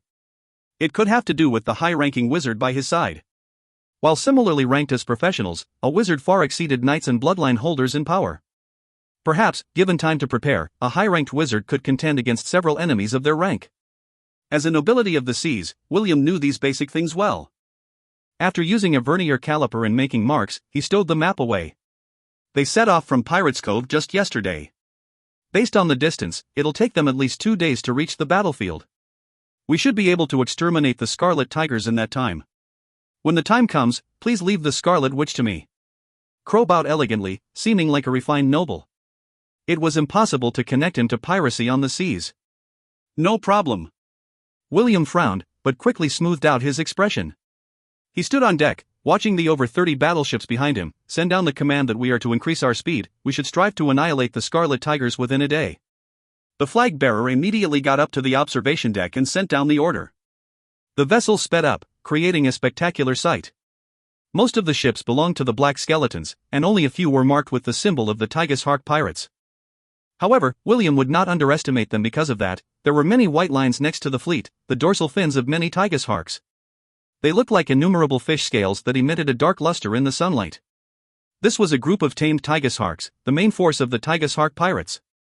A formation of them spelled disaster in the deep seas, easily able to flip ships over and rip the flesh off their enemies from the waters. Kiki, seems like Sidamo's little darlings are already impatient, or am I wrong? Crow coquettishly greeted a shark man behind him. I want to rip off every bone of the body of that Leyland, inch by inch. I'll then let my children share every drop of flesh and blood on his body. Sidamo was a hybrid between a shark and a human. His outer skin was like the solid cartilage of a shark, and his smile revealed a row of sawtooth-like teeth. The corners of his lips extended all the way to his ears. Such a huge mouth could easily swallow a full-grown man. William gulped. It's rumored that the Tigershark pirates and Merfolk pirates have connections. After the Merfolk pirates were annihilated, Sidamo even tried to cause trouble for the Scarlet Tigers, but the opponent fled. The captain of the Merfolk pirates was a bastard of yours, no? Don't worry, the enemy won't be able to run. Crow's eyes had a bloody glint in them as he ruthlessly revealed the secret. Crow. Once the battle's over, I'll wring your head off. Sidamo widened his mouth, revealing a terrifying tongue with sharp barbed tips on them. I've long since wanted to taste a bloodline holder. Enough. An aged voice sounded just as William furrowed his brows and was about to stop the fight. Borage slowly strolled to the deck, leaning on a slender magic staff. While he looked like a shriveled old man who already had a foot in the coffin, and there was only a little bit of light in his eyes, Crow and Sidamo both did not dare underestimate him. This was a high-ranked wizard, a spellcaster who possessed immense strength. No matter where he went, he would be greeted with reverence. Master Borage, you're just in time. With Borage's arrival, William was more confident. I hope you can use sending to inform the naval commander that he doesn't need to come over here. He'll just have to carry on stalling that trash at Pirates Cove for a while. William's eyes now held rays of wisdom. Though they definitely won't be able to make it to the battle, I still feel uneasy. Sending was only a communication spell that high-ranked wizards used. The distance it allowed and its convenience far surpassed old methods. Of course, Leyland was still unable to use this as he was still too low-ranked. Don't worry, Borage looked hard at the two pirate captains and headed back to the hold of the ship. I still have some thoughts on the upcoming massacre. I invite the two of you to discuss this together. As if not seeing the dark look in their eyes, William put on his sincerest smile and called for Crow and Sidamo. As they were planning for the battle, Leyland's various channels gave him an unceasing stream of intel. William's main force is two large pirate groups. He's protected by the high-ranked wizard, Borage, and they've already reached the Strait of Storms? Leyland looked at the gigantic map on the wall and stuck a few flags on it. Yes. Marquis Lewis's slaving fleet has already shifted towards the Hygar Islands, blocking the path that the barbarians are sure to pass by. It'll take a long time for victory to be decided between them. Only Isabel and Ronald were beside Leyland, even Karen had been sent out. Evidently, this was a military meet for those of high rank. Good. As we expected, they sent out their last resort. Leyland clapped his hands. Is that stuff prepared yet? We've already made contact with the people there. They delivered all the goods right away once we paid them their gold. We're currently storing it here. Ronald's voice trembled slightly as he said this. While he had talent as a commander, he was still shocked by Leyland's risky actions. Act based on the plan. Remember to keep it a secret. Let's go out and see the leader of the other pirates. Leyland clapped his hands and decided the fate of many people, and then walked out as if it was nothing at all.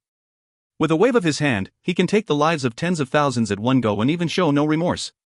Is this the way the truly powerful behave? Ronald muttered to himself as he followed Leyland. Lights illuminated the hall atop the Scarlet Tiger.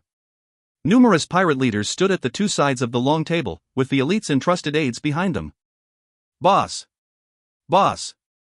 After having brought Isabel and Ronald inside, Leyland occupied the host's seat as he took a quick look around. The Scarlet Tigers had grown to over 500 men strong in the past year, even if they didn't have many elites. Many familiar and unfamiliar faces appeared in front of him. I've gathered you here today because we are going to deal with the Black Skeletons and Tigershark pirates. Leyland's voice was low as he announced his objective. The moment the words came out, there was a slight commotion below. One-Eyed Dragon, Hawk, and the rest that Leyland was more familiar with merely whispered, while the rest of the pirates grew noisy. If you find any errors, ads pop up, ads redirect, broken links, non-standard content, etc., please let us know. Report chapter so we can fix it as soon as possible. Chapter 846, Barren Island. Barren Island. Boss, why do we have to go against the Black Skeletons and Tigersharks? Marquis Lewis and the Baltic Archipelago are behind them, and we're no match for them. Isn't it better to stay out of the way like we did in the past? The sea is so vast. They can't find us. A pirate who looked kind stood out. Are you questioning my decision, Stalker? Leyland's voice was low, immediately causing the hall to turn chilly. This was the disadvantage of staying at Port Venus and avoiding trouble. Since he controlled the pirates from the shadows most of the time, he still didn't have enough of a grasp on them. This was especially true of those like Stalker who'd just joined. He'd originally commanded a few ships himself, and had never experienced how brutal and callous Leyland could be. There were things he did not understand. Stalker froze, but still mumbled everything out anyway. I obviously wouldn't want to do that, but we have to worry about our brothers. But wouldn't want to? So that means you'll still do it? Leyland chuckled, a flash of lightning shooting out of his hands.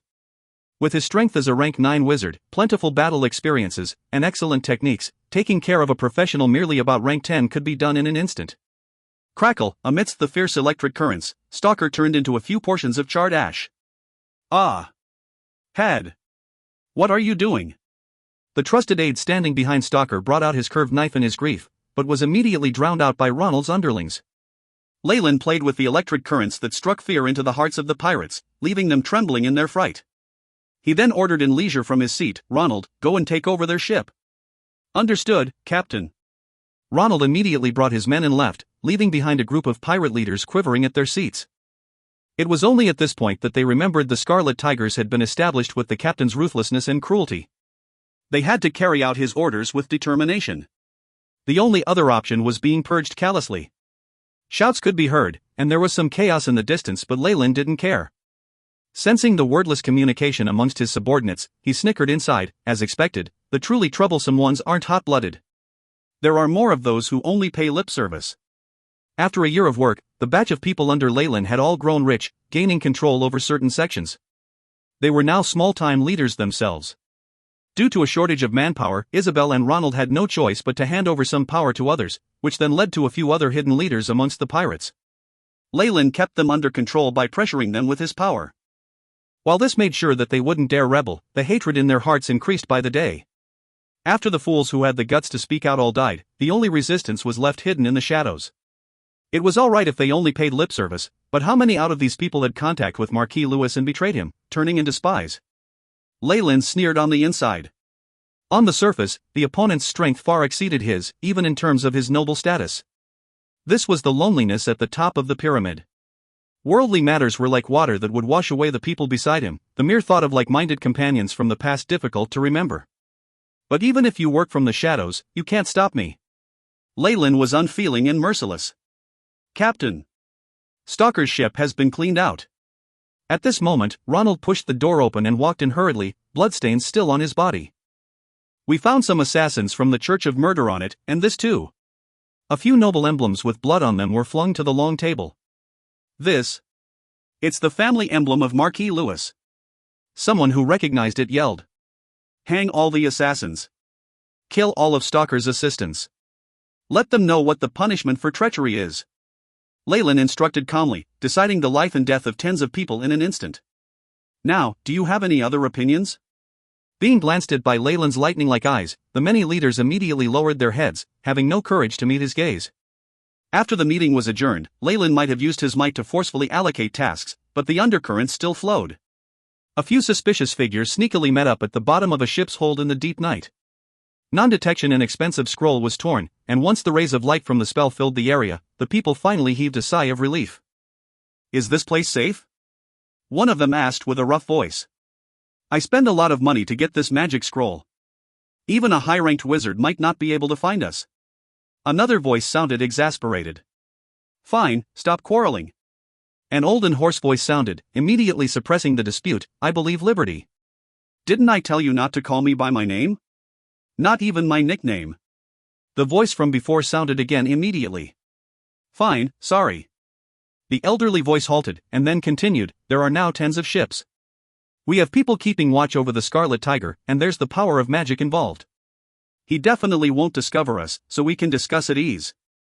The captain's been getting more ruthless lately. Stalker merely said a word and was killed by him just like that. Even his underlings weren't spared, a voice of indignance could be heard. Did he discover something? This was the worried person. The reason US brothers are banding together is for our own benefits, but now the captain wants to go to war on those two huge pirate groups. Tell me, what are our chances of winning? The elderly voice replied, "Actually, if the captain's still like before and lets us loot and plunder as we like, while he's in charge of disposing of the stolen goods and distributing profits, I have no issues with that. The issue is that things are different now. He wants us to risk our lives.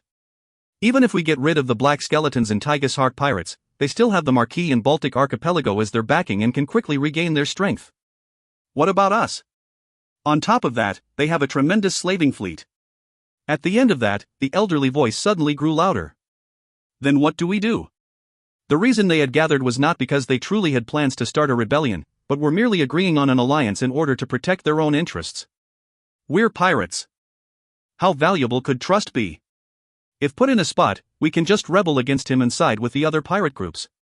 Whether it's Marquis Lewis or the barbarians, anything can be considered." The aged voice held hints of resentment, eyes full of which shone in the dark room like a pack of wolves. "Reporting. Traces of the Scarlet Pirates have been found." A pirate respectfully reported. Follow them, follow them. Keep a tight hold of them." William's eyes brightened. The huge ships pulled at the sails, and they formed a huge arc in the strong wind. The entire fleet began to sail at a terrifying speed. This is all thanks to Master Borage. Experiencing the strong winds in his face, William could not help but take a look at the high-ranked wizard next to him in admiration. The breeze spell he'd cast had raised the fleet's speed more than twofold. Wizards could adapt to all sorts of complex environments. With the numerous types of spells they could cast, they were useful in all sorts of abrupt situations. In his opinion, the Scarlet Tigers would not be able to escape. An island has been discovered up ahead, and there are ships anchored there. At this moment, the sailor at the observation deck exclaimed. "What?" William immediately darted to the railings, using the telescope to observe. A huge barren island appeared in his line of sight. There was a series of pirate ships anchored at the side, the flag of the Scarlet Tigers extremely obvious on them. They've abandoned their ships and landed? Have they gone mad? While still in disbelief, William gritted his teeth. Go. Sink them. Whatever it was, he needed to sink the opponent's ships. This way, they would be completely trapped. The offensive went smoothly. Not many had been left on watch, and Crow and Sidamo hadn't even needed to act. Their first and second mates had taken along some people and seized the 30 pirate ships. All the pirate ships that Leyland had spent a year seizing with his own pirate crew now fell into William's hands. The process was so smooth sailing that it was difficult to believe. The merfolk's ship, and even the Scarlet Tiger with its blood-red flag were at his disposal. His ships were all very clean and had no traps. Based on the information from the slaves, this is a temporary stopping point for them, and they've built a few simple defenses. Crow fiddled with the black curved knife in his hands, so? Should we sail them away? Such a huge fleet was worth at least tens of thousands of hold, an impressive amount of wealth. Even large pirate groups would go green in envy at it. William muttered to himself, and then gritted his teeth. No. Sink them all. Even if they'd done anything to the ships, it shouldn't affect us. After all, there were a few terrifying toxins and curses that could be hidden from the senses of magic, and even divine force. He had come out to obtain a beautiful victory to secure his position as the successor. Nothing could go wrong. Master Borage, what do you think? William did not forget to ask for Borage's opinion at this point. All right. The wizard nodded, causing Crow and Sidamo to curse inside. As expected, wizards were all spendthrifts. If you find any errors, ads pop-up, ads redirect, broken links, non-standard content, etc., please let us know. Report chapter so we can fix it as soon as possible. Chapter 847, Attack and Defense. Attack and Defense. Chaotic sounds rang out, and the bulk of the ship sank down into the sea one by one. William, however, had a blank expression on his face while he watched the Scarlet Tiger sinking. The largest ship of them all was being swallowed by the merciless waves. Is this victory? This presented him with an even greater enigma, which was whether to proceed with ground warfare or not. What should we do now? William turned to look at Borage rather awkwardly. I can feel a huge amount of life energy on the island. If I'm not wrong, he should still be there. But I can't probe further into the details, and there are also disturbances deterring my predictions. After all, they have a wizard with them too. The radiance of spells shone over Borage as he shook his head with a bitter smile. Why would we attack? We can just patiently surround the island here. It'll be impossible for anyone there who isn't of a high rank to survive the loss of the ships. Crow's expression was specific to the craftiness of a pirate. That's a pretty good idea, but there's another thing we have to consider. They might be trying to stall us here. I'm worried about the other fleet. As loyal as the bribed pirates could be, they were nothing compared to the dogs they raised. William was aware of that. Moreover, loyalty and trust weren't words in the pirates' dictionaries anyway. They were merely instinctive loonies that sought refuge from the strong. The sudden blinking of a communication spell caused Borrage's face to drop. I've just received news that Pirates Cove is immensely determined this time, and they even sent out the Pirates' Tide. The slaves' fleet has suffered great losses, and a few high-ranking captains were even murdered. We suspect that the God of Murder's organization is behind it. The God of Murder? Damn it! Nobody who heard the name off this crazy deity would be too happy. William was about to implode. At the same time, he felt some sort of change in the eyes of the two bulky captains beside him. The main reason why the Lewis's family could terrorize these pirates was because of their enormous military fleets. If they lost too much power now, even without the Scarlet Tiger keeping them in check, it was possible that these pirates would mutiny. Common countermeasures were useless against the pirates if they were set on betrayal. My lord! The pirates that we've sent out have come back, a subordinate announced as he led in a rogue dressed in black skin-tight clothes. My lord, this is the information from Night Owl. The rogue presented a letter to them. William slightly jerked his head to the side, signaling for his gray-haired butler to receive the letter and put it through a thorough check. No anomalies, the butler reported after scrutinizing it. He then passed the letter to William, who took his time to absorb the information. His expression grew progressively better. I've decided. We're gonna land immediately and ambush the Scarlet Tigers. Has he had a spy among the Scarlet Tigers for a while? Crow watched everything quietly, but something flashed across his eye. William looked at Crow.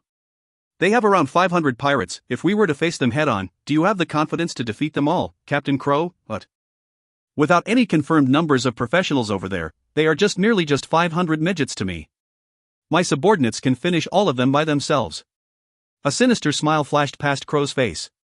The look of bloodlust induced some fear inside of William. It's been rumored that most bloodline holders are nuts, and are easily aggravated or have extreme bloodlust. Seems like it's true. It's decided then. Captain Crow will bring some men alongside me to the land and Sidamo will guard this place. William commanded. Most of Sidamo's main power was still within the Tigesharks, so only a small number of people could help on land. I need some deeds to prove myself. As long as Master Borage is here, everything should be alright. William glanced at the expressionless wizard at the side and cheered himself on. Very quickly, an elite team led mostly by the Black Skeletons with some of William's guards and the Tigeshark pirates reached the island. The team had a manpower of around 400 to 500, but in terms of skills they were far better than whoever Leyland had under him. They built a simple campsite here and stored a minimal amount of water and food, enough for more than 2 months. Also, they've also set up many traps, a majority of which are venomous snakes, in the canyon. William's informant seemed to have given him more than enough intelligence, and he even provided a rough map. We'll be fine as long as we have this. Crow's bloodlust-filled smile widened, and it was indeed intimidating. With the informant's report and their own pirate scouts, they successfully passed the trap-filled canyon and arrived at the pirate campsite.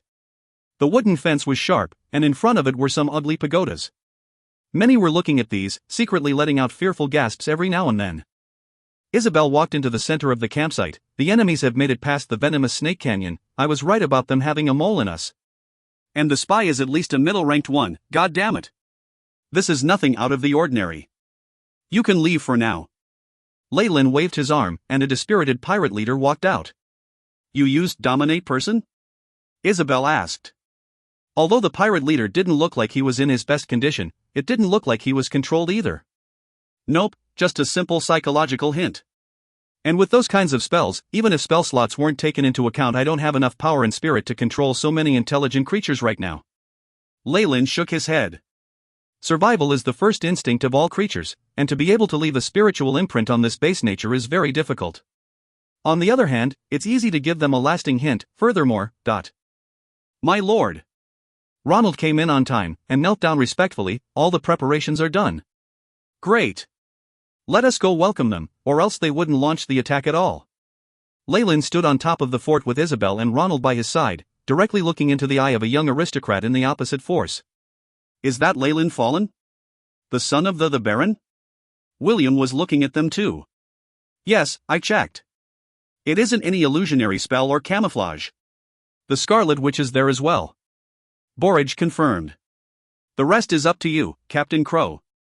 William looked at Crow beside him, the man's eyes already filled with killing intent. Blood vessels were popping up on the man's eyes. No problem, but that Scarlet Witch is mine. Crow growled, black skeletons, follow me. Animate dead. Strengthen undead. Skeleton call. An array of spells launched from Crow's body, forming a bone armor around his body first of all. It caged him securely. The ground then bulged, small bones jutting out as skeletons crawled their way out. They seemed to come from hell, holding rusty axes and broken swords as they rushed towards the campsite. Undead creatures. It's the undead. The pirates in the campsite were in chaos. If it weren't for Leyland's early preparations, it might have sparked a rebellion. It has been rumored that the Black Skeleton's captain is a bloodline holder, and is able to call upon the dead. Looks like the rumors are real. Even though low-ranked skeletons like this would not cause much trouble, it was a huge blow to his men's confidence. Leyland furrowed his brows, sending out a few spells. Berserk. Blizzard. Resist energy. Under the influence of Berserk, many low-ranked pirates started yelling as if their bodies were filled with immense strength.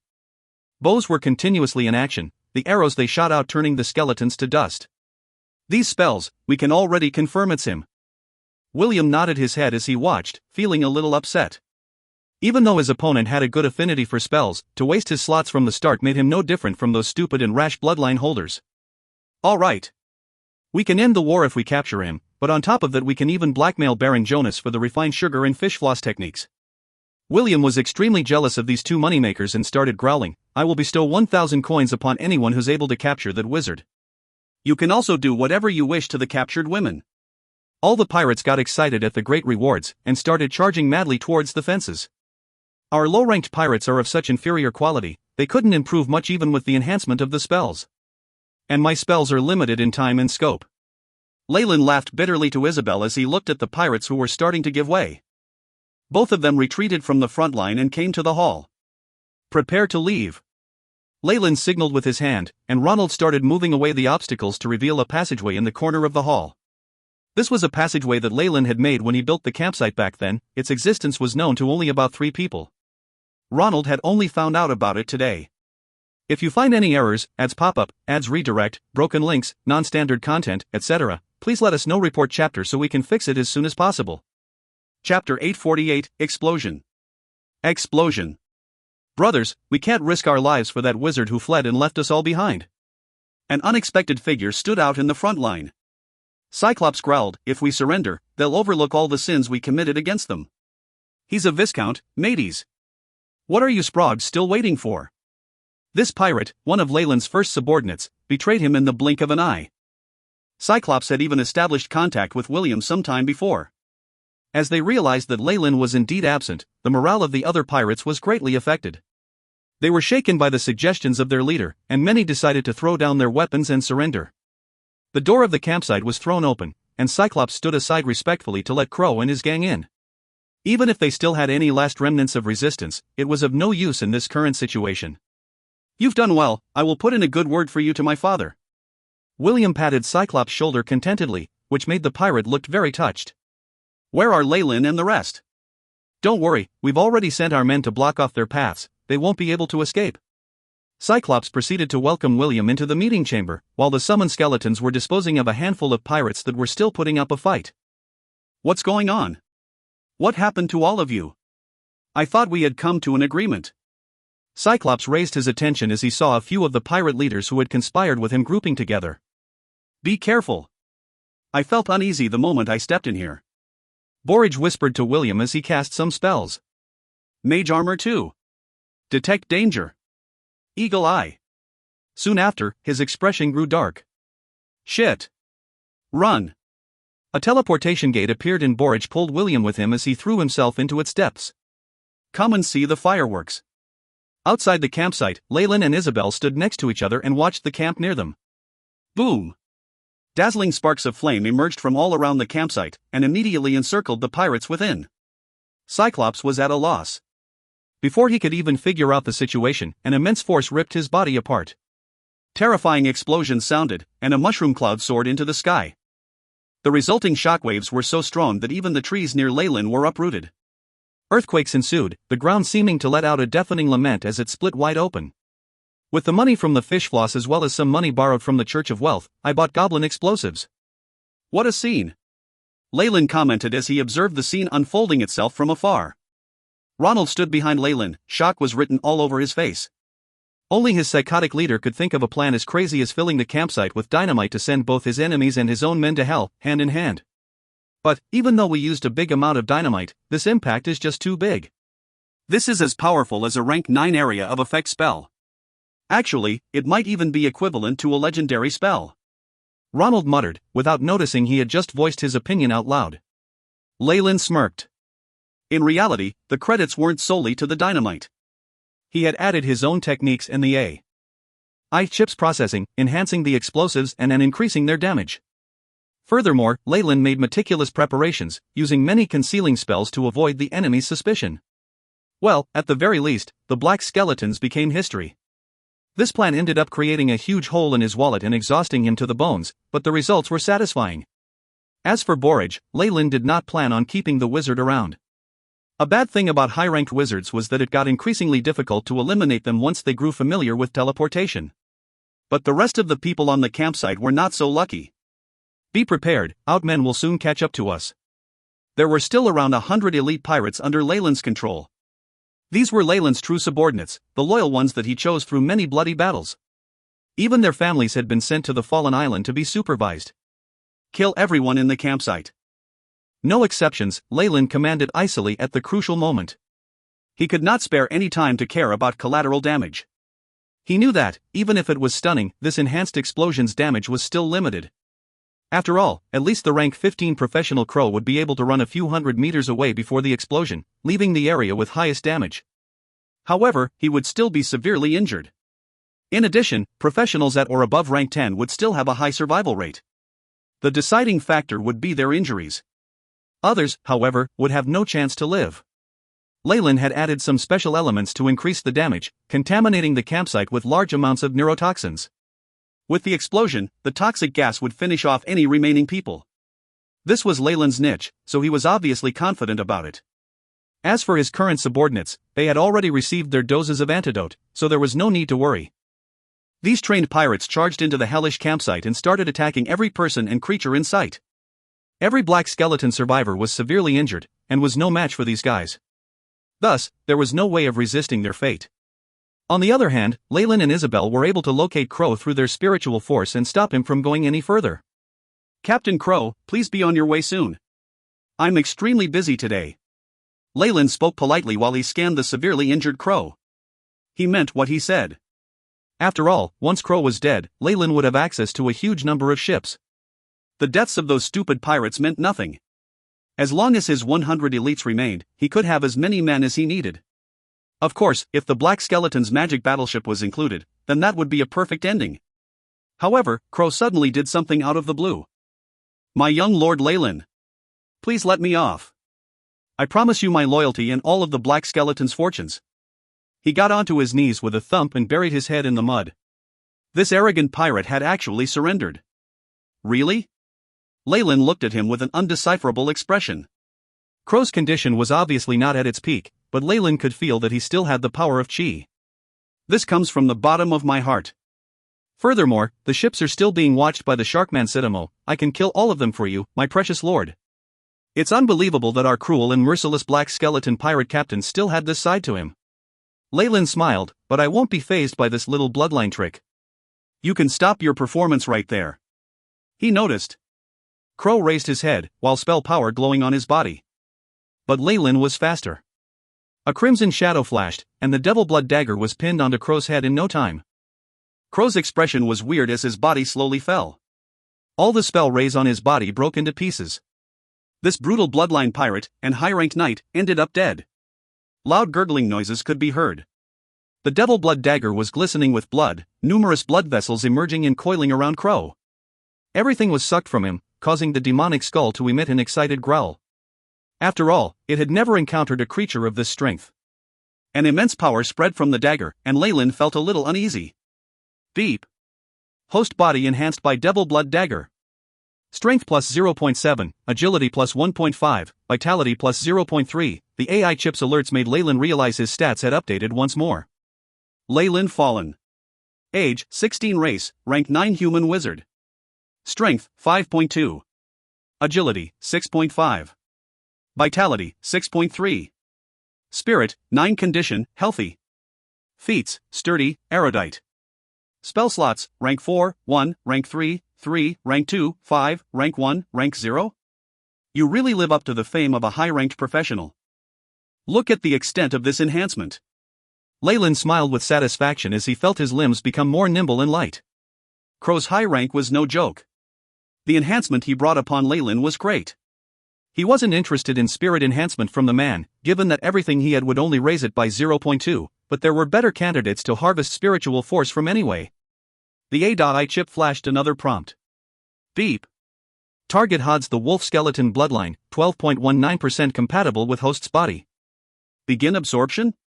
No, extract the bloodline instead. Following Leyland's command, a dark drop of blood appeared from Crow's forehead, seating itself inside a black bottle that Leyland was holding.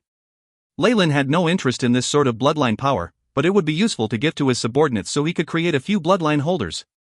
If you find any errors, ads pop up, ads redirect, broken links, non-standard content, etc., please let us know. Report chapter so we can fix it as soon as possible. Chapter 849, Two-Legged Wyverns. Two-Legged Wyverns. Is that the item you made a deal with the devil for? Once everything was over, Isabel walked in slowly, eyes focused on the bloody knife in Leyland's hand. She'd known something was off about her cousin from the start, and that he was evidently hiding something. In addition, Leyland hadn't tried to hide anything from her just now. Hence, Isabel knew that Leyland's quick rise in strength definitely had to do with the devil. However, even if she found out, she had no plans to divulge it. Part of it was because of their relationship from childhood. On the other hand, they were all in the same boat. Although demons and devils shared a completely antagonistic relationship and were two opposing forces, there weren't many differences in terms of their followers. Isabel was rather worried, because making deals with devils usually meant giving up one's soul. On top of that, devils like to use all sorts of plots in order to nibble away at the contractor's soul, causing them to completely become depraved. It could be said that for those who were experienced, devils were far worse than demons. Of course, due to devils keeping to their side of the deal even more strictly, there were even more believers praying to devils than demons in the world of gods. After seeing Isabel's gaze, Leyland could tell what she was thinking. Don't worry. I didn't deal with my soul. Leyland launched a fireball from his hands, burning the withered corpses on the ground to ashes. Though there was nothing much to hide from his cousin, it was still better to keep some things secret from his underlings. Be careful. The devil's cunning is famous even in the vast multiverse. Isabel went silent after the warning, her eyes now filled with some sort of determination. Once they were back to the camp, Ronald and Robin Hood, who had not been seen for a long time, welcomed them. "My lord, the whole camp has been purged," Robin Hood reported respectfully. It had originally seemed like he'd been demoted, and few paid attention to him. The truth was that he'd been hidden in the shadows, helping Leyland manage the true elites in his forces. Good. Let's go to the fleet. Things should be lively there. Leyland's face lit up with a smile. A while earlier, at the seaside, on the Black Skeleton's ship, a teleportation gate burst into existence, and Borage and William stumbled out pathetically. Without high-ranked mage armor, William had been affected despite having escaped quickly. A large portion of his handsome hair had already been burnt off, and it was now like a bird's nest. There were burns all over his body. What's going on? What's that? Terrifying explosions could be seen even on the shore. William grabbed onto the railings looking dazed, crying out maniacally. The feeling of having a brush with death left fear in his heart. It should be the explosions, but the power has increased by quite a bit. My men are going to be annihilated. Borage was completely fine, but his brows furrowed while looking doubtful. Why didn't I find anything? Is this some sort of new concealment technique, or the effects of a large-scale spell formation? Something's off. All of a sudden, Borage's expression changed, and a ring on his hand exploded, producing a powerful magic barrier. Mage's sword. A magic sword appeared, colliding with a huge metallic flying hatchet. A huge crash could be heard in the air, the resulting undulations causing several huge pits to appear on the deck. An enemy. Who is it? Where's Sidamo? Show yourself. William had noticed something was off too. The large explosion from before had attracted their attention, but he had not found anything strange in his surroundings. It was far too quiet on the deck, and all the pirates who had stayed behind to guard it had disappeared. Are you looking for this? A huge shark head was tossed to the ground. This was the head of a shark man, and one that William was very familiar with. Sitamo looked to have suffered before death. The area under his neck still had blood dripping unceasingly, and it looked like his neck had been squeezed off him while he was alive. A huge barbarian appeared in William's line of sight, his footsteps thudding on the ship's deck. He raised a huge saber, the bloody injuries on his body already healing quickly in demonstration of his astounding life force. It's Ogdi, the captain of the barbarians. He sneak attacked the guards who stayed behind. William immediately guessed at something. It turns out that Hygar Island was just a facade. You'd already left. Everything was a trap. It would take 2 days to rush here from the battlefield, but if there was a batch of elites that had set off earlier, this would be easy to conceal from others. William's lips quirked bitterly. Most of his family's power was destroyed, and he might even be in huge danger. This would also be a huge blow to his status. Without our men coordinating with them, this plan would never have worked. Who was it? William roared inside. Be careful. I might not be able to protect you in a bit. Borridge's voice rang, causing William to look even more bitter. He. Young master of the Baltic archipelago, we finally meet. An alluring fox lady walked out from behind Ogdi, with tens of barbarian warriors above rank 5 with her. What about those Tigus-Harks? Why did they come here so easily? William was in denial that the whole Tigus-Hark pirates had been wiped out. After all, it was a large-scaled group comparable with the Black Skeletons, and even had a huge group of Tigus-Harks. In the seas, they would definitely be the king. You mean those little fish? I'm afraid they've sunk to the bottom of the sea. Someone provided tiers of Tigus-Harks to us, and the effects are pretty good. Madame Tillin produced an exquisite crystal bottle and shook it, looking innocent and flirtatious like a little girl who had gotten a beloved toy. William stared at her blankly, beginning to lose focus in his eyes. Be careful. This is a bewitching spell by a bloodline holder. Calm. A huge sound boomed by William's ear, allowing him to regain his senses, no longer daring to take another look at the fox lady. Borridge, high-ranked wizard Borridge. I will chop off your head and use it as a wine cup. The leader of the barbarians huffed roughly, eyes turning red as if he had seen a foe. As Marquis Lewis's leading wizard, Borridge had worked hard when expanding in the outer seas. The number of barbarian pirates who had died at his hand were innumerable, and the relationship between them was completely irreconcilable. Ogdi snarled, his saber emitting sparks that flew for a few meters. Looking nonchalant, he slashed at Borridge. As the light burst out, even the deck that had been remodeled and covered with a layer of magic seemed to be plowed through by something ruthlessly, revealing huge bruises. Borridge looked solemn and serious after witnessing the terrifying offense by the barbarian, the spell slot in his memories breaking out. Arcane Hand. A huge magical palm reached out, clashing with the blade to form a terrifying explosion. Once the undulations had passed, the sharp saber light cut the huge palm into several fragments, its own radiance dimming. However, it still proceeded towards Borridge. Borridge frowned and pointed towards the ground. Wall of iron. A thick, metallic wall appeared, blocking the blade. Still, there were now terrifying streaks of injuries on him. This can't go on. Borridge watched the elite barbarian warriors surrounding him, especially with Tillin who could use magic and a few barbarian priests, already having thoughts of retreating. With a shake of his sleeve, an intricate spell scroll fell to his hand. Gazing at it, a rare expression of heartache appeared, but he still tore at it. Bang, a dark green mist spread above the deck, and the barbarian warriors who were affected immediately collapsed, bodies still twisting unconsciously. Be careful, this is a death cloud spell. Madame Tillin's voice sounded. Afterwards, a few roars could be heard from within the mist, bringing a horror with them. Roar, a few huge dark green monsters pounced from the mist. They looked like giant lizards that had meaty wings on their backs. Their bodies were covered by a layer of scales and they spat out bundles of corrosive fluids. High-grade monster summon. Just as these few two-legged wyverns began to trouble Ogdi, another even more enormous two-legged wyvern spread its wings and flew away with 2 people in tow. Seeing the two-legged wyvern agilely avoiding the long-distance attacks by the archers, Ogdi thundered, breaking the neck of a wyvern in front of him. Master, why aren't we teleporting away? While on the expansive back of the two-legged wyvern, William grabbed onto a scale and made an inquiry. I only memorized one teleportation spell. After that, I'll need to use scrolls. Borridge had a wry smile. I'm not sure if the enemy will still chase us, so we need to conserve our strength. Damn it! Damn it! Thinking back to the failure this time, William's facial muscles began to contort. That Leyland and the barbarians. One day. All the humiliation I have suffered will be returned to you. I'm afraid you won't get that opportunity. If you find any errors, ads pop up, ads redirect, broken links, non-standard content, etc., please let us know. Report chapter so we can fix it as soon as possible. Chapter 850, Destruction. Destruction.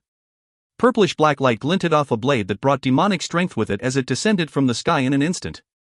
The source was a nimble body that emitted the terrifying aura of a high-ranked professional. The long sword in its hands beamed with the bright radiance of chi. The sharp longsword broke through the two-legged wyvern's scales, carving down in a perfect curve. Boom! First there was a sea of blood, then the creature's gigantic head came crashing down from the horizon, like a meteor. There's an enemy! A teleportation scroll appeared in Borridge's hand, ready to be used. Dimensional anchor. At this moment, a flying black figure dove down like a falcon. The rays of light in its hands interrupted Borridge's teleportation spell with perfect timing. A rank 4 spell. He's already a rank 9 wizard. The shadow belonged to the high-ranked fighter from before, and a youthful, handsome face was revealed. It was Lyle. Isabel's arm was covered in demonic scales. Making use of Leyland's power, she struck out with another attack in midair. Purplish black chi slashed through Borridge's high-grade mage armor, resulting in a horrifying wound. Asterisk splash. Splash, asterisk Borridge let out a blood-curdling screech as he fell into the icy-cold seawater together with William. Following them into the sea, Leyland and Isabel looked like two nimble fish, easily swimming their way towards their target. The wizard Borridge, who had always lived the pampered life of a prince, began struggling as large amounts of cold seawater entered his nose and mouth, and intense pain afflicted his chest. Especially after he caught sight of a shadow of a soul out of the corner of his eye, their fight intensified. Crimson rays surged out from the seabed. With frightening sharpness, the devil blood dagger broke through the multiple temporarily activated layers of magic defense, piercing into Borridge's shoulder. Feeling the immense life and spiritual forces gushing out as if a dam had just been opened, Borridge could only smile wryly as he observed the calm expression on the young wizard's face. A 16-year-old rank 9 wizard with such meticulous strategies and absolute calm in battle. Marquis Lewis had gotten himself a terrifying enemy. While he desperately wanted to escape and warn his master, all his spiritual force was sealed the moment he was stabbed by the devil blood dagger. His limbs could only flail instinctively. Large amounts of energy coursed through the dagger and entered Leyland's body. Its smooth and unhindered flow made him want to shout at the top of his lungs. However, he forcefully suppressed the desire. He did not relax his grip on the dagger until Borridge turned into a withered corpse. As a high-ranked wizard, Borridge's highest attribute was his spirit. Based on Leyland's calculations, his spirit stat should be above 15, and Leyland was conveniently getting all of it without much effort. Pure spiritual energy was transformed by the devil blood dagger and greedily absorbed by Leyland. With his experience of the law of devouring in his main body, Leyland had proficiently grasped this conversion process. Soon enough, a prompt came from the AI chip. Beep. Host has gone through enhancement by devil blood dagger.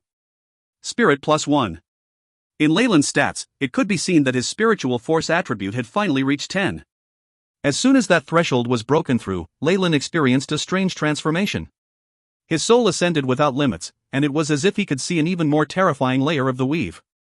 However, his spiritual force had not reached the requirements yet, and thus he could only shrink back helplessly. Level 5 of the weave? It's a pity, but I can't go in yet. Leyland sighed. Beep. Host's spiritual force has broken through to 10 points. Analysis of the weave is now faster. The AI chip's prompt sounded, as it continuously refreshed. Beep. Host's spiritual force has broken through. Wizard ranking has increased. Now a rank 10 wizard. Beep. Host has advanced to rank 10 wizard. Rank 4 spell slots increased by 1, rank 3 spell slots increased by 1, rank 2 spell slots increased by 1. Beep. Change in host stats. Recalculating. Soon enough, Leyland's stats were being recalculated. Leyland fallen. Age, 16. Race, human, rank 10 wizard. Strength, 5.2. Agility, 6.5. Vitality, 6.3. Spiritual force, 10. Status, healthy. Feats, sturdy, erudite. Spell slots, rank 4, 2, rank 3, 4, rank 2, 6, rank 1, rank 0. Progress of analysis of the weave, level 0 weave at 100%. Level 1 weave at 100%. Level 2 weave at 36.29%. Level 3 weave at 15.5%. Level 4 weave at 1.96%. As expected, a wizard's rise in rank is useful for the analysis of the weave. Leyland studied his new stats and the progress of the analysis of the weave, as a look of satisfaction appeared on his face. Beep. Detected that host's spiritual force stats reached threshold. Triggered reaction. Devil Blood Dagger's enhancement to increase of spiritual force is now weakened. So the day has finally arrived. Leyland looked at the AI chip's last prompt and could not help but sigh.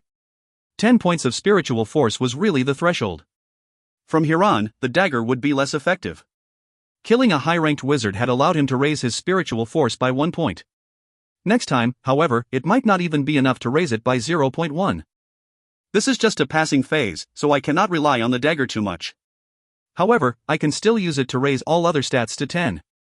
I have a feeling that if I'm able to get everything to the threshold, something incredible might happen. Leyland had always believed in his premonitions. On the enemy's corpse, there were a few items that were sparkling with a magic luster. A high-ranked wizard's equipment was invaluable, and also very suitable for Leyland. His eyes shone. After Borage was almost completely skinned, Leyland destroyed the corpse and floated up quickly. Even with the power of magic, I'm no divine being. I still need oxygen. Leyland flung off the beads of water on his hair and looked towards Isabel, who had also resurfaced. How is it? Everything's taken care of? It's just noble trash. How hard can it be? Isabel had a dazzling smile on her face. This expression of hers was rare after she'd demonized. After exacting revenge, at least in part, something that had been binding her down seemed to have disappeared. Good. William, Borage, Crow, and Sidamo are all done for. I'm actually interested in Marquis Lewis's expression after hearing this. That old fool won't have long to live. Isabel declared his death. Exactly. What's pressing us right now is the meet-up with the barbarian pirates and the destruction of the slaving fleet to completely destroy Lewis's influence on the sea. Leyland grabbed Isabel's hand and, as rays of a flight spell flickered, the two of them soared into the sky. Once they were back on the black skeleton ship, Ronald and Robin Hood hurried over just in time, along with Leyland's subordinates. They separated out into an entirely different group from the barbarians. Hee, we meet again, young Master Leyland. Mistress Tillin whipped her fiery red tail, smiling as she greeted him. The previously stiff atmosphere immediately turned warm. I really need to thank you for the Tigeshark's tears. I never thought this kind of poison has such great effect on the schools of Tigesharks. Tillin's beautiful eyes sized him up, as if wanting to pry into his heart. This is a potion my master made. He has great knowledge in poisonous concoctions and alchemy. Leyland spouted lies with a straight face, intentionally or otherwise raising the status of his master. In reality, Ernest only dipped slightly into alchemy. It would be a dream to be able to brew such high-grade poisons. Leyland, however, didn't mind labeling and giving him a more terrifying fame. As expected, after hearing Leyland's mentor was a terrifying master of poisons, the other elite barbarian fighters had a somber look in their eyes. They had witnessed the scene before. Just using a Tigeshark as bait made the entire group go berserk, and they even began to kill each other. Their blood also turned into a frightening poison that infected the others. If a poison like this, that targeted species, was used against barbarians, just the thought of it caused a chill to run down Tillin's spine. Based on our agreement, the black skeletons belong to me and the Tigesharks go to you. Any objections? Leyland focused on the captain of the barbarians, Aj. Currently, Aj had less than 50 men, and there were many casualties. Leyland's 100 elite members were completely fine. However, Aj's higher-grade military power was intact. Therefore, both sides were evenly matched. You are great. Aj glanced at Leyland, voice sounding like metal rubbing against metal. Let's go. Aj's gigantic figure left first, followed by the other barbarian fighters. Handsome little young master, don't forget we still have another agreement. Mistress Tillin was the last to leave, prompting Leyland with meaning. Don't worry, I would never forget. Leyland watched them as they left the black skeleton ship. From then on, this huge, magic-modified warship belonged to him. That was not all. The other large warships that Crow had built with his blood and sweat were now Leyland's as well. If you find any errors, ads pop up, ads redirect, broken links, non-standard content, etc., please let us know. Report chapter so we can fix it as soon as possible. Chapter 851, Loot. Loot. The flag representing the black skeletons was slowly lowered from the battleship's mast, replaced with the bright red flag of the Scarlet Tigers. The old Scarlet Tiger is already at the bottom of the sea, but the crew shall now give it a new life. The black skeleton shall henceforth be called the Scarlet Tiger. Leyland announced this decision as he stood on the deck, which immediately attracted cheers from his men. Compared to the previous Scarlet Tiger, which had been built on top of the Black Tiger, this ship was deserving of being Crow's flagship. Not only was it fully covered in a layer of magical armor, giving it a shocking defense, just the size of the vessel and the water it displaced far exceeded his former ships. However, Leyland had benefited at his opponent's expense. All of this was now his. Robin Hood, allocate some of the men to start up the battleships behind as well. Aye, boss. Robin Hood rubbed his hands together excitedly. The fleet of ships under the Black Skeletons was extremely luxurious. There were more than 10 large battleships, and none of them was inferior to the previous Scarlet Tiger. The Scarlet Tiger pirate crew could truly eat their fill this time. Drive the ships off first, then we'll replenish our manpower and depart for Hygar Island to take part in the naval battle. After destroying 2 large pirate crews in one go, the remaining slaving fleet armed with military equipment was the only force that Marquis Lewis was left with. How could Leyland let them off? However, he was now facing a severe lack of manpower. After barely being able to start up the vessels, there were few people left to participate in battle. Such a situation made Leyland laugh bitterly. I'm afraid that these large-scale warships have to be kept safe for a period of time. The number of men I'm bringing with me to the naval battle this time round might not take up more than 5 large boats. He clearly had such huge ships, yet didn't have enough manpower. This was the predicament that Leyland was currently facing. He even wanted to let his family's bodyguards disguise themselves as pirates, but quickly gave up that idea. After all, his adversaries this time round were different from pirates. They were a military fleet under an influential nobleman, whose name would not be revealed for purposes of secrecy.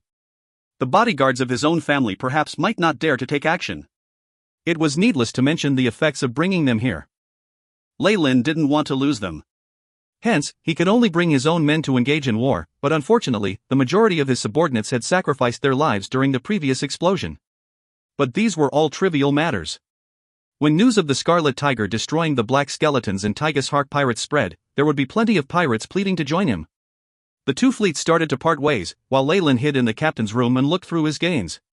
Crow's cabin was very spacious, and had all kinds of vibrant oil paintings and other artworks on the walls. They were evidently accumulated over his long life as a pirate. Crow's private treasury is just a small matter. After all, most of his riches are on the magical battleship under my feet. What's truly valuable is the wizard's equipment. Leyland unabashedly occupied the golden seat embedded with precious jewels that once belonged to Crow. He sized up several items on the table with bright eyes. The first thing that came into his line of sight was an old-fashioned leather pouch. A bag of holding. Leyland's eyes brightened.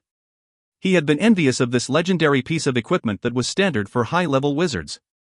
It was a pity that it was hard to purchase one even with the Fallen's current financial resources. But now, Borage had actually taken the initiative to deliver it to him.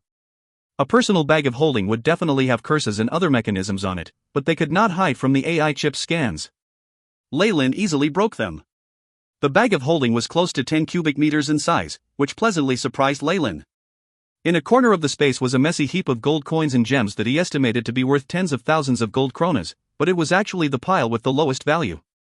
So many high-level spellcasting materials and wizardry books. Leyland's smile became wider. These were all items that couldn't be bought with money. When his eyes paused upon a few ancient-looking scrolls, his smile was the brightest it could ever be. These scrolls were adorned with complex designs, and the scrolls themselves were made using leather from some sort of animal. There were even traces of its scales on the surface. As Leyland gently caressed the scrolls, he could sense a subtle layer of mental deterrence. This is the power of a dragon. Dragon skin was used to make these few scrolls. Leyland's eyes glistened as he slowly opened the scrolls. Beep. Spiritual energy data detected, initializing scan. The scrolls contained a multitude of magic circuits and strangely shaped writing. This was a way of storing information that allowed a huge amount of characters and resources to be stored within the relatively small scroll. Although there were still other kinds of encryption on it, Leyland felt that they were not worth mentioning. The AI chip immediately prompted. Decryption complete. Transmitting to memory. Following the AI chip's voice, Leyland first saw a row of words, structure of the magic circuit within the low-level wizard tower.